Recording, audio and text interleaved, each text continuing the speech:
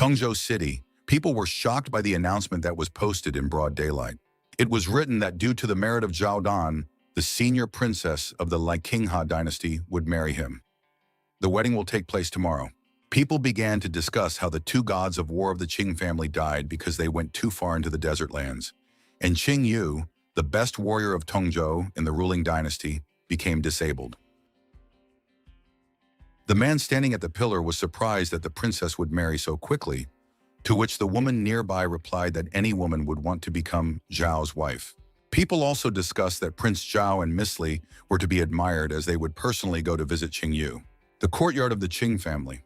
The crippled Qing Yu lay in his bed.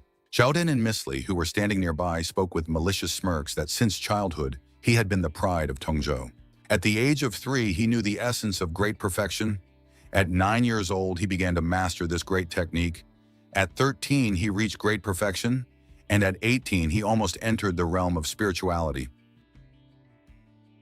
Saying this, Zhao Dan immediately grabbed Qing Yu by the neck, then said that he was helpless like a dog, because all his muscles and veins were torn, and at the same time his divine consciousness dissipated. Now he is just a cripple. Leaning towards Qing Yu, Zhao Dan began to talk about how he was called a great hero for saving Qing Yu alone. Then he laughed out loud with the words that now he will marry his bride. Standing next to Qingha, with a grin, told Qing Yu that the blood of the imperial family flows in her, and she was destined to take the path of conquering this world. After that, she added that the Qing family only received unimaginable favor because she was given to Qing Yu at the request of her father. She then yelled out that the Qing family were only dogs of the imperial dynasty, and that only a person with truly outstanding qualities would be able to get her. Shouting out this, she raised her hands and said that just one small trick led to the death of Qing Zhang and Qinging while Qing Yu became disabled, and she was destined to become great. After these words, Qingha hugged Zhao Dan, saying that their couple was created by heaven itself, because she is beautiful and talented, while Zhao Dan is a descendant of an immortal clan. Hearing this, Zhao Dan called Qingha a truly great person and said that he would love her with all his heart. Then they laughed together and left. Suddenly, Qing Yu was filled with powerful energy, leaving a mark on his forehead, and an entity appeared in his mind asking if he wanted to live.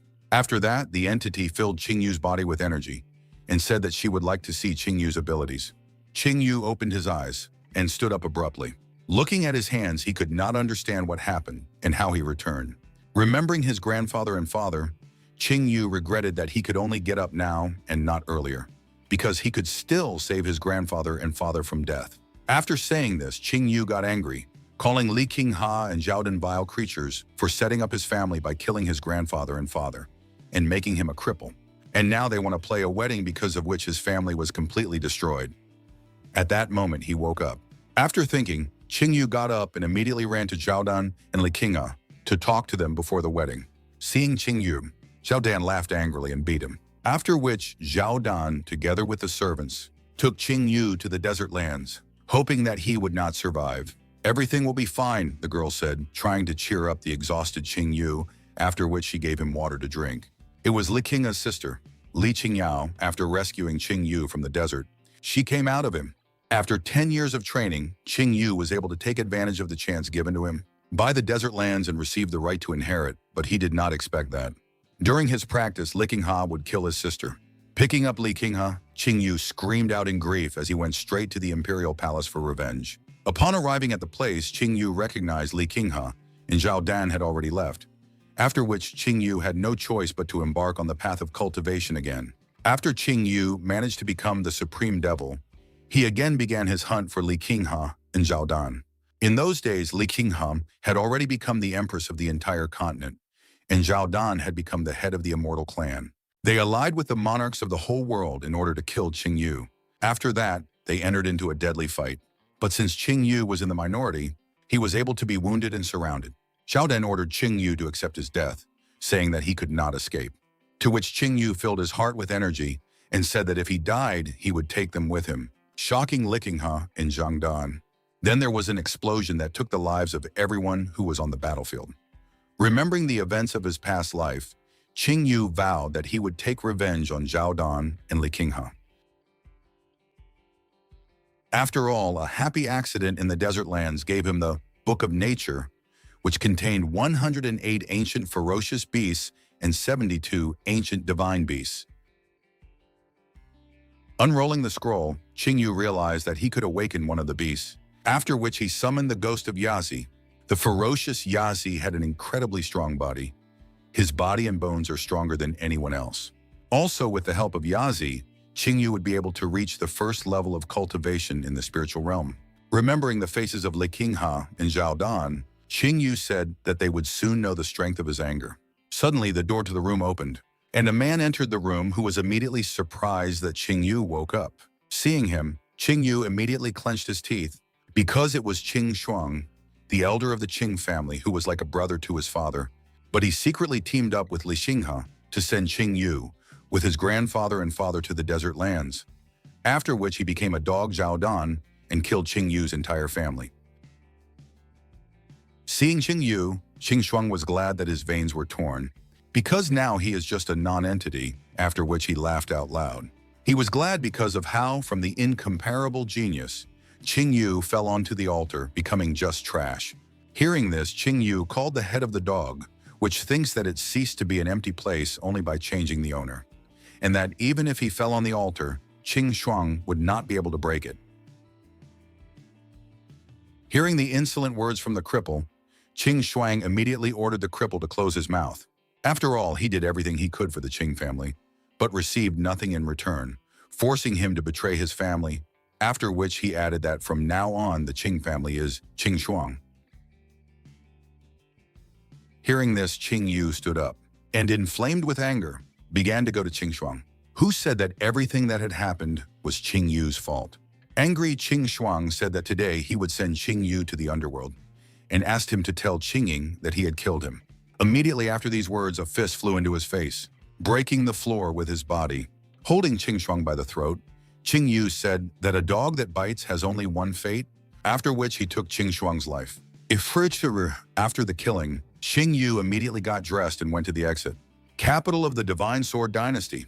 The guards at the entrance to the capital are discussing rumors that their princess is marrying a man from the clan of immortals. After which, one of the guards added that people from the clan of immortals are simply terrible, and no one dares to anger them.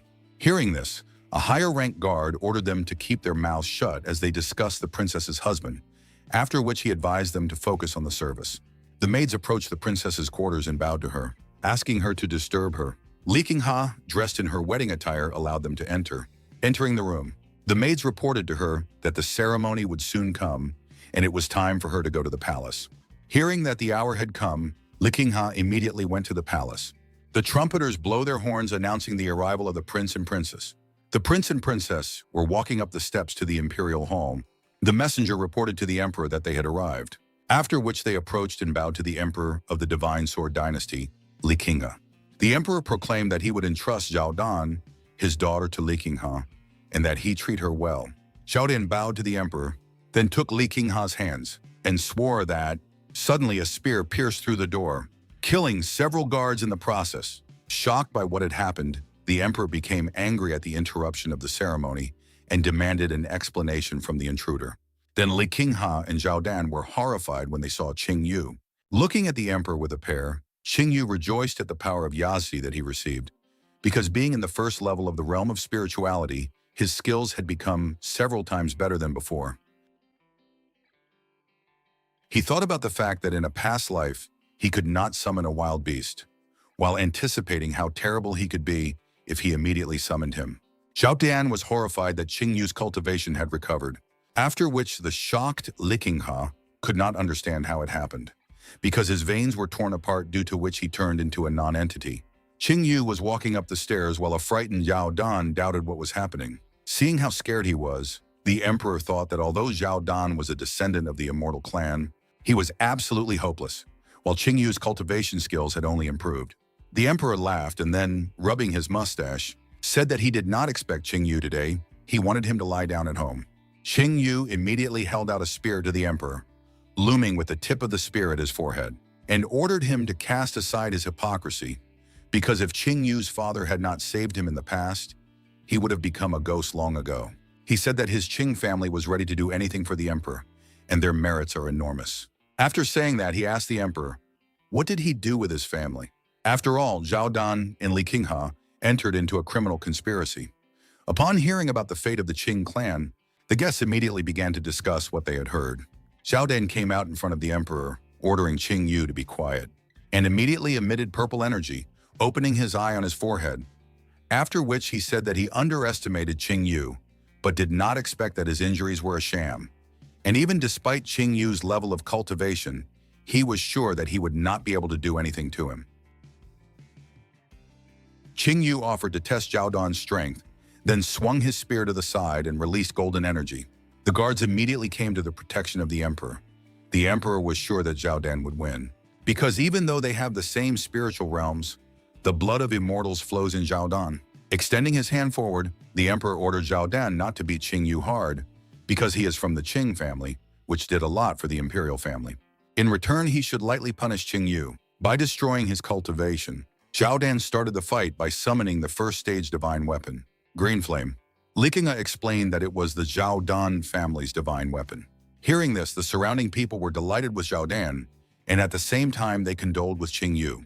Running his hand over the sword, he explained to Qing Yu what kind of sword he was holding, to which Qing Yu replied that he was holding the spear of the god of war of the Qing family, an earthly weapon of the sixth stage, which was soaked in the blood of tens of thousands of human souls and deprived the heads of thousands of people.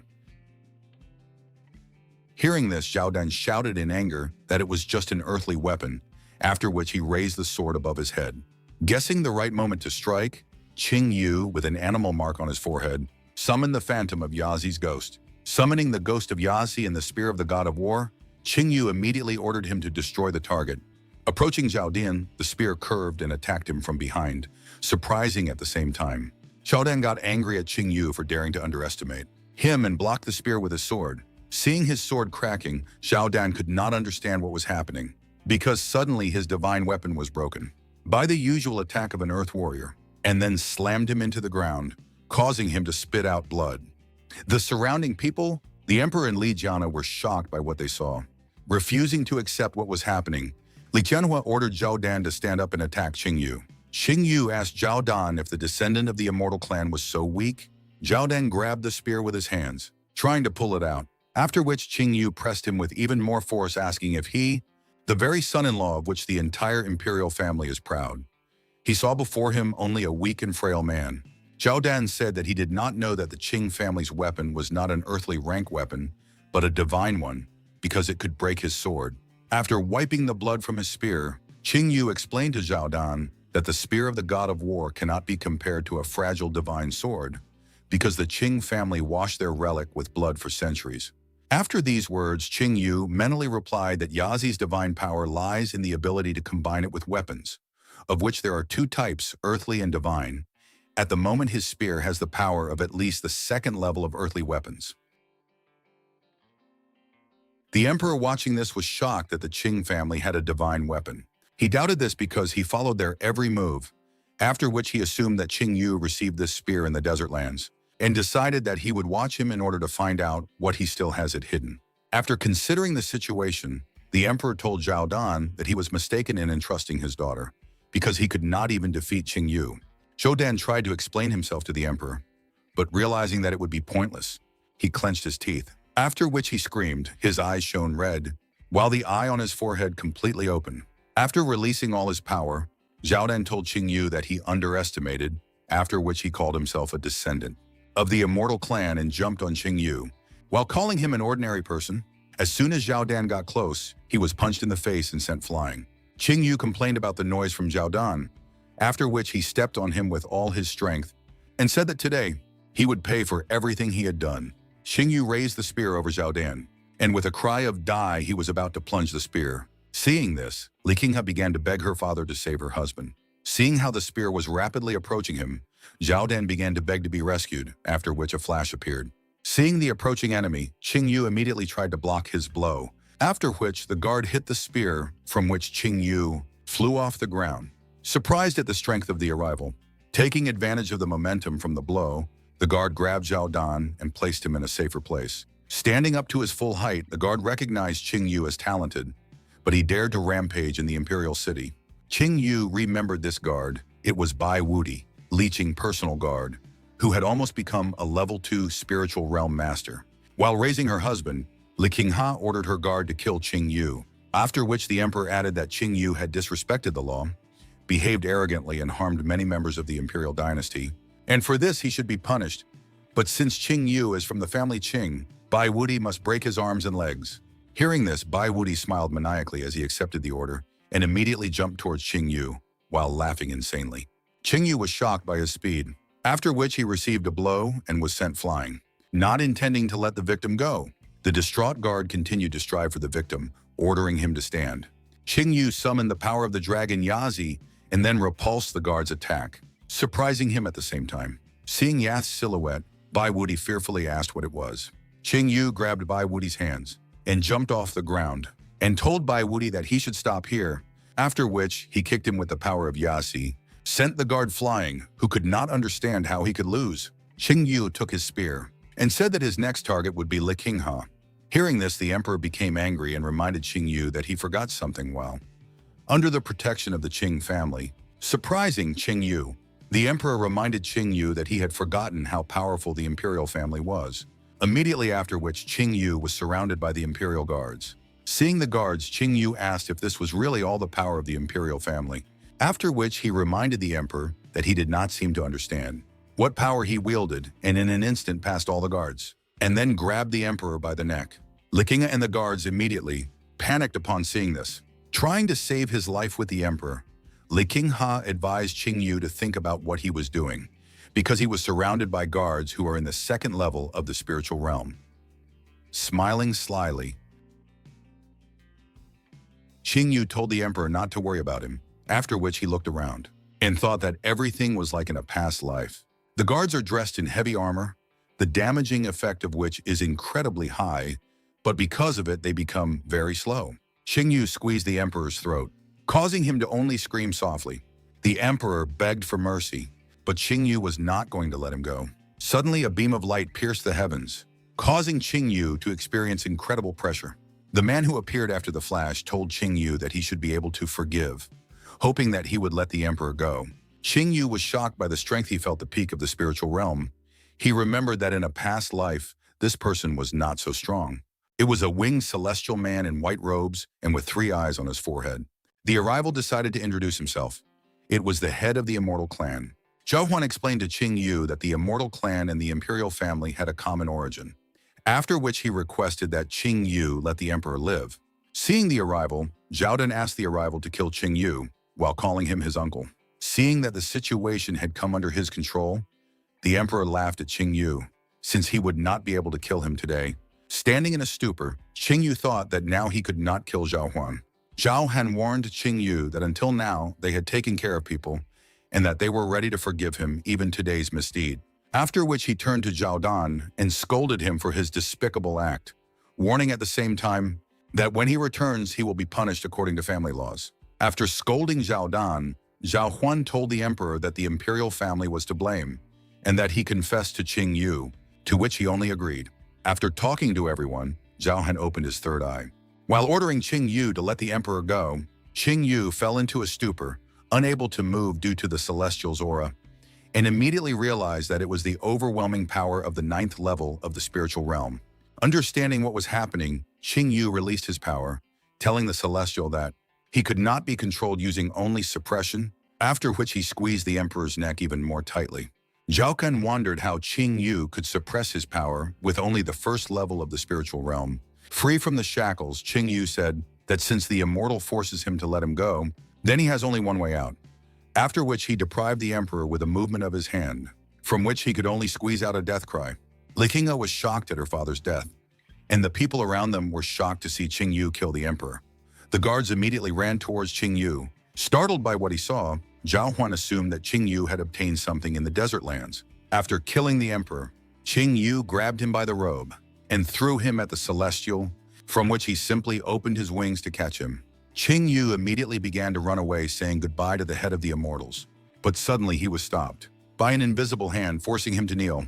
Stopping Qing Yu, Zhao Huan called him too self-confident because he tried to run away from the celestial at the peak of spirituality immediately after he killed the emperor.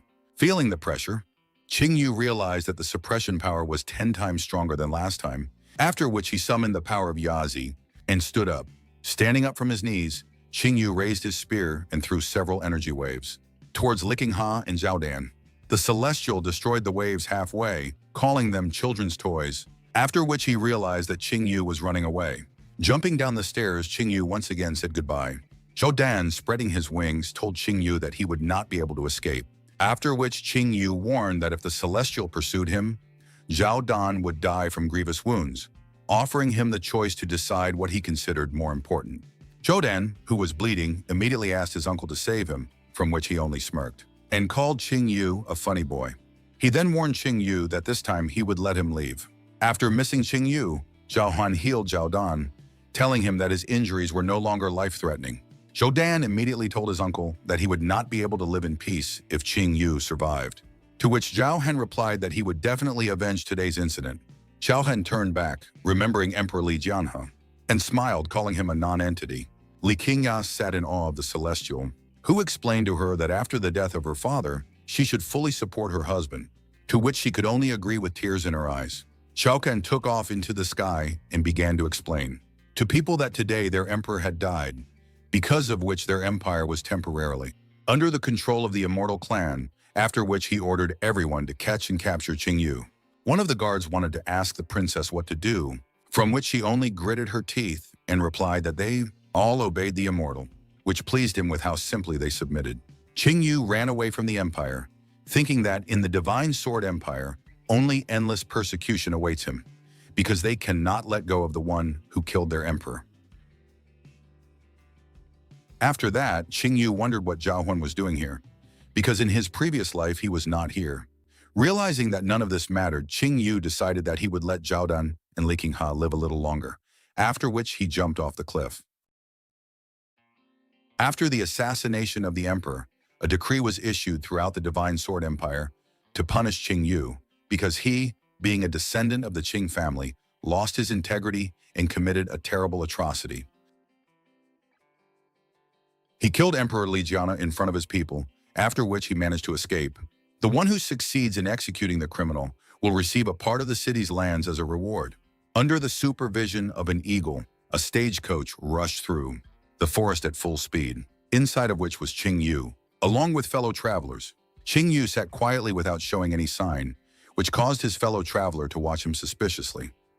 Qing Yu was thinking that he needed to leave this state as soon as possible and go to the larger Tianhe Empire due to the decree issued by the Divine Sword Empire. He thought that the Divine Sword Empire had several hundred cities, but it was still quite a small country. But in the Tianhe Empire, there are thousands of cities, many powerful clans and clans. Compared to the Tianhe Empire, the Divine Sword Empire was just a grain of sand. After that, he promised himself that he would soon return and grind Zhao Dan and Li Qingha to powder. Seeing the strange look of the gloomy passenger, fellow traveler Qing Yu asked her grandfather how he could let such a person into the cart, because his disheveled appearance immediately shows that he is clearly a bad person. Hearing this, the grandfather replied to his granddaughter Yu Hua that although this guy looks sloppy, his body is in excellent shape and he can make a good assistant, because the road to the Tianhe Empire can be quite dangerous, and with such a fellow traveler, they will be much calmer. Hearing this, Yue Hua asked who would dare to threaten them, since her grandfather was Jin Nanwan himself from the Tianhe Empire. Having accidentally heard the conversation of fellow travelers, Qing Yu was shocked by who the old man next to him turned out to be. Qing Yu remembered stories about Jin Nanwan, a true hero of mankind who defended the borders of the empire from evil spirits. But unfortunately, when the immortal clan began to help the Divine Sword Empire in a past life, they overthrew the Tianhe Empire in one fell swoop, and Jin Nanwan was killed by Zhao Dan. And now Qing Yu was lucky to be in the same wagon with Chen Nanwan. Seeing how the fellow traveler was looking at them, Yue Hua immediately asked why he was staring at her. Qing Yu immediately turned around and said that it was a stranger, which angered Jin Nanwan. Meanwhile, the cart was pursued by unknown people. The coachman turned to the owner, saying that there were about 100 miles left to the Tianhe Empire.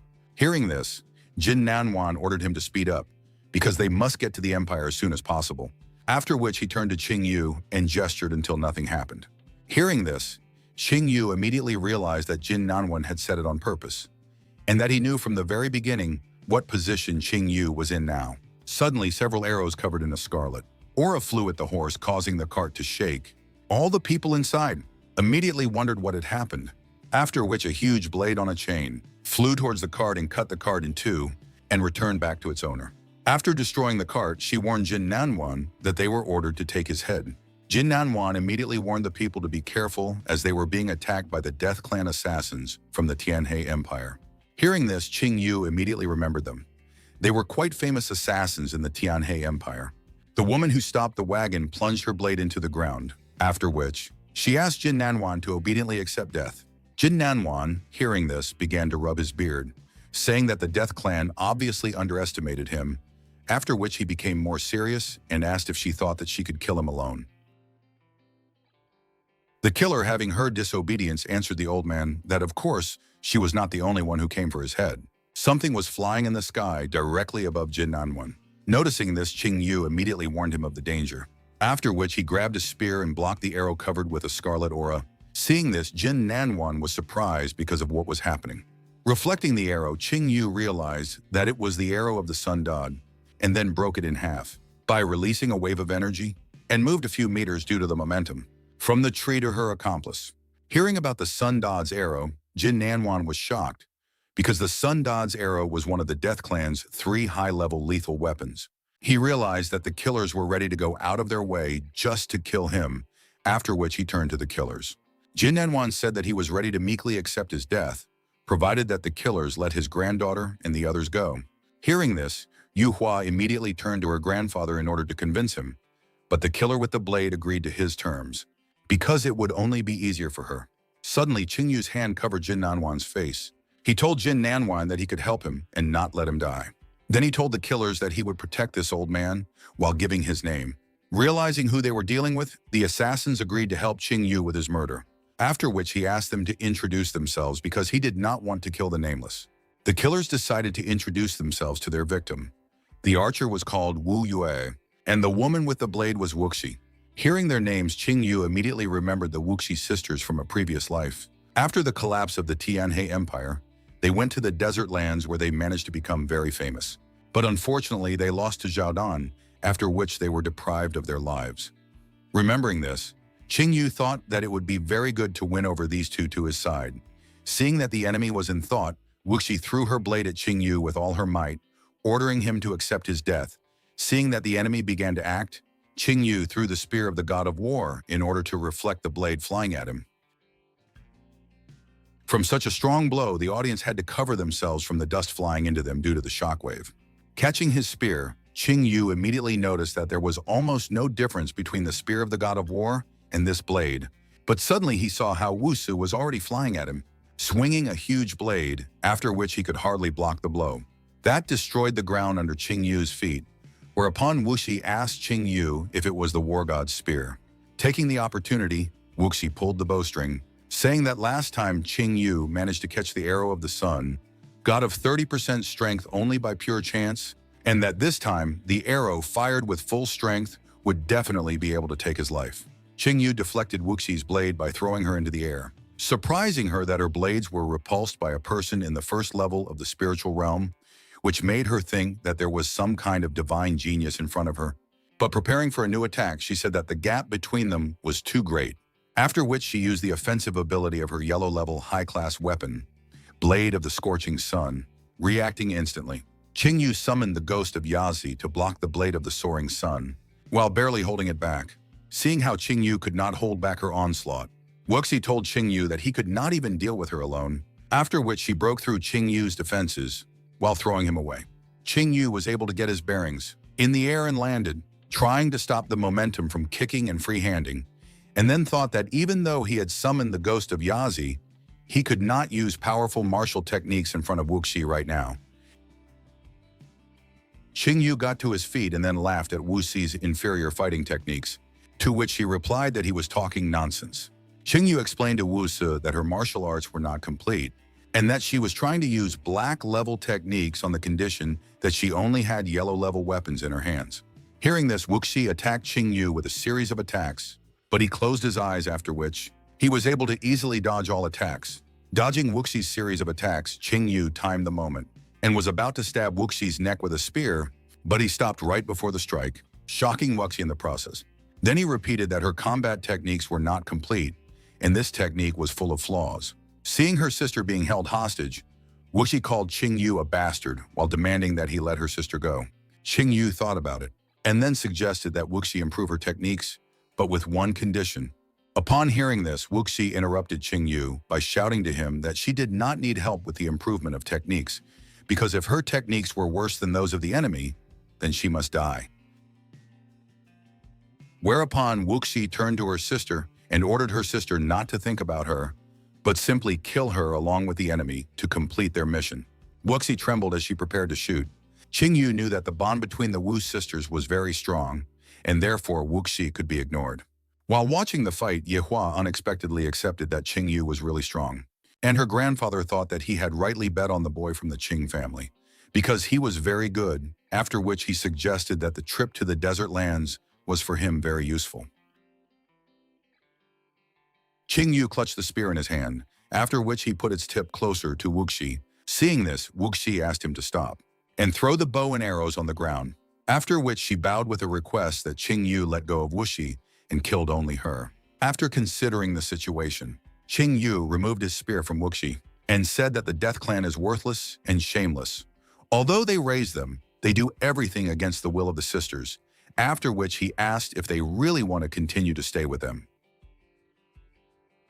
Holding her hand around her neck, Wuxi asked how Qing Yu could have known anything about the Death Clan, to which he replied that of course he knew, and that he knew that their head had been plotting to have an affair with the sisters for a long time. Shocked by what she heard, Wuxi shouted that this could not be, after which Qing Yu continued to talk about their clan, saying that all the people who were killed by the sisters, and even their relatives, they were all secretly controlled by the Death Clan. They were turned into puppets, after which they were tortured and mocked. Hearing this, Wuxi replied that this cannot be, and that their head only kills people worthy of death, to which Qing Yu suggested that the sisters check everything themselves, thinking that he managed to sow a seed of doubt in the sisters due to the fact that they did not know the truth about the clan, and now their transition to his side is just a matter of time. Looking at the discouraged sisters, Qing Yu offered them something. He suggested that they renounce the clan and serve it. Shocked by what she heard, Wuxi only chuckled, calling it a huge generosity. Wuxi asked Qing Yu if he knew how strong the Death Clan was. Did he know what would happen if they renounced the clan, leaving the clan only death awaited them, after which she asked if he could protect them? Qing Yu hid the spear, and then told them not to rush, and added that he would give them time to think, after which he told the sisters that, if they muster up their resolve, they could find him in the largest inn of the Tianhe Empire, where he would wait for them in any time. Angered, Wuxi told Qing Yu that he had a chance to kill her, and that now she and her sister would try their best to kill him. The departing Qing Yu suggested that they try. Hearing this, Wuxi lost her zeal for battle, and Wuxi's sister said that the Wuxi sisters were never indebted, and that she would definitely kill him next time. After saying everything to Qing Yu, Wuxi told Jin Nanwan that he did not think that when he reached the Tianhe Empire, he could live as carelessly as before, and that the Death Clan would have hundreds more ways to deal with him. Jin Nanwan did not even know what to say after what he saw, while Yu Hua blushed in embarrassment and began to twist her hair with her finger while trying to thank Qing Yu. Seeing this scene, Qing Yu leaned towards Yu Hua and said that it was a great honor for him that Jin Nanwan's granddaughter personally thanked him, after which he turned to her grandfather and asked him if he could give his granddaughter to him as a wife. The sudden question made Yu Hua even more embarrassed, causing smoke to come out of her. Hearing this question, Jin Nanwan replied to Qing Yu that from the point of view of cultivation, Qing Yu can be called a leader, and he does not have the courage, and if you think about reputation. Yu Hua turned to Qing Yu with an interest in what kind of reputation her grandfather was talking about. Reputation, after which she realized that he was the same Qing Yu who killed the emperor of the Divine Sword Empire, and whom everyone was looking for. She realized that grandfather knew everything from the very beginning, to which he replied that she was thinking too slowly. Jin Nanwan put his hand on his granddaughter's shoulder and said that if Qing Yu's brother really wants this, then he is ready to take on such a responsibility. Hearing about the marriage license, Yu Hua tried to say something, But suddenly Qing Yu coughed and said that he still needs to think since he was just joking, which caused Yu Hua to fall to the ground. Ignoring Yu Hua, Qing Yu told Jin Nanwan to hurry up, to which he agreed. Hearing that it was a joke, the embarrassed Yu Hua burned with anger, wanting only to repay him for this. Tianhe City, Qing Yu and his companions were approaching the majestic gates of Tianhe City. Upon seeing Jin Nanwan, the people immediately greeted their king, after which they began to discuss him, the men admiring their ruler while the girls discussed Princess Yu Hua next to him. A man tried to pass through the crowd. Huang Fei walked through the crowd and immediately greeted his ruler, after which he bowed to him, saying that his father remembered him a lot. Jin Nanwan laughed while rubbing his beard and said that he had not seen his father for a long time either. Huang Fei approached Yu Hua, calling her Li Yu, to greet her and tell her that he also missed her very much. Frightened by Huang Fei's pushiness, Li Yu nervously told him that they didn't know each other very well. Hearing this, Huang Fei, not understanding why Li Yu was saying this, told her that everyone around them had been married since childhood and that they were considered to be engaged. Hearing this, Qing Yu told Li Yu that she had good taste and that Huang Fei was quite talented, to which she shouted that she was not. Hearing Qing Yu's words, Huang Fei laughed narcissistically and told Qing Yu that he did not deserve such praise, which angered Li Yu. Angry, Li Yu figured out how to take revenge on him and hugged Qing Yu, blushing at the same time and calling him her beloved, shocking everyone. Being in an awkward position, Qing Yu realized how vindictive Qing Yu turned out to be, thinking that Yazi would suit her stronger. Hearing Li Yue's words, Jin Nanwan and his entourage supported Li Yu, causing Huang Fei to be shocked and unable to believe it all. In order to finish off Jin Nanwan, Li Yu added that Qing Yu was her lover. After these words, the ground under Huang Fei's feet cracked with his anger, after which he released an angry aura, asking Li Yue not to make him laugh. Seeing how angry Huang Fei was, Li Yu told him that they had been together for a long time and that they would soon get married. Huang Fei boiled with rage, which broke his fan, and told Li Yu that she was probably just tired from the road, and he even arranged a banquet for her. After which, he turned to the king with a bow and added that the banquet was also in his honor, from which he, pleased with what was happening, agreed to the banquet and rubbed his beard. Tenhei City, huge riding dinosaurs walked around the city, admired by people on the streets. On the back of one of the dinosaurs, Li Yu told her grandfather that they had not been here for a long time. Qing Yu and Huang Fei on the opposite side only remained silent with their arms crossed. Unable to restrain his emotions, Huang Fei turned to Qing Yu and warned that although he did not know him, Li Yu belonged only to him. After which, he advised Qing Yu to get out of Tianhe as soon as possible, and that he get out of the city the very next day, and if he does not get out, he will skin Qing Yu alive. Hearing this question, Qing Yu smiled and agreed to leave the Tianhe, but Huang Fei would have to wait a bit. After all, first he wants to marry Li Yu, give birth to a son and daughter, and only after that he will be ready to return and talk about it. Huang Fei introduced Qing Yu and Li Yu with a child, from which he grabbed his heart and decided that this would not happen. After which he threatened Qing Yu with death, calling him an insolent person and saying that Li Yue would not protect him. Qing Yu apologized, then added that he could be both arrogant and talented, and asked Huang Fei to keep his word. Hearing this, the enraged Huang Fei still let go of Qing Yu, saying that his time would come. Qing Yu brushed off the dust from the place where Huang Fei grabbed his clothes and thought that Li Yu had caused him too many problems as soon as she appeared. Tianhe City Blacksmith Clan. At the entrance to the clan were artifacts of the Blacksmith Clan, including a burning furnace. Huang Fei jumped off the dinosaur and then addressed the king and his daughter, saying that they had arrived. King Jin Nanwan and Li Yu descended, after which Jin Nanwan, rubbing his beard, admitted that the Blacksmith Clan was famous throughout Tianhe for a reason. Only the gates were decorated with a huge amount of yellow metal, which only disgusted Li Yu. Huang Fei bowed to the king while thanking him for his praise, and told him that all the decorations at the entrance were forged by his father, after which he invited them to go inside. Living room. Huang Fei escorted the guests to the banquet hall. Going inside, he explained that his father would not be at the banquet because he had important business, and that today he would receive the honored guest of King Jin Nanwan, after which he asked to give him a minute to arrange dinner. Looking at the Blacksmith Clan from the inside, Qing Yu admitted that it was indeed very luxurious. On the table were many dishes prepared in honor of the return of the king and his daughter. Huang Fei invited the guests to the table, after which he took out the main dish, underground dragon meat, and offered it to Li Yu. Because it perfectly strengthens the body, he said that he had prepared it personally for Li Yu, and that it was quite difficult to get it. Seeing this meat, Qing Yu immediately grabbed it, which made Huang Fei surprised and tried to return the meat back. But suddenly Qing Yu fought back with his hand, surprising Huang Fei with his brute strength.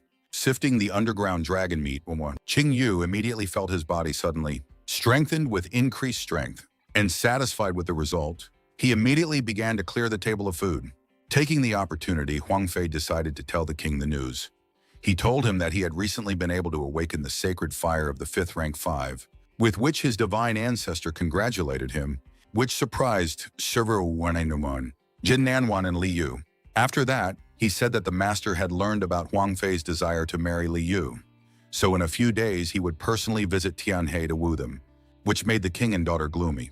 Qing Yu was also surprised that Huang Fei was able to awaken the sacred fire.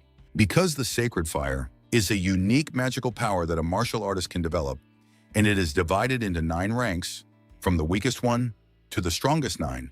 As soon as a warrior awakens the sacred fire, he can get the most honored position on the continent, become a tempering master. Qing Yu thought that even though Huang Fei was lucky to awaken rank 5, even he was a rarity. While Huang Fei's ancestor, who was an outstanding personality, not only was able to reach rank 6, but was also able to bring his cultivation level to the peak of the spiritual realm, which proves that he has quite a lot of power in the Tianhe Empire. Surprising those around him, Huang Fei added that his mentor also promised that he and Li Yu would arrange such a magnificent wedding, which the world had not seen for a long time. While remaining silent, Jin Nanwan realized that now they would be in trouble. After dinner, after taking Qing Yu to the largest inn in the Tianhe Empire, Li Yu asked why he was leaving for the inn. Since he could stay in the king's palace, Qing Yu turned around and asked Li Yu if she would miss him, after which he saw Li Yu pursing her lips with a gloomy look, and abruptly turned around rubbing her face with her hand, telling Qing Yu that she had left. Qing Yu mentally supported Li Yu, telling her not to worry about Huang Fei because he was not as good as he could show himself, and that in fact Qing Yu and Li Yu were made for each other, after which he promised himself that he would not let him get hit into Huang Fei's clutches. In the room, Qing Yu was meditating in his room, summoning the ghost dragon Yazi into his body. In this way, he tempered his body. While meditating, he thought of faster methods for self-improvement, which is the consumption of natural treasures or the flesh of mutated beasts. He said that he would find something suitable tomorrow, and then he could enter the 2nd level of the spiritual realm and be able to subdue the 2nd beast, the 9-legged golden raven.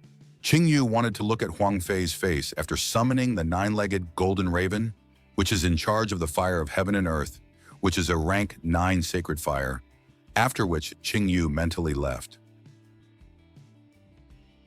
Blacksmith Clan. A spy came to Huang Fei standing alone on the balcony and found out the information he needed. He found out that the stranger Li Yu was with was called Qing Yu, and that he came from the Qing family of the Divine Sword Empire. After hearing the report, Huang Fei remembered the rumors about the Qing family, and then asked the spy if it was Qing Yu who was horned with an immortal, to which the spy answered with confirmation.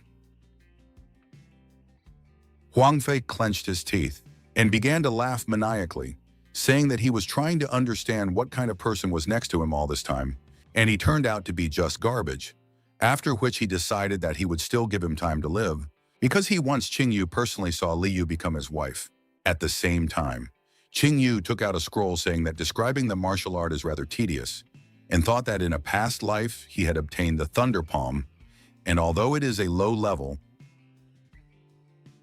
black-level commodity, it can be exchanged for many nature jewels.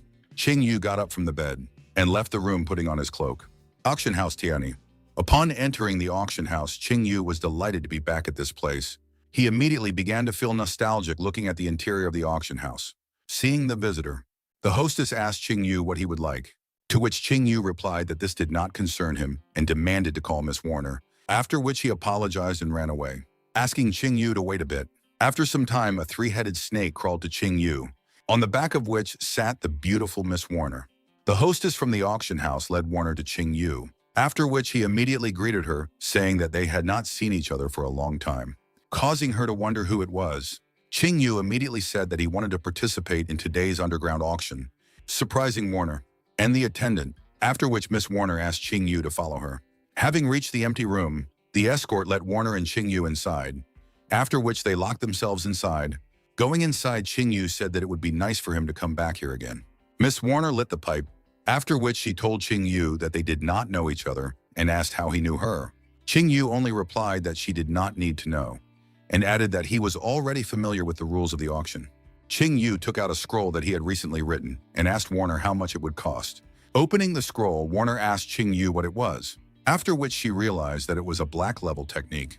Qingyu confirmed that it was a black level technique as if it was worth nothing to him, after which Miss Warner asked if he was sure he wanted to put it up for auction, because black level techniques were very expensive. Warner told Qingyu that by selling the technique, he could get 1 million gold, after which she said that if he trusted him, the auction house could give him 1.5 million.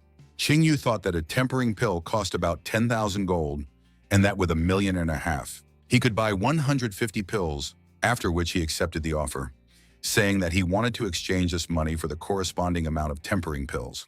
Overjoyed at the successful deal, Warner agreed with Qingyu and thanked him.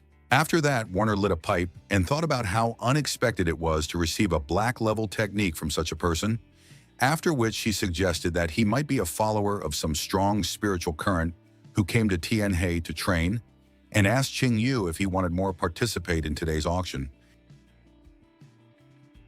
with which he agreed, because he came to the auction for one extraordinary jewel that will be exhibited today. Warner offered to escort Qingyu to the underground auction hall. Warner brought Qingyu to the auction and greeted him upon arriving at the arena. The people around them were shocked as they had never seen Warner smile so sweetly, causing them to become interested in the person she was accompanying. Sitting in his seat, Qingyu turned to Miss Warner and said that the view from this place was excellent, to which she replied that only the dearest guests of their auction house could sit in this place. Suddenly, someone began to call Warner, greeting her from afar. He told her that he had come to her after hearing this voice. Warner became alert and greeted Mr. Huang. Coming closer, with a smile on his face, Huang Xian began to tell Warner that he brought her an excellent product, to which Warner thanked Mr. Huang while covering her face with her hand. Huang Xian said that his father came to her several times with a question about matchmaking, to which she refused all the time, after which he tried to touch her, but Warner jumped aside laughing, because of which Huang Xian missed. Huang Xian laughed at how easy it was to embarrass Warner, and had already discussed with his father that from today's lot, the entire fee would be considered a ransom for her. Lustfully smiling, he said that even her father could not refuse such an offer, from which Warner lost heart. Watching the scene behind him, Qingyu realized that he was right, that the divine spear would be auctioned today, the damaged divine spear. Huang Xian saw Qingyu sitting and brazenly grabbed his shoulder, saying that this was his private place and that he wanted Qingyu to roll as far as possible from here. Seeing how Huang Xian attacked her guest, Warner stood up for him, saying that this was her guest and that there was no need to be so rude to him. Frightened by what he heard, Huang Xian, holding back tears, told Warner that this place had always been his, to which Qingyu replied that now this place belongs to him. Hearing this, Huang Xian began to threaten Qingyu, calling him trash who had only reached the first spiritual realm. Qingyu, not wanting to listen to this noise, hit Wang Yin in the face, causing him to move a few meters away and try to say something. Qingyu told Huang Xian that he was pissing him off and that he would go to the next world if he said even one more word. Having reached the limit, Huang Xian clenched his teeth and called Qingyu a freak, after which he released energy and said that no one dares to talk to him in such a tone, and if he wants to die, Huang Xian is ready to help him with this. Seeing what Huang Xian was doing, Warner ordered him to stop. She explained to him that no one is allowed to make scandals in the hall of her auction house, and that this rule applies to everyone. Hearing this, Huang Xian immediately began to try to explain himself by pointing at Qingyu, after which the angry Warner ordered him to shut up. Huang Xian could only fearfully agree with her order, after which he sat down in his seat thinking that he should endure the offense in front of Warner. But Qingyu will be finished as soon as he leaves the hall. Watching what was happening, a man sitting in the back rows, using a jade tablet, reported to his master that Qingyu had a falling out with Huang Xian. Huan family. Huang Fei contented himself with maidservants eating grapes. After hearing from a spy that Qingyu and Huang Xian had a fight, he realized that Qingyu was looking for death. After which he dialed Wang Xuan with a tablet. Huang He told Huang Xian about Qingyu, after which he was delighted, because the person who insulted him was just a pawn of a fading empire and not someone powerful. Warner took the stage to greet guests at her auction, announcing that there will be many truly incredible items at the auction that are many times superior to all previous lots. Hearing this, the guests cheered for the auction to start soon, for they were already intrigued.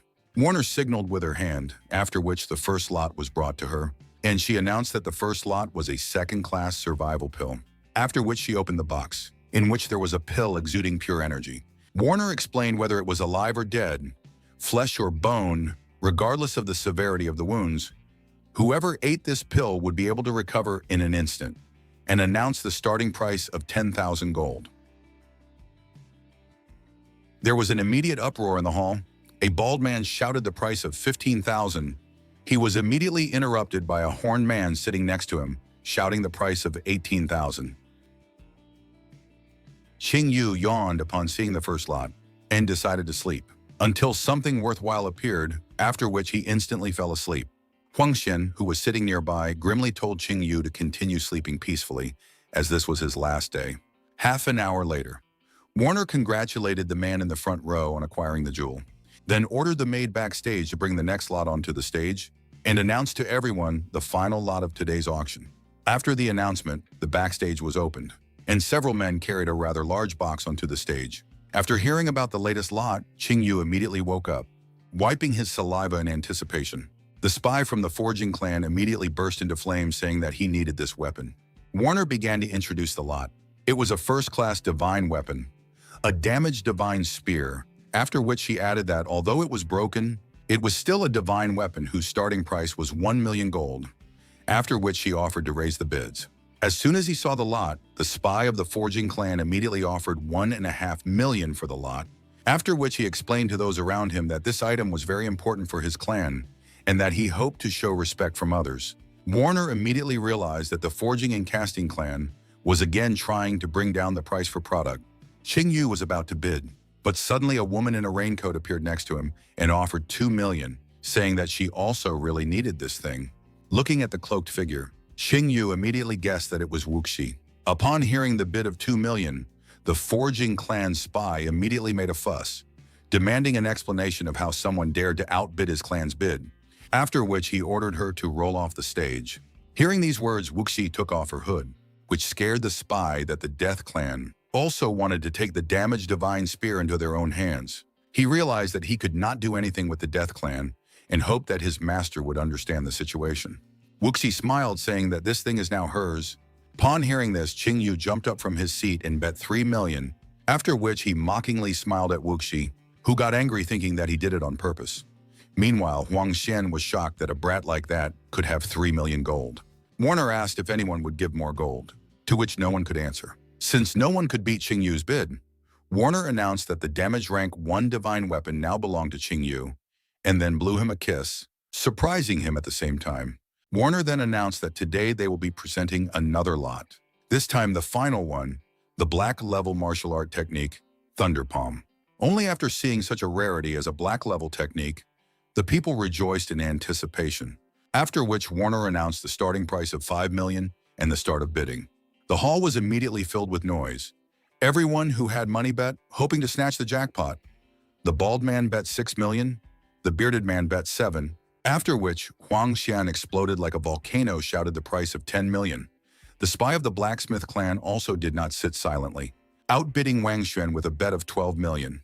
Huang Xian got angry at the spy, and then asked for an explanation from Huang Xian, to which the spy replied that the young master had sent a message saying that he must get this technique at any cost, and apologized to Wang, after which he outbid his own bet by betting 15 million. Hearing this, Huang Xian blazed with anger, telling Huang Fei that he would no longer help him in revenge against Qing Yu. Wuxi called the 15 million bet pathetic, then raised her hand and bet 18 million, but she was suddenly stopped by Qing Yu covering her mouth, asking her not to bet, the reasons for which he will explain later.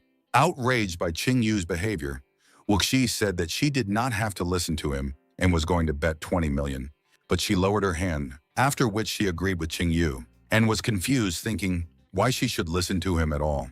Since no one else raised the stakes, Warner announced that this technique now belonged to the spy of the blacksmith clan. Hearing this, the spy laughed at being able to obtain a black-level technique for his lord. Qing Yu asked Wuxi not to forget what he told her, after which he asked her to come visit, saying that he lives in the largest guest house in Tianhe, and left. A moment later, Warner entered Qingyu's room, saying that he was too late, to which he replied that he had come as soon as the opportunity arose, after which Warner thanked Qingyu.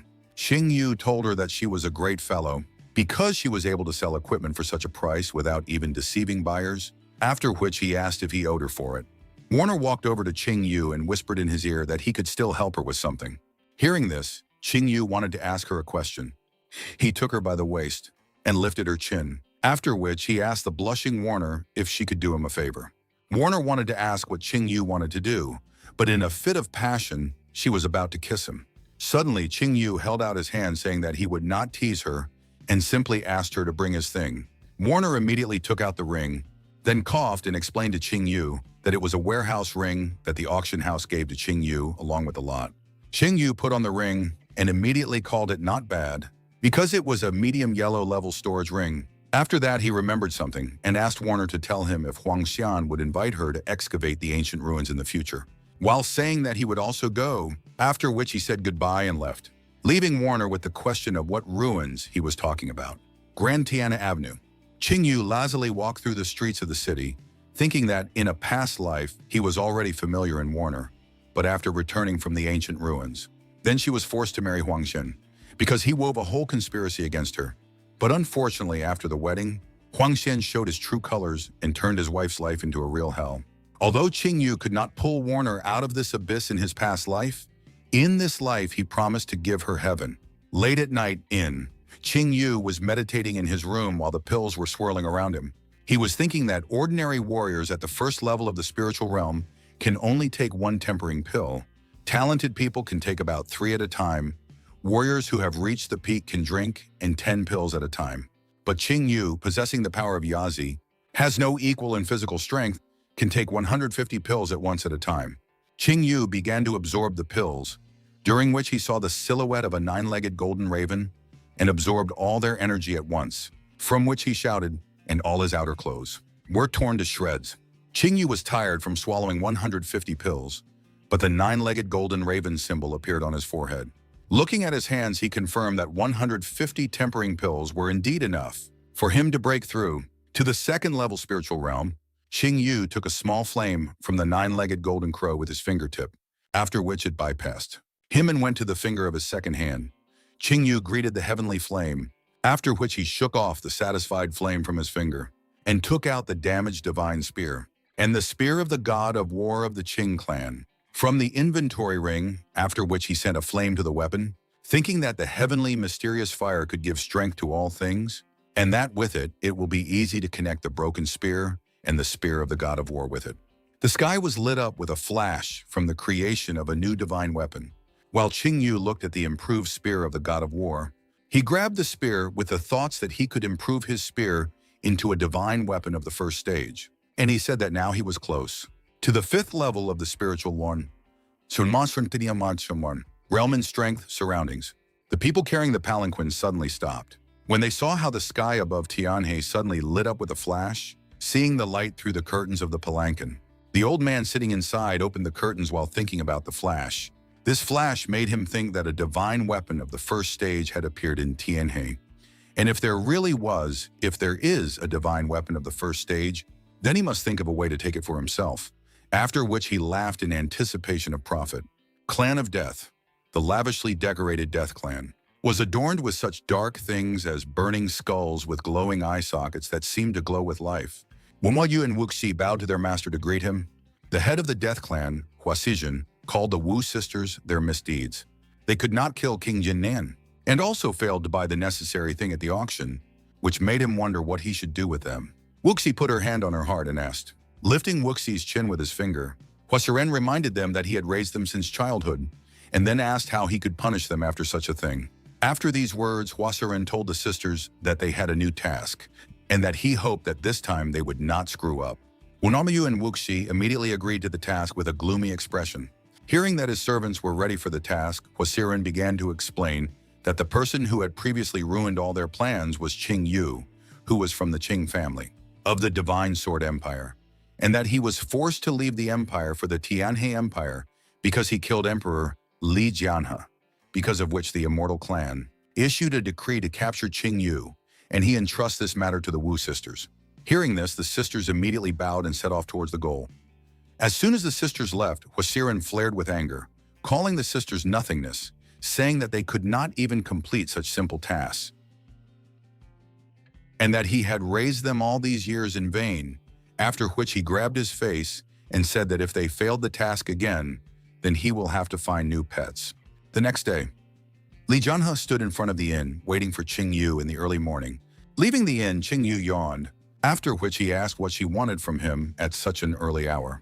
Li Jianhe approached Qing Yu and told him that from today, he will live in the palace because this inn is not suitable for him. Hearing this, Qing Yu asked if she missed her fiancé, to which Li Jianhe began to justify herself by saying that he had to go to the palace because of the acquisition of divine weapons and a quarrel with Huang Fei and Huang Xian, adding that, at least individually, they did not scary, but together they can get Qing Yu. Qing Yu patted Li Jianhe on the head, asking if she was afraid for him, and said that as long as she was here, none of those guys would dare to climb on him. Li Jianhe acutely became enraged at the strokes and immediately shouted that the problem was with the Death Clan that had intercepted the mission of the Divine Sword Empire, and that they had already sent people to kill him. Qing Yu put his hand on Li Jianhe's shoulder and asked why she was worried about him if he was not afraid, and asked her to show him Tianhe. Li Jianhe said out of desperation that she did not even know what to say to him in order to convince him. While walking along Tianhe, Qing Yu and Li Jianhe ate sweets together, watched the circus performers, and enjoyed the walk. While walking across the bridge, Li Jianhe noticed someone she knew. She immediately recognized Warner from the auction house, who had become very pretty since their last meeting. Qing Yu suggested that Li Jianhe first look at himself, driving her into colors with this. Approaching Warner, Qing Yu and Li Jianhe greeted her, to which she reciprocated. Seeing her friend, Li Jianhe happily said that they had not seen each other for a long time, asking since when she was so distant, and that she could still call her Uka. Hearing this, Warner laughed, after which she still called her Uka. Seeing Qing Yu in Li Jianhe's company, Warner asked if she bothered them by daring to come here, to which he replied how could he be worried about meeting such a beauty, after which he asked her the real reason for her visit. Warner said that since Li Jianhe was also here, she should agree that Qing Yu should be especially careful with the Death Clan, to which he replied that it was just nothing. Hearing that Qing Yu was not worried about the possibility of meeting the assassins of the Death Clan, Warner was preparing to leave so as not to distract the two. But suddenly Li Jianhe hugged her, offering to take a walk with them, and suggesting that she show them Tianhe. Since Li Jianhe has been here for a long time, I haven't been and don't remember much. Qing Yu agreed to Li Jianhe's suggestion, then hugged both Li Jianhe and Warner tightly, causing them to blush and laughing said that they definitely need to go together. Because of the hug, Warner began to think about Qing Yu even more, after which they went for a walk. Xianhe Oriental Market. Seeing Li Jianhe and Warner walking in the city embracing the guy, people began to discuss what was happening. They wondered what kind of man he was. He dared to hug such beauties, after which some people remembered how they saw him recently received with honors in Tianhe. Hearing these discussions, Qing Yu could only sigh at how great their popularity is. Warner asked Qing Yu not to worry about the crowd, while Li Jianhe realized that he was in a panic. Suddenly, Qing Yu heard the sound of a whip, from which he immediately went towards the hustle and bustle. The slave trader punished the slave for trying to escape by beating her with a whip. His slave could only moan in response to this, holding back her tears. The slave trader said that he did not ransom her so that she would simply run away, saying that he could kill her if she tried to escape again. Warner immediately recognized the slave trader, calling him Fadi Li and saying that he had started torturing the slave again. Seeing this scene, Li Jianhe's spirit was inflamed, and she decided that one day she would definitely rid the empire of the slave trade.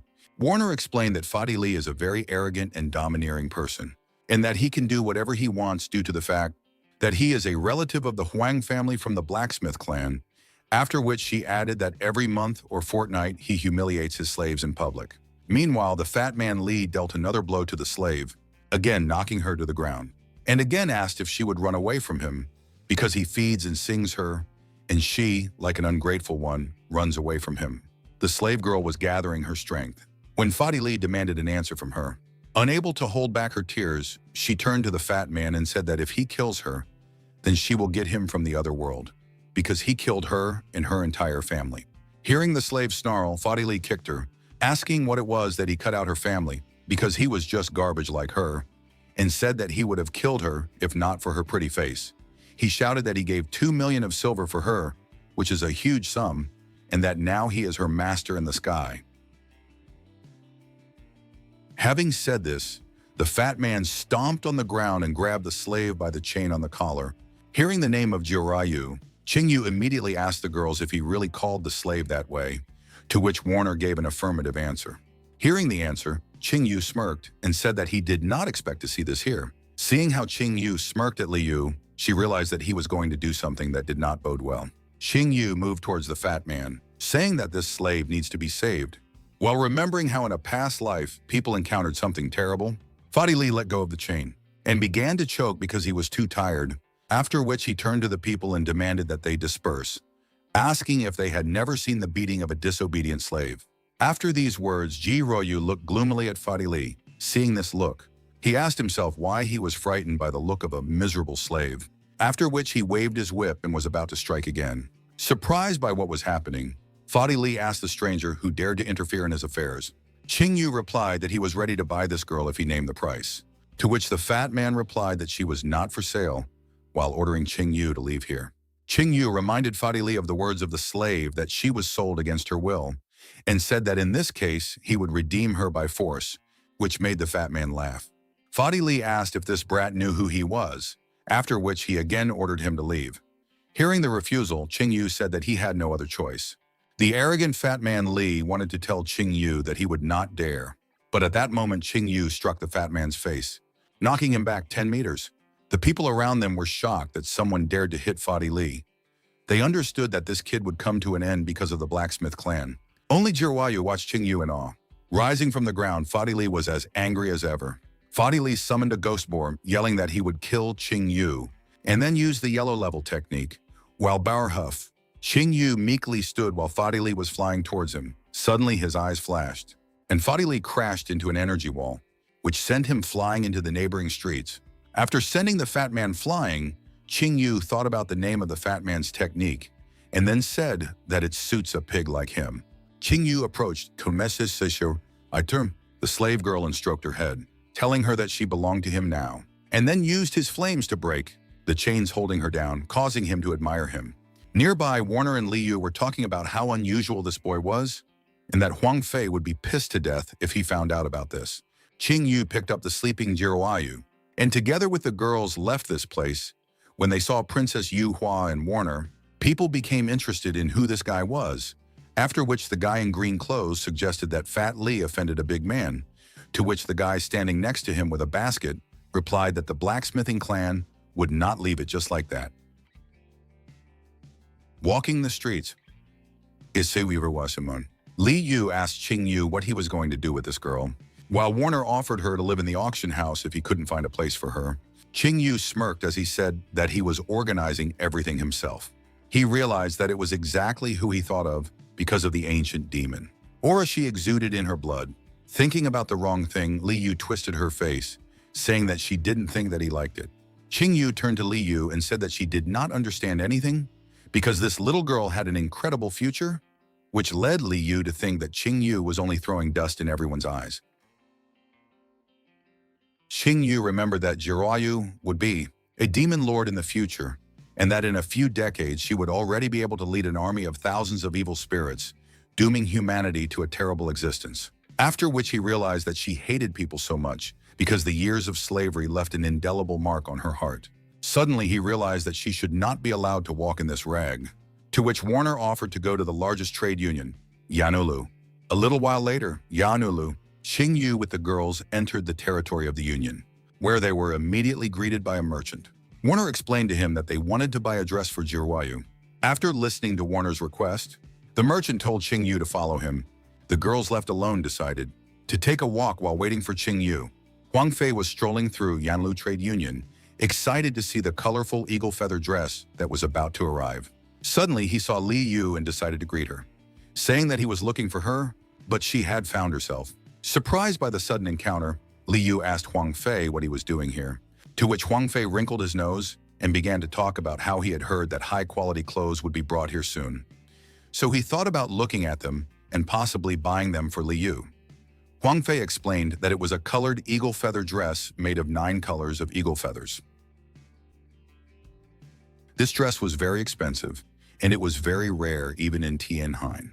After saying that, Huang Fei offered Li Yu to go with him, but she immediately refused. Suddenly, there was a noise on the floor above. Huang Fei was interested in the source of the noise. And then the people nearby started telling everyone to look at it. Qing Yu walked down the stairs with Ji Zhou, telling her how good she looked in that dress.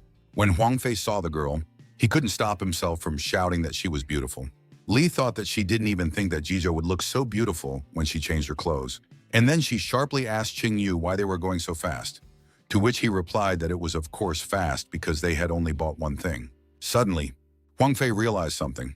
He shouted that this was the dress he wanted to buy, and immediately shouted to Qing Yu that he was the first to see it. Qing Yu asked if Huang Fei thought the dress belonged to him because he was the first to see it, to which Huang Fei shyly agreed. Qing Yu asked Huang Fei how he liked the dress, and Huang Fei demanded that Qing Yu give it to him, saying that he would pay any price for it. Qing Yu agreed with Huang Fei, but in return he would have to give him the entire forging and throwing clan. Li Yu and Huang held back their laughter at how Qing Yu was trying to make Huang Fei angry. In response, Qing Yu stroked Ji Royu's head and asked Huang Fei not to scare the child, then whispered in his ear that he was really bullying him and asked him what he was going to do to him for it. Upon hearing this, Huang Fei lost control of himself in anger and called out his 5th rank flames and shouted at Qing Yu that he had overstepped his bounds. Suddenly, the fight was interrupted by a man running into the hall and calling out for Huang Fei. He irritated Huang Fei, cursed at the newcomer, and then Fadi Li started begging Huang Fei for help. Fadi Li started to talk about how he was beaten and his slave girl was stolen. Then he reminded that he was his servant, and to beat a servant was to insult his master. Huang Fei wanted to interrogate Fadi Li further, but suddenly Qing Yu put his hand on Huang Fei's shoulder and said that he was the one who beat up Fadi Li. When Fadi Li saw Qing Yu, he immediately swore at him and began to explain to his master that it was Qing Yu who beat him up and then stole the slave girl. Hearing this, Huang Fei was outraged by Qing Yu's action. He said that he still remembered the incident when he met Yu, and said that he didn't want to humiliate him then. But now Qing Yu had decided to humiliate him again. Then Huang Fei apologized to Li Yu for what he was about to do. He wanted to kill Qing Yu. Li Yu immediately reminded Huang Fei that he could not disrespect the royal court on a whim. Then Huang Fei asked her if she really wanted to move out of the palace for Qing Yu, to which she replied in the affirmative, saying that Qing Yu was her fiancé. Huang Fei's anger boiled over, but he still managed to control himself, thinking that everything was fine because his mentor would be back soon, and there was no way the palace could protect Qing Yu from him. After holding back his emotions, Huang Fei said goodbye to Li Yu, and was about to leave. Fadi Li decided to remind Huang Fei that he would lose face if he left like this. So Huang Fei vented his anger by punching Fadi Li and ordered him to leave, then left, leaving Fadi Li imprinted on the wall. Li Yu tried to warn Qing Yu that Huang Fei's ancient ancestor would soon appear and that Qing Yu wouldn't be able to handle him, but Qing Yu didn't let her finish, saying that everything was fine and that he would be able to handle it. Qing Yu offered to buy whatever they wanted from Li Yu and Huang. Since they were here, the girls were immediately happy with the offer, but Qing Yu suddenly said that Li Yu would pay for it, which made them turn to stone. Tianhe, and after saying goodbye to Qing Yu and Ji Royu, Huang said that it was time to leave. Li Yu decided to remind Qing Yu that he shouldn't do anything bad to Ji Royu. After hearing this from Li Yu, Qing Yu asked if he looked like a bastard and then patted Ji Royu's head. So Li Yu hummed loudly and decided to leave. In the room, Qing Yu was organizing his things while Ji Royu was sitting on the bed. Ji Royu awkwardly asked Qing Yu why he decided to ransom her, to which Qing Yu replied that she was alive and asked her why she was asking unnecessary questions, adding that there were still many good people among the humans. After unpacking, Qing Yu wished Ji Royu good night and said that he would sleep in the next room and went out and closed the door behind him. Blacksmith clan. Huang Fei cursed himself as he ashamedly stood in front of his father. Huang Ting, the head of the forging and smithing clan, reminded Huang Fei that he had been taught many times to stay calm no matter what, and told Huang Fei to look at himself, because it was a real shame to be angry at a stray dog. Huang Fei bowed to his father and said that what he had taught him. Huang Ting asked his son to take his time, saying that his mentor would arrive in 3 days and then he could go to Tianhe. And when the time came, Li Yu would fall into his hands, but what was more important was the upcoming Sacred Fire competition. Huang Fei raised his head and promised his father that he would definitely win. Upon hearing that his son was ready for the competition, Huang Ting laughed and said that with the support of his mentor, he would definitely be able to take first place, and after that, they would definitely surpass Tianhe dynasty. Huang He happily agreed. Deep night, Xing Yu was sleeping peacefully on the bed, when suddenly the assassins came into the room and put their blades on him, so Xing Yu asked why they were inactive. Then the assassin took the blade with both hands and prepared to strike. Xing Yu suddenly got up from the bed and stretched. He asked the assassins if they were comfortable wearing these veils at night. Then they took them off. Wuxia asked if Xing Yu was awake, and he replied that he couldn't sleep with two unrealistic beauties standing next to him.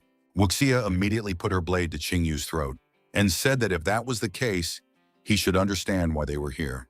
Upon hearing this, Xing Yu ordered her to stop this farce and said that they were not assassins. Wuxia asked Xing Yu how he was able to get this information about the Death Clan, removing the blade from his throat and saying that, from the looks of them, they were already able to find out something.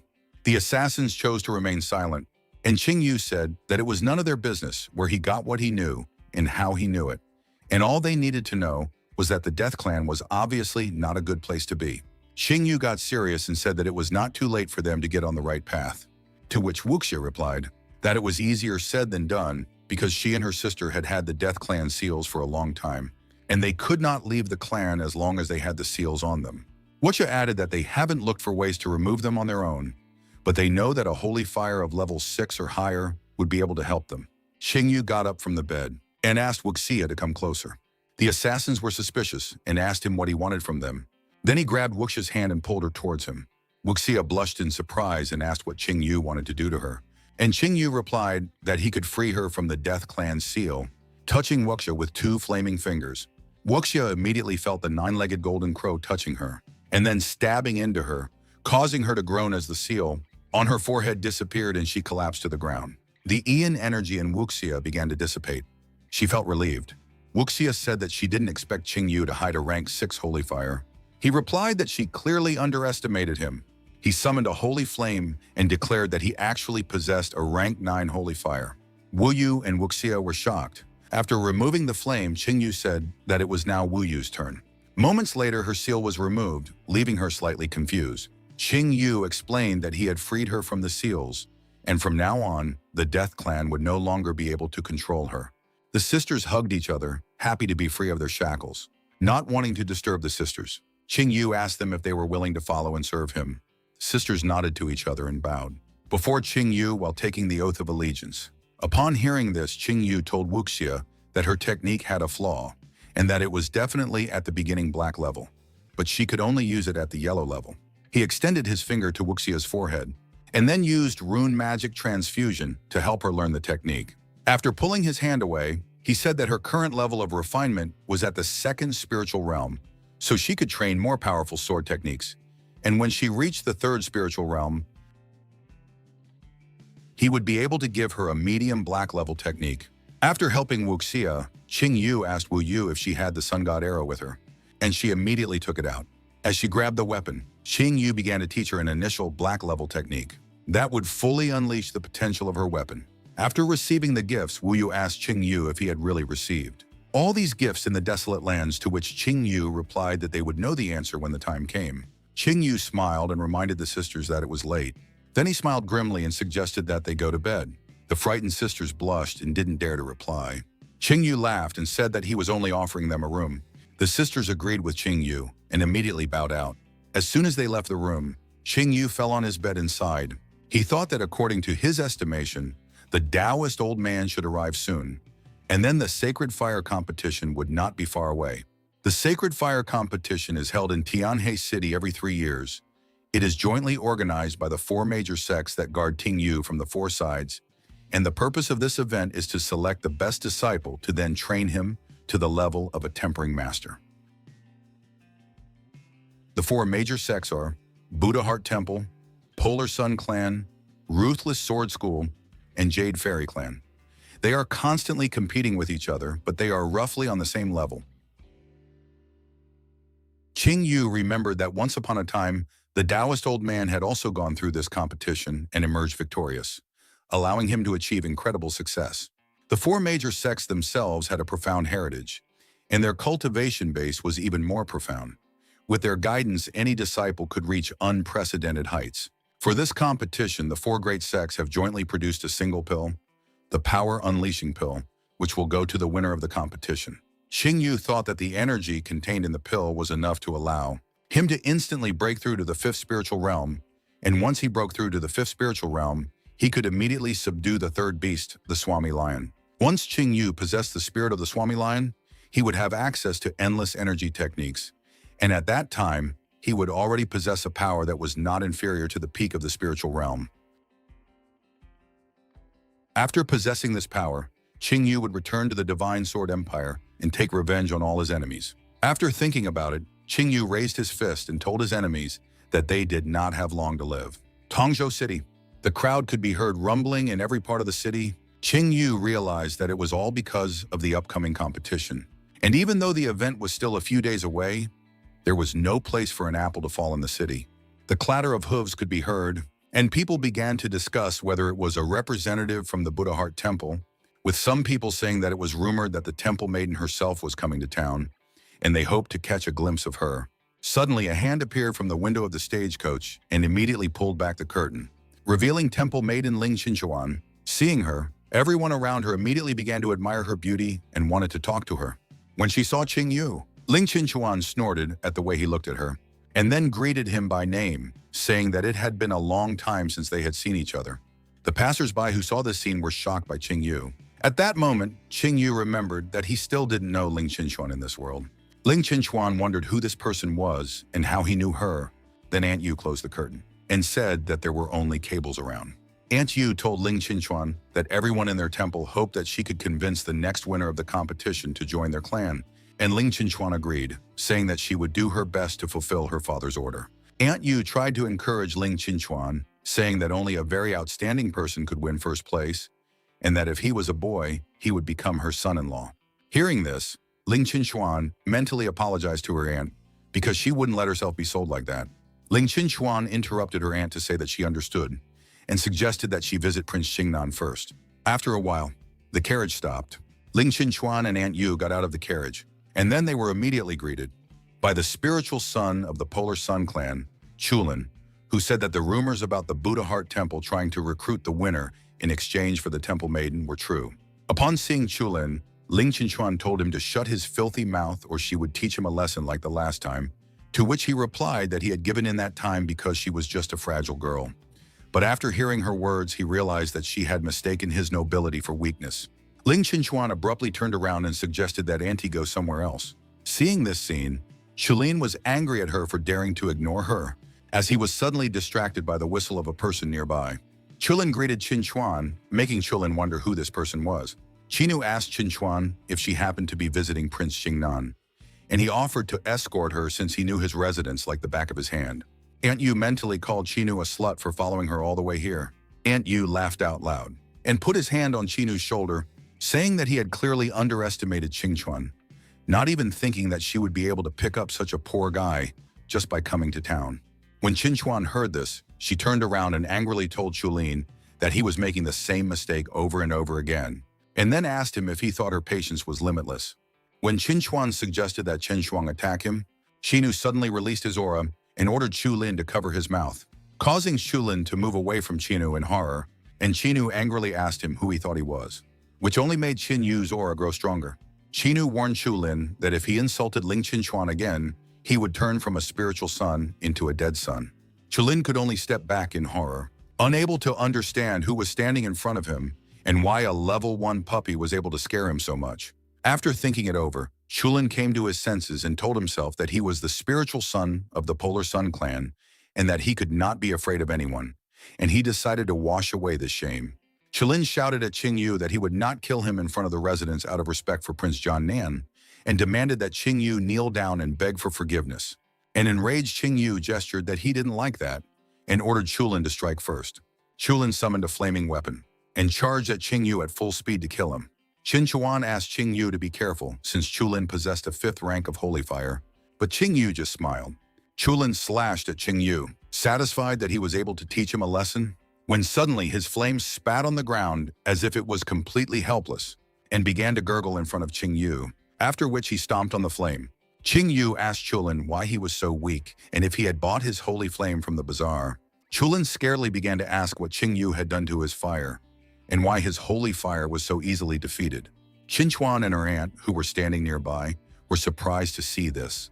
Qinchuan asked if Qing Yu had defeated a rank 5 sacred fire wielder so easily, if he possessed rank 5 sacred fire, or if he naturally possessed a fire element, and he hummed and realized what had happened.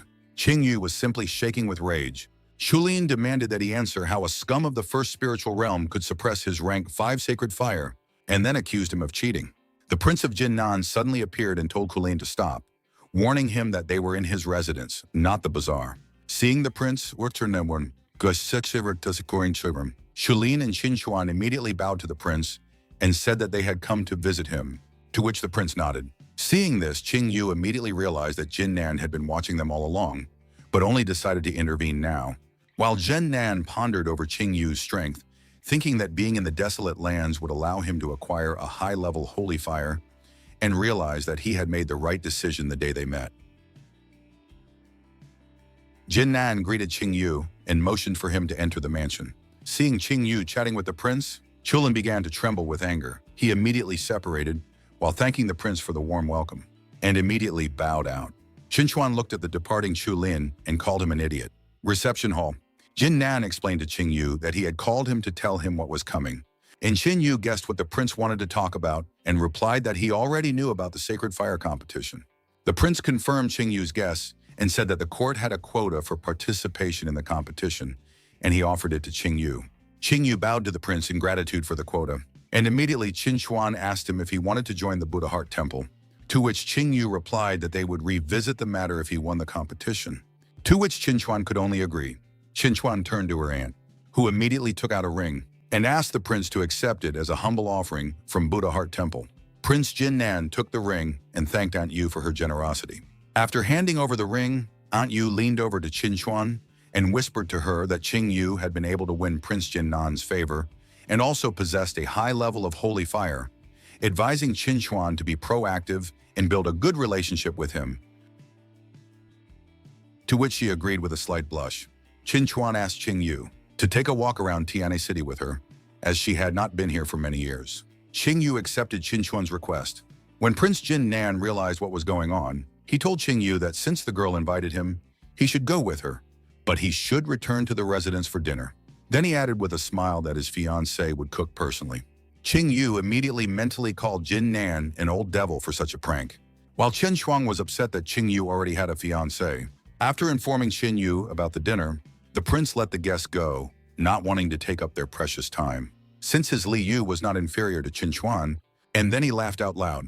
Forging and smelting Qing Yu, the reception hall Chulin sat on the throne while Huang Fei bowed to him, saying that he hadn't expected Chulin to come to them personally, and that it was a great honor for their clan. Chulin asked Huang Fei if he believed he could become the best in the upcoming Sacred Fire competition, and Huang Fei agreed, saying that he was determined, and that his mentor would be arriving soon. And with the support of Chulin and his mentor, it was unlikely that anyone would be able to challenge him. Chulin gloomily said that he had just met a person who was only at the first level of the spiritual realm, but even with him, he was able to suppress his holy fire. Huang Fei was immediately shocked. He asked if there was really someone so strong in Tianhe. Then Chulin made a picture of the stranger and asked if Huang Fei knew him. Huang Fei immediately recognized the person who was poking him. Seeing his reaction, Chulin realized that he knew him. Hearing this name, Chulin immediately asked if this was the same Qing Yu who had killed Emperor Li Jianhe and was wanted in the Sacred Sword Empire, which Huang Fei immediately confirmed. Chulin told Huang Fei that it was rumored that Qing Yu had gone to the desolate lands and that his journey was incredibly fruitful. Huang Fei immediately realized that it was at that moment that Qing Yu was able to strengthen his holy fire. Chulin also added that Qing Yu's fire was incredibly strong. It was at least 2 levels higher than his flame, and he feared that Qing Yu would be able to emerge victorious in the upcoming competition. Upon hearing this, Huang Fei immediately shouted that he couldn't allow that to happen and asked how soon his mentor would arrive, to which Huang Fei replied that the Taoist elder would arrive tomorrow. Chulin was pleased to hear this and said that they would wait for the old man and discuss the matter thoroughly. then allowed Huang Fei to leave. Left alone, Chilin thought about Qing Yu's flame. He thought that if he could take away Qing Yu's flame and appropriate it for himself, he would be guaranteed to take the place of the head of the polar sun, and Huang Fei and his mentor would only serve as a stepping stone for him. Tongzhou City. As Qing Yu and Qin Chuan walked through the streets of the city amidst the roar of the crowd, the ring on Qin Chuan's finger suddenly sizzled. When she picked up the ring, she saw a message that said Qing Yu. After reading the message, she immediately went to Qing Yu and offered her condolences for what had happened. Qin Chuan replied to Qing Yu that even though the immortal clan was very powerful, it was better not to cross their temple.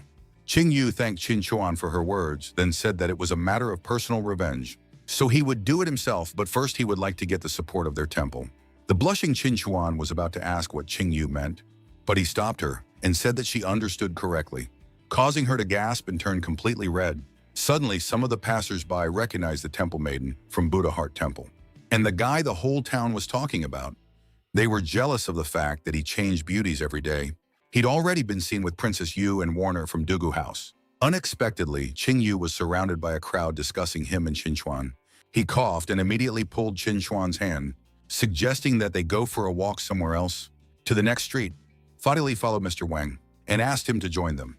Wang Qilan asked if he was sure, and the fat man replied that he had served the forging and smelting clan for many years without sparing himself, but they had treated him like trash, and if Mr. Wang did not refuse, he would be killed.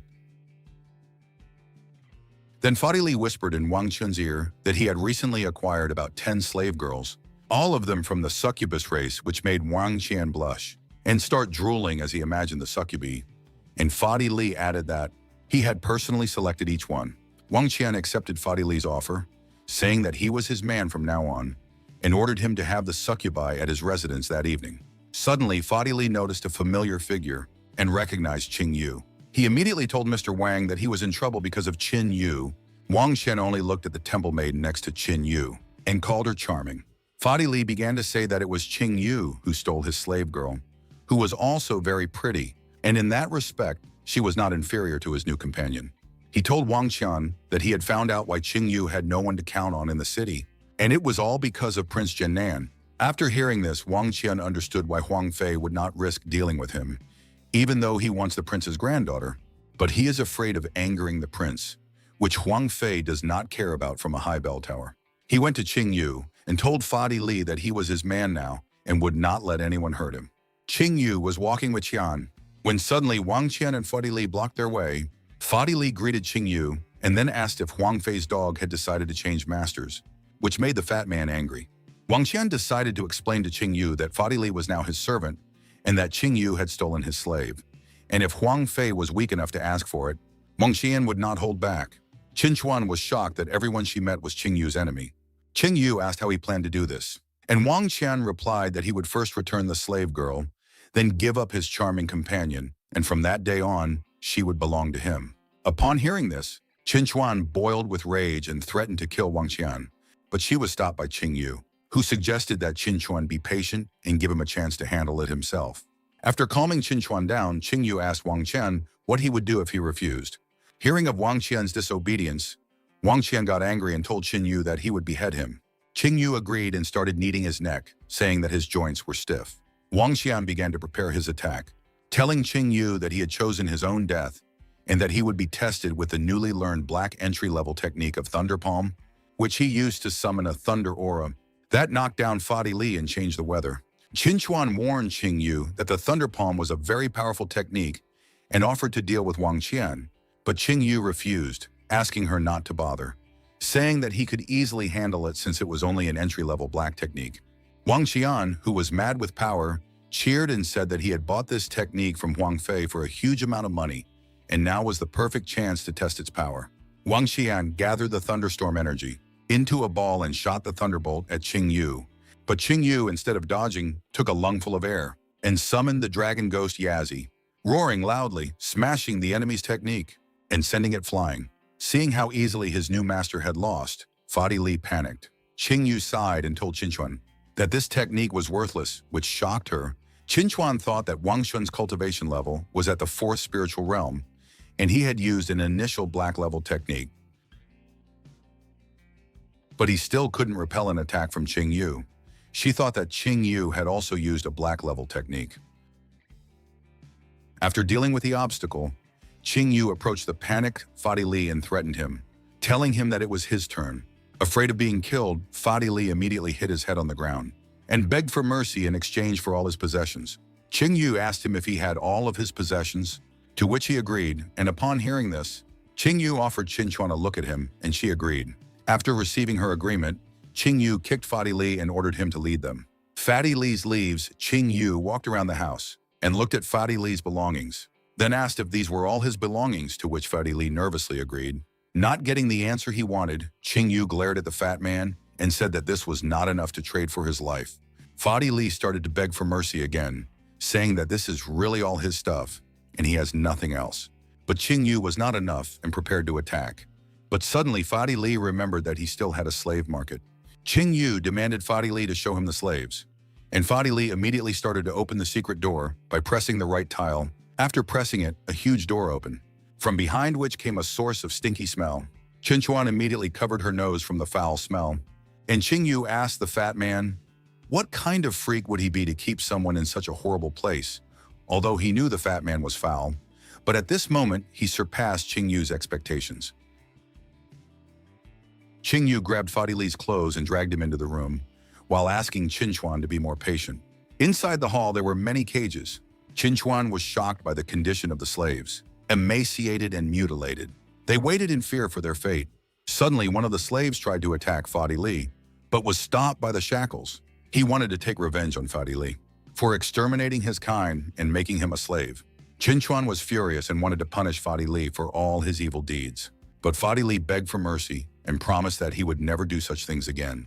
Qing Yu said that it was hard to even call him a person now, and dragged him away. Suddenly Qing Yu stopped at one of the cages, saw the frightened succubi inside, and asked Fadi Li if the succubi belonged to him. Fadi Li immediately started bragging that this was his latest acquisition, and these succubi were first-class goods.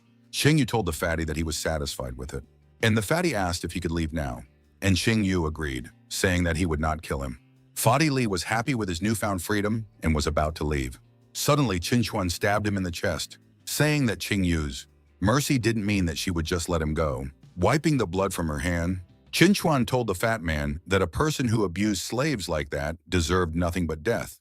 Qin Chuan asked Qing Yu what they would do with the slaves, and Qing Yu replied that they were all very unhappy people, and that he would ask the courtesan Nan to decide their fate. Qin Chuan accepted the decision and called Qin Yu merciful. After a while, the prince's subordinates under Li Yue's command ran into the marketplace. Li Yu ordered her subordinates to release all the slaves immediately. After giving the order, she told Qing Yu that Fadi Li had gotten off too easy and that he should have been locked up in this place until he redeemed himself. To which Qing Yu replied that killing one fat man would not change the overall situation of slave abuse, and reminded her that her main goal was to completely abolish the slave system.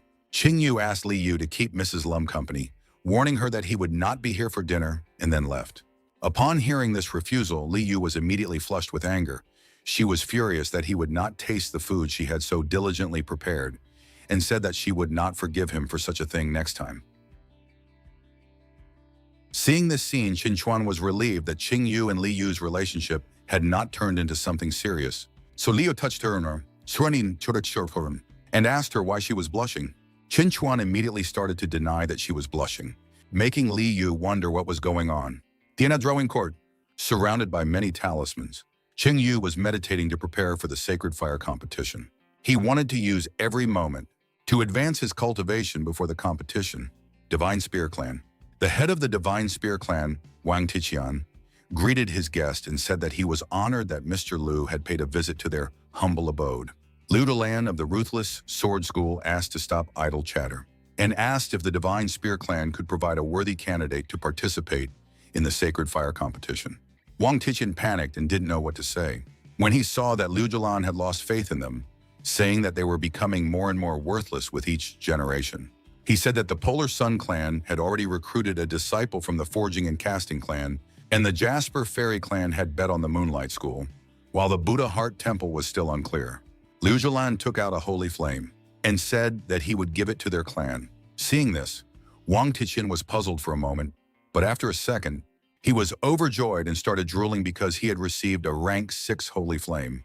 Liu Julan confirmed that it was a 6th rank sacred flame and said that he called it a soul-devouring flame, and that he hoped his fire and support would help their disciple become a competitive fighter. Wang Tichen fell to his knees and started to thank his benefactor when Wang Xian suddenly ran into the room. Wang Xian sobbed and asked his father to stand up for him. Liu Julan saw this and decided to keep silent. When Wang Xian noticed the guest, he asked his father who it was, and Wang Tichen ordered him to stop squealing like a pig and introduced him as Mr. Liu Julan of the Ruthless Sword School, leaving his son confused. Liu Julan left the flame and went away, hoping that these two would not disappoint him. As soon as the guests left, Wang Xian began to question his father about the flame in front of him. Upon hearing this question, Wang Tichen slapped his son's head and called him an ass, explaining that it was a 6th rank holy flame. Wang Xian stared at the flame in shock. Then his father told him that the Ruthless Sword School had decided to bet on their clan, and said that Wang Xian must learn this fire immediately to win the sacred fire competition. Wang Xian drooled at his newfound power and began to laugh out loud. He was confident that even though he couldn't defeat Chen Bia with the Thunder Palm, he could defeat him with the 6th level of holy fire and his innate fighting talent. He was confident that he had reached a whole new level. Then he promised Qing Yu that his days were numbered. When Wang Tichen noticed his son's condition, he asked who had betrayed him, but Wang Tichen replied that it didn't matter and immediately left on his way, laughing out loud. Thinking about what had happened, Wang Tichen was happy that his son was able to obtain the holy fire, and he was happy that his clan would soon be well. In Tiana City, Huang Fei was waiting for his mentor to arrive when he saw the palanquin. He immediately greeted his mentor and then invited his disciple to get into the palanquin, that they immediately go to the Prince of Shannon, which Huang Fei immediately agreed to. The mentor explained that he had only returned for 2 things. First, to marry Huang Fei to Li Yu, and second, to help Huang Fei win the Sacred Fire competition. Huang Fei decided to tell the mentor about Qing Yu of the Divine Sword Empire, and this time the mentor was immediately interested in him. A short time later, after listening to the disciple, the mentor realized that the rumors were not false and that Qing Yu had indeed gained something during his time in the desolate lands, and began to ponder about his strength. Suddenly remembering the flash he had seen on the way to the city, he assumed that it was Qing Yu's divine weapon. Huang Fei warned the mentor that Qing Yu possessed an incredibly powerful holy fire, and that not even Chulin could defeat him, saying that Qing Yu should never participate in the holy fire competition. The mentor told the disciple not to worry, as he had methods to prevent Qing Yu from winning, and took out a blue sacred fire, explaining to the disciple that it was his 6th rank sacred fire, the chilling underworld flame, and telling him that he had cultivated it for many years, and now it was just short of the 7th rank. And with his sacred technique, Huang Fei would be able to absorb the fire in the shortest possible time. Huang Fei was shocked to hear about the 7th rank holy fire.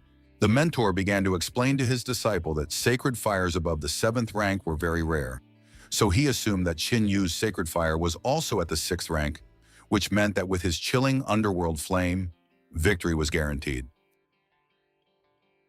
After accepting the flame, Huang Fei immediately began to quickly assimilate it using a secret technique. And after assimilating it, he thanked his mentor and promised not to disappoint him. But mentally, he mocked Qing Yu, who had nothing, and promised himself that he would destroy him in the upcoming competition. Prince Jin Nan's residence. Li Yu was crying and begging her grandfather to do something, because Huang Fei and his mentor would be here any minute.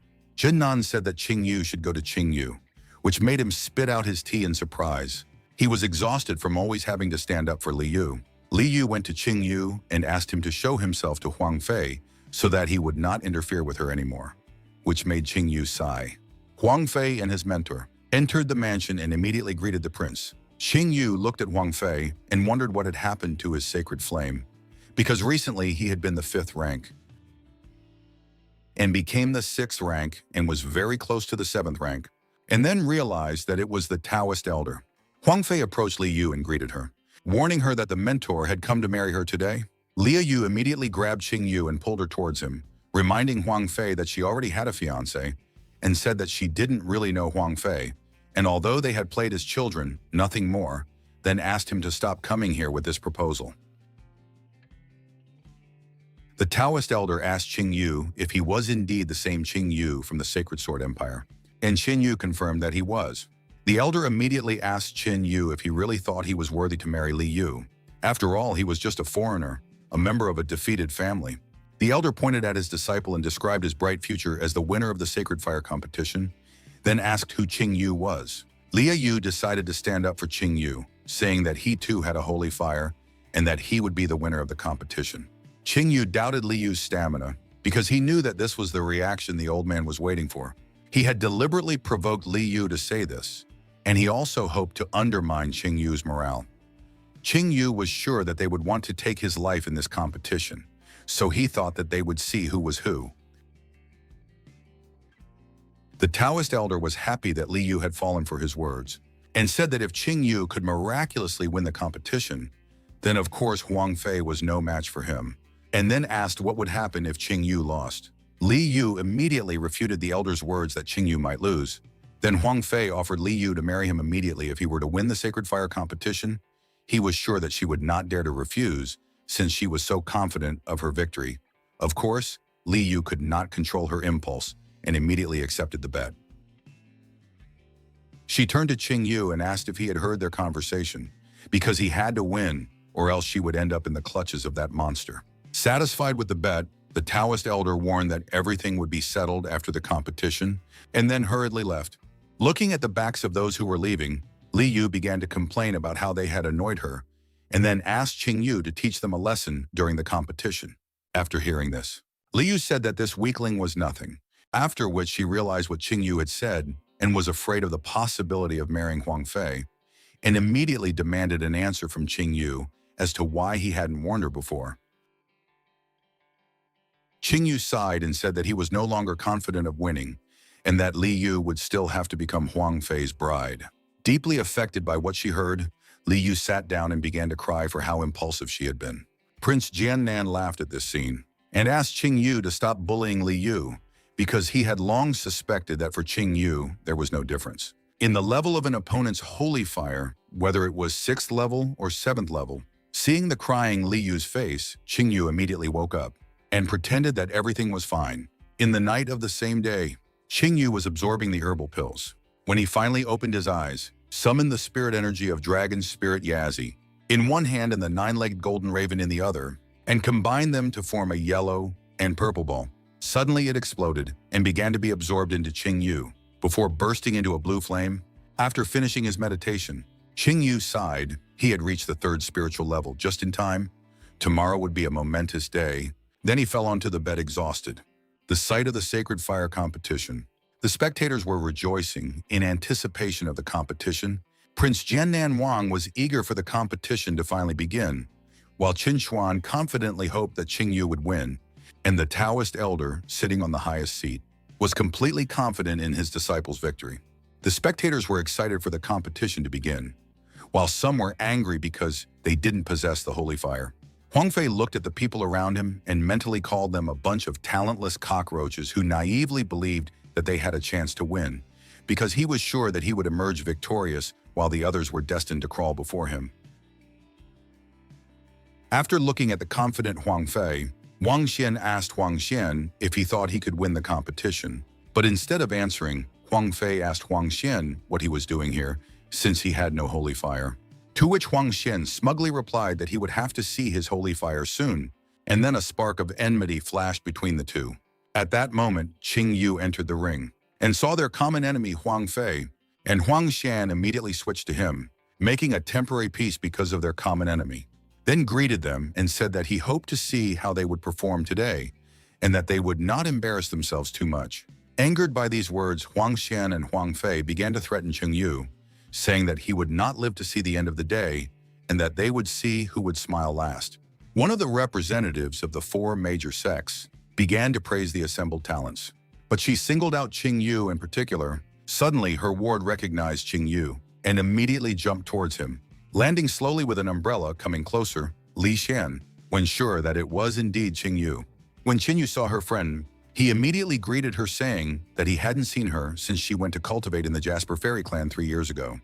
He complimented her, saying that she had blossomed into a graceful maiden, but in return, she also said that he had changed a lot since the last time they met, admitting that she hadn't expected to see him at the Sacred Fire competition. To which Qing Yu replied that there was no way she could miss such an event. Li Qingyu suddenly became sad and offered her condolences to Qing Yu for what her sister and father had done to his family, betraying the Xian family after they had done so much for the good of the empire. Yu stroked Li Qinyu's head and asked her not to worry. After all, it wasn't her fault. It was just between them. The Jasper fairy lady realized that it was Qing Yu who had killed Emperor Li Qingyu, thinking about the fact that he had been friends with her ward since childhood. She realized that they had a chance to lure Qing Yu into their clan if he won. Thinking how nice the Jasper fairy clan girl was talking to Qing Yu, the people around her started to talk about him, calling him the chief lavalier of Tianhe City, and some even bet that they would see him today, at least in the company of 3 beautiful maidens. Suddenly, Qing Yu was approached by one, or who jokingly told Qing Yu that no matter how he met him, he would always have a beautiful maiden with him. Qing Yu laughed and asked Wanner not to exaggerate. The embarrassed Xian raised her umbrella and said goodbye to Qing Yu, saying she had to go. Flying off, she wished him good luck in the competition. Qing Yu asked him not to worry about him, promising that he would never let go of the victory. The representative of the Jasper fairies told her ward that if Qing Yu won the competition, their clan could only count on her. Suddenly, everyone was surprised when another person entered the ring. Everyone immediately started talking about Chuhani from Moonlight School. According to the head of Moonlight School, she was their best nugget in the past 100 years. Although she was only 16 years old, she had already reached the 5th level of the spiritual realm.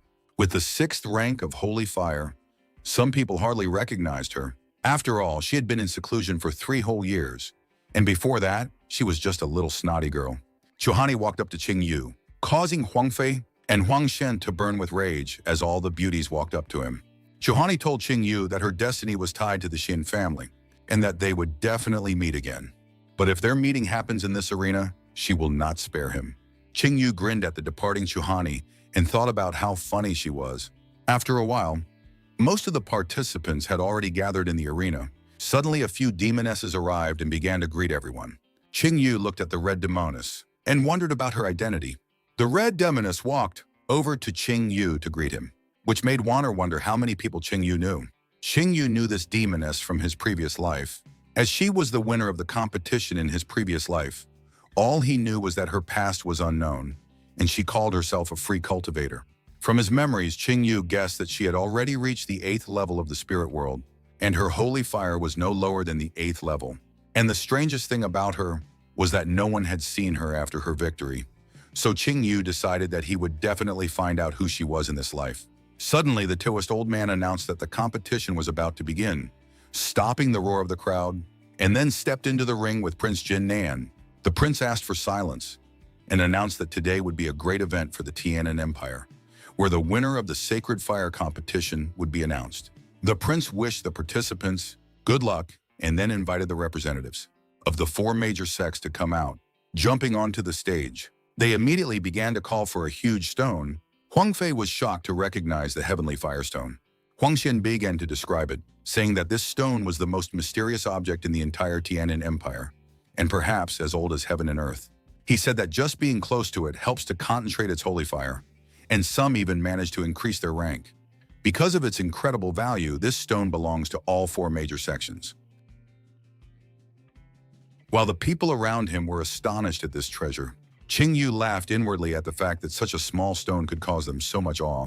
He wondered what would happen if they knew that there was a whole mountain of this stone in the desert lands. Qin Chuan came out and made a speech, saying that everyone here knew about this stone, and that it was a true shrine for every sacred fire wielder, explaining that there were 4 major sects that had the right to possess it, and that they passed it around every 3 months. But if the winner of the Sacred Fire competition joined one of the sects, then that sect would have sole possession of the stone for the next year. The crowd cheered when they saw the stone. While Qin Chuan prayed, Hura Qing Yu to win, Qilin drew the attention of the crowd and began to explain that the rules of the competition were quite simple, saying that there would only be 3 rounds. In the first round, the participants would duel, and the winners would advance to the second round. But before that, they all had to draw lots. Qilin called out a large number of tablets, and everyone took turns taking them. When it was Qing Yu's turn, he greeted Qilin and asked if Qilin had cheated on the lottery since he was responsible for it. And Qilin told Qing Yu not to look down on him and to communicate more respectfully. Qing Yu said that even if he cheated, it does not guarantee his victory. Chulin agreed with Qing Yu's words, but suggested to see what round Qing Yu can reach first. Qing Yu taunted Chulin, saying that he would have to watch Qing Yu's victory with his eyes open. Holding back his anger, Chulin told the participants to look at their boards and began to explain that each board had a number on it, and those with the same number would fight. Looking at his tablet, Qing Yu saw the number 5 and was interested to see who would fall under his hand in the first round. Chulin announced for those with the same number to enter the arena, while the rest should leave the arena immediately. The first duel. In the first round, a metamorphic-clad Cyclops clashed with a bald man. They immediately bowed to each other, after which the Cyclops released a flame from his mouth, throwing his opponent out of the arena and laughing viciously with an easy victory. Huang Fei was annoyed and said that the idiots with first-class holy fire had come to take a chance, to which Huang Gen replied that their empire had an unlimited supply of idiots. The next 3 rounds were just as fast, with the people with stronger holy fire easily defeating the people with weaker holy fire. The 5th duel. It was Qing Yu's turn. His opponent was a tall man with chains on his body. The big guy mockingly admitted that Qing Yu had a pretty face and that he should give up early if he didn't want to lose his life. Qing Yu insulted the big guy with a gesture and told him to stop talking and attack. The big guy got angry and summoned a phantom tiger and prepared to kill Qing Yu, which Qing Yu couldn't agree to. Huang Shuang evaluated the big guy and realized that he could have gone far if he hadn't been caught by Qing Yu. The big guy jumped at Qing Yu and tried to swat him like a fly, but Qing Yu kicked him away, sending him over the edge of the arena. Shuhani was surprised as she had expected Qing Yu to be much weaker. Qing Yu said that he was bored and left the arena, while Huang Shuang looked at his back and said that he didn't have much time left. The 6th round was won by Huang Fei, who burned his opponent instantly, and in the 7th round, Huang Shuang, the unnamed contestant, and Shuhani also had no trouble fighting. Chulin was bored watching these one-sided fights, so he suggested to the Taoist old man to play spits. The old man agreed, but he was curious what the other esteemed gentlemen would decide. The representatives of the Ruthless Sword School and the Jasper Fairy clans supported this idea. Chulin decided to give Huang Fei a 3rd-rank bone and muscle strengthening pill, and the Taoist old man also wagered on Huang Fei, giving him his own forged sword of inflexibility. Qin Chuan praised the gentleman for betting quite valuable items and decided to make a corresponding bet from the Buddha Heart clan. Her bet would be the heavenly crystal-strengthened armor, which she would bet on Qing Yu's victory. Lu Zhilan wagered a 3rd-tier ruthlessness pill on Huang Xian, and the Jasper Fairy representative wagered a lower black-level floating clouds technique on Shu Hani's victory. The spectators marveled at the wealth of the 4 major sects, as they were willing to wager such valuable items for fun, while some residents hoped to join the Corps of Engines, if they were not accepted into one of the major sects, as it would be better than their current lives. When the free cultivator heard about the bounty, she asked the gentleman what would happen to the bounty if none of their candidates won, and Chulin told her that they would give everything to the winner of the competition. The girl began to think about it and said that according to her estimation, the winner would be, pointing her finger at Qing Yu, she announced to everyone that only he and she had a chance. Qing Yu was shocked. Suddenly, all the arrows were aimed at him. Huang Xian started shouting that Qing Yu would have had a chance if Huang Xian had not been involved. But they were out of luck, and now he was determined to win. Some of the people gathered in the arena announced to everyone around that they also had a chance. Chulin climbed onto the fighting part of the arena and announced that he was going to move on to the 2nd round, and that he was going to do so on a every-man-for-himself basis. Everyone immediately surrounded Qing Yu, causing Qing Yu to conclude that many of them had already been bribed, making him think that they were naive fools. Chulin continued to explain, saying that the 2nd round would last until a single incense burned out, and the last 4 contestants left standing would advance to the 3rd round. He then added that if the 1st round had eliminated the weakest, then the 2nd round would be a true test of fire, and that all contestants would only be allowed to use the power of their sacred fire.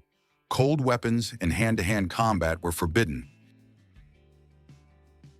As Chulin announced the start of the 2nd round, the crowd cheered in anticipation of the spectacle, and everyone around Qing Yu immediately summoned their flames with the intention of killing him.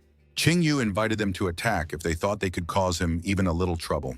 The opponents immediately attacked Qing Yu, and one of them shouted that his mouth wouldn't close before he died, causing many flames to shoot at Qing Yu at once. Li Yu was panicked because Qing Yu was being attacked by the crowd. while Li Qingyao had warm feelings for him and was worried about him. All the fires hit Qingyu. Each of his opponents had a rank 4 holy fire, and they had been practicing this joint technique for a long time for this moment, believing that if he didn't die from it, his skin would at least peel off. Standing in the middle of the fire, Qingyu taunted his opponents, saying that he couldn't feel his skin peeling off, and that he didn't feel the results of their training very well. And now that they were finished, he offered to start surprising them and summoned a pillar of flame. The Taoist old man was satisfied with his calculations, as he only saw a rank 6 holy fire. Li Yu, on the other hand, cheered all over Qingyu after recognizing the 6th rank flame. Qingyu asked Huang Xian and Huang Fei why they were sending small fish at him if they were so eager to kill him. Furious, Huang Fei and Huang Xian immediately summoned their holy fires. Huang Fei replied to Qingyu that even if he had a 6th ranked fire, there would always be bigger fish, and Huang Xian showed his 6th ranked fire. Li Yu was shocked that even Huang Xian had a 6th rank holy fire. At that moment, Chulin realized that the Ruthless Sword School was also claimed. Huang Fei and Huang Xian told Qingyu that even prayers wouldn't help him fight the 2 6th-ranked sacred fire wielders, and immediately launched a joint attack of red and blue flames. Without changing his face, Qingyu admitted that he was just warming up, then asked why they all thought that his holy fire was only 6th rank, and immediately became serious, summoning the silhouette of a giant golden 9-tailed raven to devour Huang Fei and Huang Xian's flames. The Taoist old man was terrified as he tried to figure out what rank Qingyu was. This was not a 7th class fire, or even an 8th class fire. This was a 9th class holy fire. Chulin was shocked by the 9th rank fire after all. Even the fire of the head of the Polar Sun clan was barely approaching the 8th rank. Everyone in the arena was shocked by what they saw. Huang Xian and Huang Fei couldn't believe it, while Prince Jin Nan was glad that he hadn't made a mistake in betting on Qingyu, because even in the history of their Tianhe Empire, there were no more than 10 9th-ranked divine fire marshals, and the weakest of them had long since surpassed the peak of the spiritual realm. The prince realized that among those currently alive, not only in the Tianhe Empire, but even on the continent itself, there was no one stronger than Qingyu. The prince laughed out loud and said that he was surprised to find a 9th-class sacred flame fortune changer living in his city. Qin Chuan thought about how she used to think that her mentor was the strongest person in the world, but he was only an 8th-ranked sacred fire, and closed her eyes. She began to imagine Qingyu's great future, and that one day he would replace her head. Li Qinyao looked at Qingyu in awe, thinking that this was the fire Qingyu had found while wandering the desert. Her father had rejected Qingyu in order to be related to the immortal clan, and as a result, he himself died at his hands, depriving the empire of the divine sword, the main talent of the Celestial Empire. Looking up at the sky, Li Qinyao asked what her father was feeling right now as he watched them. Qingyu had exposed Huang Xian and Huang Fei in public, saying that they were plotting against him. But unfortunately for them, they didn't even realize how pathetic they were in front of the 9th-rank holy fire, and attacked them with the flame, smashing them to pieces. Qingyu didn't want to kill them now, after all. They could still be of use to him, and their deaths would only come after the ancient relic was activated. Qingyu concluded that the competition should be over, since now that everyone was convinced that he possessed a 9th-rank holy fire, there was no point in the 3rd round. Qingyu began to gather fire in his hand, creating a huge fireball. The onlookers wondered what he was doing, while the free cultivator realized that he was going to use heavenly suppressing fire. At that moment, she realized that she had not come to the human world for nothing. After summoning a huge amount of fire, Qingyu used miracle fire suppression, causing the fireball to explode, sending flames into Qingyu's opponents, who saw this and immediately tried to escape, but it was too late. Prince Jin Nan was satisfied with the result of the competition, because in the history of the competition, there had never been a case where a contestant burned out all of his opponent's flames in the 2nd round. All of Qingyu's opponents were lying outside the arena. Shuhani, who had managed to dodge, only saw Qingyu as a madman. At this moment, the free cultivator, who had taken no damage, realized that her father was right when he said that the world of mere mortals could be fun and interesting, and she hoped that when they met again, Qingyu would be even stronger. Qingyu was the only one standing on the arena, and he announced that since he was the only one left, it was likely that he would be the winner of the competition. The representatives of the 4 great clans were shocked at the quick end of the competition. Huang Fei wanted to curse Qingyu, for taking the holy flame away from him and making him the winner. Huang Fei went crazy and started shouting that Qing Yu should live at the bottom of the society in the Sacred Sword Empire, instead of being a great warrior in their Xianhai Empire. He shouted that he would kill him no matter what it took, because Qing Yu was and would always be a lowlife of the first spiritual realm. Suddenly, Huang Fei's muscles swelled, and he burst into a blue flame, ready to become the victor by any means necessary, ensure that no one would be able to stop him. He attacked Qing Yu from behind and prepared to kill him with a single blow. Qing Chuan tried to warn Qing Yu of the threat. Qing Yu said that he wanted to give him a gift of life, but since Huang Fei refused the gift, Qing Yu summoned the Yaji dragon and immediately struck Huang Fei, who was surprised by the sudden stunt, knocking him into the wall. Bleeding, Huang Fei couldn't understand why he couldn't win. Finally enraged, he shouted that scum like Qing Yu should only crawl at his feet and that he would not rest until he took Qing Yu's life. Calling Huang Fei scum, Qing Yu threw the God of War spear at Huang Fei, and the spear pierced Huang Fei and stuck him in the wall. The old Taoist was immediately able to identify the divine grade weapon and confirmed his thoughts that this outbreak was because of Qing Yu, and he was furious that Qing Yu possessed both a divine grade weapon and a 9th rank holy flame. Chulin was furious with Qing Yu and threatened him for killing the Polar Sun clan disciple. Qing Yu returned the spear and asked if it was okay for Huang Fei to try to kill him, and Qing Yu had to put up with it, threatening Chulin that he would be killed if he kept yapping like that. Chulin called Qing Yu a madman, but still dared to fight him. Suddenly, a hand appeared in front of him, and Qing Chun told Chulin to stop, since Qing Yu was now under the protection of the temple, and if he wanted to fight him, he would have to ask the temple's permission first, or else he would become their enemy. Qing Yu asked Qing Chuan not to interfere in their battle. After all, he didn't mind if Chulin went to the afterlife after his disciple. Hearing Qing Yu belittle him, Chulin became furious and flew into the air, after which he folded his hands in Namaste and used the black mid-level technique of Polar Sun at the zenith, summoning a huge sun. Qing Chuan was surprised to see this technique, as only the top 3 disciples of the Polar Sun clan could master it, and when used properly, it was just as destructive as the top black techniques. Chulin was sure that even with the 9th level holy fire, Qing Yu would not be able to resist the mid-level black technique, so she directed the sun at Qing Yu. Seeing the sun flying towards him, Qing Yu grinned, because this was the perfect opportunity to use the war god's spear to its full potential, and use the earthly high-level, heavenly, Thunder Spear technique to pierce through the huge Sunday. Chulin was shocked to see Qing Yu's strength. Then he was hit by Li Xinyao and Huang Chuan's attack, and immediately realized that it was an earth-level technique, while Li Yu wondered how many more tricks Qing Yu had hidden. And the Taoist old man was furious that Qing Yu kept fighting back. After Qing Yu's attack, Chulin was defeated. Qing Yu put the spear of the God of War around his neck and prepared to send him to Huang Fei. Qing Chuan tried to warn Qing Yu not to kill Chulin, but Qing Yu plunged the spear into him. On his deathbed, Chulin told the Taoist old man to deal with Qing Yu, or he would have no way to explain himself to the Polar Sun clan.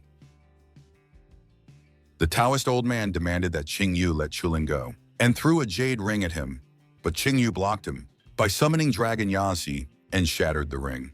Chulin begged for mercy one last time and was then killed by Qing Yu, who kept his word and sent Chulin to his protege in the afterlife. And then the spiritual son of the Polar Sun clan, he would not let Qing Yu go, claiming that even the 9th rank holy fire would not help him. When Qing Yu heard this, he laughed and became serious, suggesting that the old dog should make sure that he himself was not destroyed. Clutching his spear tighter, Qing Yu told the old man that he had harmed his beloved, mocked her in every way, and said that he had long considered him his sworn enemy. Qing Yu immediately understood why he had resented the Taoist old man all this time, and then wondered who the girl he called his beloved was. The Taoist old man had no idea how he had provoked such hatred towards himself. Although he was young, he was able to kill Chulin easily. The old man realized that with his 9th level sacred fire and earth level techniques, Qing Yu was extremely talented. However, he had long since reached the peak of the spiritual realm, and killing Qing Yu was like crushing an ant for him. Lu Yulin realized that the old man had really decided to kill Qing Yu. After all, the combination of the divine weapon and the top-level black technique was far enough to deal with Qing Yu. The old man whipped Qing Yu, but Qing Yu summoned the powers of the dragon Yazi and the golden 9-legged raven, and tried to deflect the attack with his whip. The Taoist old man told Qing Yu that he was too weak, and broke through the spear attack, sending him into the air, sure that Qing Yu was incapable of doing anything. After Qing Yu regained his balance after the attack, Qing Yu asked Prince Jin Nan to throw him a power release pill. The prince reacted immediately and threw the pill to Qing Yu, who caught it. Qing Yu immediately ate the pill, and his aura began to strengthen. The Taoist old man laughed at Qing Yu's plan. After all, it would take many years to master the 4-component power release pill, and Qing Yu was foolish enough to expect a breakthrough as soon as he swallowed it. Suddenly, the old man felt a shock, and Qing Yu was able to break through and gain the strength of a Swanee lion. The old man couldn't understand how it was possible to absorb the pill so quickly, and now that Qing Yu's strength was at the peak of the spiritual realm, he couldn't believe such a rapid development. Qing Yu aimed his spear at the Taoist old man, using the powers of the 3 spirits at the same time, and offered the man a taste of the spear once more before attacking him. The old man immediately reacted to Qing Yu's attack and used his purple whip as a shield, barely withstanding Qing Yu's attack. The shockwave from the attack was felt by all the spectators. Even Prince Jin Nan was surprised by such a huge force, but when he opened his eyes, he was shocked. There was a huge hole in the arena, and the Taoist old man was bleeding. The old man couldn't stand it. He fell to his knees, and then Qing Yu came over to him. At the same time, Qing Chuan was becoming more and more amazed at Qing Yu's strength. After all, he was able to make a breakthrough during the battle and defeat the Taoist old man at the peak of the spiritual realm. The prince could not believe what he had seen, but Lu Jilan was glad that he had not accidentally snacked in front of this demon. Otherwise, the entire ruthless sword school would have been doomed to death. Qing Yu stood in front of the wounded old man who was in a desperate situation. The old man admitted his defeat. He offered to give Qing Yu anything he wanted as long as he did not kill him.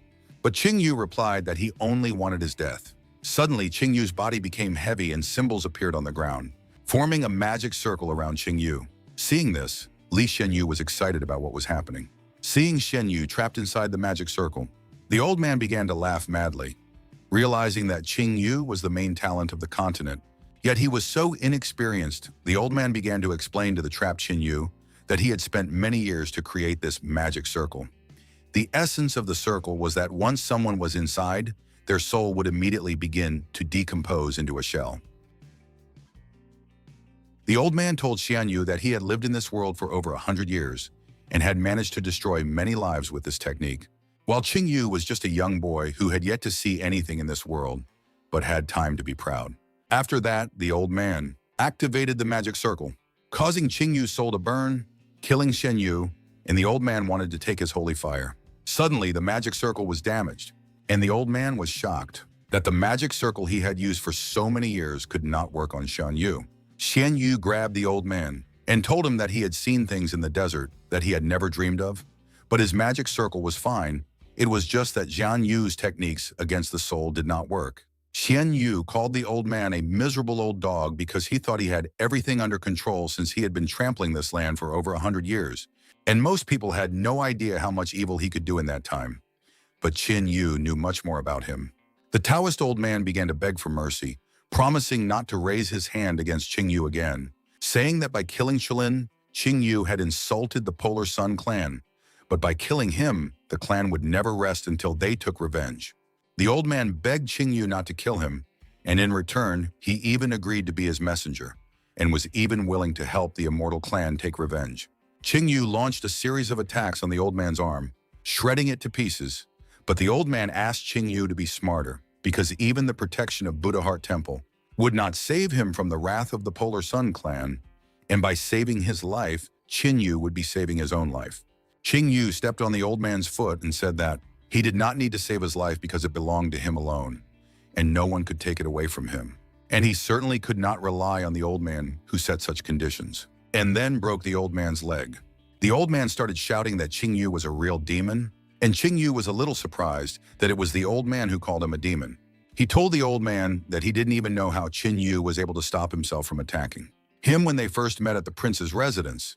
But at that moment, he was too weak and kept telling himself that he had to be patient for a little longer. But now, Qing Yu punched the old man's arm again, telling him that his anger could not be contained. The old man on his deathbed laughed softly. After all, dying at the hands of a great warrior is not so shameful. But before he dies, he just wants to know what he could have done to make Qing Yu so angry. Qing Yu kicked the old man with all his might, and said that in the first year of his reign, on the orders of Li Qinghe, he had captured Li Qinghe and not only crushed all her bones, but also chained her in the death pit of the desolate lands.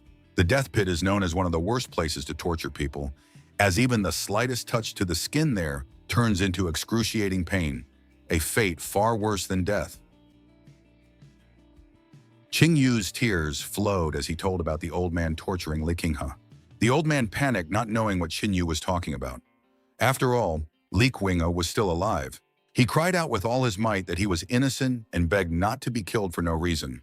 Qing Yu gathered the holy fire in his hand and sent the old man straight to hell, leaving no ashes behind.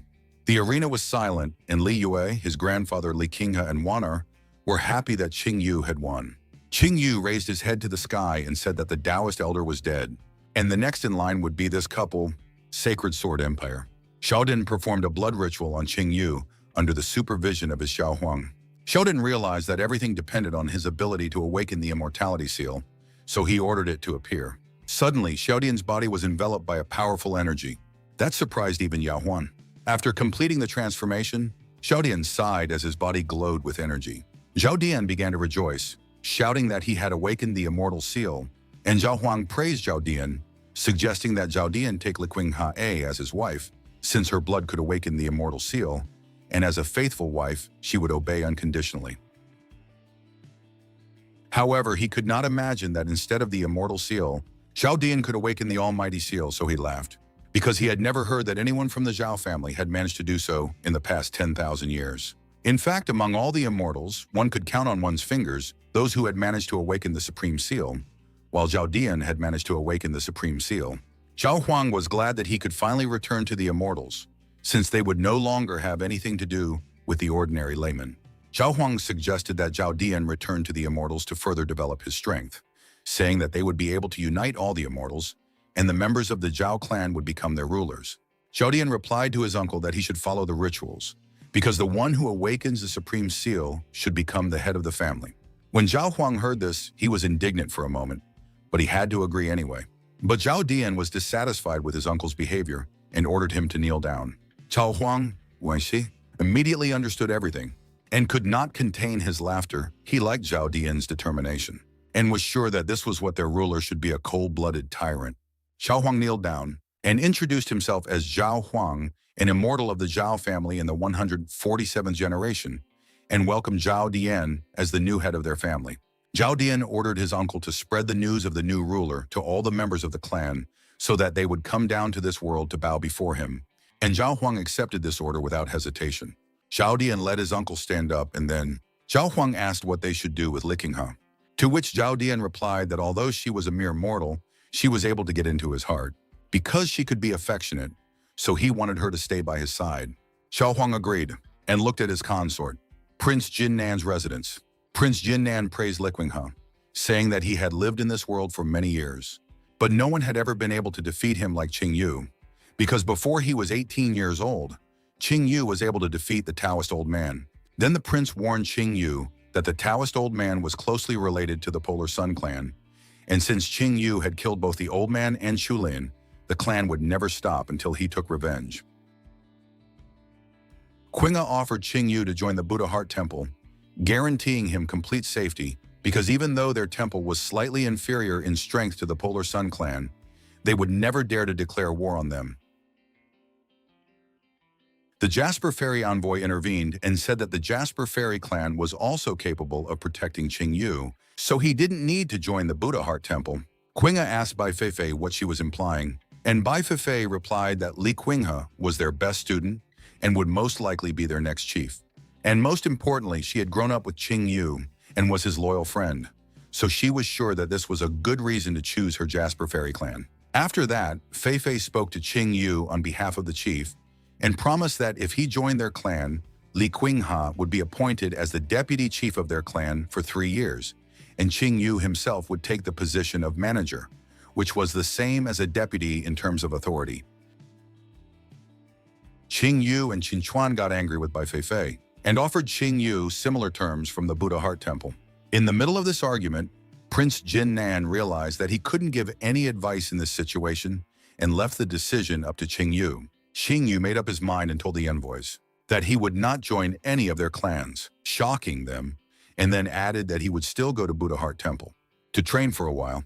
Upon hearing this, Qingyu realized that the heavenly stone would still be the sole possession of their temple, and since she was happy with Qingyu's decision, she thanked him from the bottom of her heart. She had to accept the fact that he would not set foot in their clan. After all, given his talent, they would only shackle him when he deserved better. Disappointed by Qingyu's choice, Bai Feifei immediately apologized and decided to leave. Looking at the departing envoy's back, Qingyu remembered the grudge from his past life. In the past life, when the Taoist old man came to the Qi clan and demanded that they give him Likingha, they gave her up without any objection. So Qingyu decided that his clan would no longer exist in this life. Prince Jinnan called Qingyu over and held out a ring, explaining that it contained all the stakes of the 4 great clans. Qingyu closed the palm of the prince's hand and said that he didn't need it, which surprised the prince. So Qingyu offered to keep the ring as a memento of his great army and wished the prince to live out his old age without poverty. Hearing about the great army, the prince lowered his gaze to his old hands, and tears flowed from his eyes. He began to cry, remembering his army. Qingyu bowed to the prince and began to recount the exploits of Prince Jinnan's great army, which had won hundreds of battles and made the sky red. 9 of the prince's sons and 40 of his grandsons had died defending the human race on the borders of the empire.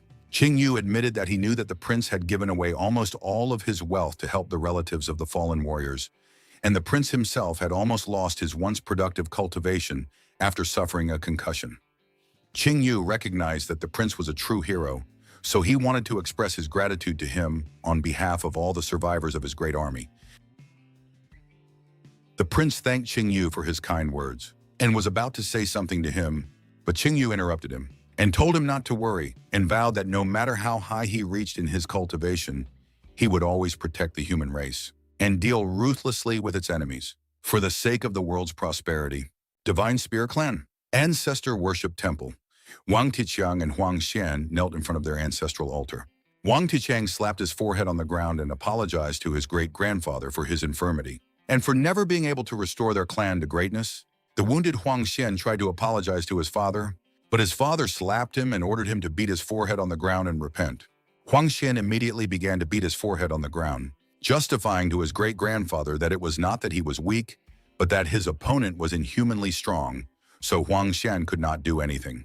Wang Tiqiang began to threaten his son for daring to make excuses in front of the ancestor, and was about to strike him when suddenly the shrine lit up with blue fire, forming the image of their ancestor. The ancestor was ashamed that his descendants had degenerated and become so pathetic, and Wang Tiqiang and Huang Xian were shocked to see the ancestor. The ancestor sighed and said that he couldn't take it anymore, saying that Huang Xian had the Wang bloodline in him, so he would be able to open his spiritual consciousness, after which he would be obligated to revive the clan and restore it to its former greatness. The ancestor raised his hand to his chest and called out the tablet, telling his descendant that it was a unique token of their clan that would open the way to the mountain abode where he had cultivated during his lifetime. After handing over the tablet, the ancestor instructed the descendant to go to that place and gather all his treasures for the prosperity of his clan, after which his spirit dissipated. Huang Xian grabbed the tablet and immediately started bragging to his father about their ancestor giving him the tablet. Wang Tiqiang recalled the stories his grandfather had told him, that during his great-grandfather's time, their clan was one of the greatest on the continent. No one could compare to him back then. But one day, he had insulted the immortal clan, causing their clan to instantly fall into decline.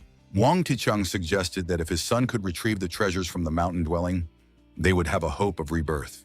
Huang Xian smiled, because unlike Qingyu, who had found something in the desert lands, Huang Xian had the legacy of a great ancestor. Suddenly, someone behind them began to applaud. The stranger said that he did not know that the Divine Spear Clan was founded by the descendants of a once great family, and he must have bet on them for a reason. Huang Xian and his father immediately turned around and saw Chulin's face.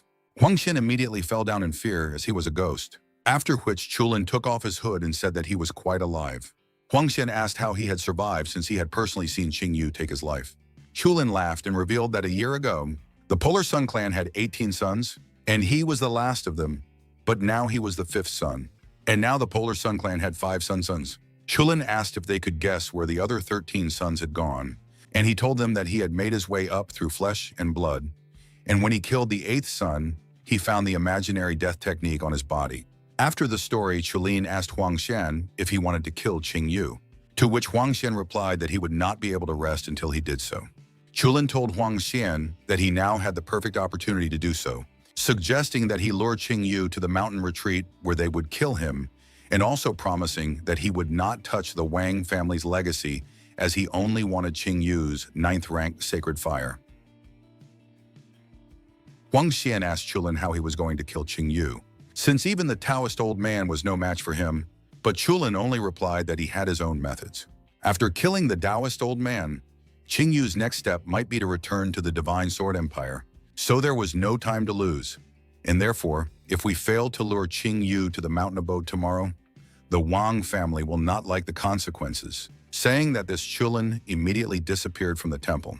Afraid of the sentence, Huang Xian asked his father what they should do, to which he replied that they had no choice but to go to Qing Yu tomorrow and invite him politely, as the success of this case would depend on their fate. Tian Heian, Wuxi and her sister, Yu bowed to Qing Yu and sincerely congratulated him on winning the Sacred Fire competition, after which they were even more interested in the Great Wasteland, because Qing Yu had found something there that helped him defeat the Taoist elder. Qing Yu told them that the events of the competition were nothing to worry about, but more importantly, he was going to the Divine Sword Empire tomorrow to take revenge on his enemies. So, Qing Yu stood up and whispered to the sisters that he had a job for them, the description of which surprised them. The next day, Prince Jinnan's residence. Qing Yu and his friends gathered at the prince's residence to see Qing Yu off. Warner wished Qing Yu a safe journey. Li Yu asked him to be careful on the way, because even though he killed the Taoist old man, Zhao Dian has more powerful patrons. Qing Yu asked her not to worry, promising that Zhao Dian would not escape death this time. When Shuang told Qing Yu that she had decided to go with him, after his revenge, they would return to Buddha Heart Temple. Suddenly, a messenger ran into the residence, saying that the prince was visited by Mr. Wang Tiqiang and Huang Xian from the Divine Spear clan. Hearing the unexpected news, the prince allowed them to enter. Qing Yu, on the other hand, began to guess the purpose of their visit. Wang Tiqiang and Huang Xian entered the palace and bowed to the Lord. The prince asked about the purpose of their visit, and Huang Xian knelt down and bowed, saying that he had come to apologize to Qing Yu, then admitted that he had thought too much of himself and had been too rude to him. Wang Tiqiang put his hand on his son's head and began to beg Qing Yu for leniency, so that Qing Yu would not take revenge on his son. Huang Xian raised his head and offered to share with Qing Yu as compensation for his inappropriate behavior. Suddenly, Huang Xian began to look around for additional years. But Qing told him to continue. After all, everyone here was his own. Huang Xian continued, revealing that he and his father had accidentally discovered the ancient mountain abode of a prominent warrior, after which he offered Qing Yu to share the treasures left there with him. At that moment, Qing Yu was convinced of his hunch, but he clearly remembered that this had happened much later in his previous life. Qin Chuan assumed that Huang Xian wanted to lure Qing Yu into a cave, where they would be ambushed, and then asked if he thought Qing Yu was greedy and stupid enough to fall for this trick, which made Wang Tiqiang and Huang Xian terrified as their fate was sealed. Wang Tiqiang started to say that it was completely wrong. They just wanted to apologize. Huang Xian at that moment mentally prayed that Qing Yu would fall for it, but Li Yu intervened and demanded that they stop this cheap divorce and offer it to someone else. Suddenly, Qing Yu agreed to go to the mountain retreat. Wang Tiqiang rejoiced at these words and said that the place was in the Qimen mountain range, west of the city, and the sooner they went there the better, because if they left tomorrow morning, they could reach their destination in about a day. To which Qing Yu agreed without hesitation. Wang Tiqiang made his son bow. Before they hurriedly left, Li Yu started to point her finger at Qing Yu for agreeing to go with them because it was obvious that they were setting a trap for him, to which Qing Yu replied that even if she realized it, how could he not understand? And if he agreed, then he shouldn't have any problems.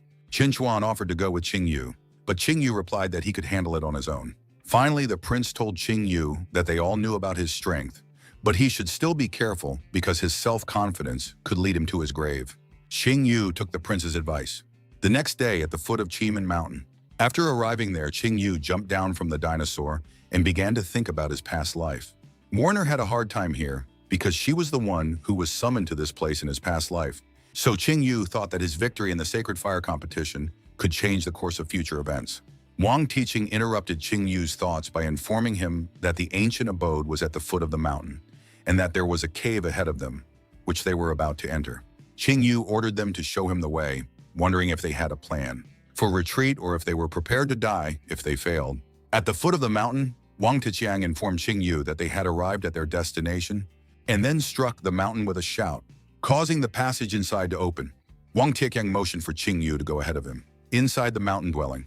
Upon entering the mountain abode, Qingyu and his companions saw a huge statue of Ancestor Wang and 3 pedestals of relics. Upon getting closer, Huang Xian was shocked to recognize the relics as first-class divine weapons, but to his regret, Wang Tiqiang offered Qingyu to take all 3 treasures. After looking at the statue of Wang's ancestor, Qingyu realized that there was a soul inside, which probably belonged to the master of the abode, and all 3 items on the pedestals had a magical seal on them, so only those who were recognized by the statue could take the weapons. If an outsider tried to take the weapons, his body would be torn to shreds. But Qingyu was already at a level where he was not afraid of such tricks. Qingyu reached out his hand and picked up the divine spear, and immediately a fiery aura began to surround him, threatening to burn him to death. As the aura began to gather, Qingyu began to inhale a lungful of air, and then exhaled with such force that the aura dissipated. After solving the problem, Qingyu hid the divine spear in his ring. He planned to use the power of these 3 divine weapons to strengthen the spear of the god of war. Wang Tiqiang and Huang Xian were shocked to see that Qingyu had overcome the trap. Suddenly, a space opened. At the feet of the statue, and a token flew out. Qingyu immediately recognized it as an immortal seal token, and the immortal seal could only be awakened by immortals or their descendants. After awakening the immortal seal, the power of the one who awakened it would increase depending on the original level. At worst, the body would be 10 times stronger, but for a mere mortal, there was only one way to awaken this seal. Kill the immortal and use a secret technique to peel off the seal. Qingyu remembered that in his previous life, Huang Xian had acquired a seal and wanted to unlock the immortal seal. However, his seal was not complete. Huang Xian was surprised to see the token, as his ancestor had left him a terrifying opportunity for development. Qingyu reminded Huang Xian that he had a similar token and demanded that he return it. Suddenly, 5 sinister figures appeared.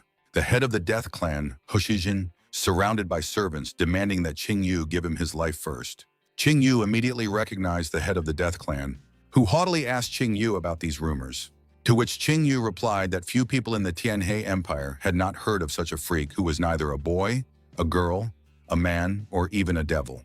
After insulting Hoshijin enough, Qingyu decided to thank him for giving him 2 beautiful female warriors, the Wu sisters. Angered that Qingyu was proud to have won the sacred fire competition, Hoshijin admitted that he had heard about the recent killing of the Taoist old man and some other lowlifes, but he decided to tell Qingyu that the Death Clan was much more dangerous than he thought. Hoshijin decided to introduce his servants. They were the best fighters of their clan. Each of them was at the peak of the spiritual realm, and together with him, there were 5 of them. Hoshijin was sure that Qingyu had no chance of survival, and even if he had escaped from their clan once, that trick wouldn't work a second time. Hoshijin ordered his servants to kill Qingyu, and the 4 of them immediately pounced on him. Qingyu took out the spear of the god of war and decided to tell the assassins that the fact that he was able to kill the Taoist old man should indicate to them that he could kill several fighters at the peak of the spiritual realm. Then he swung the spear and summoned the spirit powers of Dragon Yazi, and the 9-legged golden raven scattered his enemies. Qingyu asked Hoshijin if he had any other tricks, and Hoshijin laughed and told Qingyu that their death clan was actually famous for possessing the secret art of making puppets. As the 4 assassins stood behind the head, Hoshijin explained to Qingyu that he had long ago turned them into controllable puppets that were almost impossible to destroy, and that although Qingyu was strong, he had no way to kill immortal beings. As soon as the assassins tried to attack Qingyu again, he summoned the dragon spirit Yazi once more, who grabbed the assassins, squeezed their hands into a ball, and threw it next to Hoshijin. Hoshijin shouted, outraged that Qingyu had destroyed the puppets he had used a huge amount of spiritual energy and blood to create, and was then punched in the face. Qingyu grabbed Hoshijin's collar and began to question him about the blood he had, demanding to know how many lives Hoshijin had ruined for this.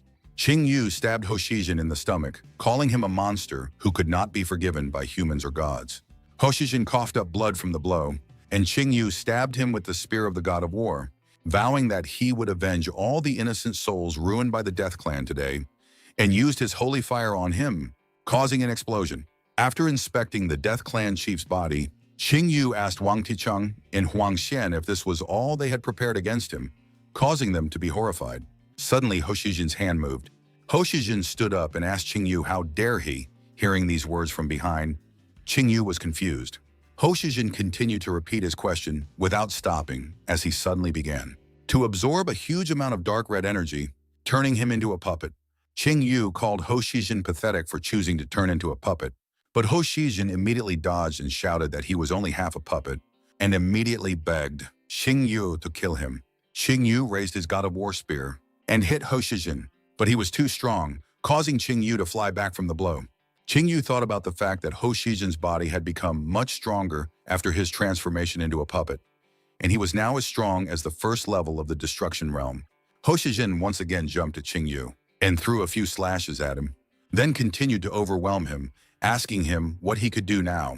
Ho Shijin threw Qing Yu away once again and congratulated him, saying that Qing Yu would be the first puppet in history to possess a 9th rank of holy fire. Thinking that Dragon Yasi's strength was not enough to resist the destruction realm at this moment, Qing Yu stood up and told Ho Shijin to get ready as he had something to show him. Qing Yu summoned all 3 animal spirits and then absorbed the energy of the 9-legged golden raven and the lion Swanee into the dragon spirit Yasi. Ho Shijin was panicked by the fact that Qing Yu possessed the body strengthening technique and immediately attacked him to prevent him from using the technique. As soon as Ho Shijin approached Qing Yu, he disappeared as he hit the ground and threw Mr. Wang away. After the attack, Ho Shijin looked at his hand and regretted that he didn't know that killing Qing Yu wouldn't be that easy. He decided that even though he had wasted a lot of resources, it was worth it to finally put an end to the matter with Qing Yu. Ho Shijin suddenly felt an unusual aura and was shocked. He couldn't understand how this could be. Qing Yu, who was partially covered in scales, asked Ho Shijin if he liked this kind of reception. Ho Shijin was shocked that Qing Yu seemed to be a werewolf instead of a human, while Huang Xian wondered if Qing Yu was half dragon. Qing Yu thought about it. He had only strengthened his body with the power of Dragon Yasi, but since his cultivation had limits, the power of all his legendary beasts was only enough to strengthen his right arm. But the final result was equivalent to the 3rd level of the destruction realm.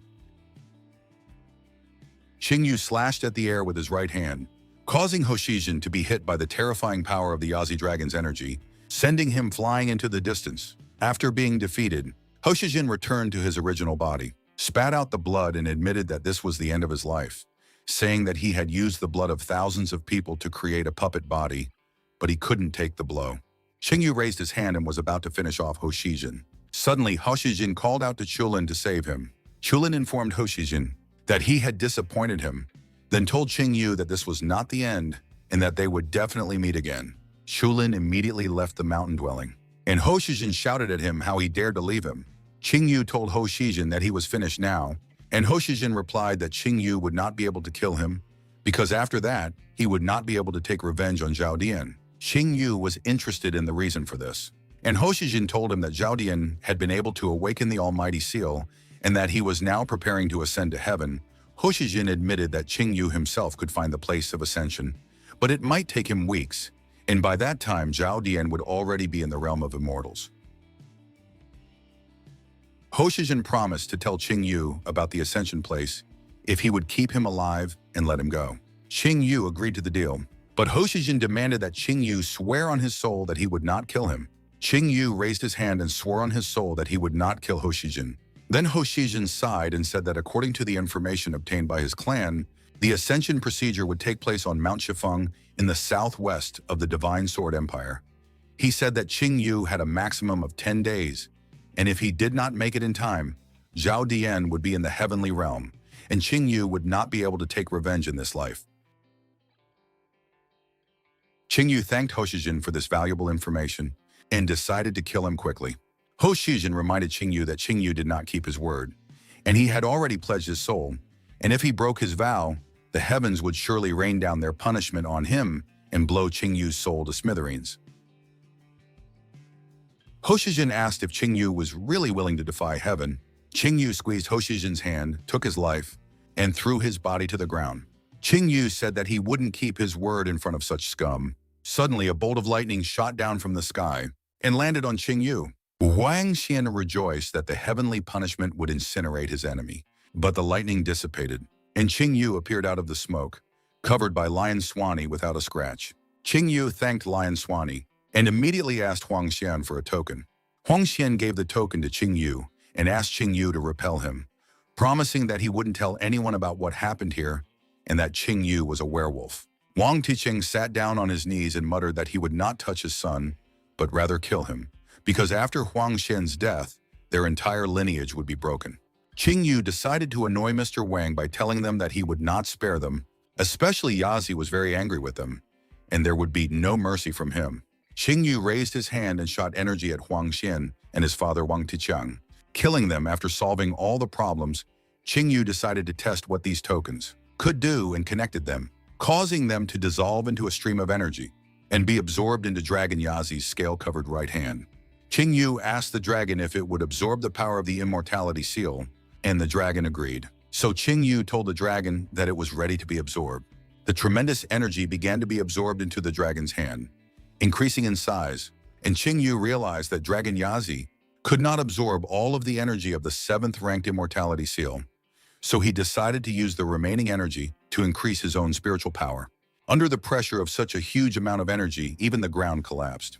After Qing Yu finished absorbing the energy of the seal, he looked at his hand and estimated that the strength of Dragon Yaji's hand had increased by leaps and bounds, and his cultivation had now reached the peak of the spiritual realm. Qing Yu analyzed that his fighting strength was enough to defeat an opponent at the 3rd stage of the destructive realm, and with Dragon Yazi's hand, he would be able to defeat an opponent even at the 5th stage. With this strength, Qing Yu didn't care what seal Zhao Dian had awakened, his days were numbered. Qing Yu calculated that his journey to Him Ti would take 9 days, and he would not have time to return to Tianhe, so he decided to go directly to Zhao Dian. And then he wrote a letter in the air for Wu Yu, telling her to tell Prince Jin Nan and the others that Qing Yu had gone to take revenge alone, and that he would return to Tianhe once he killed Zhao Dian. After sending the message, Qing Yu set off on his journey. Shifeng Mountain. Zhao Dian, Li Qinya, and Zhao Huang stood on the cliff. Li Qinya asked her husband if she would be laughed at in the heavenly kingdom, and he replied that no one would dare laugh at her because he would be with her. Zhao Dian promised Li Qinya that when he became the Lord of Immortals, he would make her the Empress of all humans. Upon hearing this, Li Qinya thanked Zhao Dian, while Zhao Huang stood behind him with a serious face in anticipation. Suddenly the sky lit up, and a passage opened at the spot of the lightning. An energy ladder appeared, and 2 immortals emerged from the passage. Zhou Shen'er greeted her lord, and then explained to him that she could not enter the world of the living because her cultivation was too strong and would bring chaos to the world of the living, so she would not be able to descend personally. Upon hearing this, Zhao Huang told his nephew that Zhou Shen'er was talking nonsense about chaos, and that this upstart was just trying to intimidate them from the doorstep. Zhou Dian asked his uncle not to get upset, because he would not let her live after such an insult, and then told Liquin Hado go to the immortal world with him. Suddenly, someone flying in from far away called out to Zhao Dian, and when Zhao Dian, his wife and his uncle turned around, they saw Qing Yu landing next to them. Recognizing Qing Yu, Zhao Dian looked at him haughtily as if he were scum, but Qing Yu would not let him go until their differences were resolved.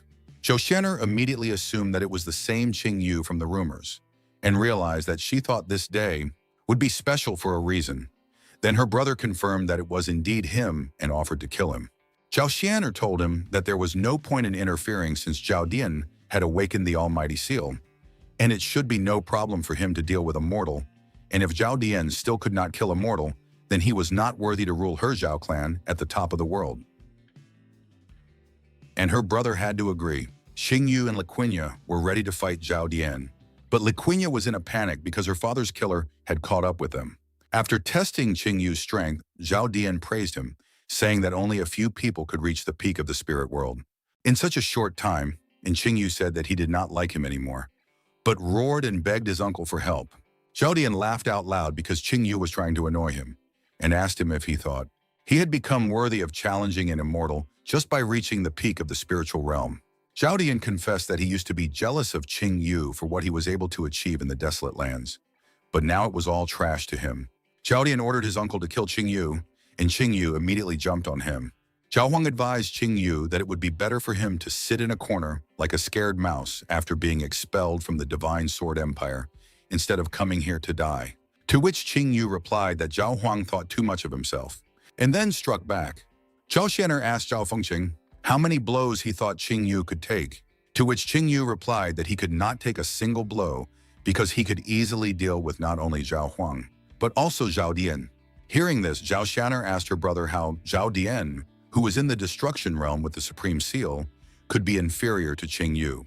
Zhao Fengqing explained that although Qing Yu was only at the peak of the spiritual realm, his body possessed a fierce power of an unknown nature. Then he suggested that Qing Yu had probably found it in the desert lands, and most importantly, he could even handle Zhao Xianer. Zhao Dian stepped onto the stairs and explained to Li Qinhe that Zhao Huang had put all his power into his punch, so he had no doubt that Qing Yu was already dead. Then he said that they should go. Suddenly, Qing Yu asked Zhao Dian from the cloud of smoke why he was in such a hurry to leave. Zhao Huang, whose neck was grabbed by Qing Yu, called his opponent a scoundrel because he was at the destructive realm stage and was hiding his strength by deceiving him. At this point, Zhao Huang regretted not killing Qing Yu when he still had a chance. To which Qing Yu replied that unlike Qing Yu, Zhao Huang had no second chance, and took his life by breaking his neck. Qing Yu threw Zhao Huang's body and told Zhao Dian that his uncle was a weakling. Zhao Dian was furious at his uncle's death and immediately released his seal energy, while Qing Yu prepared for battle, anticipating the power of the immortal seal. Zhao Dian pulled out his divine weapon and told Qing Yu that things had changed a lot since his defeat. Qing Yu immediately realized that Zhao Dian's strength had surpassed the peak of the spiritual realm, that he had entered the stage of destruction, and that the immortal seal also strengthened his divine weapon, making him harder to deal with than puppets. Zhao Dian attacked Qing Yu and ordered him to die, causing Qing Yu to use the heavenly Thunder Spear technique to block the attack, but he was thrown back by the power of Zhao Dian's strike. As he approached Qing Yu, Zhao Dian told him that he was no longer his opponent, and delivered a horizontal blade strike that Qing Yu managed to dodge. Then Zhao Dian swung his leg in preparation for a vertical strike, but Qing Yu grabbed his leg and knocked Zhao Dian to the ground, telling him that it was too early to celebrate victory. Qing Yu and Zhao Dian pushed off the ground with such force that small craters formed and came together in a series of collisions. Qing Yu hit Zhao Dian with his knee, sending him into the air, and jumped at him with his second technique, Second Strike Heavenly Thunder Spear, knocking him down. Spirit of Fury, knocking Zhao Dian to the ground. Qing Yu ordered Zhao Dian to get out, as he couldn't die easily from such a blow. Zhao Dian began to release even more energy, then tauntingly told Qing Yu that not only could he not kill him, but he would not be able to harm a single hair on his body, admitting that he knew from the beginning that Qing Yu had no chance, but he had no idea that the Omnipotent Seal would be so effective. After some thought, Qing Yu realized that he had never heard of the Omnipotent Seal, but he assumed that the Omnipotent Seal was superior to the Immortal Seal. At this moment, Zhao Dian was immediately behind Qing Yu, who had no time to react to this jump, and dealt him a series of punches on his back, then struck his chest with his fist, boasting that he could not withstand even a single blow. The force of this blow caused the ground to be covered in cracks. Zhao Dian shouted that while Qing Yu's strength was running out, his body was constantly flowing with power, and Qing Yu replied that he was disgusted by the sight of Zhao Dian. Zhao Dian muttered that Qing Yu was only pitying him, but admitted that he could have a great future if fate favored him, as his destiny was only to become a stepping stone on the path to greatness. Zhao Dian created a small palm-sized energy ball, which then grew to a huge size and threw it at Qing Yu. Zhao Dian asked Qing Yu not to be upset about his impending death, as being a stepping stone on the path to greatness was a death for a mere mortal, and Qing Yu was more fortunate than the other lowlifes in this world. Zhao Xianer and Zhao Fengfeng watched the battle between Qing Yu and Zhao Dian. After seeing Zhao Dian kill Qing Yu, Zhao Xianer was disappointed in Qing Yu and told her brother that his predictions had not come true. Not hearing an answer, Zhao Xianer asked what had happened and looked at her worried brother, to which Zhao Fengfeng replied that it was not the end.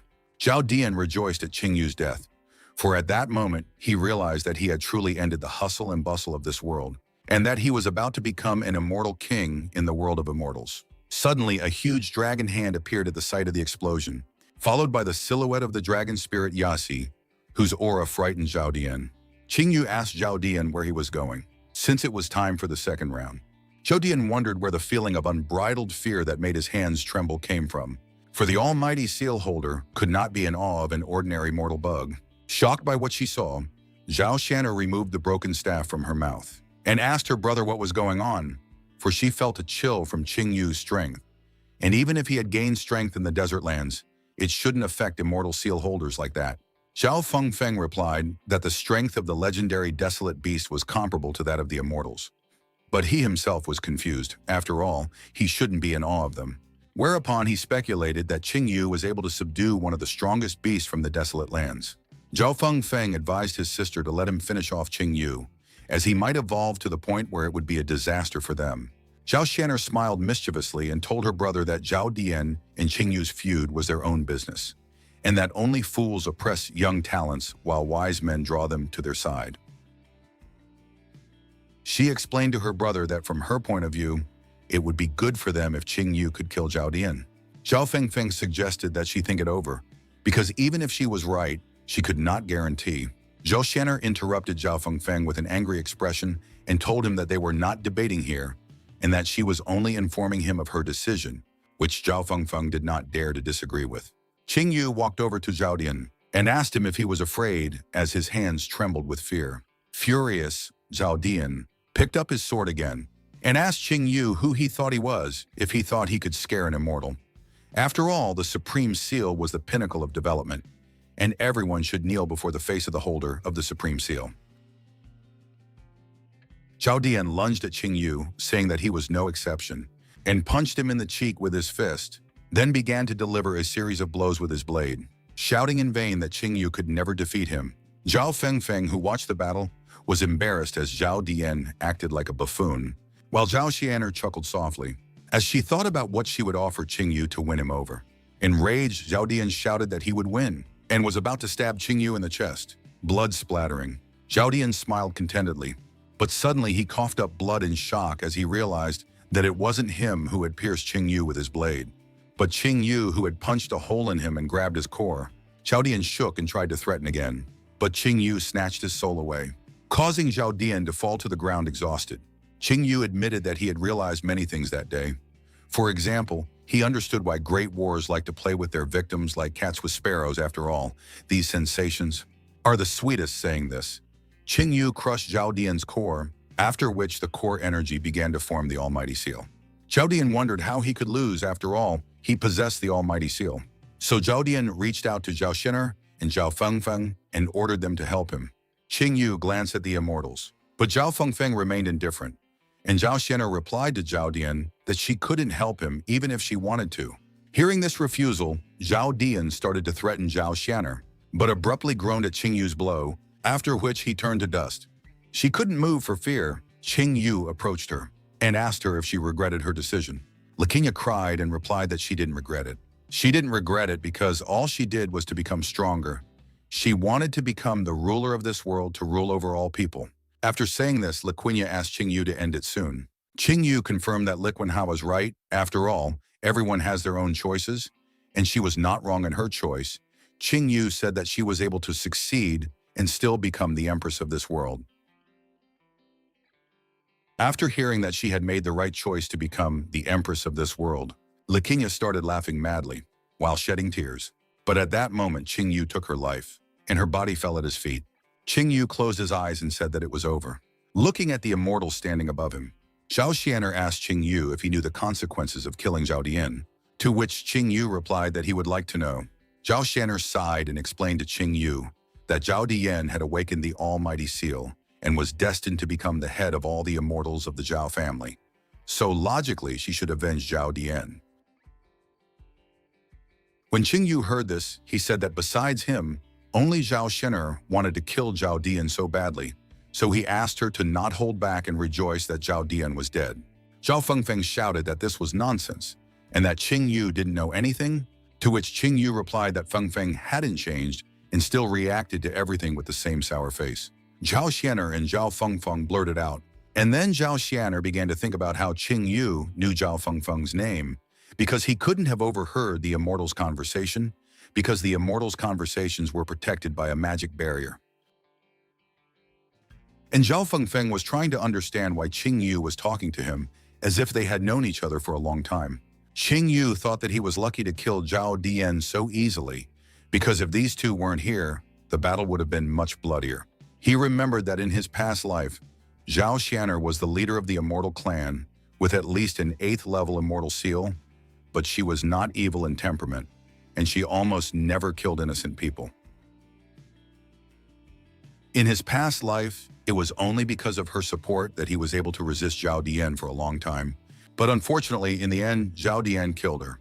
As for Zhao Fengfeng, before he died, he had begged Qing Yu to kill Zhao Dian, but Qing Yu was unable to do so at that time, and only fulfilled his request now.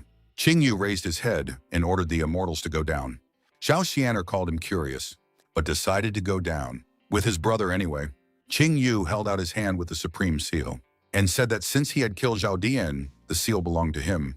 Zhao Fengfeng protested, and Zhao Xianer explained that the heavenly seal would be of no use to him, and although people could awaken the immortal seal with secret techniques, the heavenly seal was something else. The supreme seal is much more valuable than any immortal seal, and those who can awaken it are only born once every 1,000 years, and it can only be absorbed by the immortals of the Zhao family. And if Qing Yu doesn't believe it, he can try it himself. Qing Yu tried to absorb the seal, but it did not yield. Zhao Xianer said that he had now personally verified that she had not deceived him, and Qing Yu thought that he could not absorb the seal, but if he could awaken the 5th son of the Dragon Town, he might be able to absorb the seal, which would become stronger, but Tao Te would not appear until he reached the peak of the destruction realm. Zhao Xianer smiled slyly and offered Qing Yu to give up the omnipotent seal in exchange for a 3rd-level divine weapon and a 7th-level immortality seal, but Qing Yu immediately refused, saying that these things were not even close to the omnipotent seal. Zhao Xianer said that Qing Yu knew the whole story of his feud with Zhao Dian and asked what he thought about it. Qing Yu replied that she was heaven's favorite, whereupon Zhao Xianer smiled and offered to become Qing Yu's fiancée and later his wife. When Qing Yu heard this, he was stunned, but after a moment, his face fell in disgust. Zhao Fengfeng immediately protested to his sister not to do it, and then asked Qing Yu why he had a frown on his face when he heard the proposal, if it was because he didn't like her. Qing Yu asked if Fengfeng wanted him to accept, but he immediately refused. Zhao Xianer said that she was completely serious, then pointed her finger at Qing Yu, and said that although he was not strong enough to be her husband, he had great potential and she was willing to personally help him develop, and when he became strong enough, she would marry him. With a slight blush, Zhao Xianer promised Qing Yu that she would not hide their relationship during the premarital period and that she would immediately announce her decision to the Zhao family. Fengfeng wanted to stop his sister, but he didn't dare because it was her decision. Zhao Xianer said that even though he had lost Li Qing'e, she was still better than her. Qing Yu mentally praised Zhao Xianer for being determined to do such a thing to win her over. But Qing Yu grabbed Zhao Xianer's hand and apologized, saying that her offer was very tempting, but he still refused. Zhao Xianer asked Qing Yu to directly answer what he was afraid of, to which he replied that he wasn't afraid of anything, he just wasn't interested in her. Zhao Xianer became angry and asked Qing Yu not to test the limits of her kindness. After all, she had personally opened her heart, and although he was strong, he would hardly be able to defeat her and her brother. Qing Yu replied that he was willing to fight them to the death, which made Zhao Fengfeng furious that Qing Yu refused to take his sister as his wife. Qing Yu reminded them that they wouldn't be able to kill him, and although they had some trump cards, he wasn't that easy either, and if they didn't kill him, the Zhao immortal bloodline would have another hidden threat. Upon hearing this, Zhao Fengfeng could only tiptoe with restraint. Qing Yu reminded them that he had an all-high seal and said that he could pass it on to another immortal clan.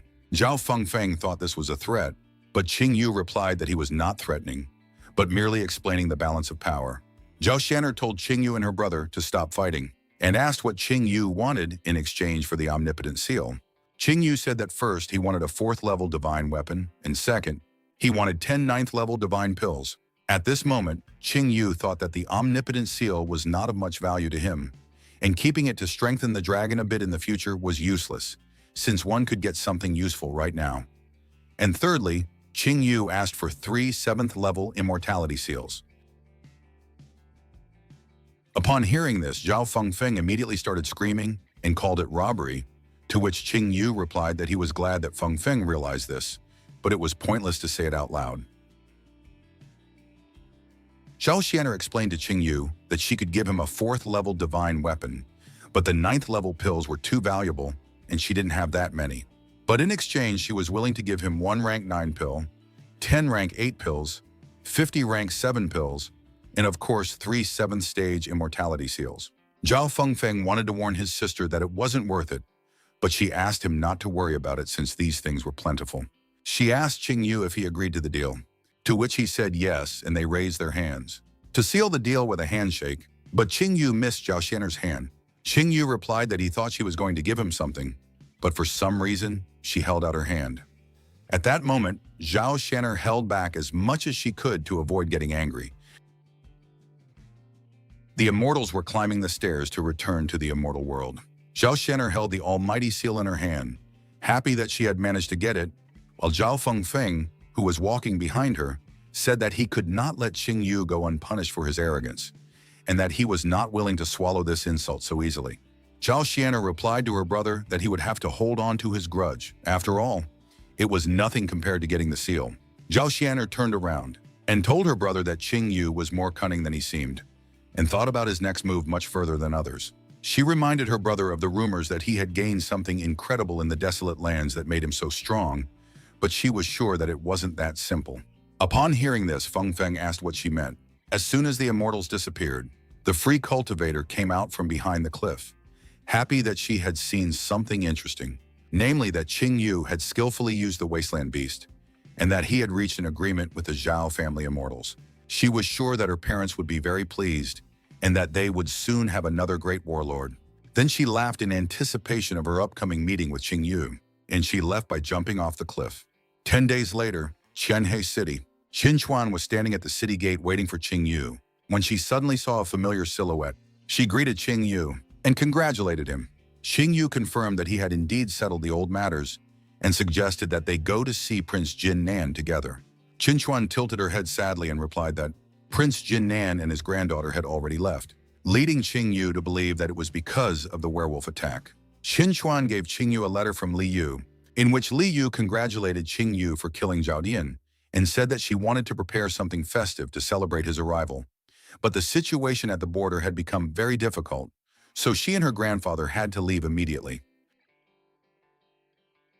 She wrote that she had decided to join her grandfather's great army, and although Qing Yu didn't know it, she could wield a spear without being inferior to him. Li Yu wished Qing Yu good luck in the Buddha Heart Temple, as she was sure that he would be even stronger by the time they met again, but she would definitely be. As she had no other choice, at the end of the letter, Li Yu said goodbye to Qing Yu, as she had to leave. After reading the letter, Qing Yu prayed for her to come back alive. Qin Chuan asked Qing Yu not to worry about the prince and his granddaughter, saying that they would definitely repel the werewolf invasion. Qing Yu said that they should go as well, to which Qin Chuan agreed. After a while, the carriage was moving at full speed. Inside the carriage were Qing Yu, Joryu, Warner, and Qin Chuan. Qing Yu said that he hadn't expected Warner to go to Buddha Heart Temple on business as well, to which she replied that she had long planned to open a branch of her auction house there, and she was happy to share the road with him. After listening to Warner, Qing Yu waved his head in agreement with her. At that moment, Joryu pulled his sleeve and asked him where aunts Wu Yue and Wu Xi were now. Qing Yu replied that they were already waiting for them in Buddha Heart City. Half a month later, Buddha Heart City. Qing Yu and the girls arrived at Buddha Heart City. Joryu looked out of the window and marveled at such a big city, and Warner agreed that this city was indeed much bigger than Tianhe. Qin Chuan told them that they would first rest in the city, and after a few days they would go to the temple. Suddenly, Qing Yu saw something happening nearby. Qin Chuan wanted to say something, but didn't dare, until Qing Yu asked. She explained that they were free warriors who were recruiting new recruits for their teams. There was no influence of powerful schools or temples behind them, so in order to make some money in a short time, they have to. Qing Yu was ahead of Qin Chuan and said that they were going to the desert lands. When Qin Chuan heard Qing Yu's sad tone, Qin Chuan wanted to ask Qing Yu about it, but he left the conversation saying that everyone has their own way and suggested that they go on their way. In front of the huge mansion, when Qing Yu and the girls got out of the carriage, Jiraiya waved her hands in delight at the huge mansion. Qin Chuan said that the mansion was her property and suggested that Qing Yu and Jiraiya stay there, to which Qing Yu replied that they would have a good rest today and go for a walk tomorrow. Night in Qing Yu's room.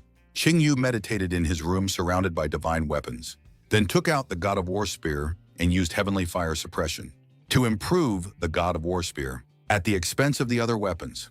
By sacrificing an extra divine weapon, Qing Yu was able to upgrade the War God's spear to a 4th grade divine weapon. After upgrading the spear, Qingyu took out 3 7th-grade immortality seals and was about to offer them to the dragon Yazi, but the dragon ate them, all in one bite without listening to Qingyu, and regurgitated them, causing Qingyu to complain that he had left him nothing, and Yazi to smile. Qingyu chased away Yazi's dragon spirit, calling it heartless, and thought that after absorbing the 3 7th-stage immortality seals, he would be able to use both dragon hands at once, and when the next breakthrough occurred, he would enter the stage of the destruction realm. Qingyu took out the pills he had obtained from the deal with Zhao Xianer and began to consume them, thinking that an ordinary 7th-class pill could instantly raise a 9th-class spiritual realm warrior to the peak, and with 50 such pills, Qingyu should at least break through to the destructive realm stage. As soon as Qingyu broke through, a powerful aura of the destructive realm level roared around the mansion. Qingyu was able to break through to the first level, and he could rightfully consider that he had taken a big step towards greatness. The path to greatness consisted of 7 stages: spiritual division, destruction, emptiness, fusion, ascension, immutability, and supremacy. After entering the destructive realm, an energy crystal capable of storing spiritual energy is formed in the body, allowing a warrior at the first stage of the destructive realm to store 10 times more energy than a warrior at the peak of the spiritual realm. As they moved up to the next level, the amount of energy also increased by 10 times, but Qingyu's energy increased by 100 times instead of 10 times. Qingyu calculated that at this moment, with his strength in Dragon Yazi's hands, he could overwhelm a warrior at the 5th stage of the destructive realm, and even get a head start on the peak of the destructive realm, and if he fought to the death, he could even finish off a warrior at the 1st stage of the void realm. At this moment, there was no one stronger than Qingyu in the entire Tianhe Empire. And after all, in his previous life, he had reached such heights when he was 40 years old, while in this life, he was only 18 years old. When Qingyu reached the desolate realm, he decided to return to the desolate lands. Qingyu remembered that the wasteland realm was divided into 7 borders. The first was the border of the desolate lands. The border of the wasteland realm was mostly filled with wild beasts, the strongest of which had reached the peak of the spiritual realm, but most of them were at the 1st and 2nd stages. The second border is a huge depression. Most warriors believe that there is nothing scarier in life than this, and even Qingyu thought so in his previous life, because then he could not imagine what other dangers lurked in the desolate lands. In his previous life, Qingyu's carelessness had caused him to fall through a crevice. At that moment, the legacy of the desolate lands came to him. Qingyu asked him to wait for his friends for a while, as he would soon awaken and summon them all, and he wanted to see with his own eyes the last 8 wasteland beasts that he had failed to subdue in his previous life. Suddenly, someone knocked on the door, interrupting Qingyu's thoughts. Qingyu allowed the guest to enter the room. Wu bowed to the master and reported that she and her sister had completed the task, collected all the treasures of the Death Clan, and destroyed all the remaining puppets. After finishing the report, Wu Yu handed the loot to Qingyu, and after looking at the treasures, Qingyu took the 9-tailed phoenix for himself and gave the treasures to his sisters. Yu thanked the Lord for his generosity. Qingyu asked Wuxi, and Wu Yu replied that her sister had already contacted Liqinghe and was currently in a state of stealth. Hearing this, Qingyu asked Wu Yue to tell her sister to be careful because the cloaking technique he'd given her was very effective, but it still couldn't show its full potential because of Wuxi's cultivation. One mistake and she would be discovered, and once discovered, she would be killed. Hearing this, Wu Yu became nervous and immediately agreed with Qingyu and left, after which Qingyu looked at the moon. The next day, Buddha Heart City, Qingyu and the girls went for a walk. Qingyu remembered that Buddha Heart City's wine was famous throughout the Tianhe Empire, so he decided not to miss the opportunity. Suddenly, Jiraiya started jumping up and down and asked for wine, but Qingyu said that it was too early for her to drink it. So Jiraiya got upset and went to Wu Yu to cry. At the tavern, at the entrance of the pub, Qinchuan recognized a man. Qingyu asked who he was, and Qinchuan replied that she couldn't stand that man. It was Qinchuan of the Ice and Flame sect. Seeing Qinchuan and her companions, Qinchuan immediately realized that Qingyu was standing next to her and suggested that he join their sect because in the Buddha Heart Temple, he would only waste his 9th rank holy fire. But Qinchuan interrupted Qinchuan, saying that their temple had high hopes for Qingyu's arrival. And so, Qinchuan's face was covered with vessels of anger, and he said that he was most annoyed by people who interrupted other people's conversations. but he would forgive her since he was in a good mood today, and finally reminded her that there would be consequences if it happened again. Qinchuan held a grudge against Qinchuan, so Qinchuan approached Qingyu and asked him to go with him, but Qingyu had no intention of leaving and asked who he was. Qinchuan turned around and replied that he had forgotten that Qingyu was from the village, then said that he was the chief disciple of the Ice and Flame sect. Qingyu said that he had heard of this sect, to which Qinchuan replied that Qingyu was not completely ignorant since he had heard of their sect, and ordered Qingyu to go with him because there was already a position worthy of Qingyu in their sect. He said that a talented young man like Qingyu would only be wasting his time in the Tianhe Empire, and by joining their sect, he would be able to rise to the position of an administrator in just a few years. Qingyu replied that he was judged too lowly, and that he had heard that their sect was subservient to immortals, and even gave their wives and daughters to them just to please their masters. After saying that, Qingyu apologized because he did not want to become a part of the puppet master sect. Qinchuan laughed at the way Qingyu wiped Qinchuan's nose, and then Qinchuan finally became furious and prepared to kill Qingyu. But suddenly Qingyu put his hand on Qinchuan's shoulder and told him that their sect had no moral core, and that being a member of their sect was like living on one's knees. Besides, the thing he hates the most are the willless wimps who worship immortals. And Qingyu used the power of the Yaji dragon to force Qinchuan to his knees. Qinchuan couldn't understand how he, who was at the third stage of the destruction realm, could be kneecapped by a small child. At that moment, Qingyu let him go and went to the tavern with the girls, telling them that this snail was not worth giving up plans to drink wine. Qinchuan, who was on his knees, biting his lip to the point of bleeding, vowed that he would destroy Qingyu. On the second floor of the inn, Qingyu enjoyed the wine and praised it in front of Qinchuan, saying that it was worthy of its fame. Qinchuan assumed that Qinchuan had already rushed to report the matter and advised Qingyu to go to Buddha Heart Temple as soon as possible. But Qingyu told her that there was no need to worry about a second-rate sect. Qinchuan mentally prayed that her father and mentor would be able to handle the situation. Suddenly, someone on the street started shouting about perversion. Qinchuan was immediately horrified that someone in their city was molesting girls and apologized to Qingyu, saying that she would be back soon, but Qingyu decided to go with her. The entrance hall of the inn, a crowd of people gathered around the man and the girl discussing what had happened. The girl, who covered her ass, called the man a shameless impertinence for offering her a drink and finally touching her ass. The satisfied man, with a third-person handmark on his face, replied to the girl that the uncle was a very responsible man and that this was his method of divination and he could not afford to be careless in his work as every detail was important. He went over to the girl and took her by the chin and told her that her uncle was not deceiving her and that the uncle would never dare to insult such a beautiful girl, because the uncle had been a noble man all his life and had no intention of straying from the righteous path. His uncle only helps beautiful girls to find their destiny so that everything will go well in their lives.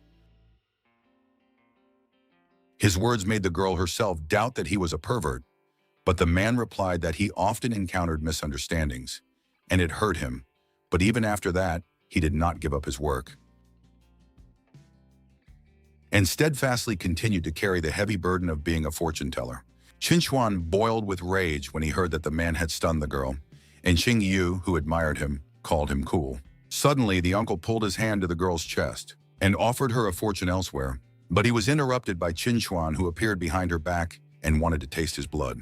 The uncle immediately moved away from the girl and greeted little Qinchuan, then immediately offered to read her fortune, but his hand was grabbed by Qingyu, who suggested that he be the one to read the fortune, not Qinchuan.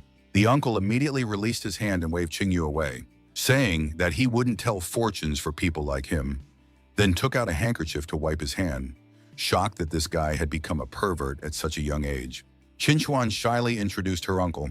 It was Shita Jinyu, a freelance employee of Buddha Heart Temple. He was very good in every way except Qinchuan sighed at his behavior. Upon hearing this name, Qingyu remembered Shita Jinyu, the second son of the Shita family, who had been very talented since childhood, had already broken through to the destructive realm stage at the age of 18, and could have had an illustrious future. But he decided to join Buddha Heart Temple as an ordinary servant. In his own words, only Buddha Heart Temple had a sufficient collection of beauties to bring him joy in life. He was always very open and cheerful, and his favorite pastime was pretending to be a fortune teller to touch girls in various places. But he could also be called the greatest of human heroes. After all, the last time the demon race attacked, he single-handedly forced them to retreat, and thanks to him, the Buddha Heart Temple continued to sleep peacefully. In the end, he fell at the hands of the demon empress, but just before he died, he managed to pinch her ass. After that incident, the demon empress could not get rid of that heavy memory for many years. Although he was not a decent person, he was an excellent warrior. Shida Jinyu asked Qingyu not to look at him with that look, because it scared him. Qin Chuan reminded Shida Jinyu that his father and mentor had strictly forbidden him to molest other girls, and threatened to report the incident as soon as she returned to the temple. Shida Jinyu immediately began to beg for mercy, pleading for another chance, but Qin Chuan refused. Unexpectedly, Qingyu asked Qin Chuan to forgive Shida Jinyu on the condition that it would not happen again. Out of respect for Qingyu, Qin Chuan agreed to forgive Shida Jinyu and immediately offered to return to the wine. On the second floor, the tipsy Shida Jinyu called Qingyu his brother and talked about how joining the Buddha Heart Temple was the right decision. And lustfully groping the air with his hand, he began to say that his brother would soon see what kind of white-skinned female disciples with beg. At that moment, Shida Jinyu felt Qin Chuan's murderous aura and decided to stop. Then asked if that horned girl was Qingyu's slave. Qingyu asked what he wanted to say, and Shida Jinyu advised him to be careful with her, as she could bring a lot of trouble in the future. And Qingyu could not help but agree. Qingyu mentally praised Shida Jinyu for realizing what kind of family Jirawayu was, and immediately Shida Jinyu began to giggle lustily, scaring Jirawayu, and said that when she grows up, she will be an indescribable beauty, and judging from his experience, she will be pursued by many cables, causing them a lot of trouble, because not everyone is as decent as Uncle Shida. After saying that, Qingyu was disappointed in Shida Jinyu and realized that he had overestimated him. Qin Chuan got to the point she asked Shida Jinyu for help, more specifically for his family. Qingyu was interested, so Qin Chuan went on to talk about the situation. With the Ice and Flame sect, after listening to Shida's story, Zheng Yu agreed that they were serious opponents. But not for his family, he asked them to stay out of it, saying that he would handle it himself. Suddenly, Qingyu remembered how he had brought Qin Chuan to his knees, shocking his uncle, who then patted Qingyu on the shoulder and praised him for finally finding someone to kick their nose at, and promised that he would definitely protect them. Qingyu thanked his uncle and asked for more wine to be brought to them, as his uncle didn't deserve to go home sober. Sitting next to the elders, Jiruyu complained that she was bored here and wanted to go for a walk. Qingyu suggested that she take a walk with Qin Chuan and Wu Yu, so she happily agreed, and the three of them left.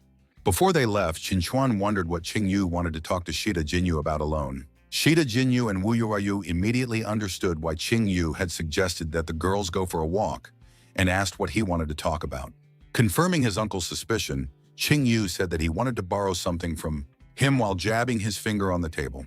After realizing what Qingyu was hinting at, Shida Jinyu immediately refused Qingyu, saying that he couldn't give someone something so valuable to him. 3 hours later, leaning on Qingyu, Shida Jinyu happily shouted that it would be good to drink some more, and said that from now on, Qingyu was like a brother to him, and that he would do anything for him. Qingyu sighed at the thought of Qin Chuan calling him uncle. Suddenly, Qingyu felt something that confused his uncle. Qingyu told him that the girls were in trouble. Shida Jinyu asked if the Ice and Flame sect had attacked them, and Qingyu replied that he didn't know, asking his uncle to stay here for now while he went after them. Shida Jinyu said he would go to the rescue as well, but Qingyu refused, saying that Wu Yu had signaled him that the kidnapper wanted Qingyu to come alone. Shitu Zhongyu asked Qingyu to be careful, and Qingyu jumped towards the girls. Somewhere in the mountain forest, the free cultivator wondered why Qingyu hadn't arrived yet and called him careless. Suddenly, she saw a silhouette, and Qingyu was walking towards her with a war god spear and clearly evil intentions. She greeted Qingyu sweetly with her arms crossed on her chest and started to wave her hand to call him over. But suddenly, Qingyu threw his spear at her, creating a huge fireball that even surprised the free cultivator, and immediately Qingyu jumped through the flames and grabbed her neck, saying that she was obviously looking for death. The free cultivator tried to remind Qingyu that it was her, but he only asked who she was, and she asked Qingyu to loosen his grip. The free cultivator realized that Qingyu had a fiery temperament, but she was really looking forward to meeting him. Qingyu asked her if she was a member of the Ice and Flame sect, and she wrinkled her face and said that the sect was just a bunch of pathetic Immortal Clan minions, and that Qing Yu thought too little of her. Qing Yu looked at the girl's condition and asked her why she forced him to come here.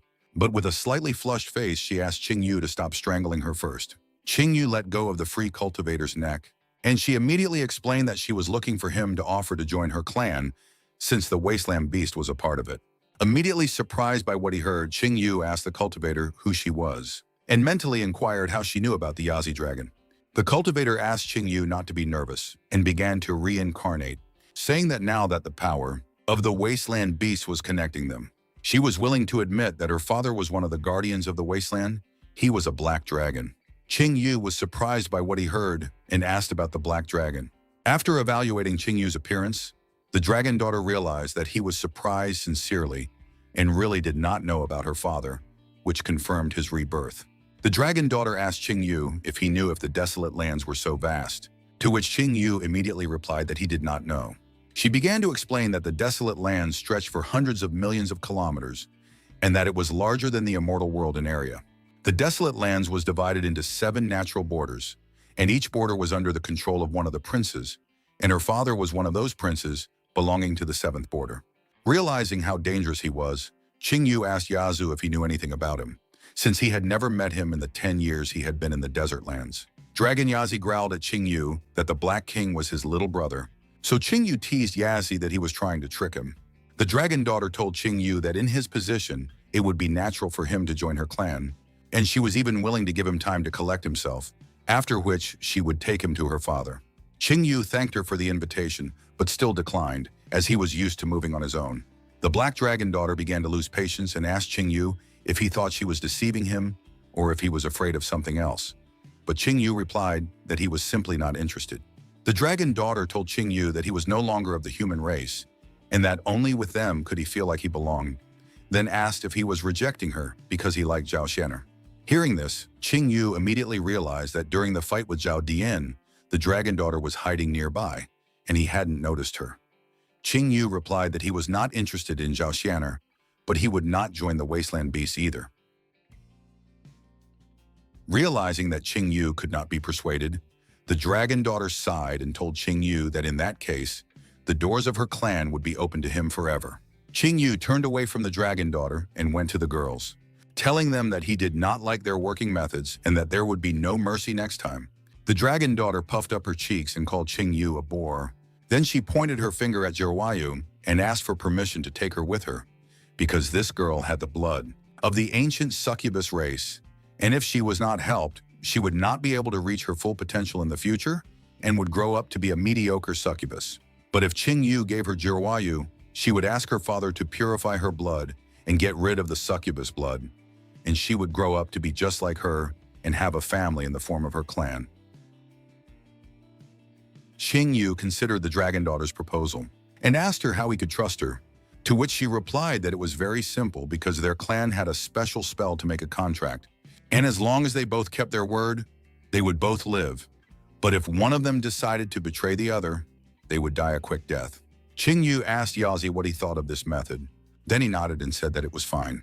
Qing Yu agreed to make a treaty with the dragon daughter, after which she walked up to him and kissed him on the lips. Shocking Qing Yu, suddenly radiating energy circles of contract, signing appeared below them. Dragon spirit Yazi watched from the side with a satisfied face and said that this was all he could do for his brother Blackie. The energy began to dissipate, and the contract signs appeared on the hands of Qing Yu and the dragon daughter, and then they ended the kiss. The dragon daughter explained to Qing Yu that from now on, their lives would depend on each other, and if he ever changed his mind, he could just call out to her with his heart, and she would immediately feel it. And if he got into trouble, her clan would always be ready to help him. Xian Yu was confused by this way of making a contract, to which the dragon daughter said that all they needed to do to make a contract was to touch each other with any part of their skin. Then she picked up Jiroyu and said goodbye to Qin Yu. Qian Yu rubbed his head, realizing that he had probably been tricked, and even speculated that Yazi might be a sent spy. At that moment, the girls woke up, and Wu Yue immediately panicked and tried to find Jiroyu. Qian Yu told her not to worry, as she was fine, but Wu Yue immediately started to apologize for what had happened, and Chen Shuang joined her. Qin Yu made it clear that he didn't blame them for anything and told them that Jiroyu should be fine, then turned around and left, looking at Jin Yu's back. Wu Yu blamed herself for her failure and assured herself that if she wanted to keep her reputation in the eyes of her master, she should not let something like this happen again. Meanwhile, Chen Shuang pondered over his words that Ji Ruyu would be fine. Qin Yu's temporary home. Qin Yu, the girls, and Shitu Zhengyu gathered in his room. Shitu Zhengyu asked his little brother if he was hurt in the recent fight, to which Qin Yu replied that he was fine, and the incident was just a misunderstanding.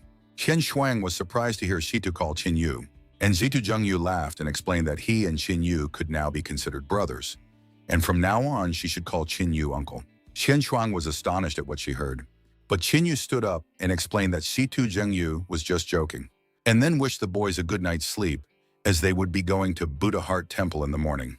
Chen Shuang told Qin Yu that the temple was already preparing to welcome them, and Qin Yu was intrigued by their warm welcome. At the gate of Buddha Heart Temple, many people were waiting for Qin Yu to arrive. The old man excitedly stated that the 9th-ranked Holy Fire warrior should definitely be lured to their side, which was agreed upon by the 2 thugs who called him father. While the angry man behind them cared little about the Holy Fire, suddenly a stagecoach appeared on the horizon, and the old man immediately realized that it was Qin Yu and ordered them to get ready. Qin Yu pulled back the curtain and asked Chen Shuang why Shitu Zhengyu had run off somewhere, to which she replied that his mentor Taining was at the meeting, and every time he saw Shitu, he wanted to beat him. Qin Yu sighed and said that he wasn't even surprised. As soon as Qin Yu stepped out of the carriage, Tuckaning immediately greeted him, walked over to Qin Yu, and put his hand on Qin Yu's shoulder, saying that he had a good figure and a strong body, which meant that all the potential was there. And his children told Qin Yu that if he, who possessed the 9th rank of Holy Fire, began to study blacksmithing, he could achieve incredible things, and he even had the potential to become a great master blacksmith. Hearing this, Qin Yu laughed softly. He was sure that if they knew what his 9th heavenly destruction fire was capable of, they would not be having so much fun. Chen Shuang greeted Uncle T and said that his enthusiasm was pouring out of him, to which he replied that there was nothing wrong with that. It was not every day that one would meet such a talent. Then he explained to Chen Shuang that her father and mentor were supposed to meet them as well, but they were distracted by some business, to which she replied that there was nothing wrong with that.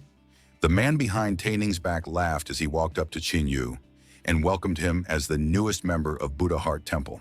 Chen Shuang then introduced him as Bai Fei Fan, one of her temple brothers and the most talented novice, and although he only possessed the 7th rank of Holy Fire, his success in forging was amazing, and he also excelled in brewing elixirs, which was something he had no peer in, and most importantly, he had already reached the peak of the spiritual realm in his cultivation. He was also very friendly, and she hoped that Qin Yu would be able to befriend him. Bai Fei Fan embarrassedly put his hand on his head and told Chen Shuang that she was praising him too much, and it was not worth burdening a travel-weary guest. To which Qin Yu agreed that it was very tactful of him. Qin Yu thought about the fact that when he saw Bai Fei Fan, he realized that he smelled like the polar sun sect. Bai Fei Fan told Qin Yu that they were having a banquet today to celebrate his arrival, and that as an elder, he would be honored to teach him everything he knew. Qin Yu thanked Bai Fei Fan, and he offered to call him simply Brother Bai. Chen Shuang was pleased that Qin Yu and Bai Fei Fan were getting along so well, and was sure that they would soon become good friends. Whereupon Taining laughed out loud and explained that it was only natural for everyone to live together in their temple, and then invited Chen Shuang to go inside. While the brothers looked at each other behind their backs, inside Buddha Heart Temple, the maidens of Buddha Heart Temple greeted Qin Yu, which made Qin Yu feel embarrassed and mentally agreed with Shitu Zhengyu's choice. Bai Fei Fan explained to Qin Yu that their temple has always been characterized by inner tranquility and mild rules, and although they don't live under strict restrictions, but he has something to deliver. Leng Chen Shuang is the personal disciple of the clan chief, and her father Leng Ningpo is the strongest warrior of their temple. He wanted to say that whoever marries Leng Chen Shuang will control the temple in the future, and there are countless people who dream of that. Therefore, Qin Yu should be more careful in what he says, and does so as not to get into trouble carelessly. When Qin Yu asked if Brother Bai was also dreaming about it, he said no, saying that she was like a little sister to him. All the more reason for him to do his best to forge and brew elixirs. Qin Yu praised Brother Bai and said that with this approach, he will definitely achieve great success, and then asked if the Buddha Heart Temple is allowed to train martial techniques from other schools and temples, to which Brother Bai replied that it is forbidden, and they only train what their mentors have given them, but he can continue to develop martial techniques that he started to master before joining their temple. Qin Yu was satisfied with what he heard, thinking that Brother Bai was a rather curious character, while Bai Feifan himself began to suspect that Qin Yu had figured him out. Whereupon he explained that the main hall was ahead, suggesting that he follow him. The temple attendant came into the main hall and greeted the chief teacher, the temple maiden, and Brother Bai, then reported that everything was ready for the banquet to begin. After sitting down at the table, Shen Shuang asked where the other masters and novices were, to which he replied that some of them were on their way, while others had left with the temple chief, but they should arrive soon as well. Dining advised Qin Yu to eat more today and enjoy himself, as they would be holding the temple's acceptance ceremony tomorrow, to which Qin Yu happily agreed. A short time later, Dining looked thoughtfully into the bowl and wondered why the others had not arrived yet. Chen Shuang asked her uncle what business her father and mentor had left for, and he told her that there were werewolves on a mountain not far from their temple, and that their leader was at the 7th stage of the destruction realm. And although he was not very strong, he was very clever, cunning, and crafty. He kept appearing and disappearing, so their father and mentor decided to deal with him personally. Qin Yu explained that the beast at the 7th level of the destructive realm was dangerous, but it was not a serious opponent for the head of the temple, especially since she is not alone, but in the company of Chen Shuang's father. Daning agreed, but he still felt uneasy in his soul, so he said that he was being too vain, and that they must be delayed for some other reason, after which he offered to drink wine. Suddenly loud footsteps were heard, and a man entered the hall, shocking everyone, calling out to his daughter with a satisfied grin and shouting that Daddy was back. And the mentor couldn't find words for his behavior.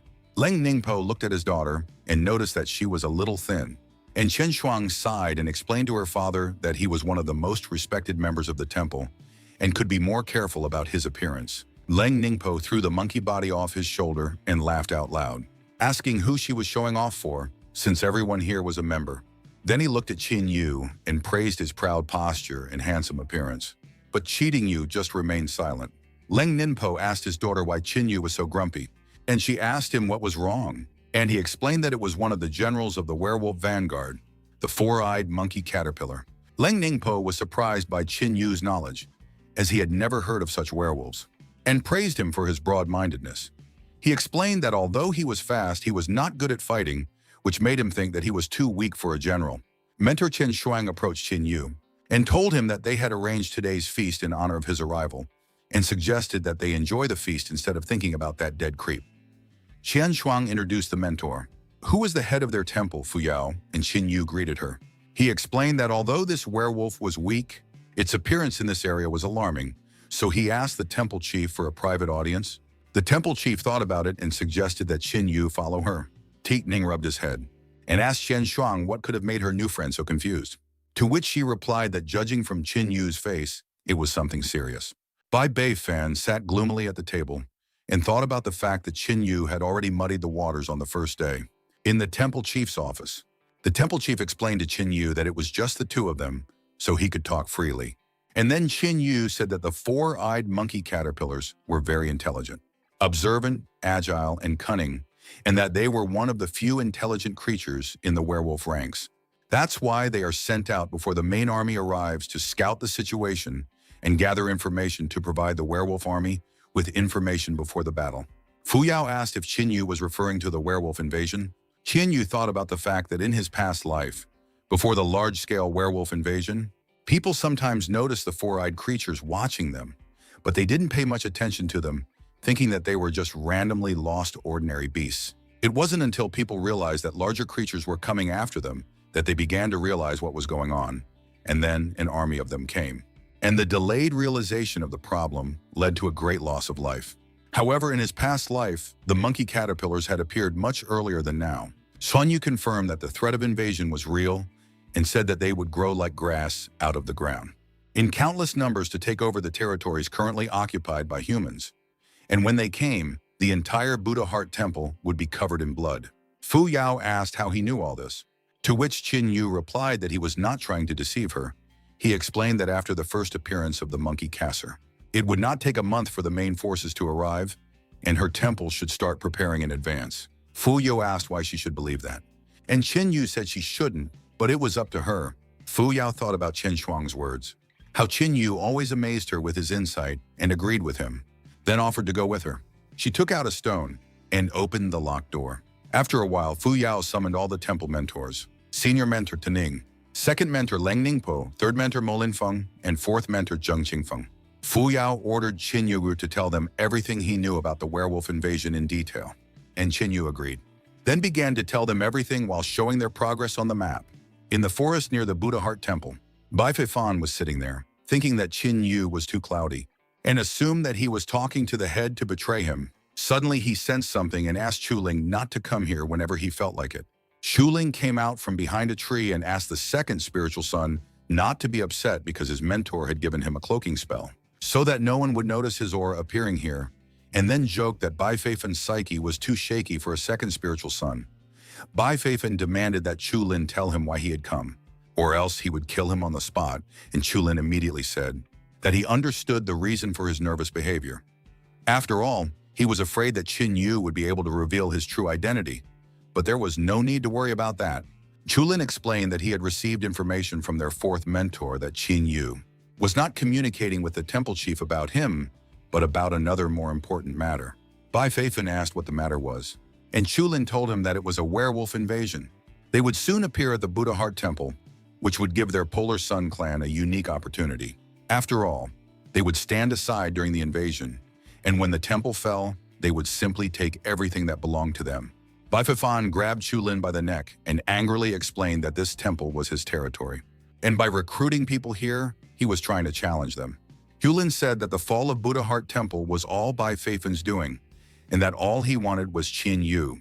Bai Feifan assumed that Chulin wanted to take the 9th rank of the Sacred Fire, and Chulin explained that he did not have the talent for alchemy and blacksmithing that he did, and he was not a great fighter like the first spiritual son, but by obtaining Qin Yu's Sacred Fire, he still had hope of taking his rightful place in the sun, and he would not miss that chance. Bai Feifan asked Chulin why he would allow another serious opponent to appear, and Chulin replied that Bai Feifan could care less about him, and immediately swore to the heavens that he would leave the Polar Sun Temple as soon as he could obtain the 9th-ranked Holy Fire. Bai Feifan then let go of Chulin's neck, and promised to give him the Holy Fire when everything was over. Chulin thanked the second spiritual son and wished him good luck in capturing the Buddha Heart Temple, warning him that he would be nearby if he needed help. As soon as Chulin left, Bai Feifan immediately decided that a scum like Chulin did not deserve a rank 9 Holy Fire and decided to take him on personally. 9 days later, a disgruntled guard complained that they had to keep a constant vigil because of the newcomer's words, saying that he hadn't heard of werewolf invasions before. Inside the temple, Qin Yu greeted the head of the temple and asked her how the preparations for the battle were going, to which Fu Yao replied that she had already alerted all the neighboring temples to form a defensive line, and if his words were confirmed, they would be aware of any incursions in their area. Suddenly, a messenger ran into the room and reported that Chief Lan had reported that about 100 werewolves, mostly at the 3rd stage of the spiritual realm, had been spotted 100 li northwest of Buddha Heart City, and they completely matched the description of the assault squad. Fu Yao ordered a message to Len to continue reinforcing the defense lines and spread the news to all the major temples. If the first squad was close, they would soon face a real test of strength, and after hearing the message, the messenger immediately ran away. Qin Yu was about to bow after the messenger when the temple chief suddenly stopped him, as she had a request for Qin Yu. Qin Yu agreed to listen to the request, and Fu Yao told him that she had a daughter named Ye Tong, and she would like him to take her with him. She is very talented, but she has a very fiery temper, and with Qin Yu, she would have a better chance of staying out of trouble. Qin Yu agreed to the request. Fu Yao thanked him and handed her daughter into his hands with a calm heart, then said that she knew that Qin Yu would not join their temple, which made Qin Yu wonder if she had guessed it herself. Fu Yu explained that she understood the fact that her temple would not be able to offer him anything substantial since he had already obtained decent booty in the desert lands, and assumed that he had come to her temple for a spiritual source. Qin Yu confirmed the leader's speculation, calling her very astute, and admitted that he only wanted to spend 3 months here to temper his body in the springs and then leave. Qin Yu thought about the fact that the spring strengthens the bones and joints, which is very useful for strengthening the body. And although he is already quite strong, such hardening will not be superfluous. After receiving confirmation of Qin Yu's hunch, Fu Yao told him that taking care of Ye Tong would be a favor to him. Chen Yu said that he would teach her a martial art before he left, and if Ye Tong could learn it completely, she would no longer have to worry about her daughter's safety in the future. Fu Yao was happy to hear this news and said that she would ask Ye Tong to come to the training arena. And Chen Yu agreed and bowed out immediately. The training arena of Buddha's Heart Temple, Chen Yu sensed Ye Tong's arrival. Yetting threw a huge shuriken at Chen Yu from behind and shouted at him to keep his eyes open. Chen Yu caught the shuriken with his 2 fingers and smiled. Then he dodged Ye Tong's next attack and was hit by 5 shurikens flying from above. But he was able to dodge them at the last moment and was immediately overtaken by the other shurikens from all sides. After testing what the rank 9 sacred fire wielder was capable of, Ye Tong was clearly unimpressed. So Chen Yu asked if she was testing him. Ye Tong revealed that her mother wanted her to inherit Chen Yu's battle experience, but he was much weaker than she thought. Chen Yu said he would teach her the first lesson: never take an opponent lightly, and immediately tied her up. Ye Tong asked why she couldn't move, and Chen Yu stomped on the ground, causing the shurikens to fall to the ground, and said that she had lost. Ye Tong assumed that Chen Yu had deceived her about his skills in order to lower her guard and lure her into the trap he had set for her. Chen Yu stroked her head and praised her for being smart, so she still accepted defeat, admitted that he was good at something, and asked him to set her free. Whereupon Chen Yu snapped his fingers, and the flaming ropes immediately dissipated. Feeling the ground beneath his feet, Ye Tong turned around and ordered Chen Yu to leave. In the forest, there were many warriors gathered in the forest, waiting to attack. Ye Tong said that she had heard that Chen Yu and Sister Shen Shuang were on good terms, and he asked her if she wanted to tell him to stay away from her. Ye Tong rejected the suggestion, saying that they were good for each other, but there was someone he should watch out for who interested Chen Yu, and that was Bai Feifan. Chen Yu asked why. He should be afraid of him, and Ye Tong told him that Bai Feifan was very cunning and could trick anyone, but not her. Every time she passes by him, she feels a very dark energy. So she thinks he is not a good person, but she has no proof. Chen Yu praised Ye Tong, saying that her intuition was very accurate, and she agreed, saying that he should watch out for Bai Feifang if he wanted things to work out with Chen Shuang. After that, Chen Yu suddenly asked if she liked anyone, and she immediately said no, and Chen Yu asked what she thought of him. Ye Tong admitted that from her first impressions.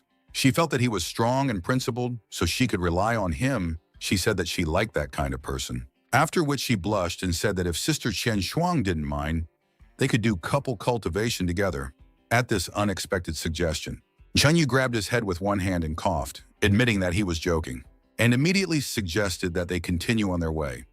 Ye Tong mentally scoffed at the fact that Chen Yu was trying to embarrass her. After all, she would make anyone blush.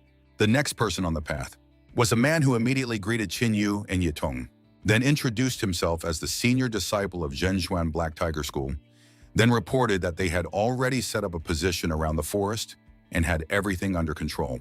Ye Tong said that she knew him. He was the most promising disciple of Black Tiger School in the past 100 years. And since he was here, she was calm. Hearing this man's name, Chen Yu thought that he had heard it before. After all, he was still far away from her and Chen Yu. Then he asked them to follow him to show them their place in the garrison. Chen Yu thought that Zhen Shun was able to give a naive girl the impression of a caring and good-natured guy, but he smelled a hint of cunning in him. Then he wondered why Zhen Shun had reported the situation to them when they first met. Night, Chen Yu roasted a chicken on the fire and gave one leg to Ye Tong, then took the other for himself. And Ye Tong asked if the werewolves could come to them that night. Chen Yu confirmed that it was possible, and if they didn't come tonight, they would come tomorrow or a few days later. Chen Yu asked Ye Tong about Zhen Shun. Ye Tong revealed that he was a senior student of Black Tiger School and was 20 years old. He was the son of an ordinary cultivator, but he had joined Black Tiger School 5 years ago, and an incredible talent had been discovered in him immediately. He was a born swordsman with 7th rank holy fire. Ye Tong confessed that although she was considered talented in the temple, she was inferior to him. And she was also sure that he had already reached the destructive realm stage. And although her temple had tried to lure him over, he had refused their offer. After thinking about it, Chen Yu concluded that something was wrong. But Ye Tong suddenly remembered that a year ago, he had killed a 3rd stage destructive realm werewolf at the peak of the spiritual realm, and he had become famous after that incident. Suddenly, Chen Yu shouted that he remembered, and Ye Tong was startled and let go of the chicken leg. asking why he was scaring her so much, and ordered him to return the leg he had caught, and after receiving the leg back, Yitung swallowed it whole so that Qin Yu would not have a chance to steal it again. Qin Yu remembered that in his previous life, the werewolf invasion had come in waves, and the humans had suffered great losses, but the werewolves also had their own problems. The most intelligent among them decided to recruit spies among the humans. They were able to bribe many of them, and they also sought out and recruited gifted children to various sects, schools, and temples. And the most famous traitor among the humans was called the Devil's Swordsman. The Devil's Swordsman was very stealthy in his movements, but when he arrived, he left only a mountain of corpses. It was believed that he had killed at least 1 million people, and because he had always been so mysterious, even Qin Yu had only vague memories of him. Lowly born, amazingly talented, born in the Tianhe Empire, a born swordsman. Zhenxian is the Devil's Swordsman.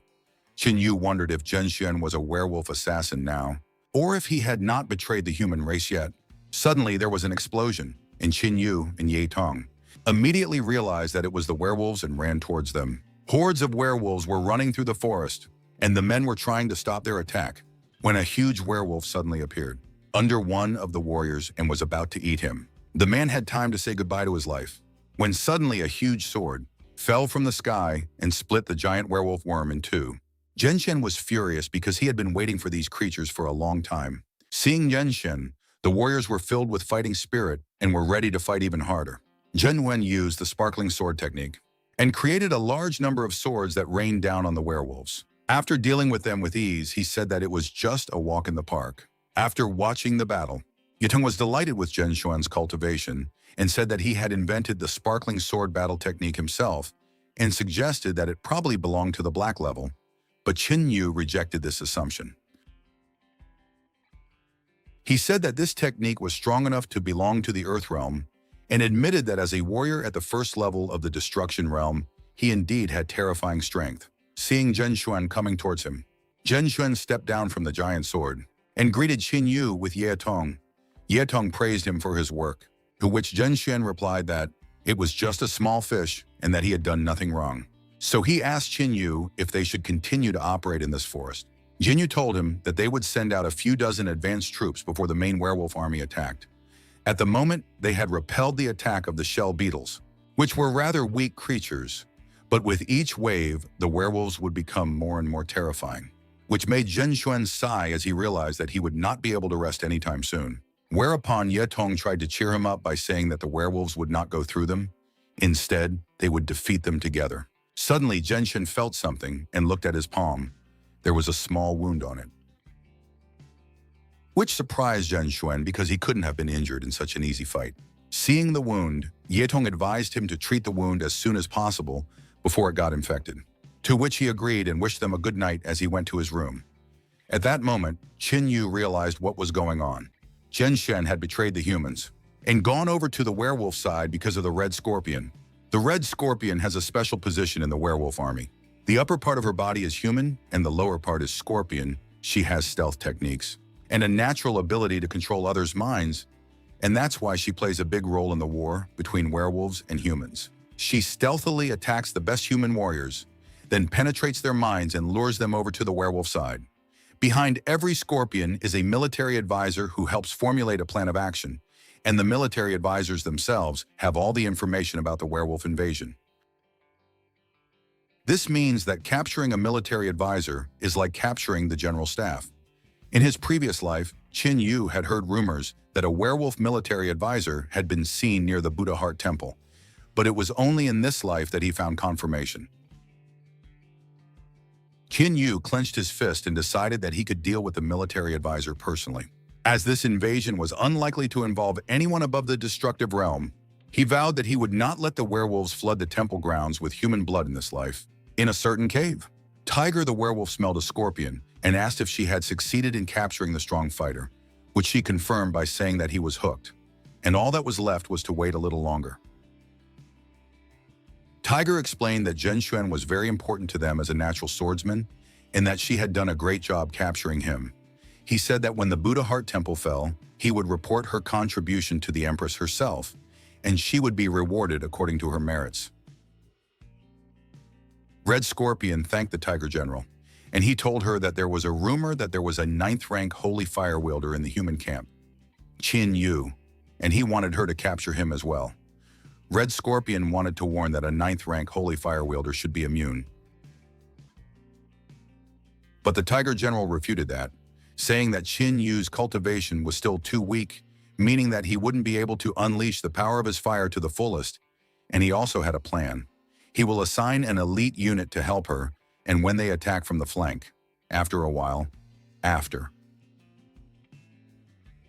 listening to the plan, the Red Scorpion recognized the Tiger General's genius for military cunning and was fully confident that they would succeed. The Tiger General let the Scorpion go, and the Scorpion bowed and left, after which the General dreamed that this war was a great way to prove himself. He should take the chance to prove to the Empress that he was the best candidate to be the military leader of all the werewolves. A few days later in the forest was filled with explosions as Ye Tong cut down the werewolves. After the battle ended, Qin Yu approached her and praised her for her work. In the second wave, she was less confident, but in the fourth wave, she was chopping like an experienced warrior. Then she bit the chicken leg.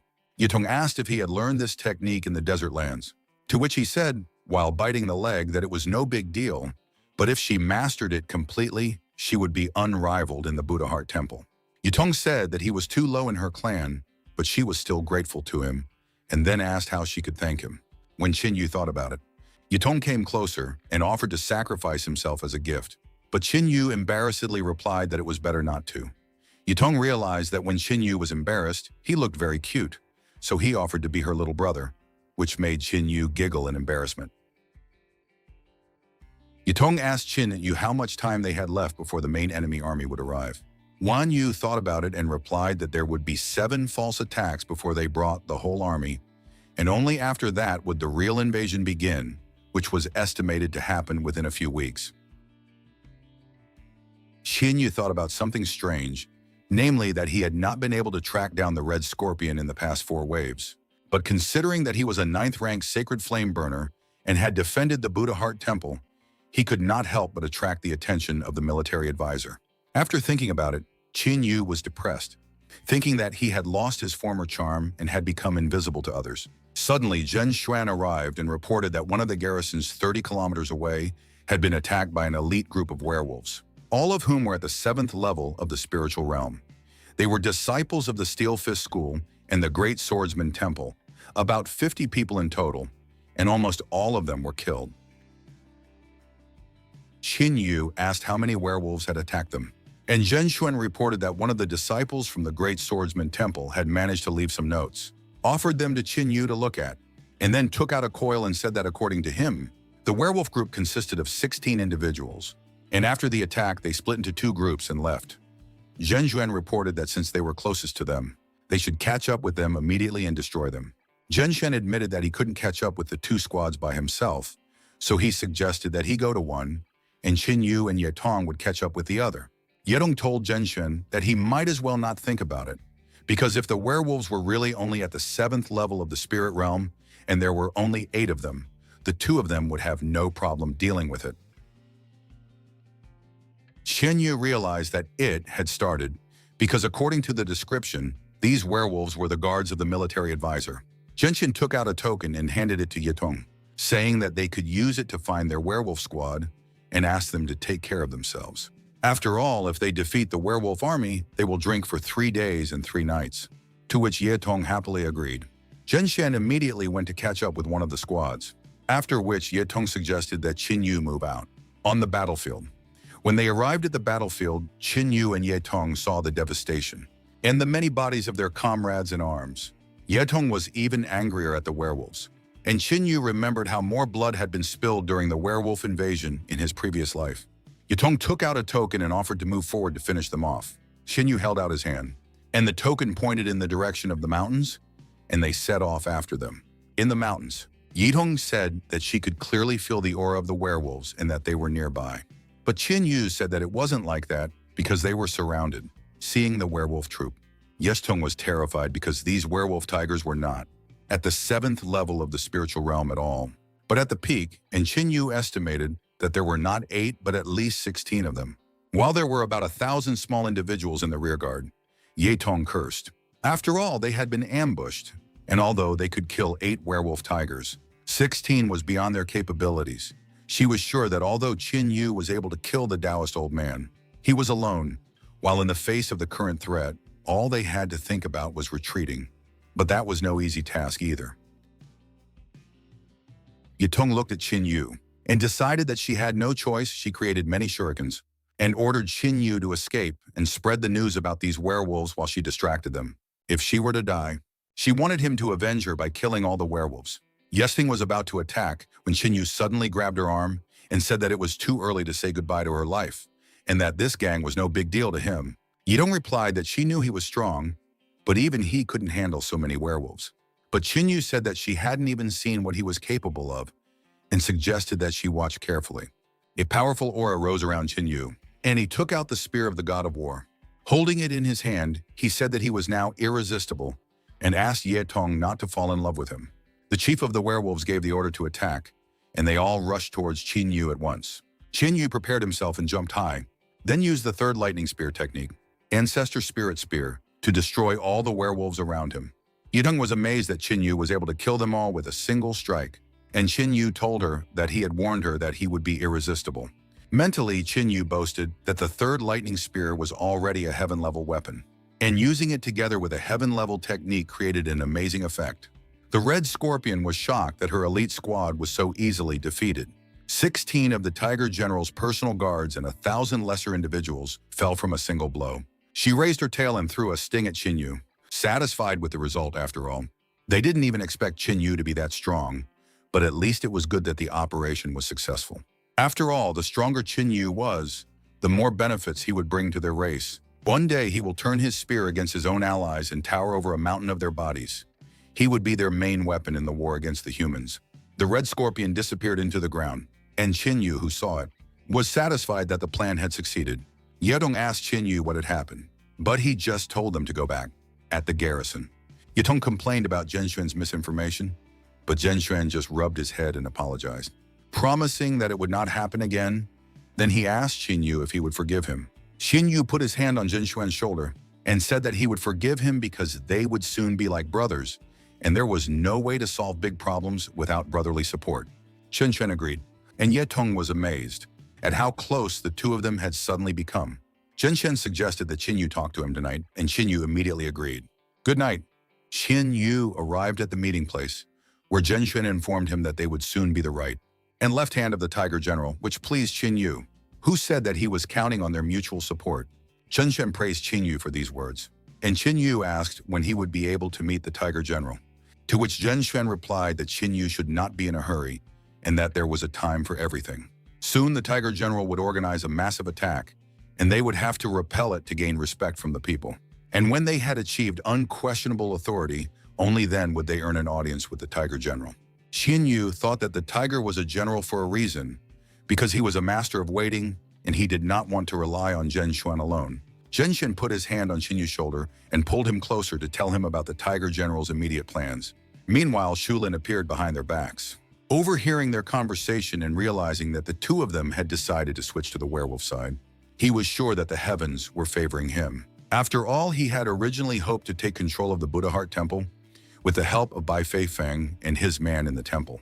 But now that they would no longer be needed. After thinking about it, Shulin immediately left. At the garrison, Yutong slept on her bed while Qin Yu sat next to her, thinking that, in order to find the Tiger General, he had to break through to the second level of the Destruction Realm and summon the Bull Quinya. And when he found the location of the General and his 6, he would blow the place to smithereens. Qin Yu put up a barrier and used his inner vision to look at the 9 crystals inside him, including 8 pink crystals and 1 white crystal. He was going to take the 8th grade pills. He had traded with Zhao Shuner.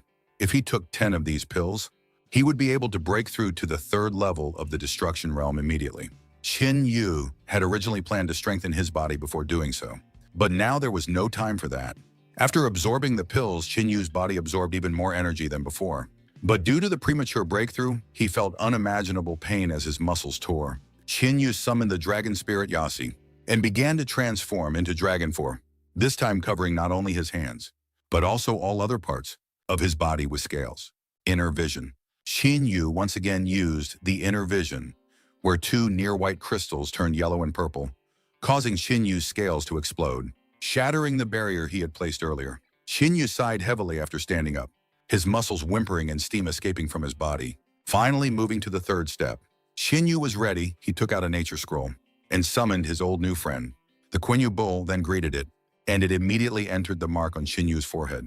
Using the power of the Quinyu bull, Wuxiu began to search for the location of the Tiger General. And when he found it, Qin Yu covered all traces of it and woke up Yetong. When Yetong woke up, she didn't understand what was going on and asked Qin Yu if it was her turn to guard, to which he replied that he had to go away for the night, and that she was now in charge of the tent, to which she lazily agreed. Tiger General praised the Red Scorpion for subduing the natural swordsman and the 9th-ranked sacred fire wielder, for without them, their plans were doomed to failure. He said that the preparatory stages had been completed, and only the slaughter would follow. The Red Scorpion congratulated the general on his victory and acknowledged that victory in the war was primarily his merit. The Tiger General told the Red Scorpion that if he was promoted, she would roll around like cheese and butter. And then he raised his fist on his head and chuckled contentedly. Because as a battle general and military advisor at the same time, no one could compete with him for promotion. Qin Yu suddenly told the general that he was rejoicing too soon, causing the Tiger General and the Red Scorpion to be shocked. The Red Scorpion, surprisedly, asked who he was, and Qin Yu replied that she had seen him just yesterday, but now she couldn't remember him. At that moment, the Red Scorpion realized that it was Qin Yu and wanted to ask how he had defeated the mind control.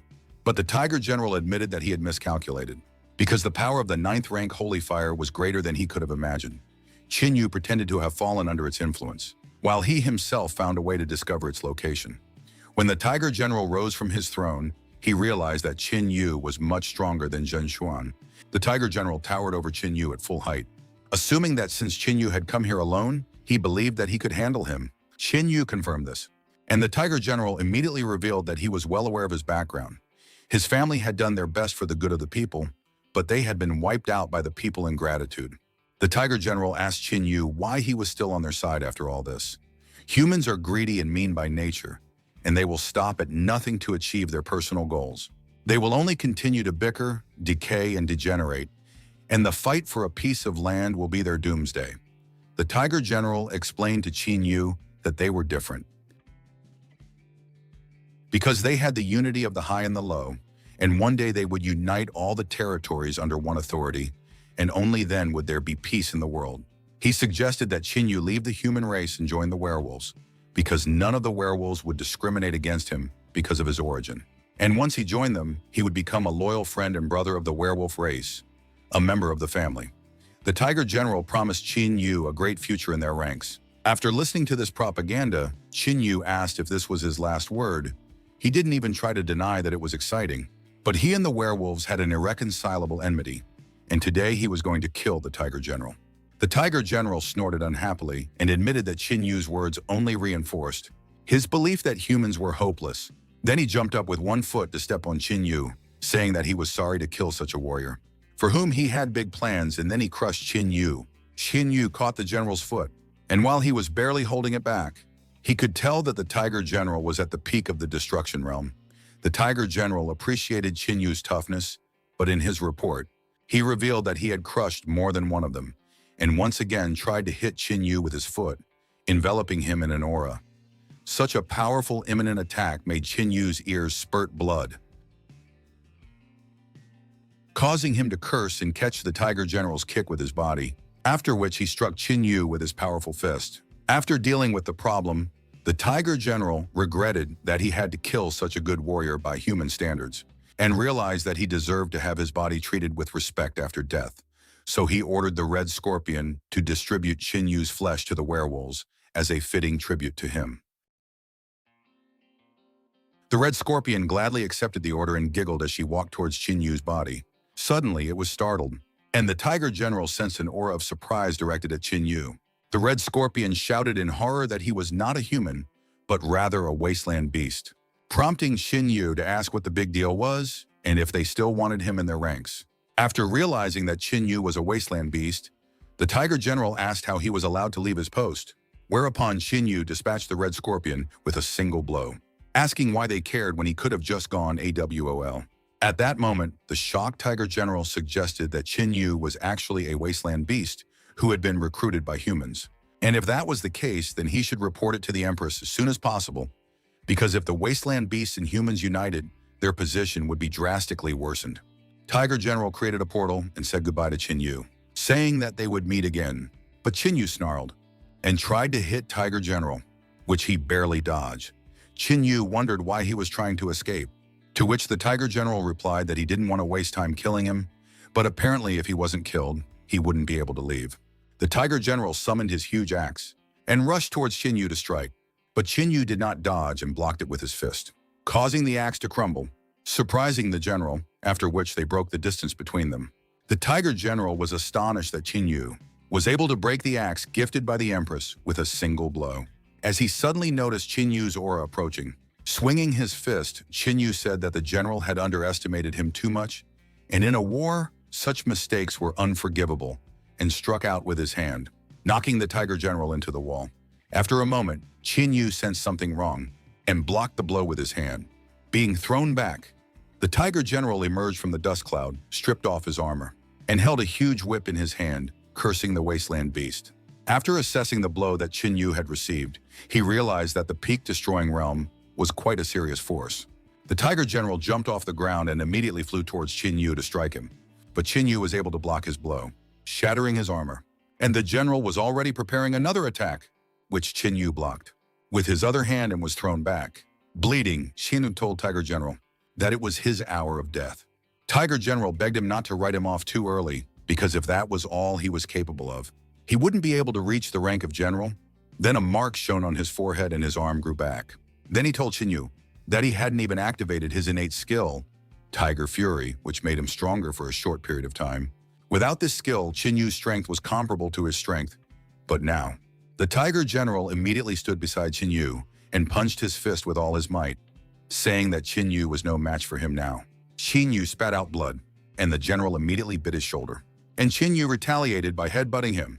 After throwing the general away, Qin Yu prepared to strike at him with his energized fist, but the Tiger General was able to dodge the attack instantly and use the body strapping technique, causing Qin Yu to be grabbed by many claws. Qin Yu had to admit that this technique would cause him trouble, as the general suddenly decided to finish off the immobilized victim and intended to pierce Qin Yu with his claws, wanting to deal with the desolate thing. However, Qin Yu used the power of the nine-legged golden raven to get rid of the restraints and blind the Tiger General at the same time. The Tiger General was surprised by the sudden flash of light as Qin Yu's foot suddenly flew into his face, sending him flying. The Tiger General admitted that he didn't expect Qin Yu to be able to get out, so he begged the Empress to share her power with him. The silhouette of the werewolf Empress appeared behind the Tiger General, and her energy entered him, filling his body with energy. The Tiger General said that the next strike would be decisive. When Qin Yu heard about the 1-2 punch, he took out the War God's spear and replied that he was fine with it, then filled the War God's spear with the power of the 4 wasteland beasts. The Tiger General created a ball of energy, and a moment later it grew to be dozens of times the size of the general. At the same time, they used their most powerful techniques, with the Tiger General using fire condensation and Qin Yu using the 4th lightning spear of Hell's Curses. As soon as the Hell's Curse collided with the fire condensation, it was consumed, and the Tiger General ordered Qin Yu to die, causing an explosion. Wounded and exhausted from the clash, the Technician General sighed heavily, took a deep breath, and began to rejoice that he was finally able to defeat Qin Yu. Suddenly, Qin Yu told him that it was too early to rejoice and pierced the Tiger General with the God of War spear, creating a huge crater. Shan Yu stopped the spear at the general's neck and swung it for a moment. The general coughed up blood, still accepting his defeat, then turned to ashes due to Qin Yu's strike. After the arduous battle was over, Qin Yu admitted that killing the enemy at the peak of the destruction realm. A few days later, Qin Yu woke up under the rays of sunlight coming through the hole in the ceiling of the cave. When he woke up, he estimated that he had been out for about 3 days. He was satisfied that he had managed to kill the werewolf general. After that, the werewolf invasion should subside, and the human race would be able to sleep peacefully. Qin Yu took the ring and took out a whole cloth to replace the torn one. After finishing his preparations, he decided to return to the camp first, since Yetong probably couldn't find a place to go due to the excitement. Qin Yu returned to the camp but didn't find Yetong, so he assumed that she had gone to look for him.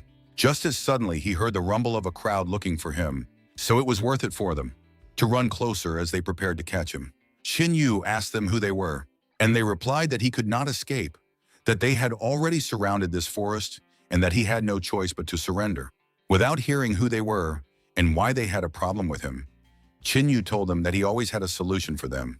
The crowd attacked Qin Yu, and some of them shouted that Qin Yu had betrayed the humans and joined the werewolves. Qin Yu summoned the dragon spirit Yasi and scattered the attackers with a mighty roar, then asked them what was going on, but enemy reinforcements were coming at him from behind. Qin Yu ordered them to stop and swung his spear, scattering the reinforcements, only to see a familiar figure come down. Clearly disappointed in him, Bai Feifan admitted that he thought Qin Yu was a decent person and even accepted him as a brother, but he didn't expect Qin Yu to betray the human race and join the werewolves. He assumed that it was because of Qin Yu's betrayal that he knew about the werewolf invasion in advance, and he had staged the whole thing to fool them all, as he wanted them to act on his orders. Fortunately, they were able to uncover his criminal plot, so he offered Qin Yu only one choice. He offered to surrender, apologize, and repent. And only then did Bai Feifan promise that no one would dare desecrate his corpse. Qin Yu laughed as Bai Feifan accused him of conspiring with the werewolves, but he said that it was useless to deny the evidence, because at such a young age he had a 9th-ranked holy fire and was already at the destruction realm. And the loot in the wasteland was just an excuse to justify what he had received from the werewolves. Bai Feifan offered Qin Yu one last time to surrender, but Qin Yu suddenly started laughing. He was amused at being accused without a single piece of evidence. Then he confessed that he had never betrayed the human race. He had lived for humans and would die for humans. Qin Yu asked Bai Feifang if he was acting on behalf of the Buddha Heart Temple, to which Bai Feifang replied that he was not only acting on their behalf, but the influential people from the Polar Sun Temple would be coming soon. The suddenly arrived Ye Tong ordered Bai Feifang to shut his rotten mouth, and along with her, Leng Qianshuang and the head of Buddha Heart Temple arrived. Fu Yao. Yedong told him that Qin Yu was not like that, and that she would never believe that he was a traitor. Fu Yao also admitted that she did believe him. Qian Shuang asked Bai Feifang what he was talking about, since he had been clearly told that they should treat Qin Yu as one of their own until proven guilty, and then she asked what right he had to talk to him like that. Bai Feifan explained that he was talking to Qin Yu like this because he was a traitor, and in order to draw suspicion away from the Buddha Heart Temple, they shouldn't treat him so well, because other people might think that the chief had put him up to it. At that moment, Bai Feifan decided to accuse the head. Fu Yao got angry at his subordinate for saying such a thing, and explained that saying such a thing was too much. Suddenly, 3 stars flashed in the sky, and 3 people descended to earth, one of whom said that he also believed that the fish started rotting from the head of the Polar Sun clan. Pang Chao explained that this could mean that the entire Buddha Heart Temple had betrayed humanity. Along with the head, the first spiritual daughter, Yan Zhoubing, and Chulin arrived. Pang Chao demanded Mo Yao's impeccable explanation of how a traitor could be among them. A few seconds later, an angry crowd rushed towards him, displeased that the person they considered the greatest talent in the past 100 years was a werewolf henchman, which explained how a boy with only 9th-rank holy fire could defeat a Taoist elder. Fu Yao sighed and turned to Qin Yu, explaining that since she had accepted him, she should trust him by default. But he had something to tell them, namely where he had been for the past 3 days. Qin Yu explained that the werewolf invasion was led by their military advisor, Tiger General, and 3 days ago he had found out his location and killed him. But because he was badly injured, he lost consciousness and only woke up 3 days later. Bai Feifan grinned and asked Qin Yu if he had hit his head accidentally, because no one would believe that he could kill a werewolf military advisor. Bai Feifan, fully convinced of Qin Yu's treachery, ordered Qin Sen to be brought in. Zhen Xuan was chained and beaten. Bai Feifan asked him to be honest, and if Zhen Xuan would only tell the truth, he wouldn't be killed. He demanded that he tell everything he knew and pushed him closer to Qin Yu.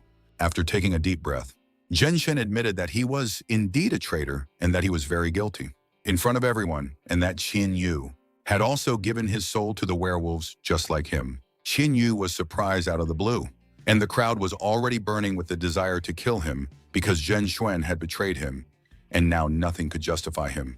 They wanted to skin him and expose him to the scorching sun, because that was the only way to cool their hatred for Qin Yu. Qin Yu clenched his fist furious that the enemy had calculated all the moves and left him no choice but to have a bloodbath here. Yudong couldn't help but shout that it was all a lie, that Qin was no traitor, and that it was all just a planned provocation. Then she pointed at Bai Fifan and explained that she had always suspected that there was something wrong with him, and only now was she sure that he was a man from the Polar Sun clan, and that he was the one who had set this up. Bai Feifan smiled at what he had heard and admitted that he was not offended by her nonsense, as he understood that Qin Yu had managed to mess with her mind. Bai Feifan bowed his head and asked for a verdict since all the evidence had been presented, but Fu Yao had no words to express her bewilderment. Pan Chao shouted at her that she had no right to judge, as he believed that the Buddha Heart Temple was an engaged party. He warned Fu Yao that he would take Qin Yu away, and after a few days, he would call all the neighboring temples to try him, and the Buddha Heart Temple must not hinder the investigation of this case. And for that, he needed them to hand over control of all the key resources to them, and only if their innocence was confirmed would they be returned to them. Zhulin scoffed at Qin Yu, saying that he had not only brought disaster upon himself, but also upon the entire temple, which was not a very nice thing to do. Hearing the old acquaintance, Qin Yu asked if this was his plan. After all, he couldn't help but admit that everything had been thought out quite clearly. But did he really think that he would be able to capture him?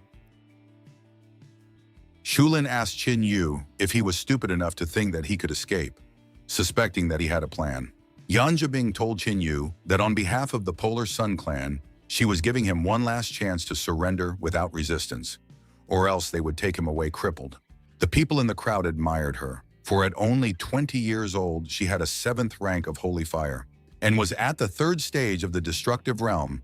They were sure that Qin Yu would not be able to withstand a single blow from her, and would be swatted away like a mosquito. Fu Yao demanded that they stop this nonsense, explaining that Qin Yu is part of Buddha Heart Temple, which means that they have to conduct an internal investigation first, so he will leave with them today, but if his guilt is confirmed, they will not cover for him. Pan Chao said that Yao Mo is as naive as she is beautiful. He asked how they can believe in their objectivity when Buddha Heart Temple will personally investigate. And even if he agrees, there are too many warriors here who will not be satisfied with such an arrangement. Whereupon the surrounding people raised their weapons and shouted their disagreement. Fu Yao asked what would happen if she decided to do it her way, to which Pan Chao replied that they would have to fight not only the Polar Sun clan, but everyone here. Qin Yu thanked the head for his kindness, but he refused her help because it was his battle. Wen Yu realized that he had done the right thing by choosing the Buddha Heart Temple, because even under such pressure, the head would not abandon him. Qin Yu pointed his spear at Yan Zhibing and told her that if she could withstand a single blow from him, he would surrender to her mercy. Yan Zhibing grinned at how confident Qin Yu was and said that it was enviable, and the head of the Polar Sun told him that Qin Yu had made a fatal mistake by underestimating their temple. But Qin Yu interrupted and ordered him to shut up and told the old dog that he would be next. Yan Zhibing was furious that Qin Yu had the audacity to insult her head and immediately attacked him to make him regret what he had done. She swung her sword, causing a huge wave of flame, but Qin Yu easily dodged it and prepared to strike her. Yan Zhibing reprimanded herself for being trapped by the enemy and used the sun at the zenith technique. But Qin Yu was able to break through with a single strike, sending Yan Zhibing flying. Pan Chao and Chu Lin were astonished at how easily they had defeated the first spiritual daughter. After landing after the attack, Qin Yu went over to Yan Zhibing and pointed his spear at her, telling her that she had lost. But she couldn't understand how it happened, since she didn't even have time to do anything and was defeated so easily. Pan Chao was burning with rage as he thought about how Qin Yu had become so strong because of the cursed werewolves.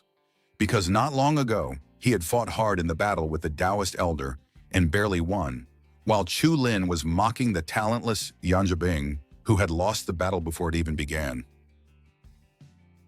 Chen Shuang wondered how Qin Yu was able to do this, while Ye Tong cheered him on. Fu Yao, on the other hand, was trying to figure out how strong Qin Yu was. Qin Yu pointed the spear of the god of war at the silent crowd, then summoned the dragon spirit Yasi and asked if they had the spirit to capture him. After seeing and smelling the sinister aura, the people began to slowly retreat. When Chuling suddenly began to blame Qin Yu for daring to openly speak against the human race, he suggested that they should not let this pass, and that they should all attack Qin Yu at once, after which their glorious exploits would be sung about. When the warriors heard about the glory, They were filled with fighting spirit, and they all rushed at Qin Yu together. The angry Chulin said that no matter how strong Qin Yu was, he was still a man of flesh and bones. While Pang Chao chuckled as he wondered how long Qin Yu would last against the angry crowd. Swinging his spear upwards, Qin Yu dealt with several warriors and immediately launched a series of attacks to fend off the surrounding people. The 4 holy fire wielders in the crowd jumped up and shot fire at Qin Yu in unison. But he summoned the dragon spirit Yazi and dispatched them with a single strike before using the thunder spear technique to deal with the remaining people. Pang Chao covered his face with his hand from the waves of energy. And when he looked at Qin Yu, he was surprised that he was able to deal with the crowd alone, towering over the mountain of corpses. Qin Yu asked everyone if they were capable of this. The surviving people who were not hit began to take their feet away, shouting that he could not be human, but was actually a demon in the flesh. Pang Chao was surprised. He had never met anyone who could escape from a crowd of soldiers. But at the same time, he was furious that Qin Yu still did not use his spiritual power, relying only on his physical strength and fighting skills. Pang Chao accused Qin Yu of committing too many atrocities against the human race, forcing him to take things personally. Fu Yao tried to reply, but Qin Yu said that this was not their fight and that he would handle everything himself, thus quieting the crowd. Some of the remaining people began to shout at Qin Yu that his tricks could only frighten foolish soldiers. But when he defied the Polar Sun Temple, he was only moments away from death.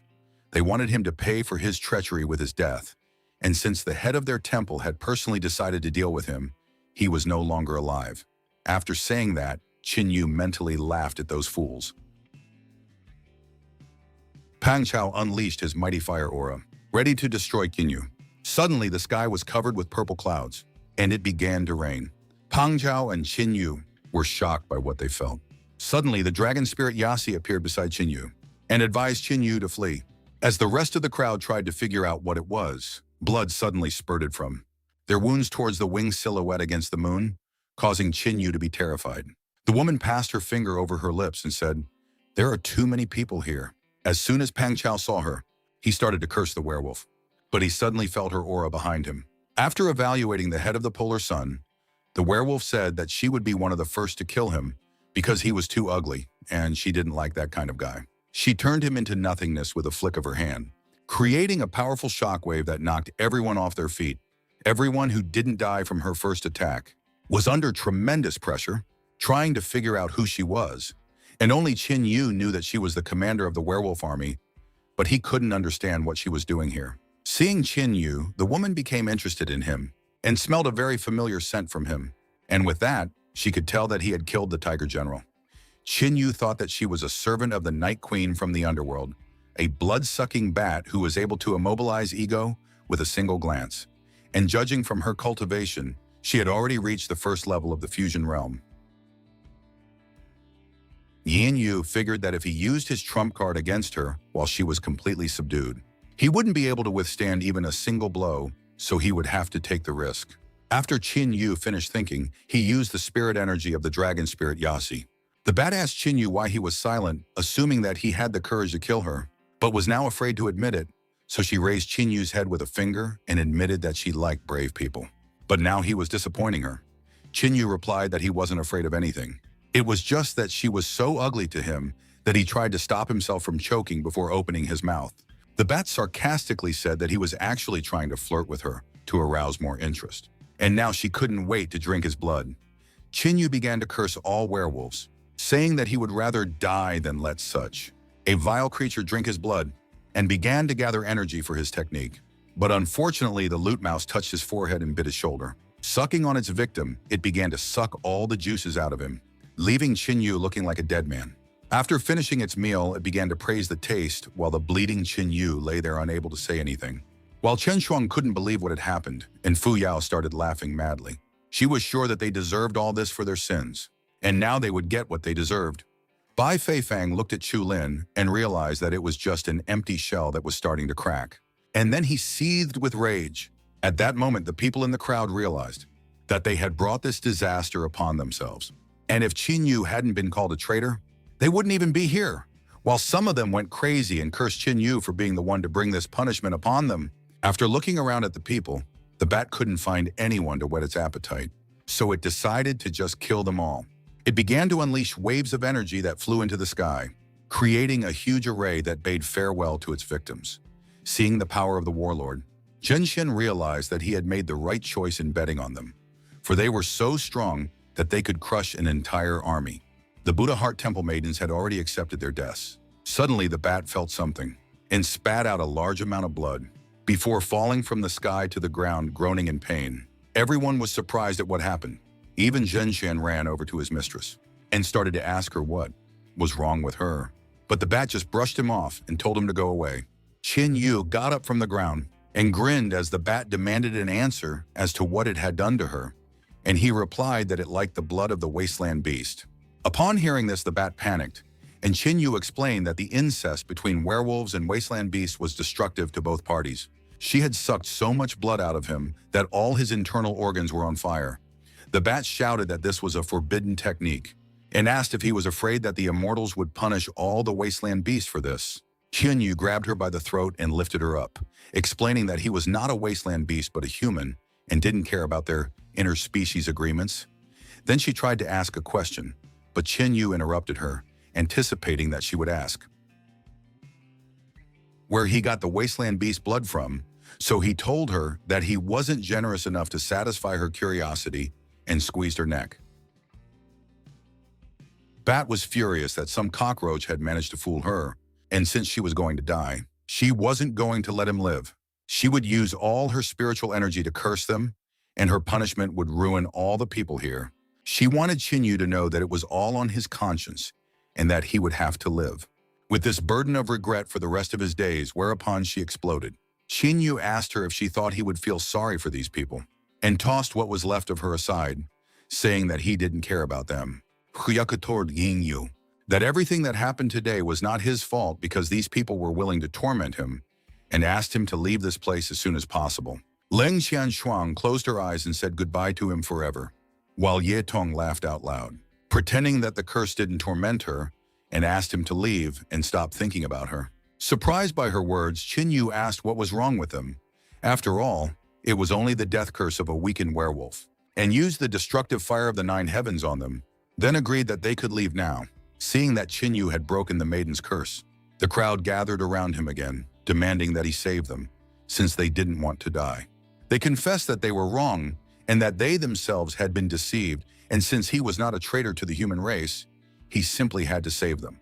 They held out their hands and asked him why he was hesitating, moaning in pain. Qin Yu agreed that they were all human and it was the right thing to do to stop their suffering. Then the people saw an opportunity and started asking him what he was waiting for and begging him to lift the curse. Qin Yu decided to explain to them that they had misunderstood and that he was not going to reach out and save them. And they were astonished. Qin Yu admitted that he wouldn't be able to forget their expressions for a long time. Without understanding what was going on, they declared him a traitor and wanted to capture him to be tried and killed. Most importantly, they wanted to do it to further their own careers. And after all that, they dared to expect him to save their lives. They just weren't worthy of it. The people in the crowd started to ask him what he was carrying. After all, he couldn't just let so many people die in front of him. When Qin Yu heard this, he laughed out loud and told them that he had swum through boiling water, walked on fire, and pierced his chest through thorny bushes for their sake, and that they were just parasites who had no opinions of their own and were trying to gain favor with the strong. He realized that no matter how many of them died, he would not feel an iota of remorse. The people in the crowd coughed up blood as they died, shouting Qin Yu's name. Qin Yu turned around and explained that he originally wanted to put them out of their misery and let them die painlessly. But now he realized that they deserved it. Turning to the head, Qin Yu said that they should take Yanja Bing with them and leave this place immediately. As Qin Yu was leaving, some of the people behind him shouted that they had managed to spread the news of his betrayal to many sects and that he would soon join them. Even after death, they would not leave him alone. Suddenly, Qin Yu saw the bound Zhenshen, maddened by the death of his beloved. Realizing that he had almost forgotten him, Qin Yu sighed and shot a blast of flame from his finger, instantly turning Zhenshen into ashes. After which they all left. On the way out, Qin Yu asked the girls if they thought he had been too cruel, to which Chen Shuang replied that they had brought it on themselves. Although it was still sad that those who had risen up against the werewolves had died such an ignominious death, and Yitong grinned and shouted that they all deserved it. Qin Yu sighed and was about to say something, when he suddenly fell to his knees and started panting. Chen Shuang immediately came over and asked Qin Yu what was wrong with him. And Qin Yu replied that he had drunk too much blood and felt weak, and said that they should leave as soon as possible, and he passed out under the cheers of the excited girls. At the same time, desert lands. A mighty black dragon lay in his lair, surrounded by desert beasts. Suddenly, a young black dragon flew to him with a maiden on his back, then took human form. The dragoness warned her father that she had returned, and the black dragon was overjoyed that his daughter had finally returned.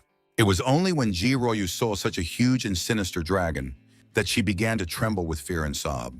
The black dragon pondered for a moment, and after appreciating the little girl, he thanked his daughter for giving him a baby girl with the blood of purebred werewolves and opened his mouth to taste the delicacy, causing Ji Royu to panic and wave her arms.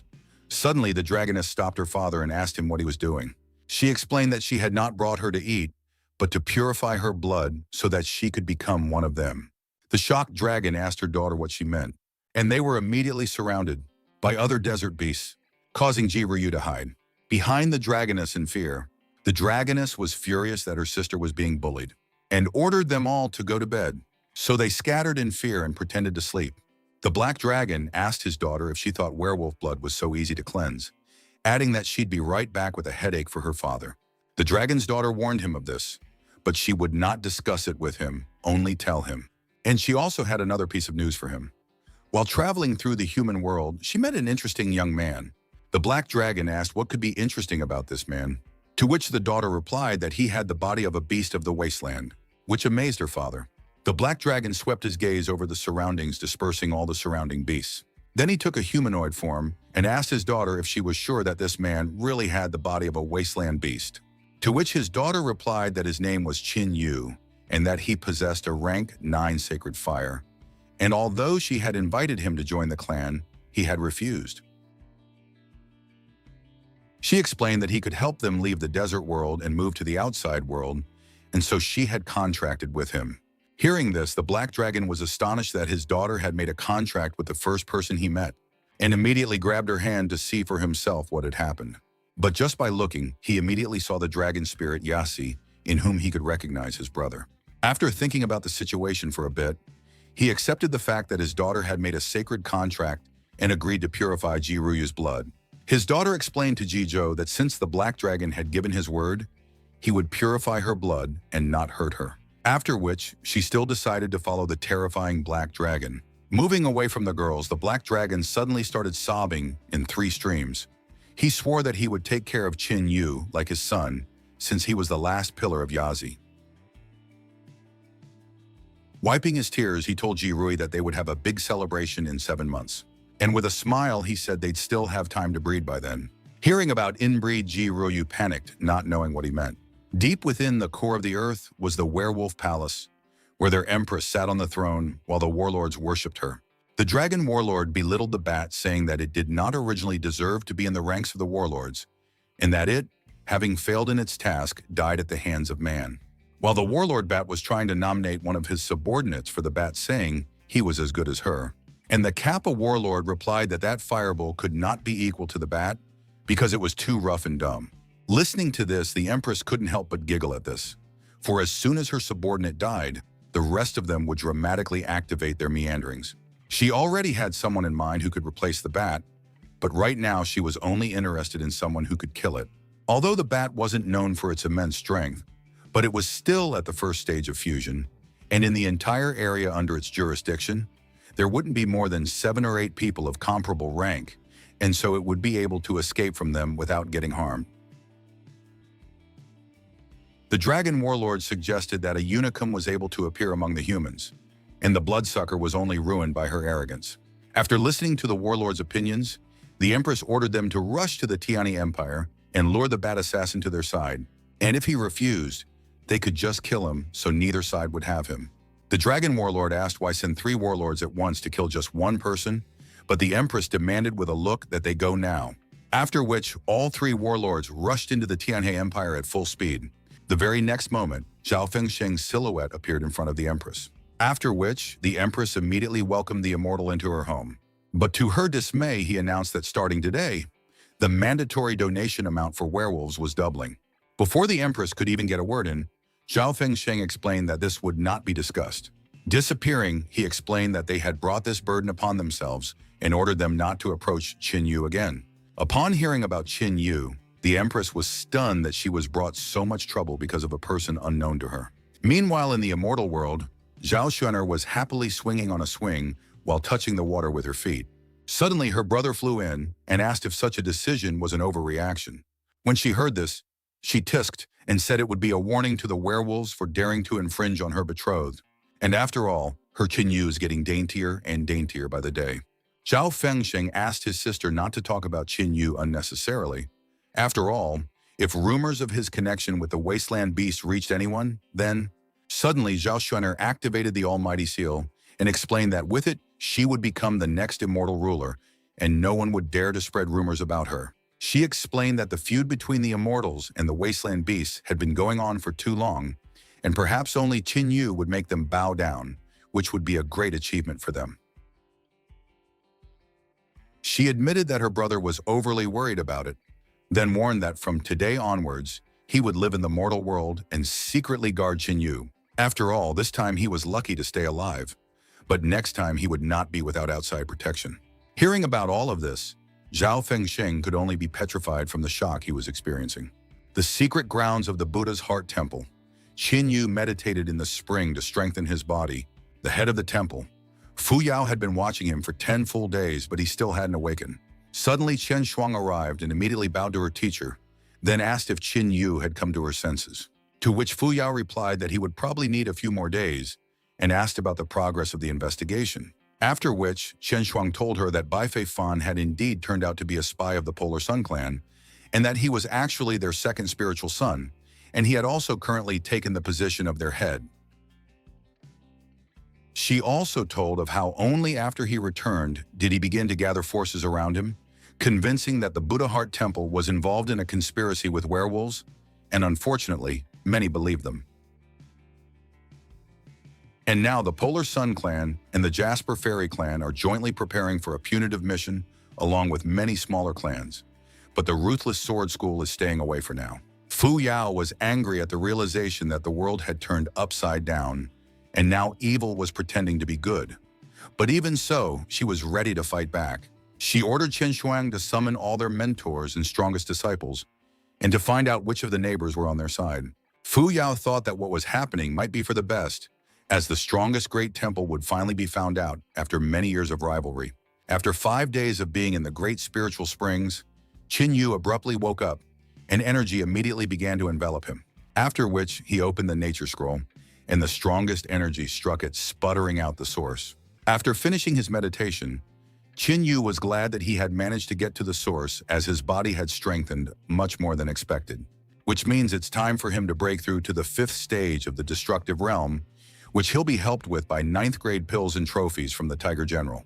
He consumed all these valuables with the destructive fire of the 9 heavens, and began meditating again, covering his body with the flame-soaked trophies.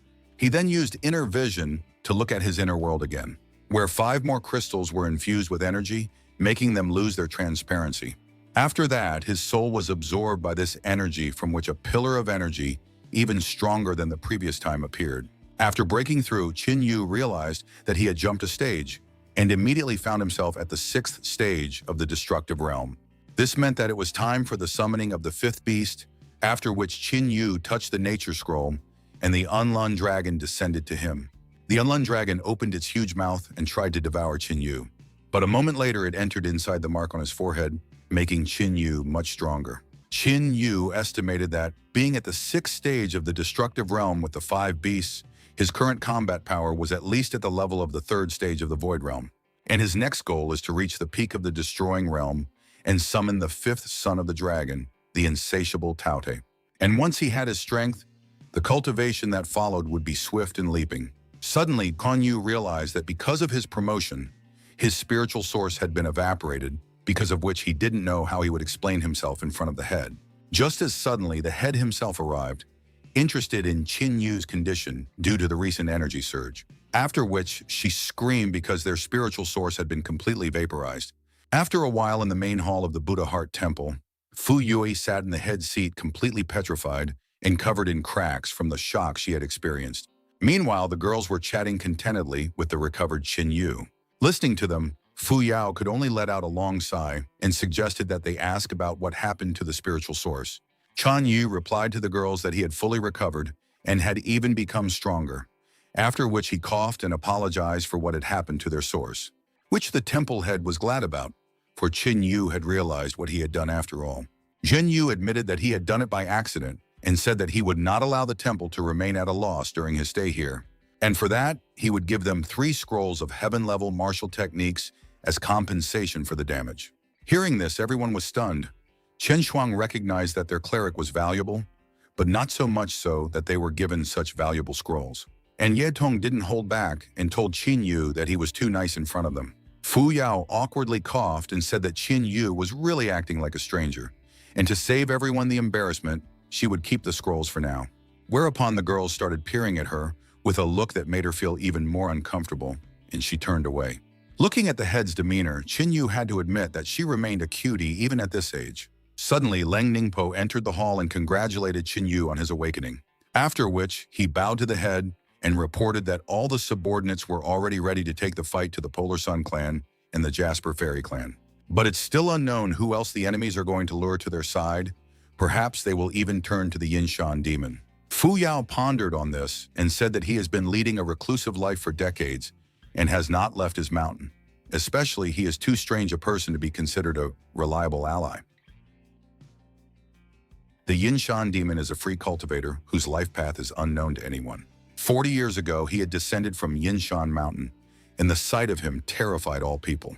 And even then, he was already a cultivator at the first step of the Void Realm. Fu Yu revealed that she was still very young when her mentor took her to the meeting. That day, the Yinshan demon had defeated her master with just a single blow, after which she could only stare in amazement at what had become of him. Moreover, the Yinshan demon also challenged the other heads of the 4 great temples, whom he also defeated with one blow after another. Thinking over what Qin Yu said, he assumed that the head was already over 50 years old, but she immediately became furious and shouted that she was only 49. Finished talking about this topic, Fu Yao revealed that after defeating the Yinshan heads, the Yinshan demon had traveled to the wilderness alone. And although he came back from there badly wounded, but clearly not empty-handed. After his return, he challenged many temples throughout the Tianhe Empire and was never defeated. In the end, it was the Buddha Heart Temple that summoned its supreme elder who defeated the demon. After that battle, the Yinshan demon went into recluse on Yinshan Mountain, and since then, he hasn't appeared for 40 years. Qin Yu recalled some rumors from his past life. Back then, the Yinshan demon was described as an absolute madman, in whose picture neither good nor evil existed, and for the sake of cultivation enhancement, he was willing to do anything. Therefore, it was not impossible to assume that the Polar Sun clan had made him a tempting offer. Hearing this, Leng Ningpo suggested that the supreme ancestor of the Buddha Heart Temple be summoned again.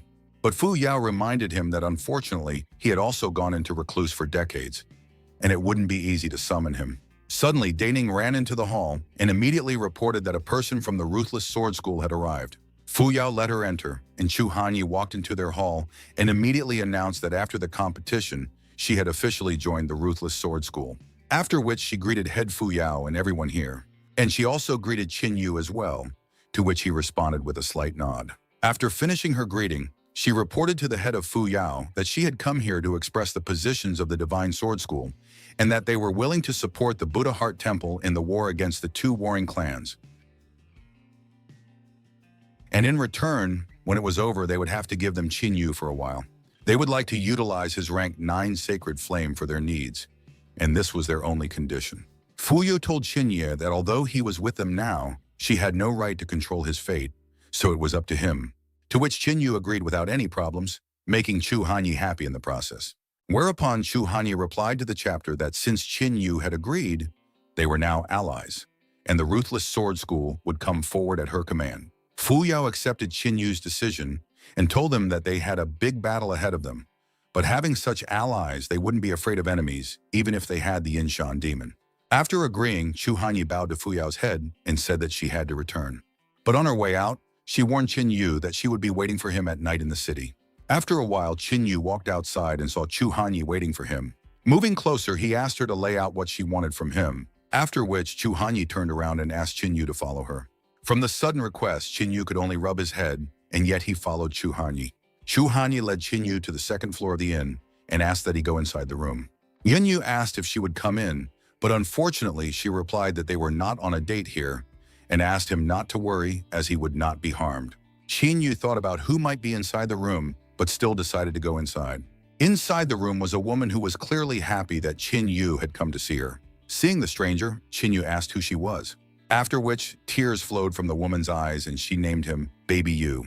Recalling the image of an old acquaintance, she said that Chinyu had grown up very similar to him. At this moment, Chinyu realized who was in front of him and immediately apologized to Auntie Xiao for not recognizing her right away. Auntie Xiao patted his shoulders and told him that it was no big deal since he remembered her. She said that she had been friends with his father since he was a child and was sorry for what had happened to their family. As she sat down at the table, she admitted that she knew about everything that had happened to Chinyu, and she was sure that if his father had seen it, he would be very proud. Chinyu slapped the bowl on the table and asked her not to worry, then promised that he would not shame their family's name. Hearing this, Auntie Xiao was happy to see how Chinyu had grown up, and she said she was looking for a meeting with him to tell him something very important. She said that the Ruthless Sword School was not to be trusted. They said they were willing to help, but it was really a conspiracy. The Ruthless Sword School had long ago made a deal with the two clans, since they were all creeps of the same litter, and at the key moment, they would shamelessly betray the Buddha Heart Temple. After thinking it over, Chinyu said that it would indeed be in the spirit of the Ruthless Sword School. But Auntie Xiao revealed that although their plan was perfect, it was never destined to come true. And even so, Chinyu should be careful. She revealed that although her Immaculate Soul sect was small, but they too had hidden powers that would soon help to disarm the Ruthless Sword School. After saying that, she handed him her ring and told him that inside it was a pill of the 9 cycles of rotation key that could come in very handy for him. And most importantly inside the ring is the spirit of the spear god of war.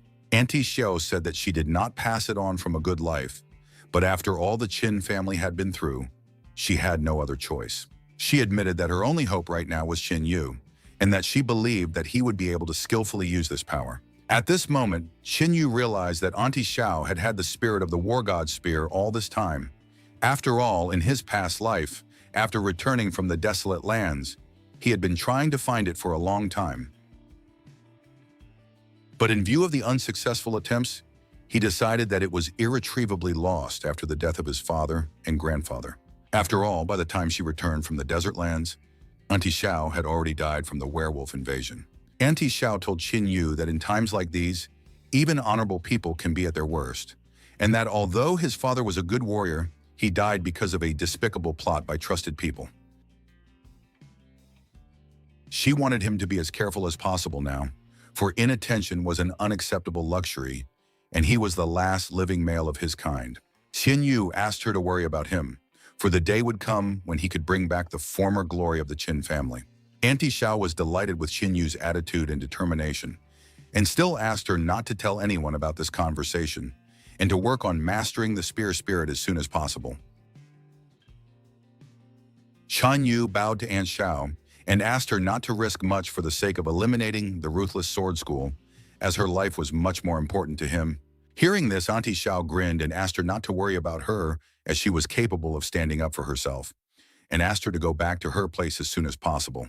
As soon as Qin Yu left the room, Chu Hanyi asked if he could find his way to the temple by himself, to which he gave an affirmative answer and left. Looking at Qin Yu's back, Chu Hanyi was amazed at how easily this jerk rejected her proposal. Qin Yu arrived at the destroyed spiritual spring of the Buddha Heart Temple and ordered the spirit of the war god's spear to appear. After that, a huge spear flew out of the ring, piercing the night sky and causing a bright flash. Having felt such a strong will to fight and crush enemies, Qin Yu was forced to admit that this spear was one of their family's main treasures. The very spirit of the war god's spear spirit appeared before Qin Yu, emitting an enormous amount of energy. Qin Yu remembered that everything has a soul, weapon items are no exception, and when the will of the master and the weapon mutually communicate, the spirit of the weapon is born. But still, there are very few warriors who can awaken spirit weapons, and there are no more than 100 spirit weapon items on the entire continent. It wasn't until he was a child that he heard from his father that the spear of the god of war had a spirit of its own, but he never saw it. The spear spirit recognized Qin Yu as a descendant of the Qin family and asked him what he wanted.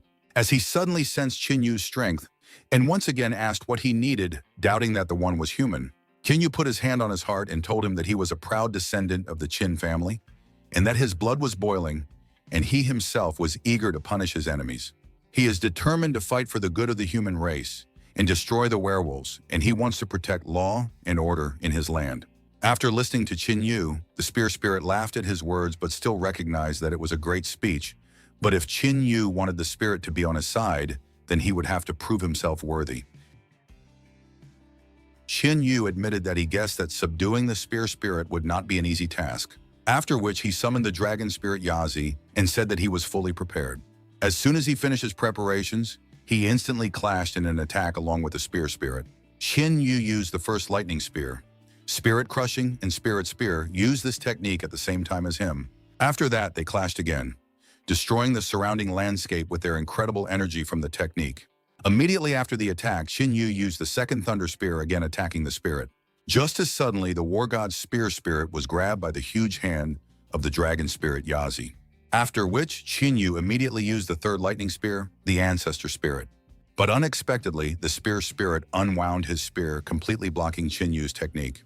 Immediately, he himself used the third lightning spear, the ancestor spirit, on Qin Yu, after which he instantly moved behind his back and prepared to use the second lightning spear, from which Qin Yu was still unable to dodge and took the blow closely. After landing, Qin Yu told the spirit that he was not going to give up, to which the latter replied that it was natural for him since he was the spirit of the spear and could master any spear technique with just a glance. And if you want to surpass in agility, it will be useless to even think about such a thing.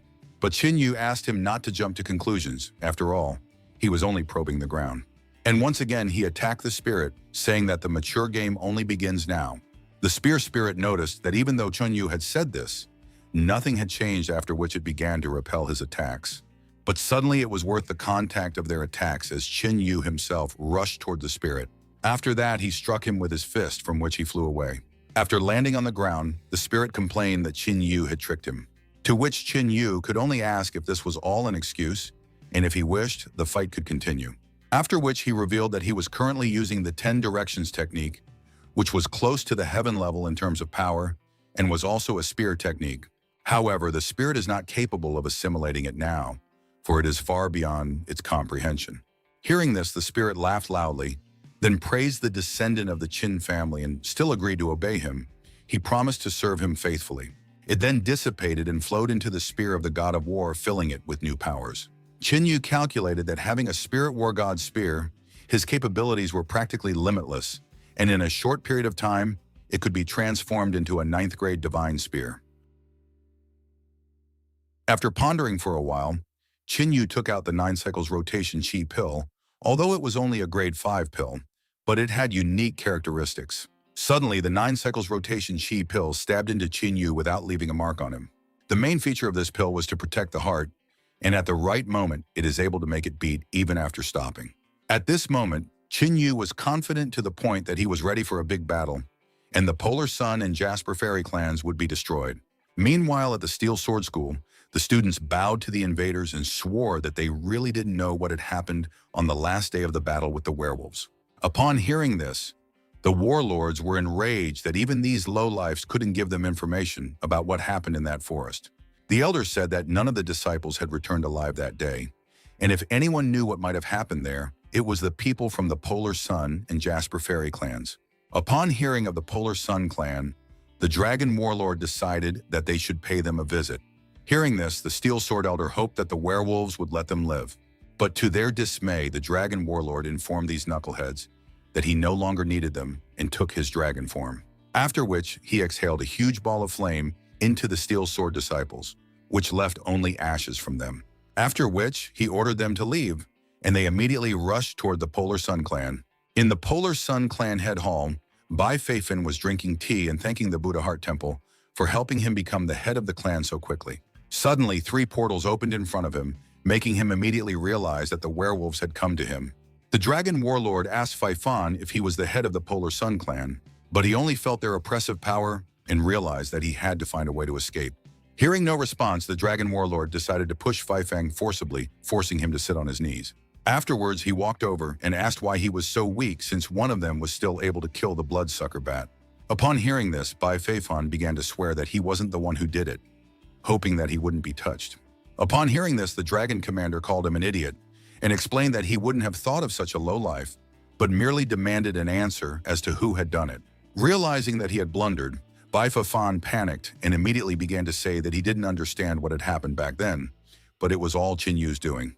The Bull Warlord said that he had never heard of such a thing, while the Kappa Warlord assumed that someone else with a fusion realm cultivation had appeared in the Empire.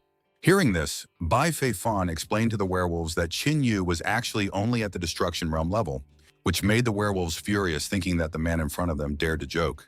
The Dragon Warlord couldn't help himself and was already preparing to finish off Bai Feifan with a fireball.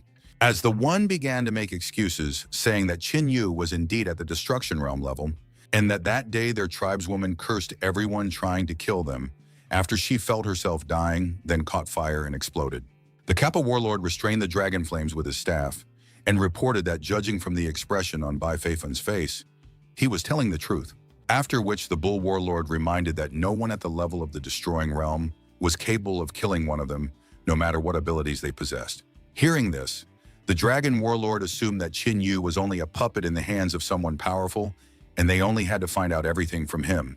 Bai Feifan, fearing for his life, began to bow down to the werewolves and even swore allegiance to them until his last days. Seeing this scene, the Dragon Warlord decided that their victory was near if humans had indeed degenerated to such a point. The Kappa Warlord suggested keeping him since they might still need him, after which the Bull Warlord began to infuse werewolf energy into Bai Feifan, luring him to his side. Then the Dragon Warlord explained that he would henceforth serve the werewolf race. After finishing their business here, the werewolf warlords immediately left after Qin Yu, after which Bai Feifan realized that with their strength, he was able to make a breakthrough, and as it turned out, getting the strength was very easy. Bai Feifan couldn't understand with what magical powers Qin Yu could kill a bat, but against those werewolves, he didn't stand a chance. And once he is gone, no one will be in his way of appropriating the Temple of the Buddha's heart. As soon as the werewolves left, Bai Feifan summoned his disciples, who felt a chill run down their spines at the sight of him. Then he ordered them to send out orders to gather an army, surround the Buddha Heart Temple, and notify the allies. Meanwhile, Qin Yu was practicing with the girls in the training arena of the Buddha Heart Temple. But seeing them start to sigh, he asked if they were already tired. Yitun replied that she couldn't understand why he was so strong, and that she felt as if he was getting stronger with each fight. And Chen Shuang recognized that in this life, she still wouldn't be able to keep up with his development. Chuan Yu told the girls that both of them were not without talent, so only hard training could lead them to success, after which Ye Tong told him that sometimes she felt as if he was not of their generation and lectured him like an old grandfather, to which Chen Shuang, standing next to him, nodded. Hearing this, Qin Yu could only rub his head in embarrassment over something like this. Suddenly, a temple disciple ran up to them and informed them that the head of the temple was calling a general assembly. Hearing this, Qin Yu immediately assumed that the Polar Sun clan had started to move. A sepulchral silence remained in the meeting room as they waited for all the people to gather. And it persisted until Qin Yu arrived in the hall while greeting the head. As soon as Qin Yu arrived, Fuyao announced that everyone was in place and began to talk about the message from the intelligence saying that the Polar Sun clan was moving towards them and that they would arrive in 3 days. And as they approach, the day of their final battle will come to decide which great clan will remain intact. She then asked Lan's mentor if their troops were ready, to which he replied that they were ready and already awaiting the arrival of an ally. He was glad that this time they would break the horns of the Polar Sun clan and the Jasper fairies on top of that.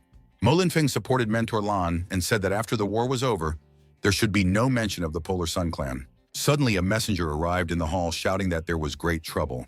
He then reported that all the temples that had agreed to the alliance had one by one sent letters that they were breaking the previous arrangements.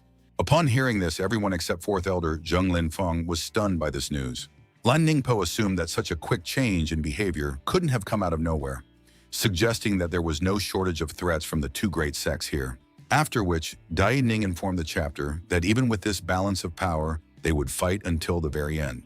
Len Ningpo seconded his words and said that being outnumbered did not guarantee their victory and that they still had a chance. Fuyo agreed with the words of the mentor, saying that the Buddha Heart Temple would not be intimidated and that she had faith that they would not let her down.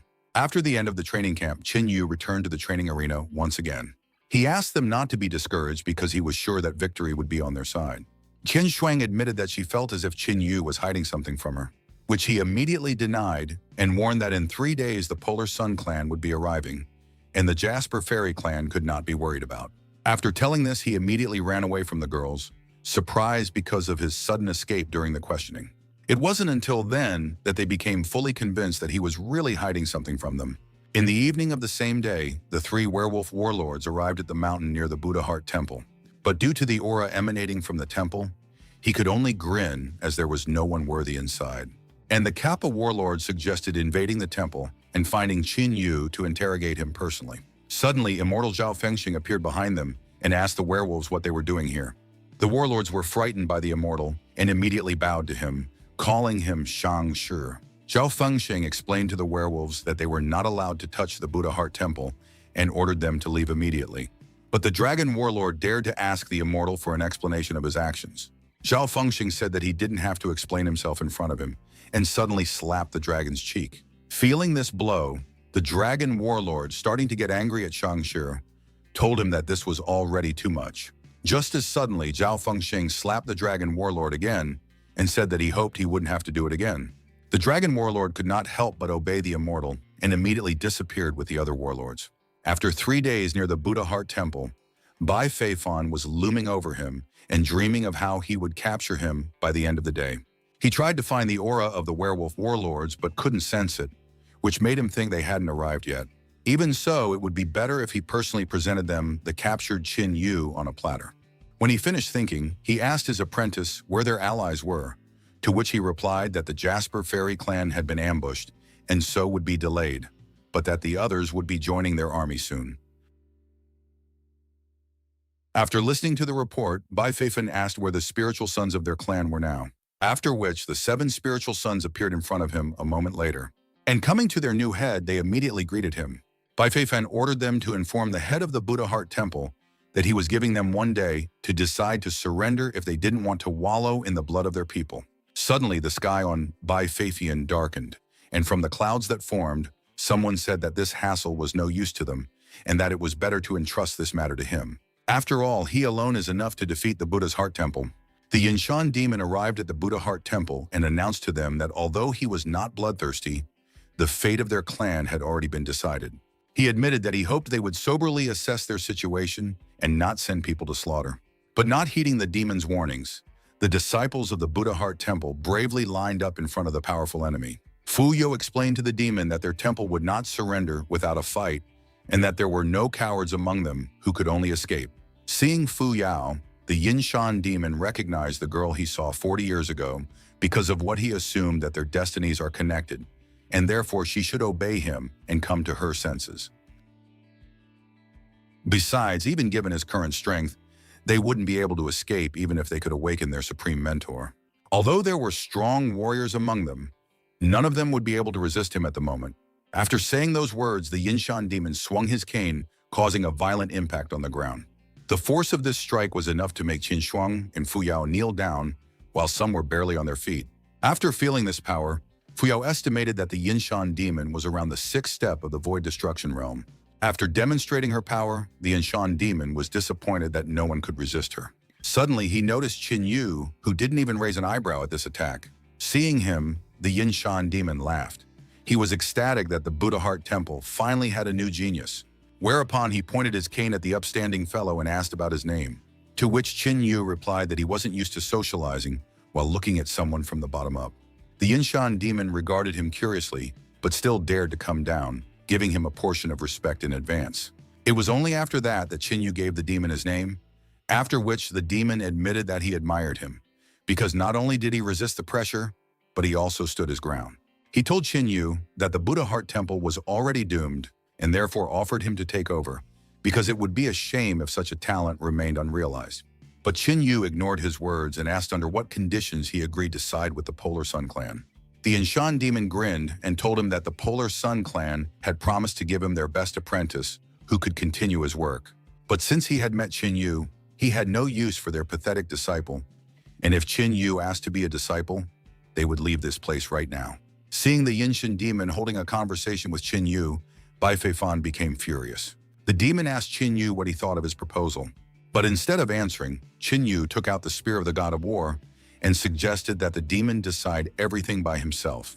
Upon seeing the spear, the Yinshan demon came to anger as he immediately realized that Qin Yu was a descendant of the Qin family from the Divine Sword Empire, and immediately rushed into the attack, shouting to Qin Yu that he should definitely die after this. Preparing to attack, Qin Yu agreed that he would die, but not at his hands. Qin Yu and the demon clashed in a merciless barrage of attacks. Just as suddenly, the demon struck him with his hand, throwing Qin Yu a great distance away. Qin Yu was shocked at the immeasurable strength of the enemy, while the demon recognized Qin Yu's innate qualities, since he was able to survive this blow.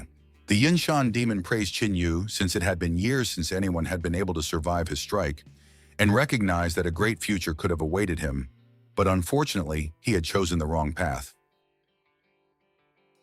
After saying those words, the Yinshan demon summoned a huge desert beast spirit with many eyes, and immediately attacked Qin Yu with his huge clawed paw, wanting to kill with just one strike. But Qin Yu summoned the dragon spirit Yazi and was able to pass through the enemy's attack with ease, after which Yazi dispelled the Yinshan wasteland demon beast as if it was worthless. Yinshan demon was thrown back by the shockwave, and at the same time, he was shocked that Qin Yu was also able to tame the wasteland beast. The Yinshan demon recognized that before his death, Qin Yu's ancestors were still able to guide him to the right path. He said that he remembered well how his grandfather Qin Hung had returned from the great wasteland strengthened, but even that had not saved him. While watching the fight, Fu Yao barely kept her footing and realized that the demon actually knew far less about Qin Yu than she thought. Qin Yu was angry at the demon and rushed towards him, ordering him not to even dare to even stutter about his ancestors in preparing to damage him. But the demon wasn't going to die so easily and released the demonic mist defending against the attack. Qin Yu struck the fog and all, and created many more light spears rushing towards him, which was a surprise to the demon since the spears were still able to penetrate the fog. The demon shouted at Qin Yu that he was only annoying him and released purple waves of energy, causing him to dodge, after which he unleashed his second-grade divine weapon and used the heavenly sword technique. He once again summoned the huge desolate beast, informing Qin Yu that he had only allowed himself to be shown out of curiosity, but now he had come to an end. Qin Yu mockingly said that usually such arrogant old men would usually end up badly, but the demon was certain that with such strength, Qin Yu would only have one outcome, and he was eager to see how he would sing after this strike. In order to repel the attack, Qin Yu used the fourth thunder spear, summoning a huge dragon, from which the Yinshan demon mocked Qin Yu, saying that even if he possessed a comparable strength technique, it wouldn't equalize their strength. Just as suddenly, the war god's spear spirit appeared beside Qin Yu, shocking Yinshan demon with it. And as if passing through the fog, his spear still struck the huge desert beast, after which that one dispelled, and the spear also stabbed into the Yinshan demon himself. And finally, the spear exploded with the demon releasing a huge amount of energy. Having survived the attack, the demon was on its last breath. He asked Qin Yu how the latter had managed to break his second-grade divine weapon, to which the latter replied that there was nothing surprising about it, as it was quite weak. Hearing this, the demon refused to believe such a thing. He refused to accept his defeat at the hands of Qin Yu. After all, he had already lost to Qin Heng once before, and now he was forced to fall at the hands of his descendant. He wanted to know why this was happening, why the Qin clan should be the main test of his life. And there was no escape from fate itself. And only after these words did the Yinshan demon let out his last breath. Qin Yu realized that something in the demon's words didn't add up, namely that he had lost to his grandfather, causing him to assume that in just a few decades, the demon was able to become so much stronger. Qin Yu wanted to know why, after all these years, he still hadn't come to his family to take revenge. Bai Fafan was enraged that even the Yinshan demon couldn't stop Qin Yu. One of the spiritual sons realized how strong Qin Yu was and suggested that the head retreat before it was too late. But a moment later, he was pierced by a beam of energy, instantly taking his life. Bai Feifan was enraged that someone dared to open their mouth without permission. He was sure that, although Qin Yu was able to kill the Yinshan demon, but he would be able to deal with the demon himself, he decided that it was time to take matters into his own hands. Only upon seeing Bai Feifan did Qin Yu mock him for lying under the werewolves now as well. But the one flew towards Qin Yu, shouting that words wouldn't help, since nothing would help him anymore. Just as suddenly, Qin Yu disappeared from his seat and defeated Bai Feifeng with only one punch. Then he stepped on him and rebuked him for his association with the werewolves. For having gained power, he had lost his head so much that he was unable to appreciate the gulf between them, and killing him was like squashing a bedbug. Hearing this, Bai Feifeng became frightened and started calling out to his masters for help. Hearing this, Qin Yu became worried that there might be werewolves nearby and immediately assumed that it might be the four generals. But there was only a sepulchral silence in the air, driving Bai Feifeng mad, begging for help. Still not seeing a serious opponent, Qin Yu smirked and still squashed Bai Feifeng like a bedbug. Seeing the death of the head, the remaining members of the Polar Sun clan panicked, causing Qin Yu to think that the battle was too easy. Suddenly, the sky lit up with a flash, and a voice from the sky made a speech about how the members of the Sun clan were not afraid of anyone, and the battle is not over until victory is on their side. Two powerful experts emitting the aura of the sun appeared in the sky. One of the experts explained that they just wanted to let their babies frolic, but in no way expected them to be so weak. And the second expert supported his words and said that at key moments without them, as usual, nothing is decided. Suddenly, Chulin appeared behind them, who only saw the grandfathers rejoiced at their appearance. These two were the supreme ancestors of their clan, and judging by their appearance, they had decided to put a stop to all this ugliness themselves. The ancestor admitted that he had always known that despite Bai Feifeng's serious abilities, he would remain a helpless brat, and instead of improving himself, he would only weave intrigue. To which the second ancestor replied that it was their own fault, and what was supposed to pass as a bickering babe had in fact caused them to condescend after all these years. According to Chulin's words, the ancestors knew that Qin Yu had the power of werewolves, but judging from his last battle, his source of strength, like the Yinshin demon, came from the desert lands. The ancestor was enraged at the thought that such an insect could survive in the desert lands and return from there with booty.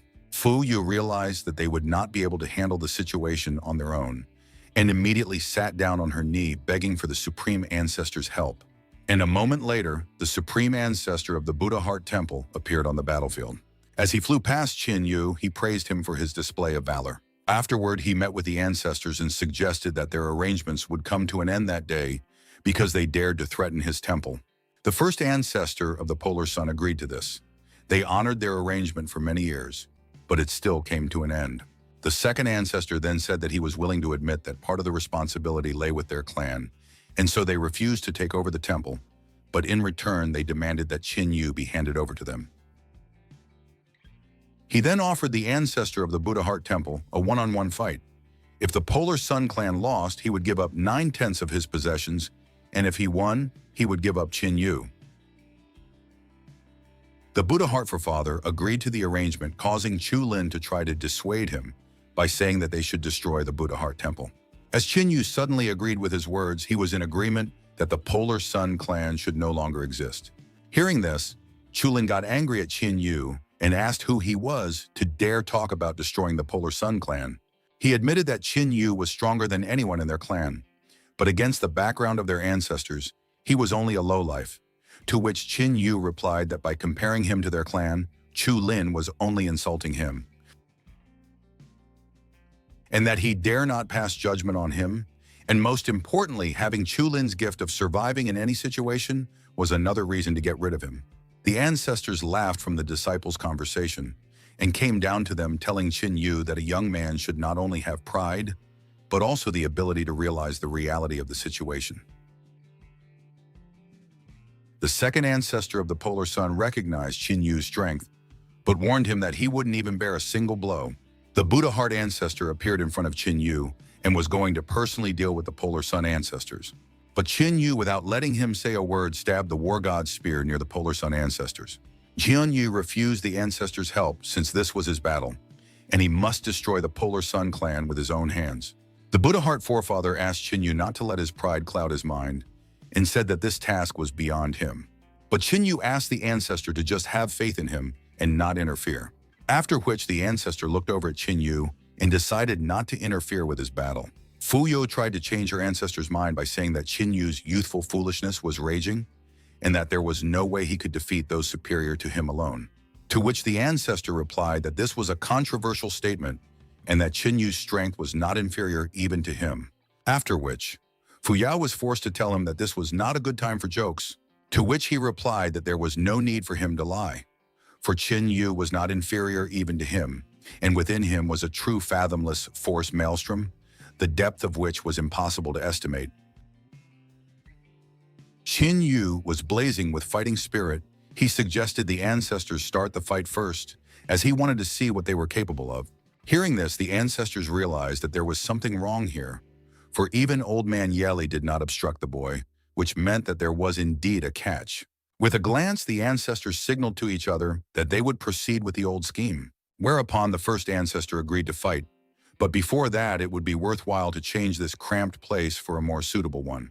Qin Yu could only tusk at this, but still agreed to follow them. After that, they went to a random highland where there were no extra eyes.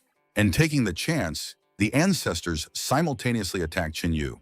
But Qin Yu tried to fend off their attacks by releasing a huge amount of energy. After which, the ancestors used the heaven-level technique, Union of Ice and Flame, creating two huge dragons, in response to which Qin Yu used the Force Spear, and barely managed to repel the enemy's attack, from which he was exhausted and still flew backwards. Afterwards, he still admitted that their first attack had managed to pique his interest. The first ancestor praised Qin Yu for being at the 5th stage of the destructive realm. He was still able to repel their joint attack, then admitted that they had only used the power of the destructive realm. After which, they decided to show Qin Yu Vesib the horror of the void realm. After using their technique, a huge magic circle appeared above Qin Yu, emitting a powerful energy. After which they told him that once in the region of emptiness, he finds himself in unreality. And for such insects, it means only one thing, namely irrevocable death. And from them came a tremendous amount of energy, turning everything into nothing. The first ancestor scoffed at how naive Qin Yu was, since he thought that after returning from the desolate lands, he had become immortal. And the second ancestor said that no one had yet been born in this world who could withstand their combined attacks. Leaving, the first ancestor told the second that he was only sorry that Yinshin Demon had to fall at the hands of that bastard. Suddenly, a voice behind them asked if they were still chatting. After all, he still had something to say to them before leaving, Qin Yu muttered to their backs. Qin Yu, who had taken the dragon form, asked the ancestors why they were suddenly silent. The second ancestor was stunned that the legends of the desert land gifts were so true that Qin Yu was now able to withstand their attack. Suddenly, Qin Yu was near the second ancestor and was about to strike him with his fist.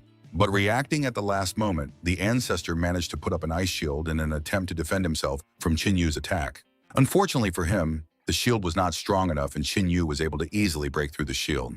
Seizing the moment, the first elder tried to damage Qin Yu, but was immediately sent flying by his strike. Wasting no time, Qin Yu immediately shot a volley of energy from his hand at the ancestors, after which he summoned the war god's spear and threw it at the polar sun ancestors.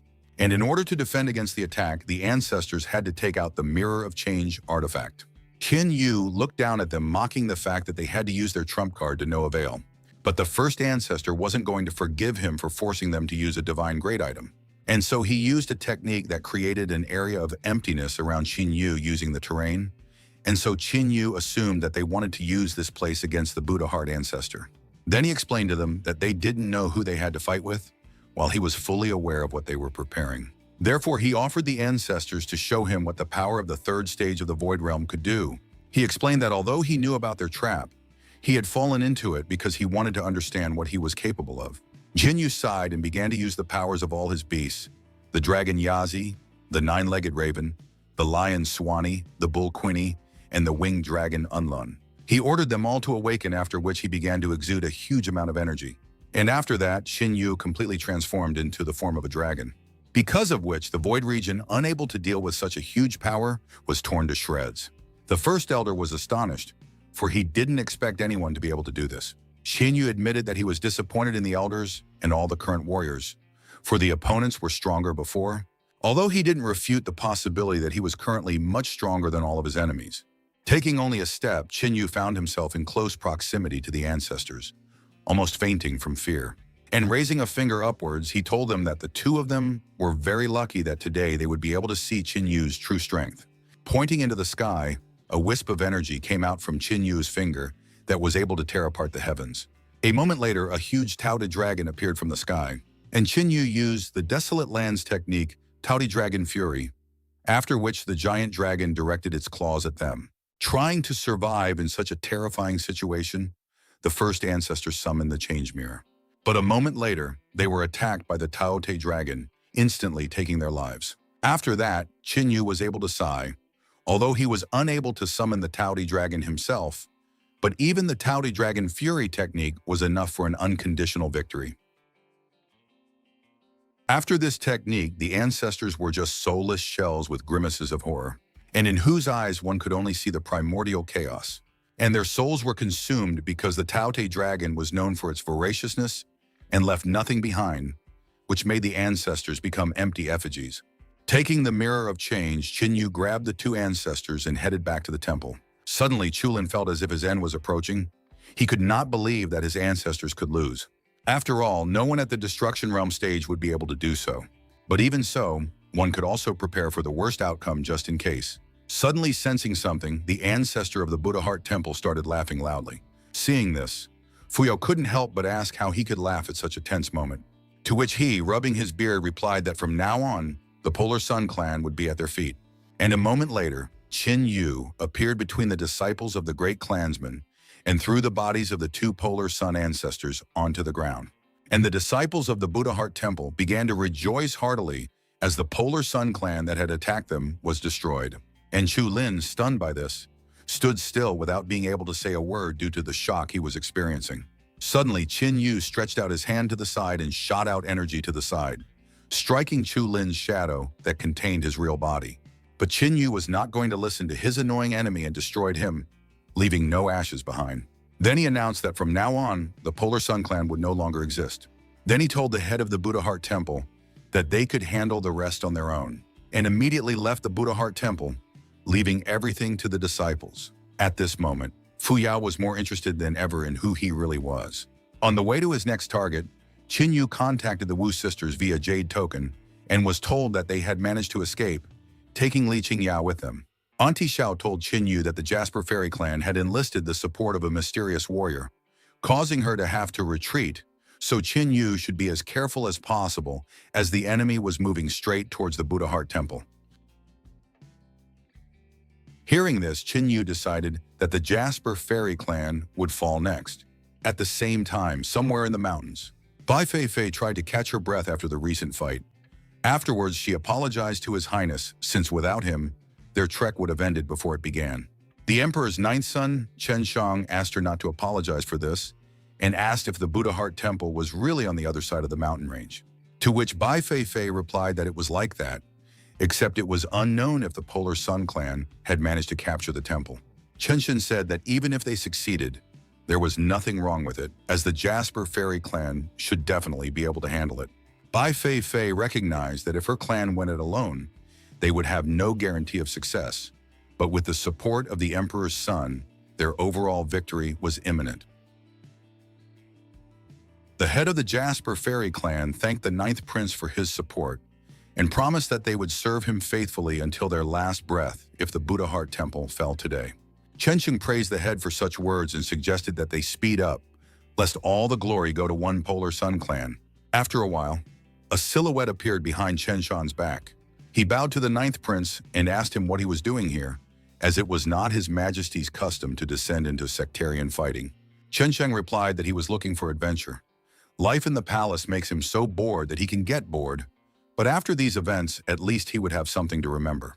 The servant sighed and admitted that he didn't even have any way to contradict His Majesty. Suddenly, they felt an incredibly strong spiritual energy, immediately after which its possessor descended towards them. Qin slung his spear on his shoulder and was already preparing to engage in battle. Bai Fei immediately recognized Qin and cried out his name in surprise. Hearing this, the head of the Jasper Fairy clan was surprised, as Qin had managed to reach the fifth step of the destructive realm too quickly. Qin pointed his spear at the head of the Jasper Fairy clan. Then he announced to them that from today, the Jasper Fairy clan would end. Shan Yu used the thunderous spear of the nine heavens, as he suddenly noticed something unusual, or rather someone he knew for some unknown reason joined the expedition of the Jasper Fairy clan. This person is the Emperor's ninth son, the future ruler of the Tianhe Empire. Bai Fei acknowledged Qin impressive achievements. However, she asked him if he had been so dizzy that he had dared to challenge their clan alone. At the same moment, the head of the Jasper fairies pondered that, since Qin Yu dared to go out alone, there must be some sort of trick here. Qin Yu couldn't help but think of the accomplishments of the future Emperor Qin Shan. Qin Shan in the future is a warrior who managed to subjugate the entire race of humans with his own strength. The Tianhe Empire never stood out from the greatness of its more powerful neighbors, and was inferior in terms of territory, army, and even the number of outstanding warriors. In his past life, Chen Shang hid his talents and ambitions for many years, steadily building up his strength in secret. One day, he successfully seized the moment and managed to take the throne of the emperor, which began his journey to greatness. At first, Chen Shang got close to the immortals, after which he received an uncountable number of heavenly seals from them, and he gradually transformed himself into an invincible warrior. In addition to that, he also took possession of many divine-class weapons, which helped him in unifying the continent under his rule. That was how he became the great emperor of the unified Tianhe Empire. When Chen Shan became the ruler of the entire human race, he led them to war against the werewolves. Under his rule, the human race was so powerful that the remaining werewolves did not even think of attacking humans again. Chen Sheng is a great man, as hard and unbending as steel. But unfortunately, the immortals who held it in the beginning ended up losing to the Zhao immortal clan.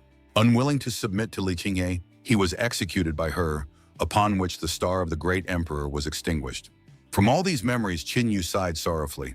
Chen Shang told Qin Yu that he had heard about him, that he possessed a 9th stage sacred fire and was generally very successful in cultivation for his age.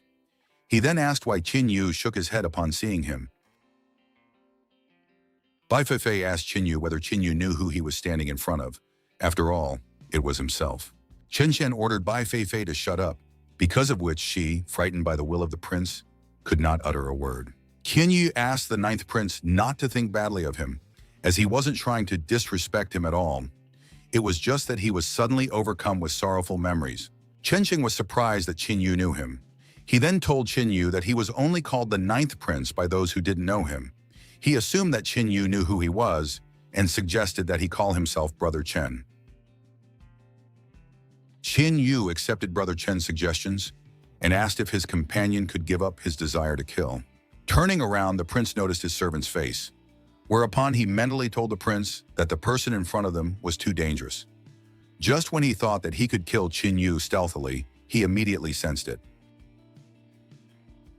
The prince replied that Qin Yu was rumored to have gained incredible skills in the desert lands, and if he could gain his support, Qin Yu would be able to help realize the prince's ambitions. Hence, he didn't want to neglect this opportunity. Qin Yu admitted that he didn't know what Brother Chen's connection to the Jasper Fairy clan was, and pointing his spear at the clan head, Qin Yu said that he had already made a decision that today they would all perish. Bai Feifei was angry at such a statement, and asked Qin Yu if he was crazy, because there was no way he could defeat them alone. Chen Shan revealed that he was barely familiar with the Jasper Fairy clan, and said that he wouldn't stand in Qin Yu's way since he had a grudge against them. After which the prince along with the servant distanced themselves so as not to disturb Qin Yu. Bai Feifei wondered why the prince did this. She wanted to know if he had decided to give them a test. Immediately afterwards, she released her aura and shouted to Qin Yu that whatever he had in mind, he wouldn't be able to. In the next instant, Qin Yu pierced her spear and was at her back. Finished with Bai Feifei, Qin Yu pointed his spear at the chapter and said that she was next. The Jasper Fairy head was angry at what Qin Yu had done and was going to deal with him quickly. But in the next instant, she suffered the same fate as Bai Feifei. The remaining members of the Jasper Fairy clan began to worry about what had happened to their head, and Qin Yu asked why they were still here. Immediately afterward, those hurriedly fled the battlefield. Qin Yu put away the war god's spear and said that this was the end of it. The prince, together from the servants, were stunned that Qin Yu didn't even hesitate before these killings, causing them to wonder what the Jasper Fairies had done to him. Chen Xing tried to put on a smile and praised Qin Yu for his determination. He also said that since the Polar Sun clan was already gone, the Buddha Heart Temple was on the verge of becoming a major force in the Tianhe Empire. He said that although Qin Yu had killed the head of the Jasper Fairy clan, it did not mean that they had been completely defeated. Therefore, he suggested that Qin Yu put a final end to the matter. Chen Yu thanked Brother Chen and said that he would like to personally deal with all of this. Chen Shan decided not to change Qin Yu's mind since he wished to do so, and asked if Qin Yu was going to go to the main Jasper Fairy Temple now. To which Qin Yu replied that he wanted to end this as soon as possible. Chen Shan asked if Qin Yu would mind if they went to the temple together, since he had nothing to do anyway, and at least they could chat on the way. Qin Yu said that he was fine with it, and they set off. Meanwhile, in the temple of the Jasper Fairy clan, two flames appeared beside the senior mentor, immediately after which they were extinguished. Realizing what had happened, the senior mentor cursed loudly. Immediately afterward, a student came to her screaming and asked what had happened. The mentor didn't hold back and revealed that the clan head and her daughter had just died. The apprentice realized that because of what had happened in this battle, their clan had been defeated. A complete and utter defeat. The senior mentor told them that a talent never seen before had appeared in the Celestial Empire, Qin Yu from the Buddha Heart Temple. He had upset the balance of power in the empire that had existed for hundreds of years, so the words that he had ruined their clan were true. The student asked if that meant they... Without listening to the apprentice, the senior mentor confirmed her assumption at once. There was no reason for them to stay here any longer, so she would fulfill her promise and take her apprentice to the desert lands. The apprentice thanked her mentor and, excited about the journey, ran to pack her things. A few days later, Qin Yu and the prince reached the temple of the Jasper Fairy clan. Except there's no one left here at all. Chen Shan assumed that they had just accepted defeat and left, and Qin Yu could only curse at this clan. Immediately afterward, the prince's acolyte returned to them and told them that no fluctuations in the spiritual aura could be felt in the entire temple grounds at all. And from the looks of it, they took all their clan's treasures with them when they left. To make sure of what was said, Qin Yu closed his eyes and used the insatiable Taoti's sniff. After that, he smelled something and said that he wasn't sure if the members of the Jasper Fairy clan had taken everything.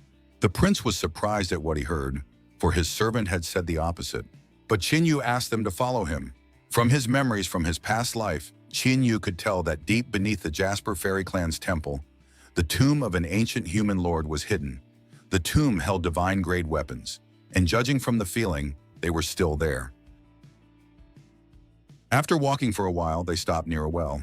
Prince Chen Shang asked if he felt like Qin Yu knew this place well for nothing. Qin Yu asked Brother Chen if he would risk going downstairs with him to look around.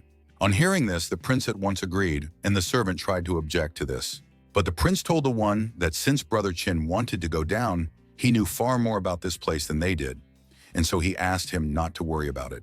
Immediately after which, they jumped into the well together with Qin Yu. Upon landing, the prince looked around and said that from the looks of it, they wouldn't be able to find anything of interest here. The servant said that even he couldn't smell any fluctuations in the spiritual aura, and that they clearly had no business being here. Qin Yu asked Brother Chen if he would lend him the divine seal. The prince decided not to hide it and immediately threw the seal to Qin Yu, after which Qin Yu inserted the divine seal into the wall. And the seal began to shine many times stronger. The servant asked if it was worth it since it was a 7th grade divine seal, to which Prince Chen Shang replied that it was only a trifle and that there was nothing wrong with it. Just as suddenly the wall broke and a passage opened up to them. Qin Yu smirked and asked them to follow him. After crossing over to the other side, Qin Yu and company found themselves in an ancient tomb. Chen Shang asked whose tomb this was and whether the ancient Lord of Men rested here, after which Chen Shang saw Qin Yu's smirk and asked if he had guessed that guess. Qin Yu said that this was indeed the tomb of the ancient Lord of Men, and he guessed it for a reason, because Chen Shan himself also has the spirit of the Lord of Men. Hearing this, Chen Shan was dumbfounded, and the servant asked if it was really as he said.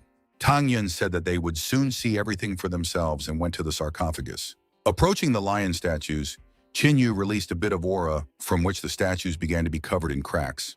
And after a few moments, those completely broke free from the power of the stone and began to growl threateningly at Qin Yu. Seeing this, Chen Shang became worried for Qin Yu and asked him to be more careful. But Qin Yu only glanced threateningly at the lions in front of him, which made those shudder and give way to him. Upon reaching the sarcophagus, Qin Yu discovered a blade, a pill, and a scroll inside. He tossed the scroll and pill to Chen Shan, whereupon the latter asked if these items were the legacy of the Lord of Men. Qin Yu said that he would keep the divine tool for himself and asked if the prince was okay with it. Prince Chen Shang replied that he didn't mind since Qin Yu was the one who brought them to this tomb, and said that it would be fair if he took everything away as well. As suddenly the scroll in the prince's hands began to release an aura, whereupon the aura soared into the air and a voice praised Chen Shan's talent and the spirit of the Lord of Men in him. After which, an elder formed from the aura, and he explained that he was the Lord of the Wei Yi people. After introducing himself, he immediately asked if Chen Shan had come to collect his heritage. Chen Shang greeted the Lord of Men and introduced himself as the Prince of the Tianhe Empire. Wei Yi was pleased with the young man's behavior. He said that Chen Shang was worthy of becoming his successor since he sensed in him the soul of a Lord of Men and a great innate gift. Then he sadly explained to the prince that he had serious enemies, which could be a problem for the prince. Just as suddenly, Lord Wei Yi sensed something that was too strange. Immediately after which, he turned around and seeing Qin Yu, he realized what the matter was. Vladika laughed and explained that he understood what was involved. Lord Wei Yi used the scroll pill, after which he took the form of a beast and ordered the prince to accept his legacy. Immediately after which, he forcibly began transmitting a spiritual aura to the prince. The servant was worried about the prince, but Qin Yu asked him not to worry as the prince would be perfectly fine after this. The prince's servant asked Qin Yu who he was and how he managed to single-handedly deal with the Jasper Fairy clan, right after which he found the tomb of the ancient Lord of Men and lastly summoned the one with such ease. He demanded that Qin Yu explain why he was trying to get close to the prince. Qin Yu explained that the meeting with the spirit-bearer of the Lord of Men was destined by fate.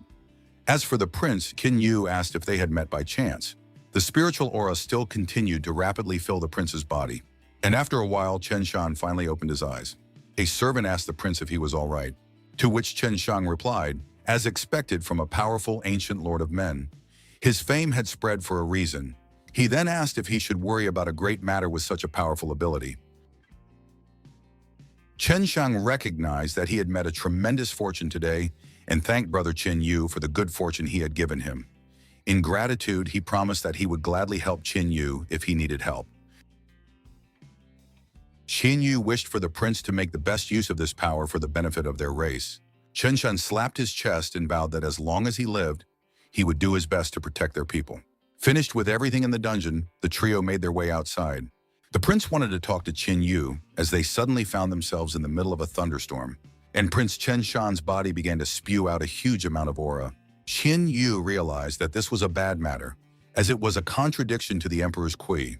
The servant was frightened for the prince and asked what was happening to him, to which Qin Yu replied that Brother Chen received the emperor key from the ancient Lord of Men, but there is still an emperor in the Tianhe Empire. Since two tigers cannot live on the same mountain, the two emperor key fight to see who is better. Qin Yu admitted that he had forgotten about it because he had been inattentive, because of which the new emperor entered the arena and chaos would once again reign in the Tianhe Empire. After a brief battle, Chen Shang, in the guise of a tiger, seized the moment and sank his fangs into the dragon-shaped Qi Emperor's neck. Immediately afterward, the dragon howled loudly and began to dissolve. Back on the ground, Chen Shan began to pant after fighting so hard. Meanwhile, at the Tianhe Imperial Palace, the emperor of the Tianhe Empire was practicing meditation. Suddenly he screamed, then started vomiting blood. He was furious and shouted that his QE of emperor had dissipated. After which he summoned the emperor's mentor, and the latter immediately appeared. The emperor's mentor asked what had happened to the one, to which the emperor replied that his Qi emperor had begun to dissipate. The emperor's mentor asked how this was possible. After all, his majesty was under the tutelage of their Zhuanyuan clan, and the emperor's Qi was too dense, and there was no way he could take it and disperse. The emperor's mentor asked for his majesty to take it easy and asked for permission to look at the problem, then opened his third eye. With a glance at the emperor's Qi, the emperor's mentor was convinced of the problem, and blood flowed from his mouth. The emperor asked what was finally happening to him. The emperor's mentor replied that something really happened this time. After all, he had just discovered that there was a new owner of the emperor's Qi in the Tianhe Empire, and the strength of this emperor's Qi was much greater than the current emperor's. The emperor's mentor explained that the emperor's QI had been absorbed by a stronger Qi, and that even he was unable to block that energy.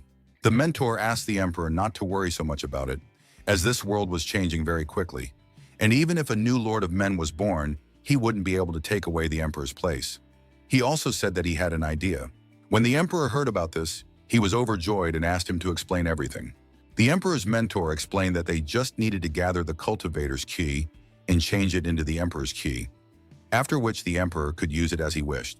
The emperor asked his mentor to explain it to him in more detail. And the preceptor told me that all destinies in this world have the same end. All are generated by the heavenly Tao and have the same origin. If they gather together martial artists with great fortunes and make them fight so that their fortunes don't swallow each other up, and in the end, one fortune will continuously strengthen. When a martial artist has supernatural luck, the mentor will be able to use secret techniques to take away his luck and then recycle it into a new emperor's chi that the emperor can use. The mentor explained that without destruction there is no creation, and perhaps failure this time could be a new beginning. The emperor asked what they should do in that case, to which the mentor replied that the Tianhe Empire had been isolated for many years, so they would be able to take advantage of this opportunity to develop. The mentor suggested that they unite the neighboring empires and hold a great competition between cultivators. The mentor explained that the Kui of the people of Tianhe would not be enough to accumulate the emperor's key, but with the addition of other empires, the matter would end in success. And then the emperor would have the strongest emperor chi with which he could seize the fortunes of cultivators around the empire. The emperor realized that his empire could then use this opportunity to start a war and conquer everyone. Then the emperor laughed and began to praise his mentor for his well-thought-out plan. He entrusted the plan to the tutor himself. The emperor's mentor was clearly pleased with what he heard and asked to rely on him.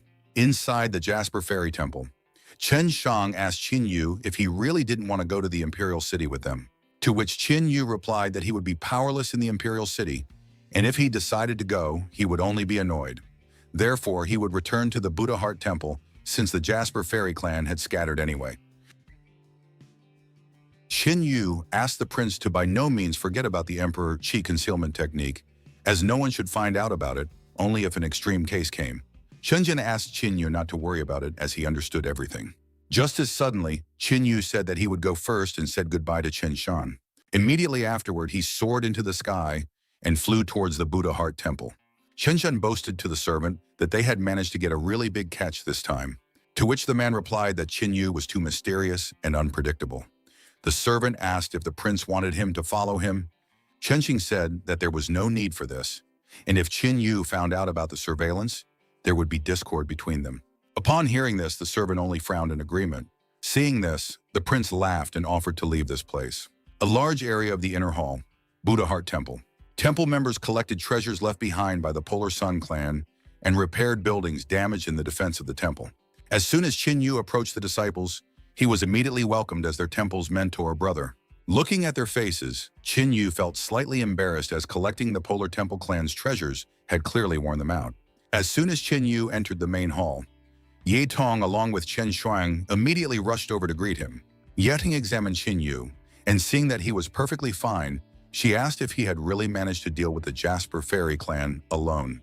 And Leng Chen Shuang covered herself with a blush and recognized that Qin Yu was astonishing them every time. But she had to say that after all such acts were very dangerous, whereupon she asked that he might henceforth let them help him.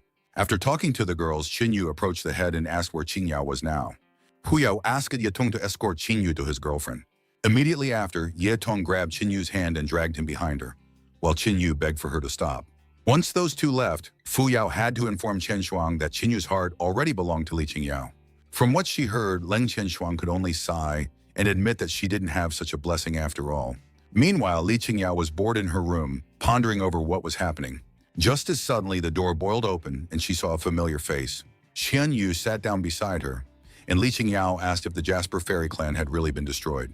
In response, Qin Yu explained to her that the Jasper Fairy clan was not as honest and kind as she thought, because behind the scenes, they were doing some very sneaky things. After which, Qin Yu stroked Qing Yao and asked for her to stay by his side as he wished to protect her in this life. Li Qingyao blushed, immediately after which she bounced away from Qin Yu, and covering her face with her hands, she accepted his wish and asked him not to approach her so suddenly. Qin Yu sighed because of what had happened, as he realized that they would have to rebuild their close relationship. 1 month later, Qin Yu was meditating in the secret spring of the Buddha Heart Temple, as suddenly he finally managed to break through. Just a little more, and he would be able to break through to the 9th stage of the destructive realm, which meant that he would be able to awaken the 5th dragon son, Taote. And after he awakens Taote, he will be able to travel to the desert lands once again. Suddenly, Ye Tong arrived at his source and began to happily tell him about the latest news, as this was indeed a significant event. The ruling dynasty of the Tianhe Empire, together with all 7 ruling dynasties, would soon hold a cultivator competition. Hearing this, Qin Yu thought about participating. Ye Tong explained that this competition should not only bring together the best forces of the 8 dynasties, but also bring together the 8 Qi emperors, making this event truly unique. Ye Ting spoke with fire in her eyes about how martial artists from all 8 dynasties could participate. The number of participants is unlimited, the number of clans is unlimited, and the prizes are very big. The top 100 winners of this competition will receive a 2nd stage divine weapon and a 1st stage divine pattern. The next top 50 masters will receive a 3rd stage divine weapon, and the next top 20 masters will receive a 4th stage divine weapon. Qin Yu recognized that the opportunity to obtain a 4th stage weapon sounded quite tempting. Because of that, he assumed that such rewards could attract many secret sect disciples and some strong cultivators. Ye Tong said that was not all, for the top 10 winners of this competition would be allowed to use the greatest treasures of the 8 dynasties, thus giving them the opportunity to set foot in the desert lands. Qin Yu was surprised at what he heard. After all, the greatest treasures are the symbol of the country's wealth, and not only could they raise a martial artist's qi, but they also possessed mysterious and impressive power. And if he managed to get his hands on such a treasure, Qin Yu would be able to travel to the desert lands sooner than he thought. After thinking it over, Qin Yu told Ye Tong that he would participate in the competition. Ye Tong was happy to hear this, because it meant that they could go there together. Just as suddenly, she remembered something, and sadly explained that Sister Qian Shuang would not be able to go along with them as she had business to attend to in the clan. Immediately after which, she began to push Qin Yu forward so that he would not be delayed. She explained that she was in a hurry because the competition would start in 3 months, and the venue would be a Moon City 3000 Li to the northwest. If they performed right now, they would have time to arrive early and get some rest. Qin Yu told Ye Tong that she was too impatient and suggested that she start by saying goodbye to the people from the temple. After a while, Qin Yu and the others gathered in the main hall of the temple. Fu Yu wished Qin Yu good luck so that he could take first place in the competition. And following her, the rest of the people in the room did as well. Ye Tong was upset that everyone only wished the first place to Qin Yu and asked why no one wished her good luck. But Fu Yao asked Ye Tong to take care of Qin Yu on the road, from which Ye Tong could only tiptoe. Lastly, Qin Yu's good luck was also wished by Leng Qianshuang. Qin Yu asked them all not to worry about it as he was confident that he could take the first place, after which he turned around and left. Looking at Qin Yu's back, Fu Yao mumbled that she was waiting for the moment when he would fly high. The next day, Qin Yu and the girls were on their way to the competition venue. Qin Yu asked Ye Tu if they had a bigger cart than this one, to which the latter replied angrily that there was usually plenty of room, but Shitu Zhengyu on the other side of the wagon laughed, and Ye Tong asked why another person went with them. Shitu Zhengyu chuckled and asked if it was a chance encounter. In any case, they were all going to participate in the competition, and the more people the merrier. From what they heard, Qin Yu and the girls stared silently at Shitu Zhengyu. And in the end, Qin Yu decided to just ignore that person. Just as suddenly, Shitu Zhengyu cried out that the second place in the competition would belong to him. Ye Tong asked why he thought he could take second place, to which Shitu replied that naturally the first place would go to Qin Yu. Ye Tong explained that she wanted to know why he was so confident that he could take second place. Hearing this, Shitu Zhengyu grew gloomy and said that it was because Li Qingyao was interested in what he said and asked why. Immediately after that, Shitu Zhengyu cried out that it was because second place would allow him to marry 2 princesses of a great dynasty. Hearing this made Qin Yu feel ashamed that they had even allowed Shitu Zhengyu to join them in the carriage. Ye Tong covered herself in a blush and shouted that Shitu Zhengyu was just an old pervert, while the Wu sisters only sighed because of what was happening. After a while, Qin Yu and company reached the border of the ruling Tianhe dynasty. Shitu Zhengyu looked out the window and warned the others to be more vigilant, as the next journey would be very dangerous. Su asked if it had anything to do with the werewolf race. Aikinyo explained that it's not just about werewolves, because the Tianhe dynasty's border is bordered by countless small states and free cultivators. their threat is much more than just a race of werewolves. These small states and free cultivators hide in the forest and suddenly attack passing people, thus earning a living. Hearing this, Shita Jungyu praised Chinyu for knowing so much about so many things, as suddenly they sensed danger, and in the next instant their wagon was destroyed. After inspecting the purple barrier, Chinyu told the others that they would probably have to walk the rest of the way. In the evening of the same day, Chinyu and company made a fire and settled around it. Shita Jungyu took out a map, and pointing at it, he told them that tomorrow they could reach Qinfeng City from where they could leave by wagon. Just as suddenly, Sito felt someone's presence behind him. Immediately afterwards, beaten bandits came out of the forest and demanded that the company give them all their valuables if life is precious. Qinyu looked around at the mangled bandits who had come out to them. After assessing them, Qinyu realized that the highest rank amongst them was a destructive realm and suggested that they were clearly not easy to cultivate. Hence, he advised them to leave immediately if they wanted to stay alive. Hearing this, the bandit leader became enraged and asked the insolent Qinyu not to blame him for his carelessness. Immediately after which, he pushed himself off the ground and attacked Qinyu with his crutch. But a moment before the attack, he stopped and warned Qinyu that he had one last chance to give up the treasure, or no one would be left alive. Qinyu asked the old man who he was and why he was using their Qin family's art. Hearing this, the old man realized who the person in front of him was. Immediately after which, he broke the distance and immediately ordered his men to retreat, after which they ran away from the company into the woods. Shitu Zhengyu asked Qinyu if he wanted to follow the bandits. Qinyu stood up and said that the old man's art was the Qin family's personal battle art, and judging from the look on his face, the old man was clearly frightened when he said this. Hence, Qinyu suggested that they all go after the gang to find out what was going on here. Fleeing with all their legs, the bandits took refuge inside the ruined temple. The gang guy was begging old man Hu for some water and trying to find out what happened to him. After which, the old man wept and confessed that he had dishonored the Qin family, and on top of that, someone found out. Just as suddenly, Qinyu opened the temple door and stepped inside. Qinyu asked the old man who the old man really was. Not knowing what to say, old man Hu tried to distract his interlocutor from the question and asked who he was. But to his surprise, he called himself Qinyu from the ruling dynasty of the Divine Sword Dynasty. Hearing this, old man Hu immediately jumped up, but Qinyu was able to react in time and chain the old man. The guy asked Qinyu what he was doing, but old man Hu ordered him to watch his manners. After which, he ordered Shailan to take the rest of the men and leave the temple. Shilan refused to follow the old man's order, but old man Hu shouted for them all to just get out of here. And a few seconds later, all the gang members were out on the street.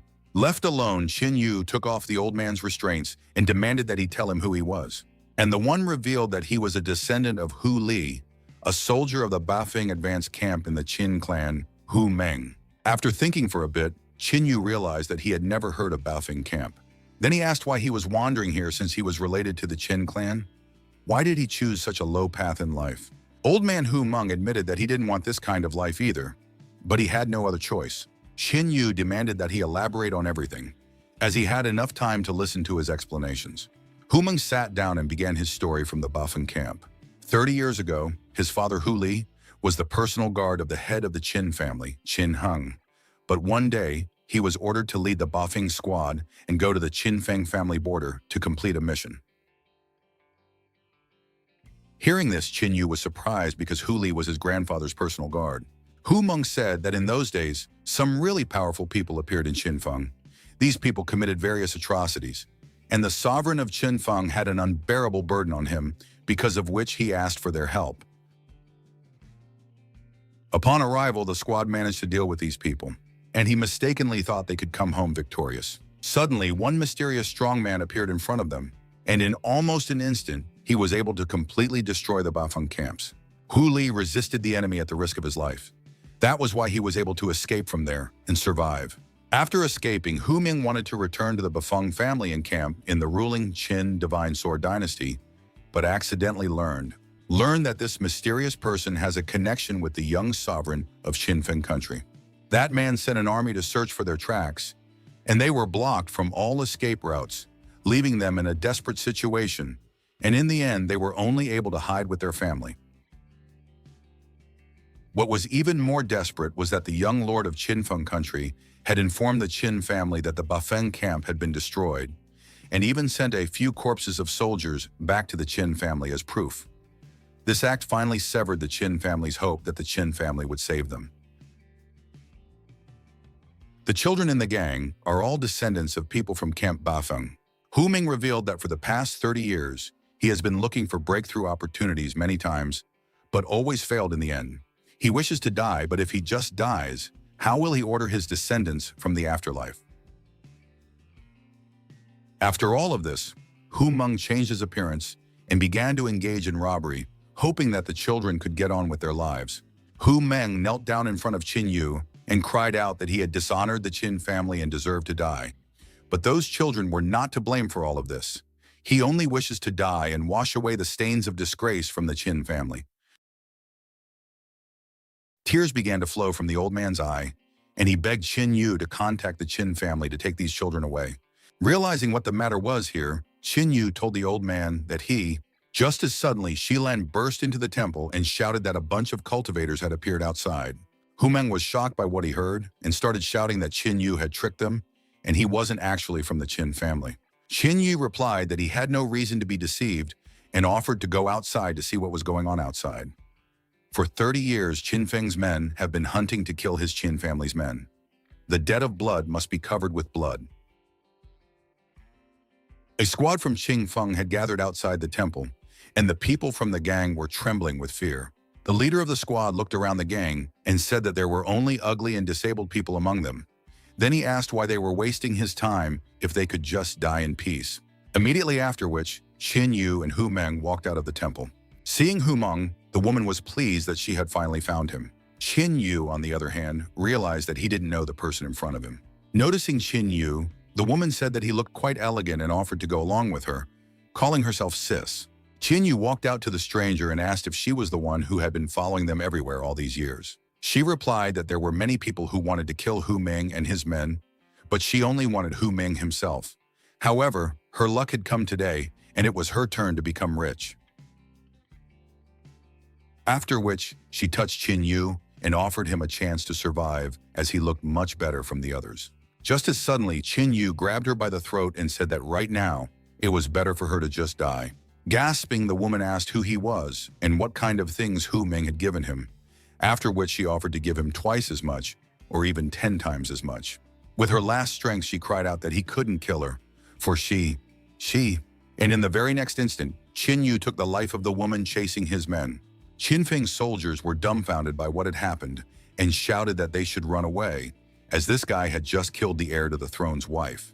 Just as suddenly, the image of Yazi's ghost formed behind Qin Yu's back.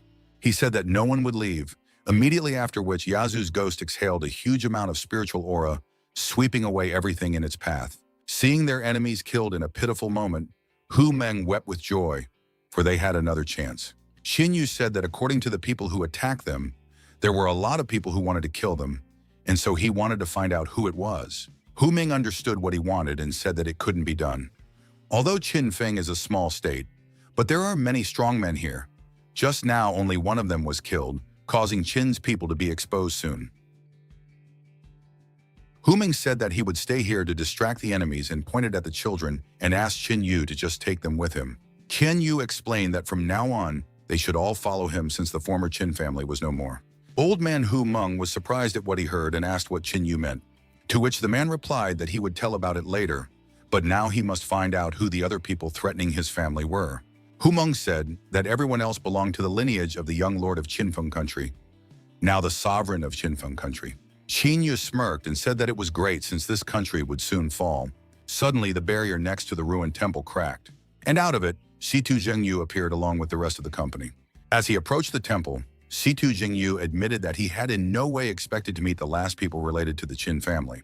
Seeing the strangers, Hu Meng was wary and asked who they were, but Qin Yu stopped him saying that these were his men. Qin Yu apologized for disturbing them and asked to dispose of them while he had to leave for a while.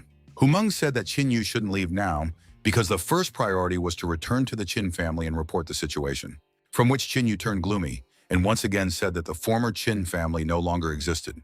The old man was stunned by what he heard and asked what the words meant, to which Qin Yu replied that the specific circumstance of the cases would be explained to him in detail by the sisters of the Wu family. Suddenly, Shilan asked Qin Yu to stop and bowed and asked Qin Yu to take him with him. Shilan said that although he doesn't have any abilities, he won't be a burden. All he wants is to see his enemies die in person. Yu Ming ordered Shilan to shut up, but Yu replied that he would no doubt take him along since he wouldn't be a burden.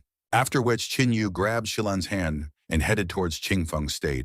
After a while, Yu, together with Shilan, arrived at the capital of Qingfeng State. After looking around, Shilan pointed at the tower and said that they should go there. At the same moment, inside the tower, the sovereign was enjoying a hot bath.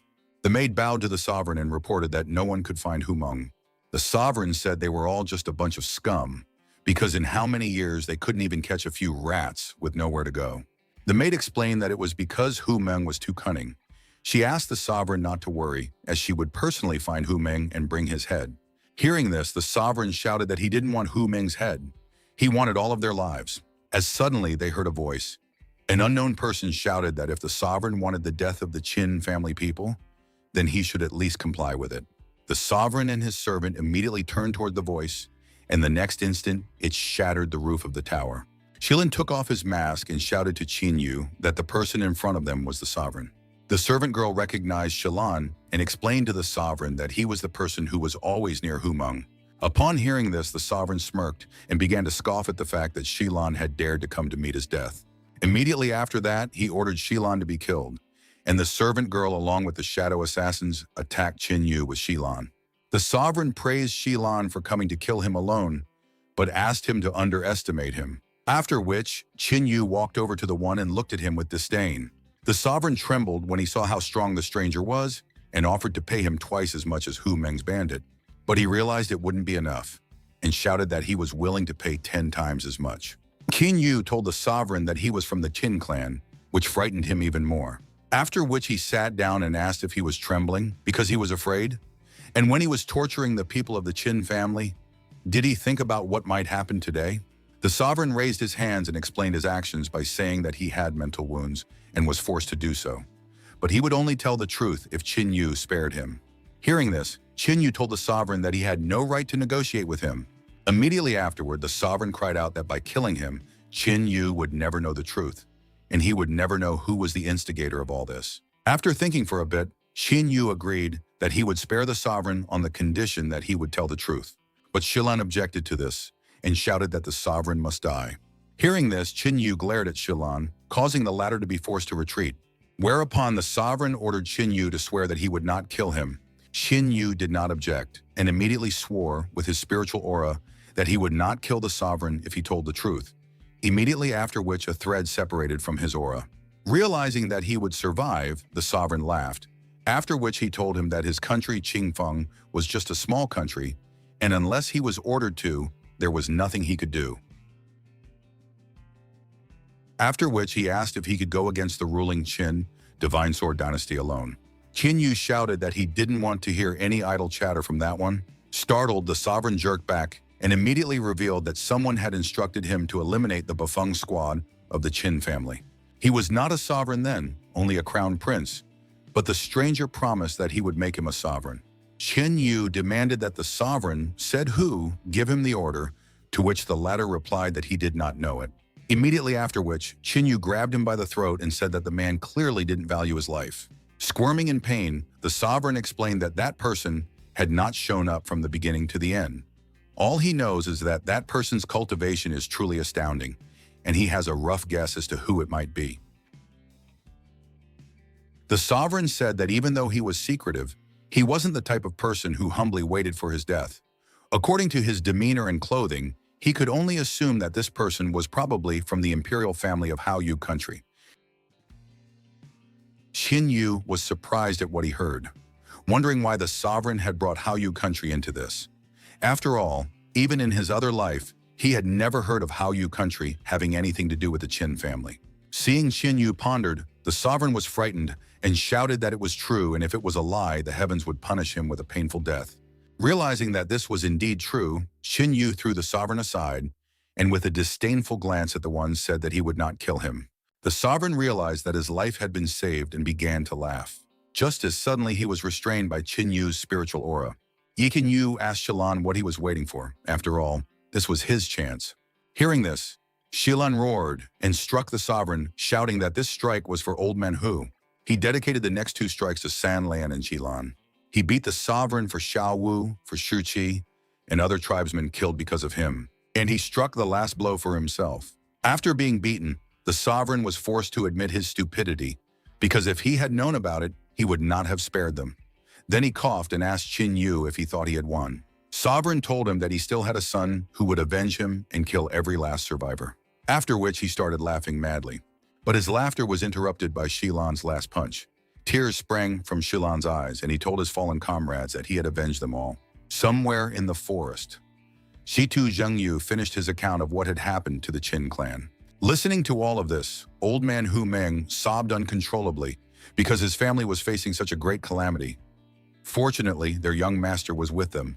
Moments later, Qin Yu and Shilan returned to the camp. Upon seeing them, Hu Meng immediately shrieked with joy and bowed, greeting the young lord of the Qin family. Shilan ran up to the old man and grabbed him by the shoulders, joyfully telling him that he had killed sovereign Qingfeng with his own hands. Qin Yu lifted up the old man, and the old man began to thank Qin Yu, for their revenge had finally come to fruition. Qin Yu replied that this was not the end, as they still had to find the person behind it all. And according to sovereign Qingfeng, the imperial family of Haoyou country was behind it. Old man Hu Meng wished to go to Haoyou country with Qin Yu, but the latter refused him and explained that there were more important things for the old man to do. Hu Meng wished to hear what the young master wanted to order him to do, and Qin Yu explained that since the Qin family's bloodline had been preserved, it was only natural that it should not dissipate from now on. And so he ordered Bafeng's squad to listen to his orders. Qin Yu ordered them to return to the divine sword-ruling dynasty and restore the Qin family. The other members of the Bafeng squad honorably accepted this order. And old man Hu Meng slapped his chest and said that he would do it even at the cost of his own life. After which, old man Hu looked up into the sky and swore to his father that he would restore the Bafeng camp to its former glory. 2 months later, Haoyou Imperial City. Jin Yu stepped out of the cart and looked around. After him, the girls came out and began to wonder childishly at the size of this city and the number of people around them. Qin Yu felt embarrassed and asked them to be a little more serious. Just as suddenly the heavens parted and a huge amount of spiritual aura began to spread out. One of the townsfolk cried out that it was the holy maiden Hao Yue. Immediately afterward, a huge golden dragon flew out of the sky, on the head of which was Hao Yu's holy maiden, Xuan Yuan. Wen Yuan jumped off the dragon's head onto the fortress wall and left, accompanied by the guards. After thinking for a bit, Qin Yu realized that the holy maiden was probably a member of the imperial family. Just as suddenly, someone behind Qin Yu's back chuckled and explained that the holy maiden was the second of the 4 great beauties of Haoyou City. Dan Yang revealed that a lot of cultivators had warm feelings for the holy maiden, and therefore he advised Qin Yu to give up on this idea. After looking over Qin Yu, he assumed that he probably came from a small state, and his cultivation of the destruction stage was pretty good, but the back of his back is a bit beyond that. Qin Yu asked how the man knew that he came from a small state. Dan Yang asked Qin Yu to look at the people passing by, and explained that such people definitely came from a large state. In front of Dan Yang, Shitu Zhengyu jumped out and asked if the holy maiden in the second place. Then who was in first place? To which Dan Yang replied that he would tell them everything on the way to the city, and they both smirked as they realized that they were brothers in spirit. After which they hugged each other and shouted that time was of the essence, which made Qin Yu feel uneasy. After a while, the company reached the inn. Dan Yang ordered delicious food and wine, as he always does. Zitu Zhengyu reminded Dan Yang that they had not yet introduced themselves, then gave his name, and revealed that he came from the Tianhe dynasty. Dan Yang was surprised to hear about the Zitu family, and Zitu Zhengyu shook his head, confirming that he was indeed from this family. Dan Yang admitted that he had underestimated the guests, because even though the Tianhe dynasty is quite small, the Zitu family is quite famous. Zitu Zhengyu decided not to linger and asked Dan Yang to tell him about the 4 beauties of Haoyou City. And he gladly agreed. He said that there were 4 beauties in their town, and he would start with the 4th. She is the head of the Divine Refinement sect, who is known as the most talented vessel-casting cultivator. Zitu Zhengyu's eyes shone, and he recognized that she was indeed a talent. In 3rd place is the brave woman from the Moon Wolf Court. Toba Yanyan is an amazing woman. Upon hearing this, Zitu Zhengyu asked Dan Yang to tell more about her. Just as suddenly, the door opened, and the waiter told the guests that their food was ready. Following the waiter, a certain man entered the room. Dan Yang immediately recognized the 3rd prince and greeted him, to which the latter replied that sooner or later Dan Yang would lose all his possessions, After all, organizing a banquet, it is worth inviting people with power and experience. Situ Zhengyu awkwardly chuckled and told the prince that it wasn't their fault. Dan Yang confessed that he didn't know why the third prince was looking for him, or what instructions the third prince would give him. The third prince gave Dan Yang a ring and ordered Dan Yang to send his sister a gift, which would be a mechanism at his house. As he left, he remembered the wild beast near Dan Yang's house, and so he ordered it to be sent as well, for tomorrow was Yan Yan's birthday, and he must give it to her. Dan Yang said that he could give the prince the mechanism, but there's a problem with the wild beast. The wild beast is too strong, even though it has been in confinement for 100 years, but still no one has managed to tame it. To which the prince replied that Dan Yang just had to prepare the beast for tomorrow. Xin Yu was surprised when the prince said that the person in front of him was Dan Yang. After all, in a past life, that was the name of the man who put the entire city of Haoyue on fire. Shitu Zhengyu asked Dan Yang who this person from the imperial family was. Dan Yang revealed that he was the third prince of the Haoyue imperial family. He was very talented and had a strong cultivation. He will only turn 25 years old this year, yet he has already reached the 5th stage of the destructive realm. There is a chance that before the age of 30, the prince will be able to break through the destruction realm and reach the void realm. Furthermore, the third prince had already been to the Great Wasteland and had apparently found great fortune. In the previous year, after being only at the 4th stage of the destructive realm, he was able to defeat a strong cultivator at the 7th stage of the destructive realm, and now he would probably be able to fight even those at the 9th stage. Shitu Zhengyu said that in Haoyu City, the prince might be a talent, but compared to the rest of the world, he is a nobody.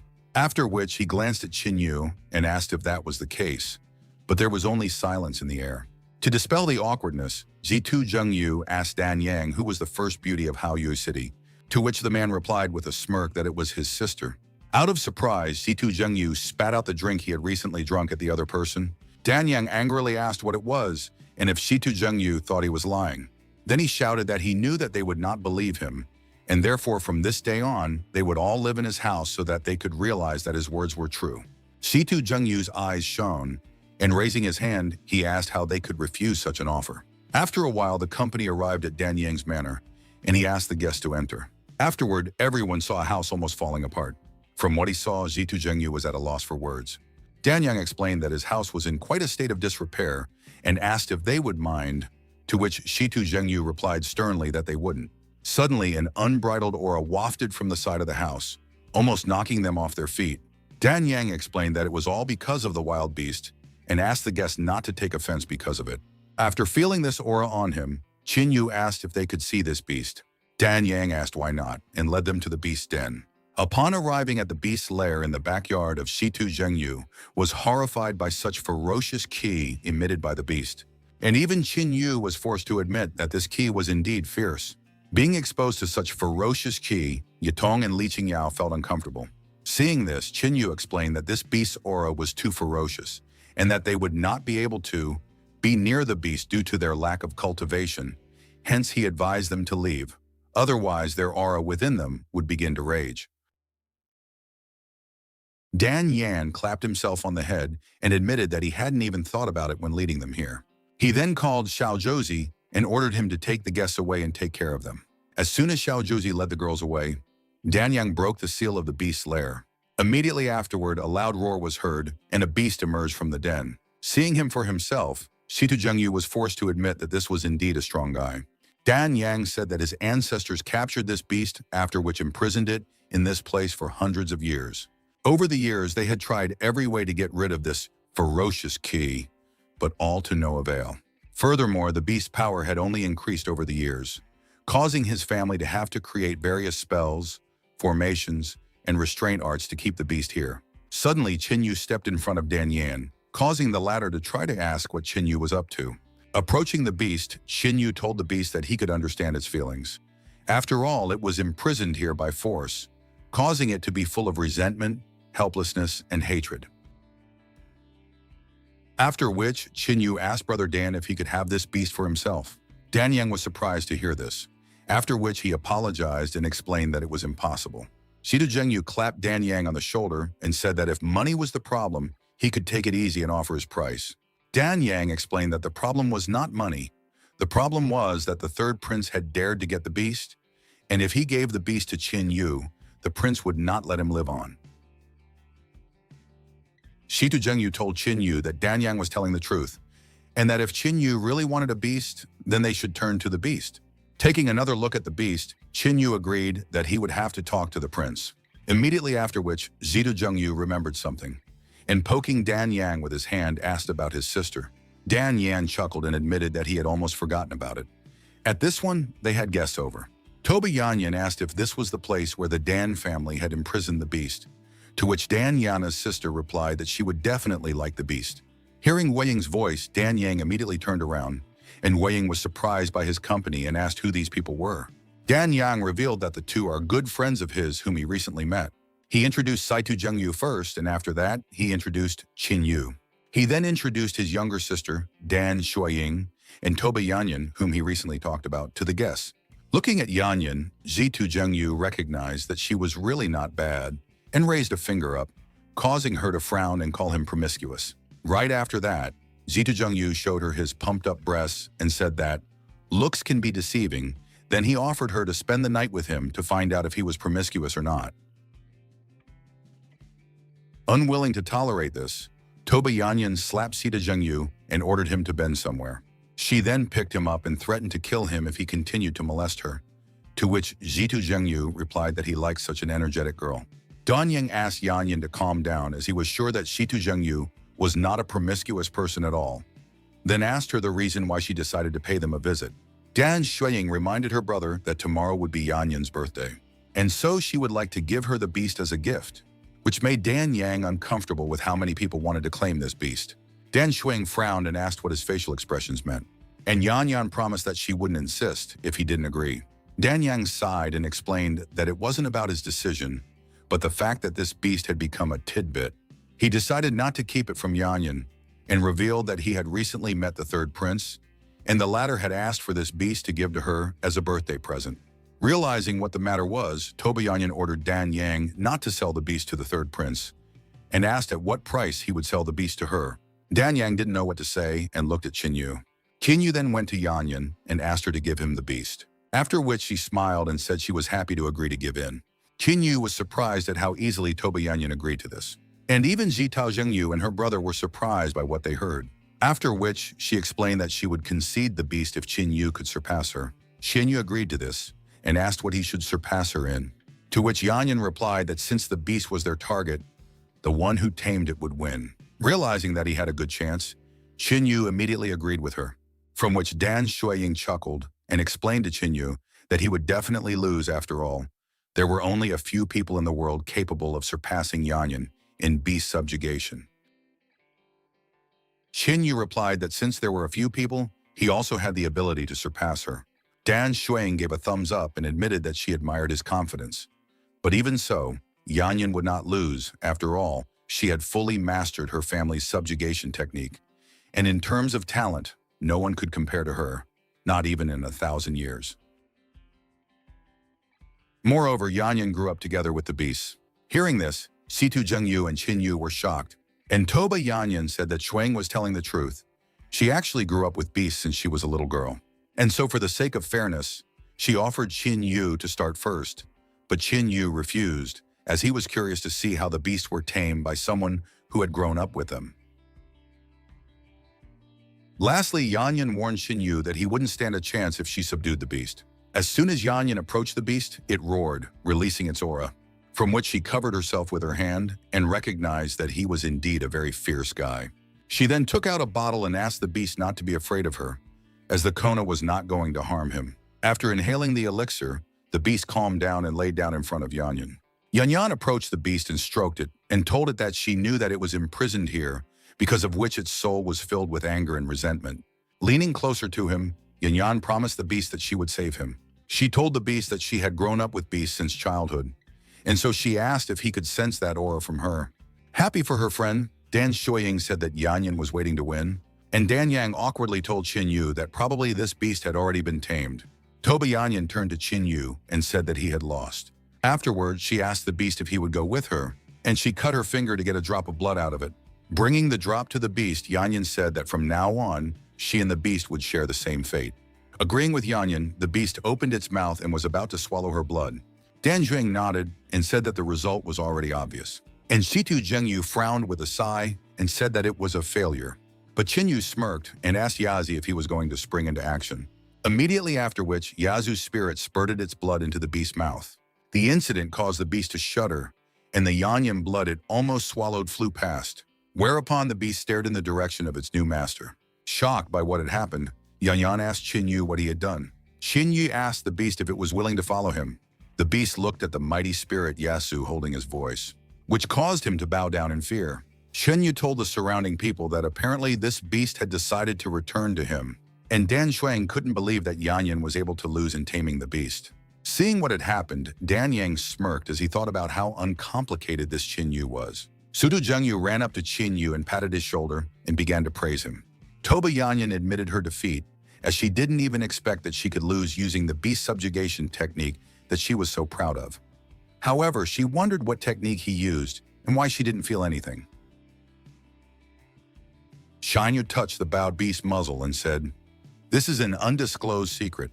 Hearing this, Dan Shaying wondered what kind of mystery this was, and Toba Yanyan admitted her defeat in the battle for the beast. She then told Qinyu that tomorrow would be her birthday and asked if he would do the honor of coming to see her.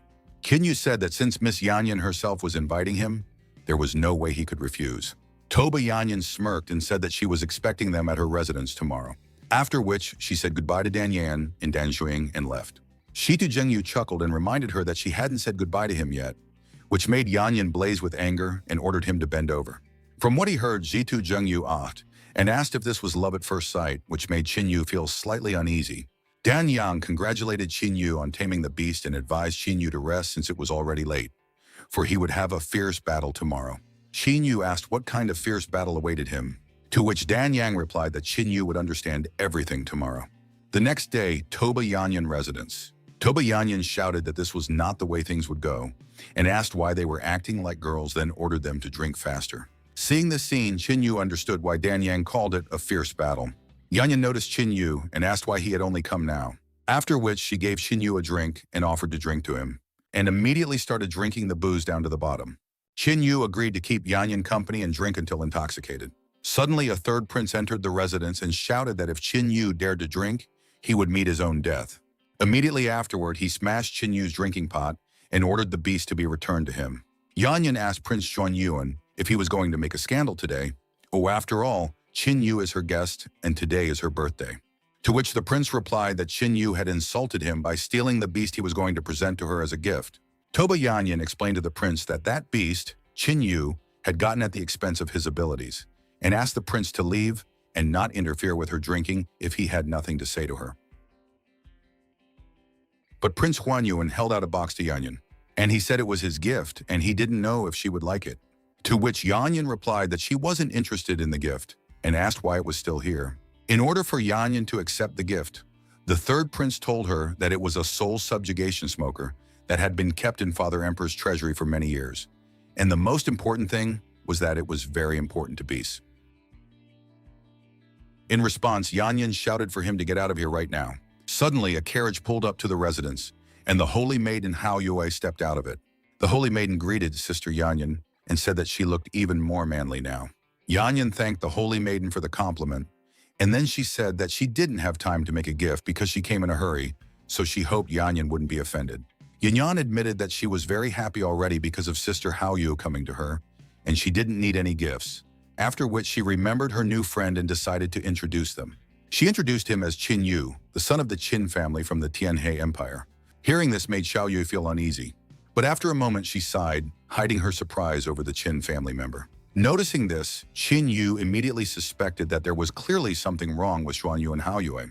After Qin Yu, Yanyan introduced Zheng Yu of the Shitu family and a member of the Buddha Heart Temple to Sister Shitu.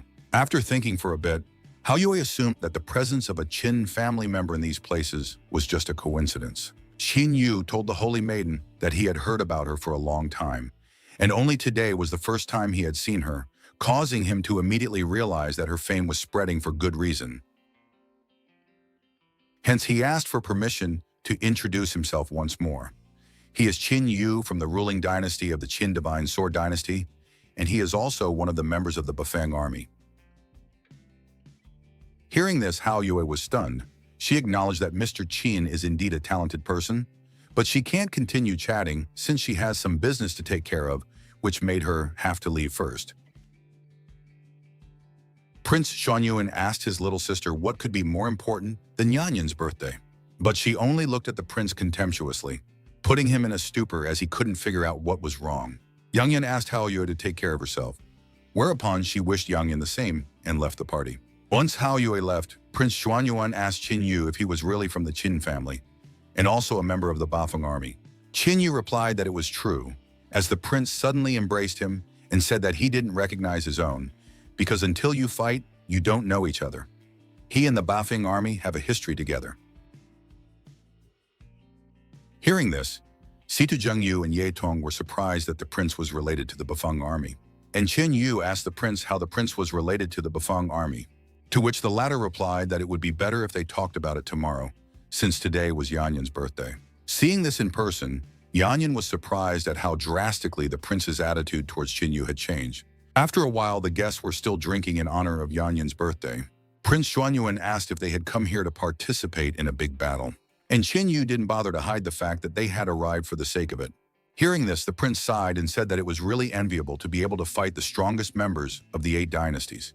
He said that he would also like to go, but unfortunately only the eldest sister and the 9th prince of the Hao Yue royal family were eligible.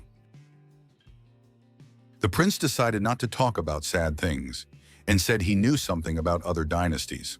He said, to put it mildly, given their cultivation, Qin Yu and company wouldn't stand a chance even if they found out about it. Hearing this, Ye Tong shouted to the prince not to dare to underestimate them, and Situ Zhengyu said that they would think of it as a preliminary introduction about every talented person from every dynasty, after which the prince said that the leaders of the 8 ruling dynasties appeared continuously, but among them, there were only 3 to pay attention to. These 3 were the top 3 in this great competition. He assumed that they knew that his sister's talent was at the highest level, but even so, she wouldn't be able to withstand 100 blows from these 3. These 3 were Zhang Feiye of the Shishui clan of the Shishui ruling dynasty, Emperor Zhou's son Tianlin of the Dazhu ruling dynasty, and Chen Sheng of the Luji ruling dynasty. Situ Zhengyu said that he had heard of Zhang Feiye. She was rumored to be a once-in-100 years female leader. As in talent and looks, she's great at everything. Xianya asked the prince what cultivation these 3 had, and the one revealed that Zhang Feiye was 27 this year, and she was already at the peak of ascension. She also possesses several divine weapons of the 3rd level and above, and she is supported by the great Yin immortal clan. Rumor has it that she was accepted as an apprentice by an elder of the immortal clan, and among all 3 of them, she probably possesses the most number of weapons. As for Zhou Tianlin, he is ruthless and willing to do anything to achieve his goal. He is 35 years old and has probably already broken through to the immutability realm. Although Zhou Tianlin has not received any support from immortals, he is extremely talented and has created his own technique that makes him stronger when he meets the strongest. No one knows what his strength lies in. All that can be said is that Zhou Tianlin is the most terrifying opponent of the 3. As for Chen Sheng, this person is very secretive. Many years ago, he achieved fame and defeated all the leaders of dynasties, becoming invincible. In addition, Chen Heng has excellent qualities as a human being. Not only did the clans he defeated not complain, but they learned his best techniques from him. Chen Sheng is also on the cusp of ascendancy, and the prince admitted that in his opinion, this man is clearly not simple and may be the latest dark horse. In his past life, Qin Yu had never heard of these 3, which could indicate that they had died young. Holding out a drink, the prince told Qin Yu that if he really got a chance to face these 3, he would be willing to give him a weapon to increase the chance of victory. Qin Yu accepted Prince Xuanyuan's offer, after which he took a drink, and hitting the pots, they shouted about getting drunk. Watching the 2, Toba Yanyan wondered whose birthday it was today. Same night, guest room. Walking over to the window, Qin Yu asked Xuanyuan to tell him about his connection with the Bafeng squad.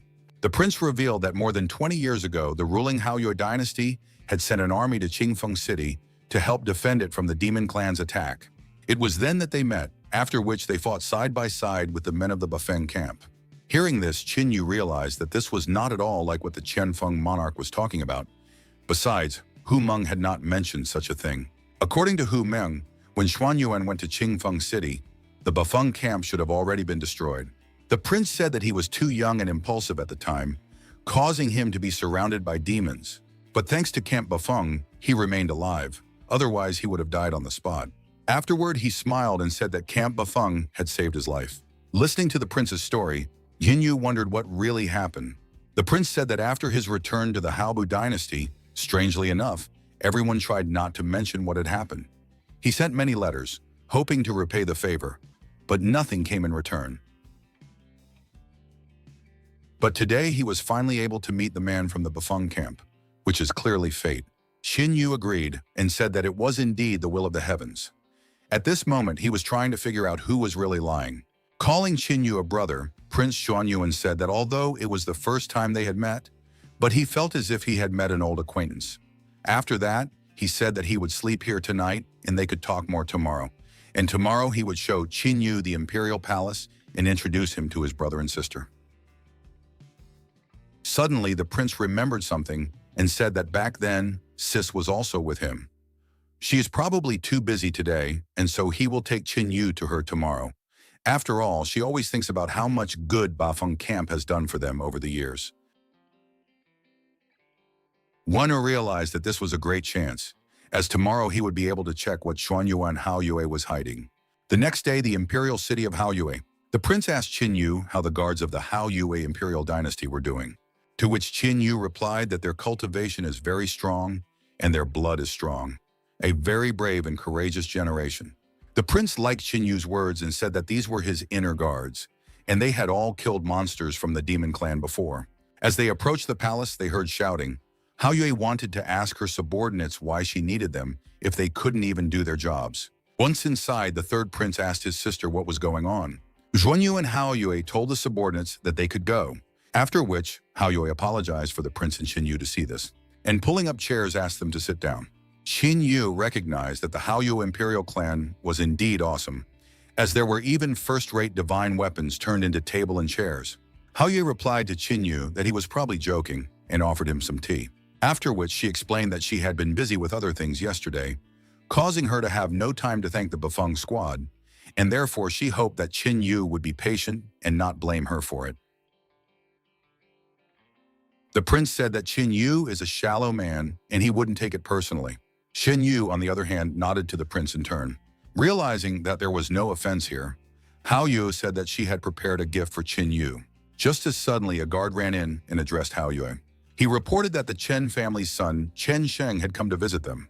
Haoyue wondered why he had come, but still allowed him to enter. Qin Yu reflected on the fact that just recently, Xuanyuan had told him about him, and he had in no way expected to meet Chen Sheng so soon. Once inside, Chen Sheng greeted Xuanyu and Haoyue as a cultivator of the ruling Sunset Dynasty. Just as suddenly, Qin Yu recognized the person beside Chen Sheng and greeted his older brother. Upon seeing Qin Yu, Chen Sheng admitted that he had in no way expected to see Qin Yu here. Suddenly, Qin Yu realized Chen Sheng's real identity because of the similarity of names with the prince. Haoyue had asked Chen Sheng what the name of the person who arrived with him was. Immediately afterward, Chen Sheng introduced himself as the 9th prince of the ruling Tianhe dynasty. Hearing that he was also from the Tianhe dynasty, Haoyue smiled and invited the guests to sit down. Chen Sheng told the holy maiden Haoyue that he had come today to ask for something. He asked if the ancient demon mountain under the control of the Haoyue family was too quiet lately. Haoyue's gaze hardened, and Chen Sheng explained that he had no bad intentions, but he needed the demon core, and according to his information, this demon was imprisoned in the ancient demon mountain. Because of that, he wants to help the Haoyue imperial family to solve the problem of the ancient demon mountain and only get one beast as a reward. Xianya understood why Haoyue was so angry just now, for she had developed a problem with the ancient demon mountain. Chen Shan explained that suppressing the ancient demon mountain requires a large price, but the effect is negligible. Fortunately, he has a way to deal with it and protect everyone. Haoyue accepted the offer, because for her as a representative of the Haoyue imperial clan, giving one demonic beast a gift is not a problem. And since he is so confident in his success, she is willing to give him a chance. Hearing this, Chen Sheng joyfully thanked the holy maiden. At this moment, the ninth prince realized that this was a great chance and asked Qin Yu if he wanted to join them to help. Chen Sheng was surprised at what the ninth prince was about to do, and Qin Yu replied that if Brother Chen asked, he couldn't refuse. Chen Shan stood up and said that they needed to hurry before it was too late. Prince Huanyuan was surprised and asked why they were in such a hurry, but Hao Yu said that they had better hurry there and take care of everything, and she would send someone to take them to the mountain. Lastly, she thanked them for helping with this, and Chen Shang and Chen Sheng thanked Hao Yue for her help. Walking outside, Chen Shang told Qin Yu that they were very lucky to meet here. Qin Yu said that he had some doubts and that he wanted to ask, to which the prince replied that he understood, and that he would explain everything when they reached the ancient demon mountain. Shitu Zhengyu chuckled and said that he would go first so as not to disturb his old friends. Hearing this, Chen Shang recognized that the Zitu family truly knew what was right and wrong and was capable of great deeds. After a while, Qin Yu's escort reached the ancient demon mountain. One of the attendants apologized that he wouldn't be able to guide them further as he and the others' cultivation levels were too low, and so he asked them to be as careful as possible on their journey. Once the attendants left, Qin Yu asked Brother Chen if he was ready to tell everything. Immediately after, Chen Sheng explained that Chen Sheng of the Sunset Dynasty was actually the prince of the Tianhe dynasty. He was the 17th in seniority and the youngest of them all. Chen Sheng bowed and greeted Qin Yu, calling him brother. Chen Shan explained that the 17th prince had been sent to the Sunset Dynasty since his birth, causing only a few people to know about his identity, and through luck and cultivation, he was able to become famous in the Sunset Empire. Chen Xing then explained to Chen Sheng that Qin Yu was their brother, and that he could tell him whatever he wanted. Chen Xing told Qin Yu that the technique he practiced was called the sun absorption technique. It could absorb everything to help his cultivation grow. If the swallowed creature is a dragon beast, it will gain the dragon beast bloodline. If it is a demonic beast, it will gain the core of a demonic beast. And if it consumes a person, suddenly smiling, he said, "This is the biggest disadvantage of the sun absorption technique. It cannot absorb people." Chen Shang asked how he could be so non-serious at his age and asked him to get straight to the point. Qin Yu was forced to admit that this technique was indeed very powerful, and it was probably because of this in his previous life that he had not learned of Chen Sheng since he had died young. Chen Sheng explained that he had recently encountered a weakness in his cultivation, and therefore he needed strong demons or monsters to overcome this weakness. He had devoured many ordinary beasts before, but none of them were useful, so he decided that he would need a very powerful demonic beast to overcome his weakness. Unfortunately, it's quite difficult to find high-level and wild beasts. He was about to give up when suddenly the ninth brother said that there was a disturbance in the Hao Yu clan's ancient demon mountain, which was the reason why they had come here. Qin Yu asked Brother Cheng if he was responsible for all the commotion on the mountain. Seeing his brother smirk, Chen Sheng was stunned that he could do such a thing.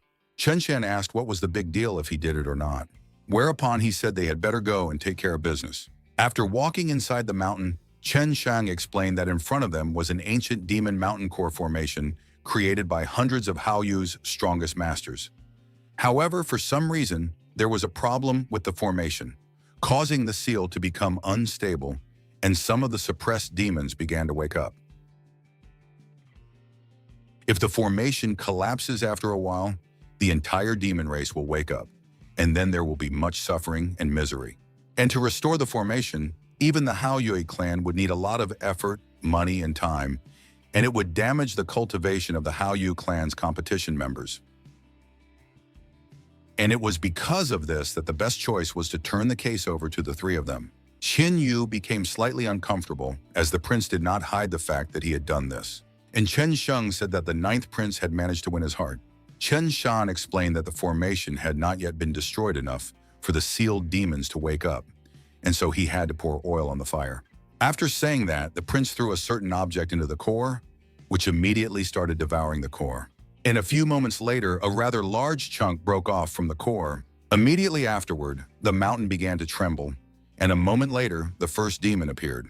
Seeing him, Chen Sheng smirked and said that he had been searching for a demon at the peak of the realm of delusion for too long. After which, Chen Sheng released his spiritual aura and asked Chen Shan with Qin Yu to control the other demons while he fought. Immediately afterward, he pulled out two hammers, and saying that he would be back soon, he rushed into battle. Seeing this, Chen Yu was surprised that Chen Sheng had a level 4 immortal weapon, and Chen Sheng asked how one could not carry a few guns when traveling the world. After which he slashed the demon, leaving a huge wound on it. Chen Yu, on the other hand, took out the spear of the god of war and used the divine thunder spear technique, destroying many demons. Chen Shang was surprised at how much stronger Chen Yu had become. After all, he had only used one technique to kill all those demons, to which Chen Yu replied that these demons were too weak, and glancing towards Chen Sheng suggested that the end of the battle was nearing.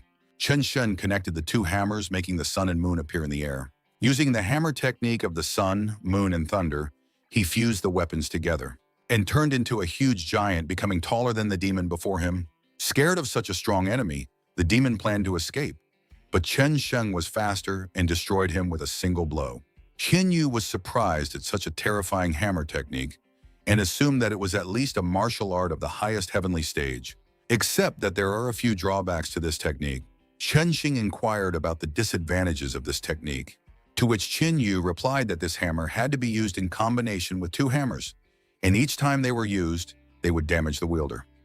Although it could be recovered in a short period of time, but if the hammer was used too often, it could leave dark scars and diseases.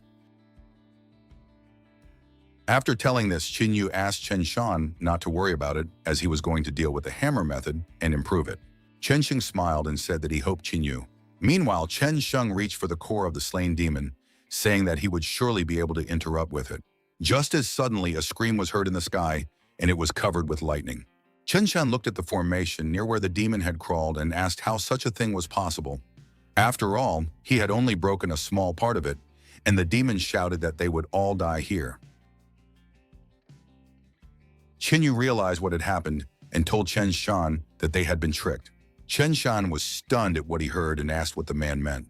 Yikan Yu explained that in the competition of the 8 great ruling dynasties, the strongest opponent is Chen Sheng. But if he dies here, after realizing what Chen Yu wanted to say, Chen Sheng loudly cursed at the Hao Yu imperial family, for the latter had proven to be too devious. The demon rushed towards Chen Yu, and he estimated that such suppression was equal to the level of the destruction realm, and the power of the pressure from it was not inferior to the power of the underground bloodbath he had met before. Chen Yu shouted to the princes that they should run away, when suddenly many previously sealed demons got in their way. Chen Sheng tried to attack the monster as he suddenly saw a shadow, and in the next instant, the huge demon stepped on him. Chen Sheng was so shocked at the loss of the 17th prince that he froze as the demon flew towards him. But a moment before the impact, Chen Yu saved Chen Shan. Looking at the behemoths, Chen Shang admitted that this was all his fault and asked Chen Yu to leave if he had a trump card up his sleeve to do so. The demon said they're all going to die here today, immediately after which he attacked Chen Yu with a flaming axe.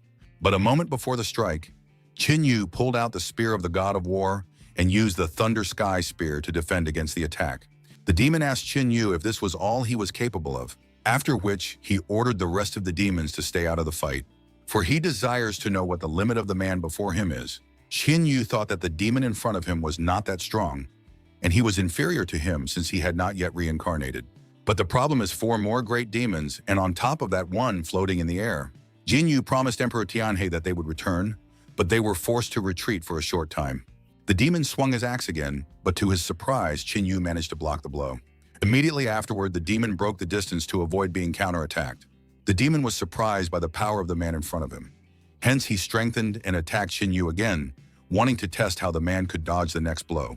Qin Yu realized that his affairs were bad and decided to put more effort into it, partially transforming into a dragon form. But a moment before it struck, the demon stopped and immediately kneeled down. Qin Yu was surprised because of what had just happened. Suddenly, the rest of the demons kneeled behind him, and the hovering demon greeted the Lord of the 4 heavenly demons. Suddenly, a portal opened behind Qin Yu, and the 4 heavenly demon lord emerged from it. Qin Yu suddenly sensed something and immediately broke the distance with him. Although there were no fluctuations in strength coming from the 4 heavenly demon lord, but the pressure coming from him was much stronger than the great demons around. Besides, a bloodsucker bat isn't even close to him. As soon as the overlord took a step, Chen Shan was forced to take a knee due to the pressure.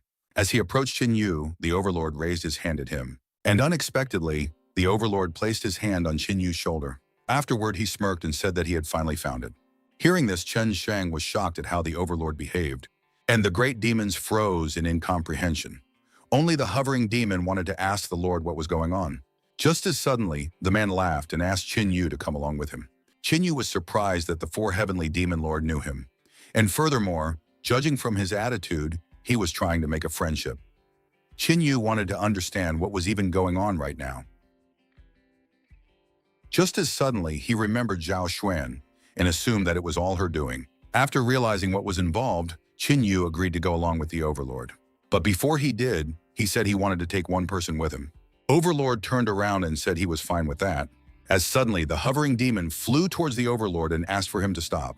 The demon shouted that this man had killed his favorite child, and therefore he must be killed. Hearing this, the lord of the four heavenly demons waved his hand, which created a huge rift in the sky.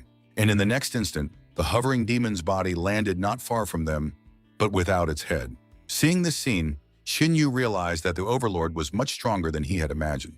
After which he, along with Qin Shan, followed the overlord to the cliff.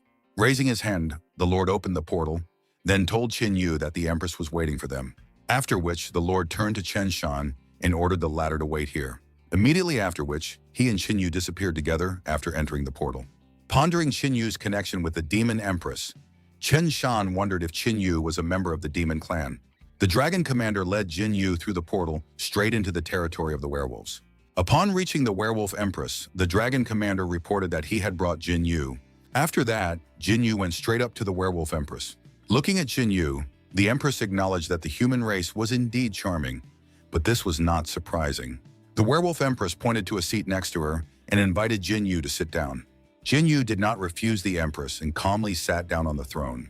Approaching him, the empress said that it had not been easy to find him. She then introduced herself as the empress of the demon race, whose body was that of a black blood phoenix. Jin Yu smiled and said that it was a great honor for him that the empress of the demon clan had been looking for him. The demon empress waved her hand at her subordinates and ordered them to bring his belongings. Her subordinates left and soon returned with iron boxes. As soon as Jin Yu saw the contents, his eyes lit up, for it was all too valuable. The demon empress said that she had carefully selected all these gifts. Here he could see countless ninth-level pills, great demon cores, and many demonic artifacts. The empress asked if he was satisfied with this. Jin Yu summed up that the demon empress had put so much effort into finding him and was now giving him such gifts, so he wanted to hear what exactly she wanted him to do for her. The demon empress replied that she wanted something very simple for Jin Yu, but for others it would be impossible even in a lifetime. However, Jin Yu was different from other people. Jin Yu is not a relative of the Zhao immortal clan, but he is also a friend of the Black Dragon King's daughter, and therefore, she wanted him to deliver a message to the Black Dragon King on her behalf. Jin Yu reminded her that she is the empress of the demon clan, and if she wants to talk to the Black Dragon King, she can go to him herself. So why is she asking him to help her? The demon empress asked if he didn't know. Jin Yu asked what she didn't know. The empress explained that neither demons nor immortals had ever set foot in the heart of the Great Wasteland. He had won Zhao Xun's favor, so how could he not know this? Jin Yu asked the empress to tell him more about it. The demon empress wondered if he really didn't know this, or if he was pretending. But then why would he pretend not to know such a thing? With a smile on her face, the demon empress agreed to tell Jin Yu why the demons and their ancestors had never been able to penetrate the heart of the Great Wasteland. A short time later, the demon empress asked Jin Yu if he understood now. But when she saw the expression on Jin Yu's face, the demon empress was puzzled for a second. Now Jin Yu finally understood what was going on. Jumping up from the throne, Jin Yu said that he agreed to fulfill her request and asked what message he should deliver. Immediately after that, all the gifts prepared by the demon empress disappeared in a purple flame. The demon empress asked him to tell the Black Dragon King that she was ready to join forces with the Wasteland clan to fight the immortal clan. Jin Yu clearly did not expect this, and asked if the empress was not afraid that he would tell the Zhaoshan clan about it. The demon empress said that he would not do so. She then rose from her throne and warned that if he did indeed tell Zhao Xuan, then he could consider that she had misjudged him. Jin Yu laughed when he heard this and admitted that it was amusing and very interesting. In that case, he agreed to help the empress. The demon empress said that she also knew that he was going to participate in the human clan's competition, so she offered to help him get rid of all his enemies. Jin Yu said that there was no need for that and that he didn't care about those people anyway. Jinyu collected the Empress's precious gifts into his ring. Then he headed for the portal, finally leaving these lands. As soon as Jinyu left, the Demon Empress was finally able to breathe a sigh of relief. The Empress fell to her knees and reported to her ancestor that she had fulfilled his request. A ripple appeared in the air in front of the Empress, which rapidly expanded. From the ripples emerged a scroll with a dragon design, from which a purple flame emerged. The purple flame told the Empress that she had done an excellent job. Immediately after that, the purple flame was sucked into the scroll, and immediately after that, it disappeared in a magical whirlwind. After the appearance of such an oppressive creature, the Empress no longer had the same expression she had when she met Jinyu. Meanwhile, Jinyu came out of the portal and went back to the ancient demon's mountain. Before Brother Chen could ask Jinyu a question, Jinyu suggested that he leave. Suddenly, the clawed hand of the dragon commander reappeared from the portal, and then he came out with his luggage. The dragon commander offered Jinyu to consider it a gift and threw away the man he no longer needed. Seeing who it was, Chen Shang immediately rushed to the 17th prince. The dragon commander pointed to Jinyu and said that he was his personal gift. He then said that he hoped they would meet again and disappeared into the portal. Jinyu turned away from the portal and headed towards the two princes. Chen Jing asked Jinyu if that meant he. Then cutting himself off mid-sentence, he said that he was not going to ask him about it. Jinyu turned to his brother Chen and said that all he needed to know was that he would defend the people at all costs. Chen Xing said that he believed Jinyu, but even so, he would not let them get away with it. Jinyu agreed with Chen Shan, but reminded him that it would be better to settle personal scores after the competition was over. Jinyu thought about how Saint Haoyu had a deep mind, which was why it was difficult to understand what she was thinking in a single day. Chen Shan said he understood and promised to hold back his enthusiasm until then. Sometime later, in the main discussion hall of the Haoyue Empire, Xuanyuan thanked Jinyu and the 7th prince for eliminating the chaos on the ancient demon's mountain. Chen Xing smiled and said that he also wanted to thank the holy Haoyue.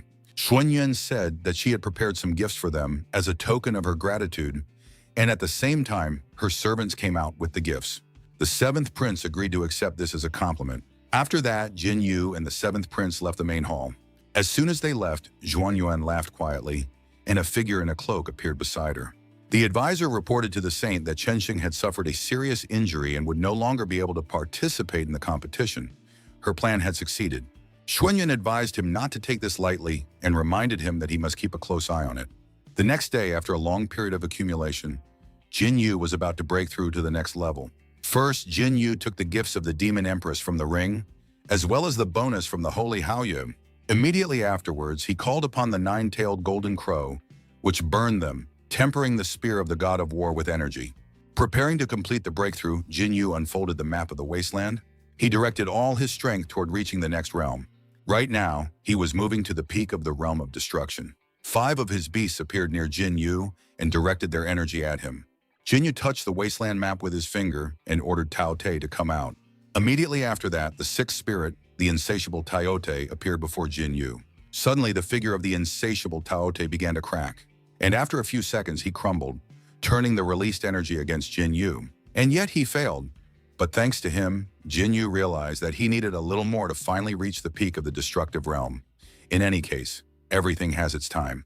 Jinyu took the scroll and asked Tao Te to believe in him, promising that he would not keep him waiting too long. Suddenly, Jinyu heard shouting behind him. Rushing towards Jinyu, Yetong shouted to him that the day of the competition had been set. Jinyu said that if it was set, then it was set, and asked if she could be a little quieter. Yeting asked what it meant to be quieter.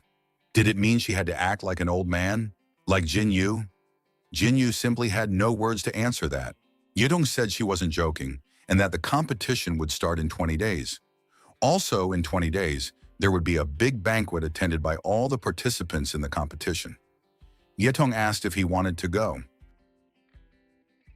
Jinyu replied that he wasn't interested in such things, but if she wanted to have fun, she could go if she was careful. Yedong complained to Jinyu about how boring he was, and stamping her foot in dissatisfaction, said that she would go anyway. Then she quickly left. The day of the competition was getting closer and closer. 20 days later in the city of Haoyue, Yetong grabbed Jinyu's hand and said they had to hurry. Apparently, all the participants had already gathered, which meant it must be very lively there.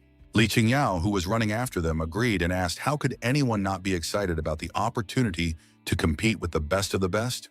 Ye Tong simply couldn't disagree with Li Qingyao. At that moment, Jinyu remembered something and asked the girls where Situ's brother had gone. Yitong suggested that this guy had gone to cause trouble for the girls again and advised Jin Yu not to pay any attention to him. Suddenly, Yitong saw a crowd of people ahead and asked Jin Yu to look there. Running up, Yitong asked the people to step aside and began to squeeze past them. Laughing loudly, the merchant addressed the gentleman and said that he had worked hard to obtain all these materials, and if any of them liked something, he was willing to discuss the price. Glancing over the items on display, Jin Yu did not find anything useful among them. Noticing Jin Yu's expression, the merchant asked if nothing interested him. In that case, he advised him to come closer, as he had a lot more to offer. As an example, the merchant took out a powerful purple sphere with an exhausting aura and asked Jin Yu what he thought of it. At that moment, a cry rang out from the sky. "This thing will be mine!" Immediately after which, those present looked up at the new arrivals. Among those present, people recognized Zhang Feiye. Zhou Tianlin, who appeared behind her, told Zhang Feiye that she wanted too much. Did she really think that they were in the Sishui Empire, where she could get whatever she wanted? The street became noisy because two first-class masters had just gathered here, and passers-by anticipated something interesting. Zhang Feiye agreed that this was not the Sishui Empire, but also reminded him that this was not his great Zhou Empire either. Zhang Feiye told Zhou Tianlin that she would be the one to get this thing. Zhou Tianlin suggested that in that case, they should see if she could do it. The two jumped right in front of Jin Yu and began arguing about their own business. Jin Yu became a little more serious when he recognized this item as a third-level immortal weapon. Jin Yu snatched the sphere from the merchant and asked the two to respect the order in which this item belonged to him. Zhang Feiye and Zhou Tianling were confused by this intervention. Zhang Feiye asked if he also wanted this item. Meanwhile, Zhou Tianling asked if he didn't know who they were. Completely ignoring the troublemakers, Jin Yu asked the merchant, "How much?" Zhang Feiye turned to the respected brother who was taking her item and introduced herself as Zhang Feiye, then suggested that he must have heard her name. Zhou Tianling introduced himself along with her, saying that he liked the item and asked his brother to give it up. Still not hearing a response from the merchant, Jin Yu asked again if he could name his price. The merchant felt a little awkward in this situation. He asked Jin Yu if the three of them should discuss everything first. Those around them began to discuss what was happening. Where did this guy come from? He looks like an ordinary person, but he is probably some kind of hidden master, or he is a master from some small state, completely reckless, daring to take an item needed by masters. Jin Yu had the well-deserved item and reminded everyone that everything always goes in order. He came first, so he didn't need to talk to the other two. Hearing this, Zhang Feiye exclaimed, "Hey, are you trying to provoke us on purpose? Or maybe he wants." Now it all became clear to her. Zhang Feiye assumed that this master wanted to become famous by tarnishing her name. She then explained that he had come to the wrong person with such antics. Zhou Tianling shouted that the way of a master is to stand firm, but if he continues in the same vein, he will not earn his respect. Zhang Feiye gave Jin Yu a final warning. It was her property, so he had to return it and leave immediately. Glancing at her out of the corner of his eye, Jin Yu said that she had no right to tell him to get out of there. Zhang Feiye ordered the bystanders to step aside immediately and released her aura of anger. Li Qingyao asked Jin Yu if he was sure about his actions. He replied that he was, of course, sure. Since he was so sure, Yetong was pleased with what was happening and shouted at Jin Yu to beat the girl until she cried. Hearing this, Zhang Feiye thought that they were trying to make fun of her and asked Jin Yu if he was seriously going to beat her until she cried. Jin Yu replied that he would try. Since he was so persistent, Zhang Feiye decided to fight. Zhang Feiye said that she would not use her immortal weapon to fight him in order to avoid accusations that she was mocking him. Jin Yu advised her to get her immortal weapon, as he believed that without it, she would cry even harder. Jin Yu hurt Zhang Feiye by saying that since he wanted to die so badly, she would do it. Just sensing Zhang Feiye's power from afar, those around them were already amazed by such terrifying strength. Was this the power of an immortal weapon? Zhou Tianling noticed that Zhang Feiye's cultivation had increased again. Without wasting any time, Zhang Feiye attacked Jin Yu with hundreds of blades, but he simply began to break them with his bare fists. Zhang Feiye was stunned by what she saw. Was he really capable of deflecting her attacks so easily? Dealing with the multitude of swords, Jin Yu jumped back, creating distance between them. Zhang Feiye decided to use the Earth Stage combat technique. Bloodflower swords immediately bloomed on the battlefield, with petals as sharp as blades. Some of the passers-by even recognized it, for it was Zhang Feiye's greatest technique. The bloodflower swords capable of killing this master with a single strike. They had to admit that this guy was good since he managed to withstand one blow from Zhang Feiya, but unfortunately, he couldn't survive Zhang Feiya's greatest technique. Zhou Tianling simply turned around and left. He wanted to know who this guy was. Had he come to participate in the competition? And where did he get such tremendous strength? He had to report this to his teacher immediately. Zhang Feiya scattered bloody flowers onto the petals and directed them all toward Jin Yu, but he rushed forward like lightning, bypassing all the bloody petals. In an instant, Jin Yu caught up with Zhang Feiya and slapped her across the face. From Jin Yu's slap, Zhang Feiya fell to the ground. Then she took a deep breath and suddenly began to sob. Jin Yu asked Zhang Feiya, "Isn't this called beating someone to tears?" Zhang Feiya couldn't believe what had happened. How could she have lost like that? And so easily, how could that have happened? She was a master warrior. After such a short battle, Jin Yu no longer wondered why he had never heard of Zhang Feiya in his previous life. Because a martial arts master who could not tolerate the slightest failure was simply not destined to go far. Those around him were amazed that Zhang Feiya herself had been defeated and wanted to know who this master was. Since he had defeated Zhang Feiya in the blink of an eye, many wondered if he could become the best in this competition. Yatong gave Jin Yu a thumbs up and praised him for his victory. After all, he showed people that there is always someone better. Jin Yu returned to the merchant and asked if they could now discuss the price. The merchant felt very uncomfortable after what had happened, but he agreed nonetheless. Without waiting for an answer, Jin Yu threw the golden elixir at the merchant as payment and said that the elixir was very valuable. After that, Jin Yu, Yatong, and Li Qingyao finally left. Several masters had been watching what had happened. The girl turned to the master and suggested that there would be many hidden talents in this competition. The teacher said that the world is vast and that they should avoid the desire to look at the moon from the bottom of a well. The crying girl is Zhang Feiya, who is arrogant and has never seen the outside world. In his opinion, she is just a frog at the bottom of a well. But as for the young man, it is difficult to understand him. The teacher suggested that the young man would be an excellent grindstone for the girl. The girl was intrigued by the words whetstone and said she hoped it would bring her some pleasant surprises. Meanwhile, Jin Yu and the girls continued on their leisurely journey. Suddenly, someone ran up from behind and asked Jin Yu's brother to wait. Jin Yu turned around, but he did not recognize this master. The master said that he had finally managed to catch up with him and introduced himself as Feng Changlin, a cultivator. Jin Yu asked directly if they knew each other. Feng Changlin replied that they did not. Jin Yu asked what he wanted in that case. Feng Changlin suggested that Brother Jin used a spear and asked if that was true. Intrigued, Jin Yu asked, "So what?" Feng Changlin replied that he also used a spear and that he had been in Haoyu City for a long time. Here he had fought many martial arts masters, but he had been disappointed. The weapons of those masters were like flowers in a greenhouse, completely useless. There was not a single master who excited or interested him, but he saw something completely different in the brother in front of him. Pointing at Jin Yu, Feng Changlin shouted that he saw a will to fight inside him, and that the depths of his eyes concealed secret knowledge of spearmanship. This made him a truly formidable opponent. Therefore, Feng Changlin asked Jin Yu to exchange experiences with him. Everything turned out to be much more boring. Jin Yu asked if he really just wanted to fight him. Jin Yu apologized and said that he wasn't interested, then turned and left. Feng Changlin asked Jin Yu to stop, but after he left, Feng Changlin realized that it was difficult to find common ground with his brother. Feng Changlin called out to Hailan, who immediately appeared behind him and told his master that he was awaiting orders. Feng Changlin ordered him to find out about this man. Hailan asked his master if it was really necessary. Was it worth fighting him when he had already proven his strength? Hailan said that no one could defeat his master. Helen was already beginning to annoy Feng Changlin, so he explained that competition was about attitude and belief. So what was wrong with him having a high level of cultivation, since he was not going to use it to suppress others? After listening to his master, Hailan could only sigh wearily and acknowledge his master's words. Since that was what he wanted, he would go. Feng Changlin ordered him to stay and asked him to prepare an additional gift. As soon as he found out about that person, he would have to send him this gift. And the gift they would give him was none other than a 4th-level immortal weapon.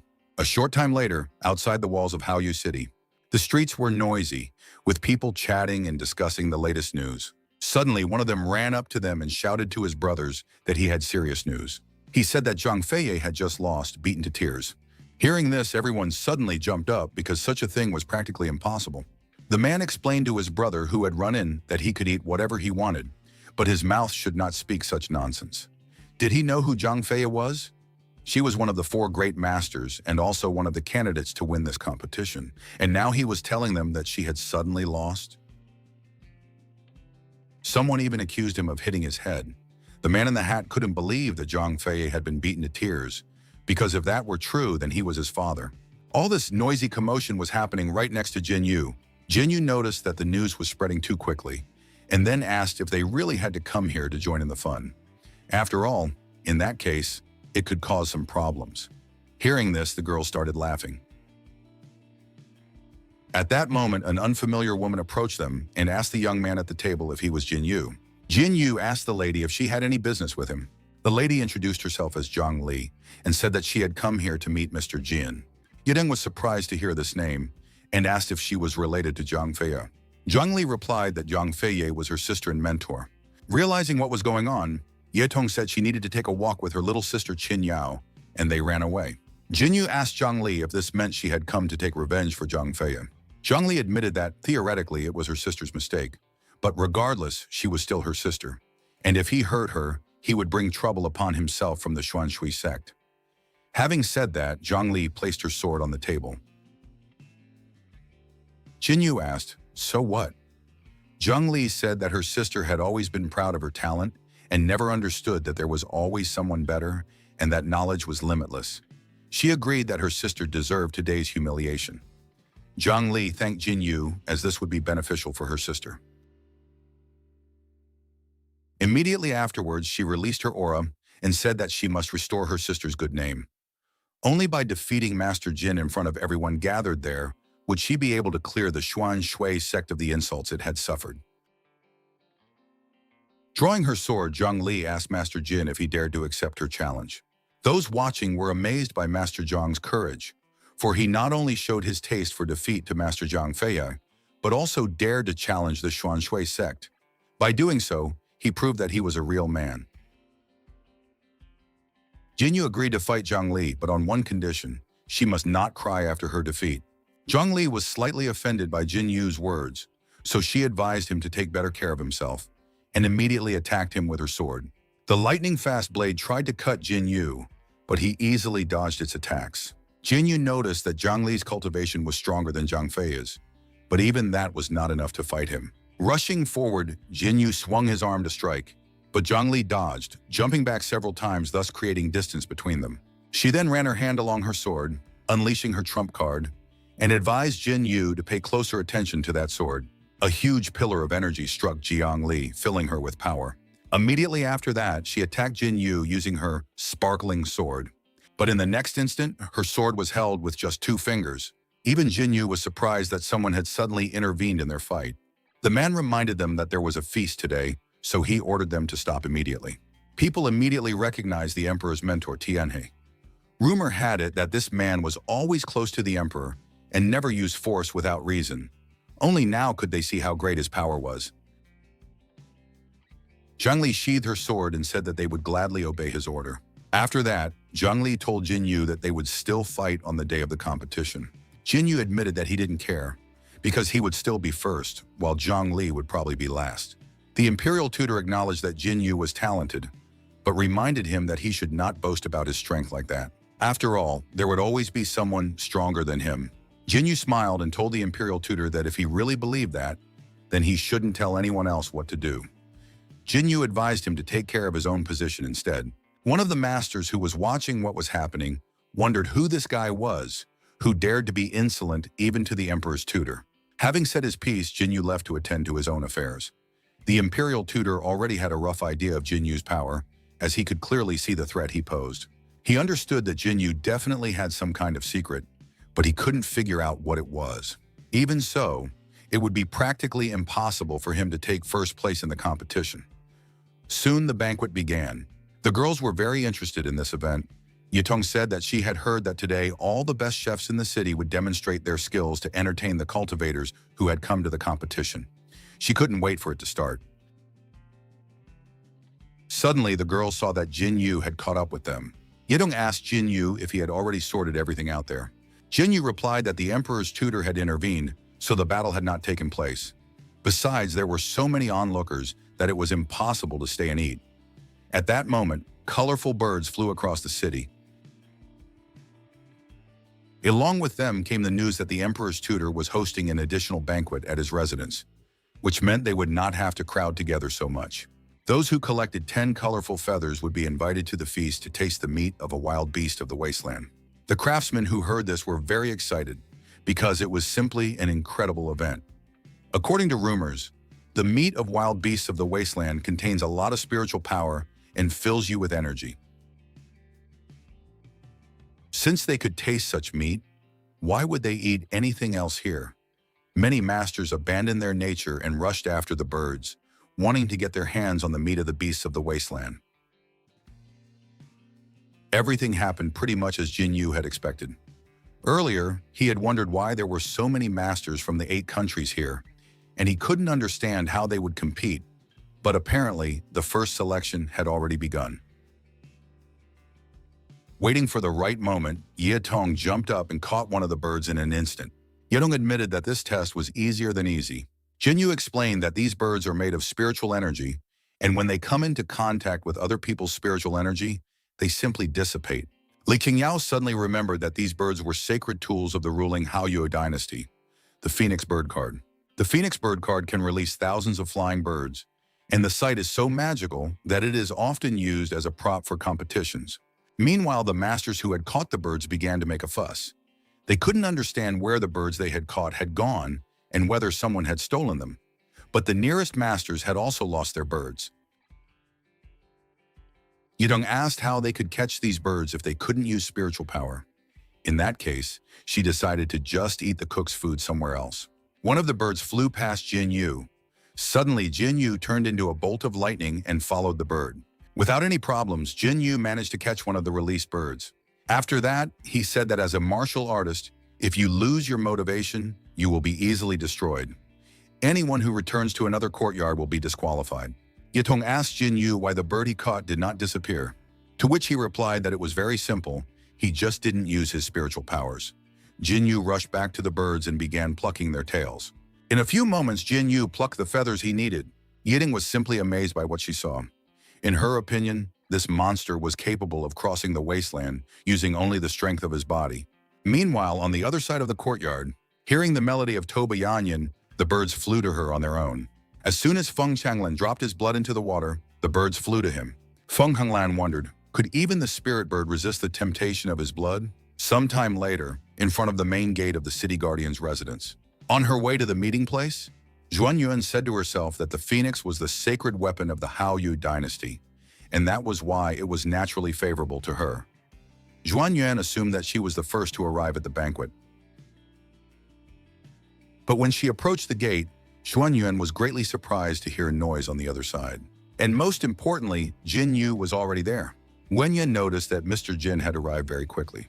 But even if he was the first to arrive, he probably didn't have as many feathers as she did. Suddenly, the spirit of the dragon Yazi appeared behind Jin Yu. With deft movements of his hands, he made crowns of phoenix feathers for Li Qingyao and Yetong. Shen Yuan was so shocked that she couldn't even find the words to describe what had happened. Soon, several other familiar masters arrived at the gathering place. Feng Changlan smiled and admitted that everything was as expected from Brother Jin. He no longer cared about the selection, as he was in a good mood. Toba Yanyan admitted that she had long realized that she could not control the beast better than he could. Zhang Feiye clicked her tongue in dissatisfaction when she saw Jin Yu. While Zhang Li noticed that he was indeed special, she eagerly awaited his performance in the competition. Suddenly, a guard shouted that this man could not enter without 10 colored feathers. Sutu Zhengyu asked the guard if he was really talking to him. Then an old woman standing nearby grabbed his hand and asked the guard if he couldn't see. They were together, so her feathers counted as his feathers. The guard apologized to the old man, and Sutu Zhengyu took the opportunity to scold him, telling him to be more careful and not to look down on people. Finding Jinyu's table, Sutu Zhengyu laughed and said that he had come after all. Jinyu remarked that they hadn't seen each other in a long time. Then he awkwardly asked if he was with this lady. Blushing with embarrassment, Sutu Zhengyu said that it didn't matter that the woman was old and unattractive, because what mattered was that she was talented. Even Li Qingyao and Ye Tong felt a little uncomfortable. Li Qingyao suggested that Sita's brother was too hungry. Meanwhile, Ye Tong thought that he had simply decided to be cunning and take advantage of someone else's feathers. While Sutu Zhengyu was laughing and talking, Jinyu suddenly noticed a plant sticking out of his clothes. Jinyu grinned. It was clearly something interesting. Zhou Tianlin was shocked when he saw this old woman, for she was the eldest princess of the Qinmu dynasty, Mother Qianhua. Due to her cultivation of the incomplete divine technique of the power of decline and prosperity, she showed signs of premature aging, but in reality, she was no more than 20 years old. He did not expect to see her here of all people. Mother Zhanhua said that the competition of the 8 dynasties was a great event, the winners of which could obtain the sacred weapons of all dynasties. And if even the weakling, who does nothing but sleep all the time, is here, why shouldn't she participate? The imperial tutor clapped his hands to get everyone's attention and said that it was a great honor for him to gather the best martial arts masters from the 8 dynasties in one hall. He then congratulated everyone present on passing the preliminary selection. One of the masters jumped up, banged on the table, and remarked that they, the high-ranking officials, had many tricks up their sleeves. But he didn't care, because he had come here because they had promised to serve them the meat of the beast of the wasteland. The muscular master promised that if they lied to him, he would personally tear the place to pieces. The imperial tutor laughed and said that it was indeed true. After that, he ordered that the meat of the beast of the wasteland be served to these brave men. Immediately, many servants entered the hall with huge pieces of the beast of the wasteland, and one of the pieces, of course, went to this master. A member of the servants asked the master to help himself. Pleased with the food he had received, the master took a bite of the meat and laughed, admitting that it was not bad. In any case, he had not come to this competition in vain. Even if he just ate this meat and left, that would be enough. When Jin Yuyu was served the meat, he suddenly noticed something strange about it. There was clearly something wrong with this meat. It was clearly unusual. Although it did not contain any spiritual power, it emitted such a delicious aroma. Mother Qianhua stretched out her hand, creating a branch that reached for the mysterious meat. But as soon as the branch touched the meat, it immediately rotted away. Mother Qianhua chuckled slyly, realizing what was going on. Tobianyan took a piece of meat and immediately sensed that something was wrong with it. Jinyu could clearly see that they had resorted to tricks again. The manifested spirit of Yazi examined the beast meat of the wasteland a little. After that, he told Jinyu that this meat was unlike anything else. It was real, but at the same time not real. This meat floats in water and disintegrates in fire. This is Taisu meat. Finishing the meat on the bone, the muscular cultivator kept repeating how delicious it was. Suddenly, he felt unimaginable pain from within. One of the nearby masters asked if he was okay. Suddenly, the muscular master began to swell rapidly, and after a few seconds, he burst, splattering everything with green liquid. Seeing this, the horrified craftsman immediately threw away the strange meat. The imperial tutor grinned and asked how one could be a warrior without a good appetite. He then told them that in the second round of the preliminary exam, he would invite them to try the meat of this mysterious beast. He had accidentally encountered this beast on the edge of the Beast Ridge in the wasteland. A small piece of the beast could kill an ordinary person, but if they managed to clean it, their cultivation would increase dramatically. The imperial tutor threw an incense stick into the ground and announced that whoever ate all the meat on the plate before the incense stick burned out would pass the test. Those who ate the meat the fastest would have the opportunity to ask him 3 questions. Zhou Tianlin thought that the fool had died because he had eaten too much meat at once. With his own strength, he would be able to eat the meat little by little and purify it. Zhou Tianlin ate a small piece of meat when suddenly he almost started vomiting due to the energy overflowing him. In order to quickly purify this energy, Zhou Tianlin used the heavenly gong of the great Emperor Zhou at full power. Soon he felt a little better. One of the masters looking at Zhou Tianlin also thought that if he ate little by little, nothing would happen to him. He ate a piece of meat and then felt something strange. A few seconds later, he was torn apart just like the muscular master. Zhou Tianlin said that some puppy couldn't compare to him. After that, Zhou Tianlin turned to the gentleman at the banquet and explained that if they practiced cultivation below the earth stage, they could just leave. After all, the test concerned the high stage of cultivation, and if they were even a fraction of a second slower in their improvement, they would simply explode. Upon hearing this, many masters hastily left the banquet. This was clearly unfair, as they had nowhere to even learn Earth-level techniques. They had no chance in this competition. Looking at Jin Yu, Zhou Tianlin was pleased with himself, because even if he wasn't that good at agility and technique, at least he had a brilliant background.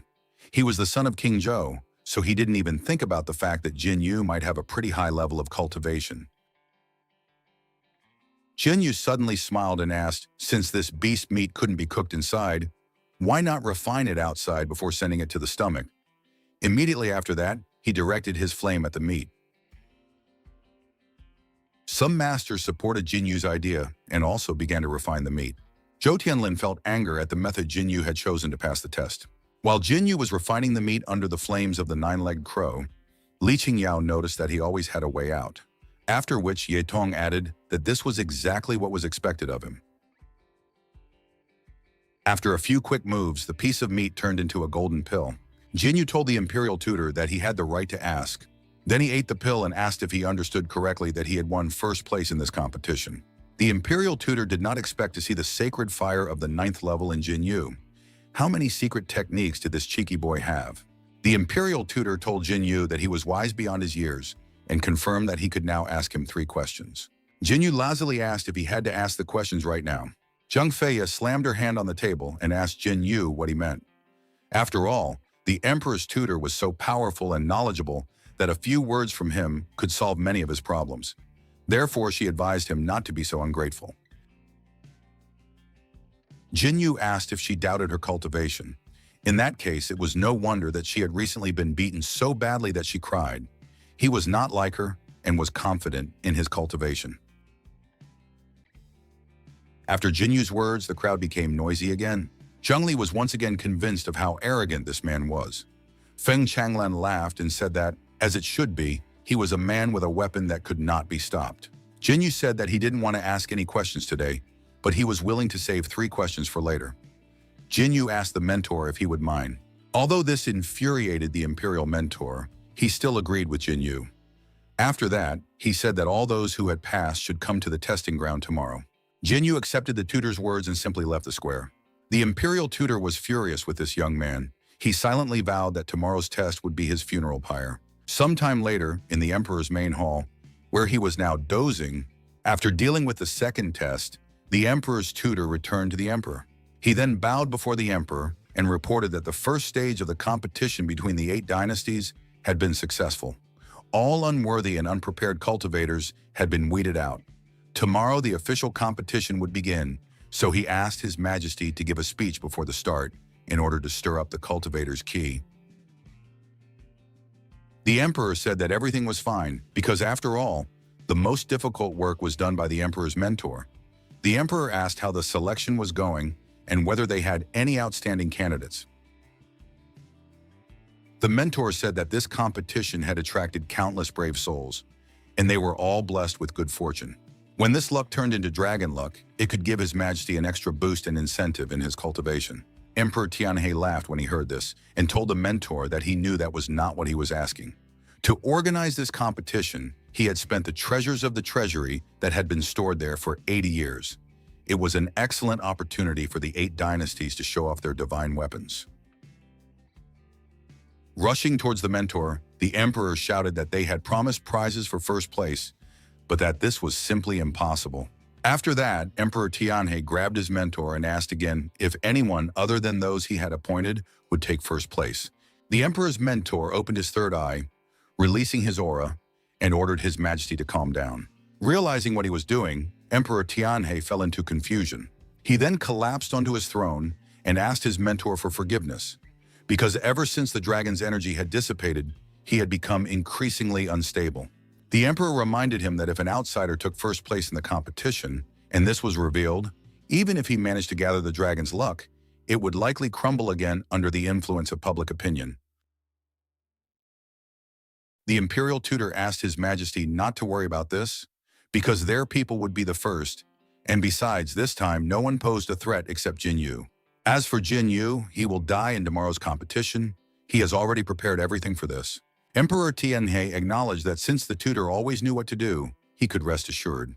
The imperial mentor bowed and asked to be excused. Emperor Tianhe chuckled to himself about this Jin Yu, because apparently he is from the Jin clan. To avoid a bad situation, Jin Yu must die.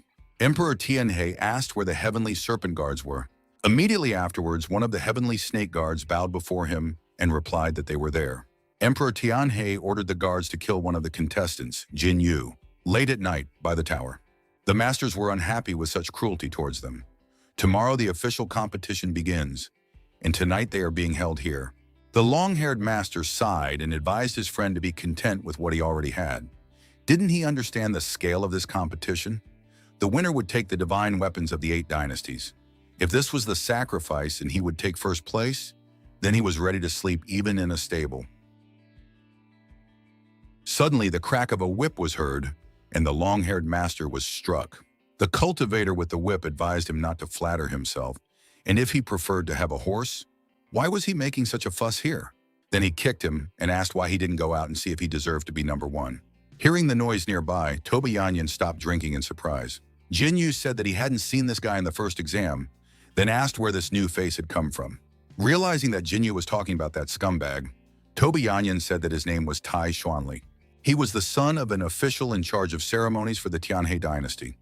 It was normal that Jin Yu hadn't seen him at the first exam, as Tai Xuanli was a cultivator who was exempt from exams. Yedong was unhappy to hear this because what does it mean for a person to be exempt from exams? It was unfair. Toba Yanyan reminded her that this competition was organized and funded by the Tianhe dynasty. If the emperor of this dynasty wanted to, he could send a team of martial arts masters to the official competition.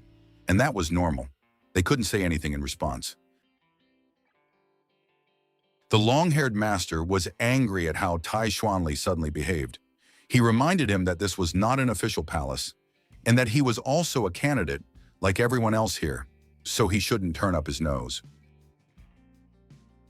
The master rushed at Tai Xuanli, wanting to teach him a lesson, but Tai Xuanli swung his whip and then went behind him. Immediately after that, he stabbed him sharply in the neck. Coming closer, Tai Xuanli pulled his whip out of the master's body. The friend of the murdered master was horrified by what had happened and immediately began to run away. Jin Yu found Tai Xuanli somewhat interesting after seeing his weapon control technique. Tai Xuanli waved his whip, folding it up, and the servants immediately ran up to him. The bald servant said that Xuanli's brother was the best because he personally kept these uncontrollable savages under control. Tai Xuanli grinned and explained that they were just a bunch of idiots who wanted to take advantage of his dynasty's rewards. Worms, as worms should crawl back into the cracks in the bricks and rot there. Jin Yu noted that some people here consider themselves superior to others, but at the same time, they themselves do not understand that they are the very worms. Angered by Jin Yu's words, Tai Xuan turned sharply and asked who here was eager to say goodbye to their head. Not wanting to risk his drink, Jin Yu asked him to ignore him, as he was just a cultivator from a small sect. And again, some worm spoke to him.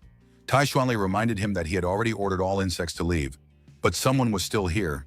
Putting in more effort, Tai Xuanli attacked Jin Yu with a whip. Jin Yu said that it was just child's play and threw a pot of liquor at him, causing him to collide with the pot and its contents to spill onto Tai Xuanli's face. Yitong laughed because this guy had just gotten himself into a mess.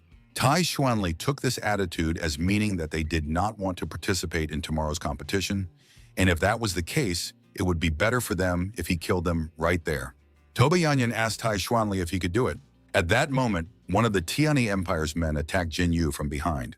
But in an instant, the assassin was thrown away by Feng Changlin's wave of his hand. Feng Changlin asked, "Is this what the Tianhe dynasty calls a fair and impartial competition? To allow their people to crush their opponents in advance and eliminate them?" Tai Xuanli advised him not to blame the dynasty because he himself was responsible for his actions, and it had nothing to do with the Tianhe dynasty. Jin Yu slammed his hand on the table and appeared in front of Tai Xuanli, giving him a hard slap. After that, Jin Yu said that since he himself said so, it was easier for him, because he was trying to tell him the same thing. Tai Xuanli was furious at the arrogance of this worm and was about to. Suddenly, an outsider intervened and ordered them all to calm down. The Tianhe Empire official reminded them that the competition would begin tomorrow and ordered everyone to rest. Toba Yanyan immediately sensed that this man was at the peak of the realm of emptiness destruction. The official apologized for the rudeness on behalf of the Tianhe dynasty. As an apology, he invited Jin Yu to accompany him to the armory and choose a treasure of her liking. The masters who heard about this were astonished, because the weapons pavilion is a place where the Tianhe dynasty collects all the treasures of the world, so why are they suddenly so generous? Many of them regretted not having started a fight here as well. Yatong reminded Jin Yu that the Tianhe dynasty had been acting strangely lately, which made her think that things were not so simple. Yatong asked if he should just forget about it. Jin Yu said that it was no big deal, because they still had to answer for their actions. Jin Yu asked her not to worry, as he would be back soon. The official laughed, then admitted that Mr. Jin was quite frank. In that case, he asked him to follow him. Tai Xuanli smiled when he saw who Jin Yu was leaving with. Sometime later, Jin Yu continued to follow the official. Jin Yu asked the official if the armory was really in such a remote place. The official asked if he understood that this was the royal treasury of the Tianhe dynasty. Not many outsiders had the honor of even seeing it. Then the official opened the gate, and the golden light of the treasure spilled out. All kinds of weapons, equipment, and elixirs sparkled inside the treasury. Looking at this, Jin Yu had no doubt that this was indeed a real treasury. The official asked, how else could it be? Did he really think he was deceiving him? Jin Yu asked how he could even think such a thing. Besides, he had been brought here by such a respected person, and he was only here because he trusted him. The official smiled and suggested that Jin Yu start choosing. Pointing to the spears, he said that all the magical weapons here were of unusual origin, so Jin Yu had the right to choose as many as he wanted. In that case, Jin Yu decided to start choosing. Jin Yu touched one of the spears when suddenly his hand was thrown back by a wave of energy. It was a defensive formation. Jin Yu asked the official if the Tianhe dynasty wanted to give him a gift. Then why didn't they remove the defense?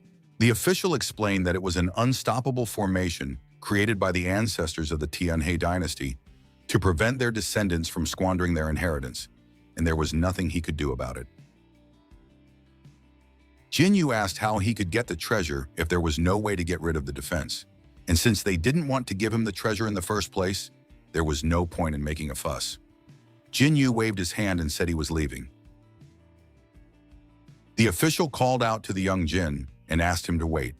He then explained that if the person taking the treasure could understand its protection, then he would be able to get it. Jin Yu looked at the official and the treasure once more. After that, he decided to take the treasure after all. Jin Yu reached for the spear again, trying to overcome the protection. Suddenly, the protective formation activated and chains flew towards Jin Yu. In the blink of an eye, Jin Yu was completely immobilized. Seeing this, the official began to laugh. Then he dropped his disguise. The guardian of the heavenly serpent was pleased that Jin Yu had finally fallen into the trap. Jin Yu asked the guard who he was and who had sent him here to kill him. The guardian of the heavenly snake advised Jin Yu to ask these questions to the king of hell and attacked Jin Yu. But just before his attack, Jin Yu jumped off the ground and, dodging the enemy's attack, destroyed the chains that bound him. The astonished guard asked how this was possible. Jin Yu said that he had figured everything out and, without waiting for an answer, immediately kicked the guard. The guardian of the heavenly serpent managed to survive Jin Yu's blow. He explained that His Majesty already had so much work to do and that he had no business with Jin Yu. With a wave of his hand, the heavenly snake guard reactivated the formation around Jin Yu. Jin Yu suggested that this was a protective formation against theft by the Tianhe dynasty. If so, the reason he was not harmed was because he had the Tianhe Emperor's token. The heavenly serpent guard said that, as the imperial tutor had said, Jin Yu had the best chance of winning the competition among the 8 dynasties. Therefore, they had found the best way to replace him in the treasury, where he could be killed with the least resistance. The guardian of the heavenly dragon held out the emperor's token and commanded the Tianhe binding spell to take effect, immediately after which a multitude of chains rushed towards Jin Yu. Jin Yu guessed that this was the token. He immediately destroyed the chains that bound him and rushed forward. Jin Yu ordered Yazi to bring him the token. Immediately after that, the huge dragon spirit Yazi appeared and reached for the token. Yazi grabbed the token with his claws, and as soon as it left the hand of the heavenly snake guard, the chains stopped immediately. A second later, the token of Emperor Tianhe was in Jin Yu's hands. Jin Yu asked the heavenly snake guard how he could treat such a valuable item so carelessly. The heavenly snake guard shouted that it was His Majesty's token and asked why Jinyu needed it. Activating the token, Jinyu replied that he had no particular use for it. He would simply do the same with it. He would return the token as soon as he tied up the guard. Suddenly, all the chains pounced on Jinyu again and bound him even tighter. The heavenly serpent guard explained to Jinyu that he had been deceived again, because no token could help control the chains. Jinyu admitted that his opponent was indeed very cunning. More and more chains from the protective formation flowed toward Jinyu until he turned into a large ball of chains. The guardian of the heavenly serpent summoned his weapon and acknowledged that Jinyu was talented, but he was a close associate of the emperor and would do anything to get what he wanted. He had killed many geniuses like Jinyu.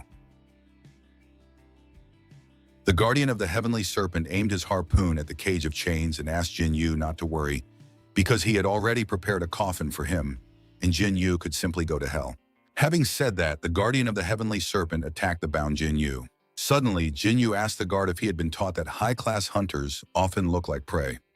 Immediately after that, he broke free from the cage of chains. The spear that had pierced the cage of chains suddenly stopped and twisted. In order to avoid being attacked, the heavenly snake guard immediately broke the distance. Looking at Jinyu, he still couldn't understand what kind of sorcery this was.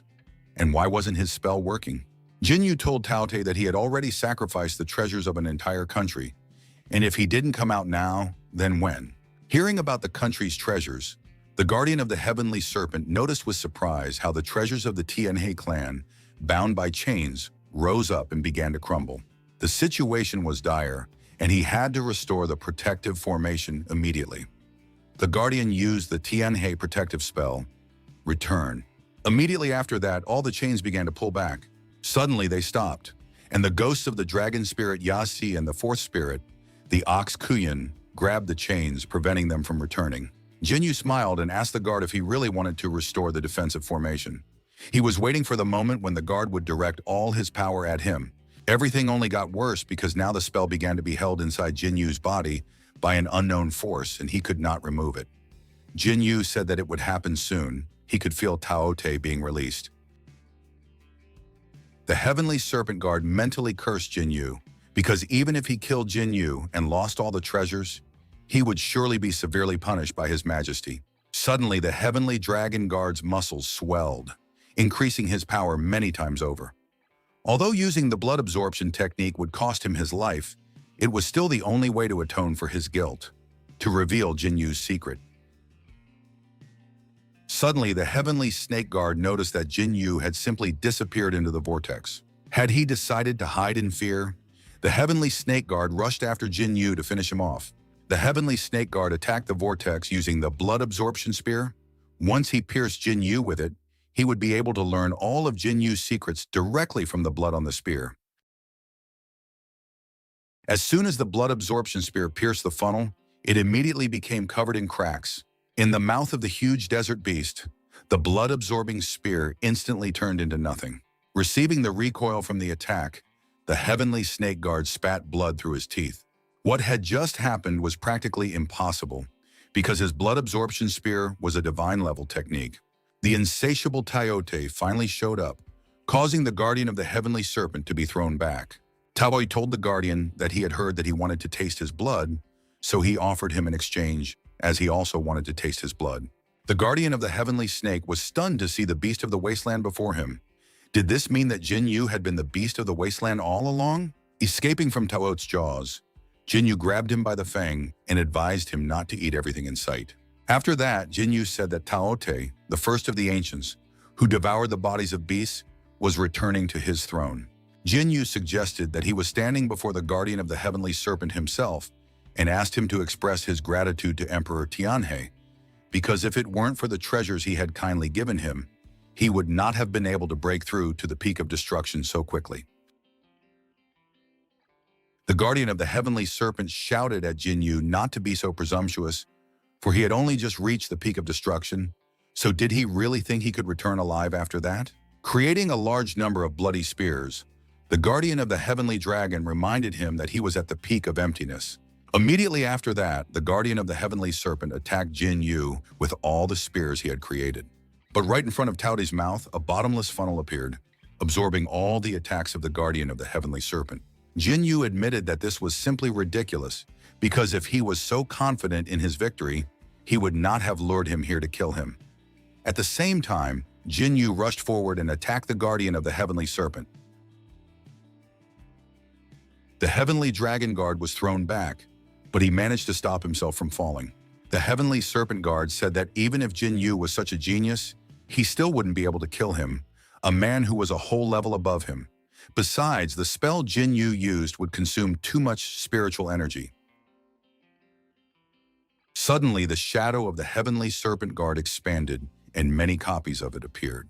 The Guardian of the Heavenly Serpent told Jin Yu that if he continued in the same vein, only the last one would die in the end. And attacking Jin Yu with all these spears, he shouted that his death would be here. Jin Yu asked if this was true. Immediately after that, a fiery arc swept past him, destroying all the bloody spears. The Guardian of the Heavenly Serpent could hardly believe what was happening. How was it possible that Jin Yu still had so much strength left? Jin Yu remembered that he had forgotten to warn the Guardian of the Heavenly Serpent that he had 5 more beasts like that glutton. Realizing that he could not compete with this, the Guardian of the Heavenly Serpent immediately rushed to retreat. Jin Yu assumed that their new friend had become shy and asked the spirits of the beasts of the wasteland to bring him back. The 4th spirit, the Bull Quina, destroyed one of the copies with his roar, after which the 6th spirit, the insatiable Taote, devoured the 2nd fleeing guard. The 2nd spirit, the 9-legged golden crow, began to burn the guards with its flames. The 3rd spirit, the lion Suani, attacked the guard with his lightning bolts. The 5th spirit, the winged dragon Yinglong, beat one of the guards with his body. The 1st spirit, the dragon spirit Yazi, attacked the heavenly serpent guard with his hand. Suffering severe internal injuries from Yazi's power, the heavenly snake guard cried out and vomited a lot of blood. The dragon spirit Yazi lifted him up with his claw and said that this was the real one. After that, Yazi threw the heavenly snake guard right in front of Jin Yu. Jin Yu asked the heavenly snake guard if he had found the real one. The guardian of the heavenly snake called Jin Yu worthy of being the #1 pride and begged him not to kill him. The guardian of the heavenly snake asked if Jin Yu did not want to oppose the Tianhe dynasty. If he did not kill him, he would appeal to his majesty and do whatever was necessary. Jin Yu asked if someone really wanted to kill him, but he had to humiliatingly forgive him and live in peace. Jin Yu asked the beasts of the wasteland, "Is that logical?" Yazi asked Jin Yu not to blame them for despising him if he forgave his enemy. Taote reminded him that they did not need to ask anyone for peace, because they were always the ones being asked for mercy. Jin Yu asked the heavenly snake guard for forgiveness, as his companions were not ready to forgive and used Taote's powers. The heavenly snake guard was immediately pinned to the floor. He screamed in pain, but the insatiable Taote finally consumed him. Having dealt with the heavenly snake guard, Jin Yu finally breathed a sigh of relief. Immediately after that, the spirit of the insatiable Taote returned to his body. At that moment, the imperial treasury of Tiana began to self-destruct as the death of the steward was discovered. Jin Yu wondered if Emperor Tianhe had planned even this. Even if the guardian of the heavenly snake failed, he still decided to lure him into such a trap. Breaking through the walls of the treasury, Jin Yu promised that sooner or later he would settle the score with him. But first, he still had to test the power of the Peak of Destruction. Early the next morning, the contestants gathered on the battlefield in the valley.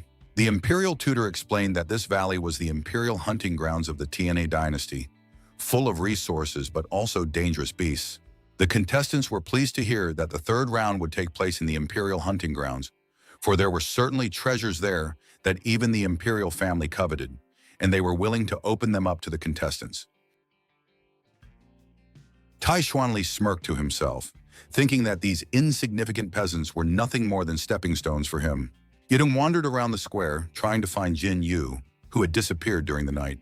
Seeing familiar faces, Yitong ran up to them and asked if they had seen Jin Yu. Li Qingyao recalled that yesterday, Jin Yu had been taken away by the senior palace eunuch of the Tianhe dynasty to receive an award, but Jin Yu had not returned all night.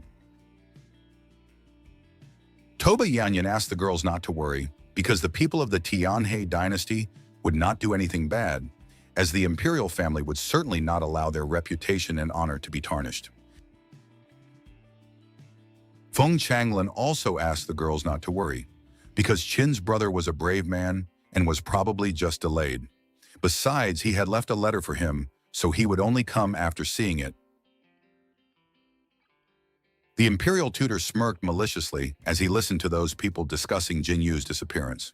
Jinyu did not return, and he did not expect His Majesty to disregard the reputation of the royal family and take direct action. He felt sorry about this because, with his plan, Jinyu would not be able to take first place either. Unfortunately, now they would have to think about how to hide this and save the royal family's honor. Suddenly, Jinyu appeared in the crowd and asked the imperial tutor when the competition would begin.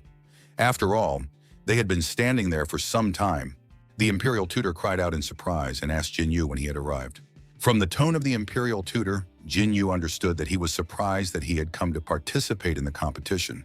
It was indeed impossible, because His Majesty had personally intervened. How could the guardian of the heavenly dragon fail such a task? Could it be that this guy knew some kind of miraculous escape technique? The imperial tutor said that he was simply concerned about the participants, for they were all the best cultivators and fighters of the 8 dynasties, the hope for the future. So it was good that they were all fine. Jinyu acknowledged that the Tianhe dynasty was fortunate to have such a big-hearted person as the imperial tutor. The imperial tutor smiled and admitted that this praise was undeserved. After all, it was his duty to worry about and care for the cultivators of this world. In fact, the imperial tutor was furious at Jinyu's appearance. It was too early to rejoice if he managed to escape death at the hands of the heavenly dragon guard, because he would die once he stepped into the examination arena. The imperial tutor said that now that all the participants were assembled, he must announce the rules of the competition. Before them lay the royal hunting grounds filled with ferocious beasts, each wearing a medallion. The participants must defeat the beast and obtain the corresponding medallion. The imperial tutor pointed in the direction of the royal hunting grounds and announced that it was finally open, and that in 3 hours, the ranking of the 8 dynasties would be determined by the number of these badges. The imperial tutor announced that the final competition was open. Hearing this, all kinds of masters immediately rushed forward. Zhou Tianlin laughed because he knew that he would definitely be the first, and that the main prize of the competition would belong to his great Zhou dynasty. Suddenly, Zhou Tianlin noticed an unnatural movement in the shadow next to him. Immediately after that, the shadow stretched forward sharply, and the master who appeared from it said with a smirk that today was the day when the shadow sect would become famous. Feng Hanglin wished his brother Jin to see the real power and true test in the hunting grounds. Yitong suggested that Jinyu hurry up like the other participants. Jinyu agreed and rushed into the hunting grounds with the girls. The imperial tutor gritted his teeth in anger. This arrogant fool is bringing death upon himself. The imperial tutor ordered Tai Xuanli to add 2 more teams of participants from the imperial court. Then he asked if he understood what he meant. Also angry at Jinyu's actions, Tai Xuanli replied that he understood everything. Somewhere deep in the hunting grounds, a violent thunderstorm struck. At the paws of this beast lay the bodies of many powerful masters. And this dangerous beast was a white tiger. Rumor has it that white tigers are descended from rare high-level beasts. But how could it have appeared here? After all, this is clearly not something that the contestants can handle. Fortunately, the secret technique of the Shadow Sect is the technique of the Master of Disguise. So the Shadow Master could easily hide in the shadows and isolate himself from the rest of the world. So everything was incomplete. Suddenly, the Shadow Master sensed a threat behind him. A loud explosion thundered nearby. Li Qingyao was confused, because it couldn't be that someone got into trouble so quickly. Could the beasts in these hunting grounds really be that strong? Yiding noticed that the fluctuations in power here were very high. The power of the aura seemed a little out of place. Yiding wondered if there could be such a strong beast in the royal hunting grounds. Now Jinyu was not so surprised that the imperial tutor was so confident in the difficulty of this test. Suddenly, as if out of nowhere, a huge bird swooped down on them. Immediately, the dragon spirit Yazi appeared above Jinyu and knocked the bird away with his hand. It was thrown into the trees and a medallion fell from it. Yedong guessed that this was the cumulative score of the competition. Yedong crouched down to pick up the medallion. Suddenly, the huge bird woke up and attacked Yetong. Rushing to save Yetong, Jinyu used absorption to gather matter and release it, attacking the bird with the matter. In the blink of an eye, Jinyu defeated such a powerful monster. From the monster in front of him, Jinyu clearly sensed the aura of the ancient world, which was unusual. Where could such a dangerous beast with an ancient lineage come from in the imperial hunting grounds? Suddenly, there was a noise from the bushes nearby. Alert and ready for battle, Ye Tong asked who was there. Then the wounded Toba Yanyan emerged from the bushes. Toba Yanyan turned to Jin Yu and immediately began to fall. Jin Yu caught her and asked what had happened. Who could have wounded her so badly? After clearing her throat, Toba Yanyan said that it was a trap. The Tianhe dynasty was trying to trap them all, so Toba Yanyan advised him to be wary of Tai Xuanli. At that moment, several Tianhe masters arrived. Tai Xuanli admitted that he hadn't even thought that in pursuit of this bitch, he would encounter such a big fish as Jin Yu. But in the next moment, Jin Yu ordered them to leave. And the huge hand of the dragon spirit Yazi sent several Tianhe masters flying. Before Tai Xuanli could comprehend what had happened, Jin Yu was right in front of him. Immediately after that, Jin Yu touched his forehead. Using the power of Kuini, Jin Yu activated the thunderclap, the soul summon. Tai Xuanli's mind was seriously damaged, and he fell to his knees. Jin Yu ordered him to say why they had infiltrated the ranks of the contestants. What was their goal? Unable to refuse, Tai Xuanli revealed that the imperial hunting grounds were actually a chain through which the beasts of the wasteland passed. They had all eaten the meat of Tai Su, which attracted these beasts. His task was to direct the beasts to surround and kill the contestants. Yadong asked if the Tianhe dynasty had gone mad. Why were they trying to kill them?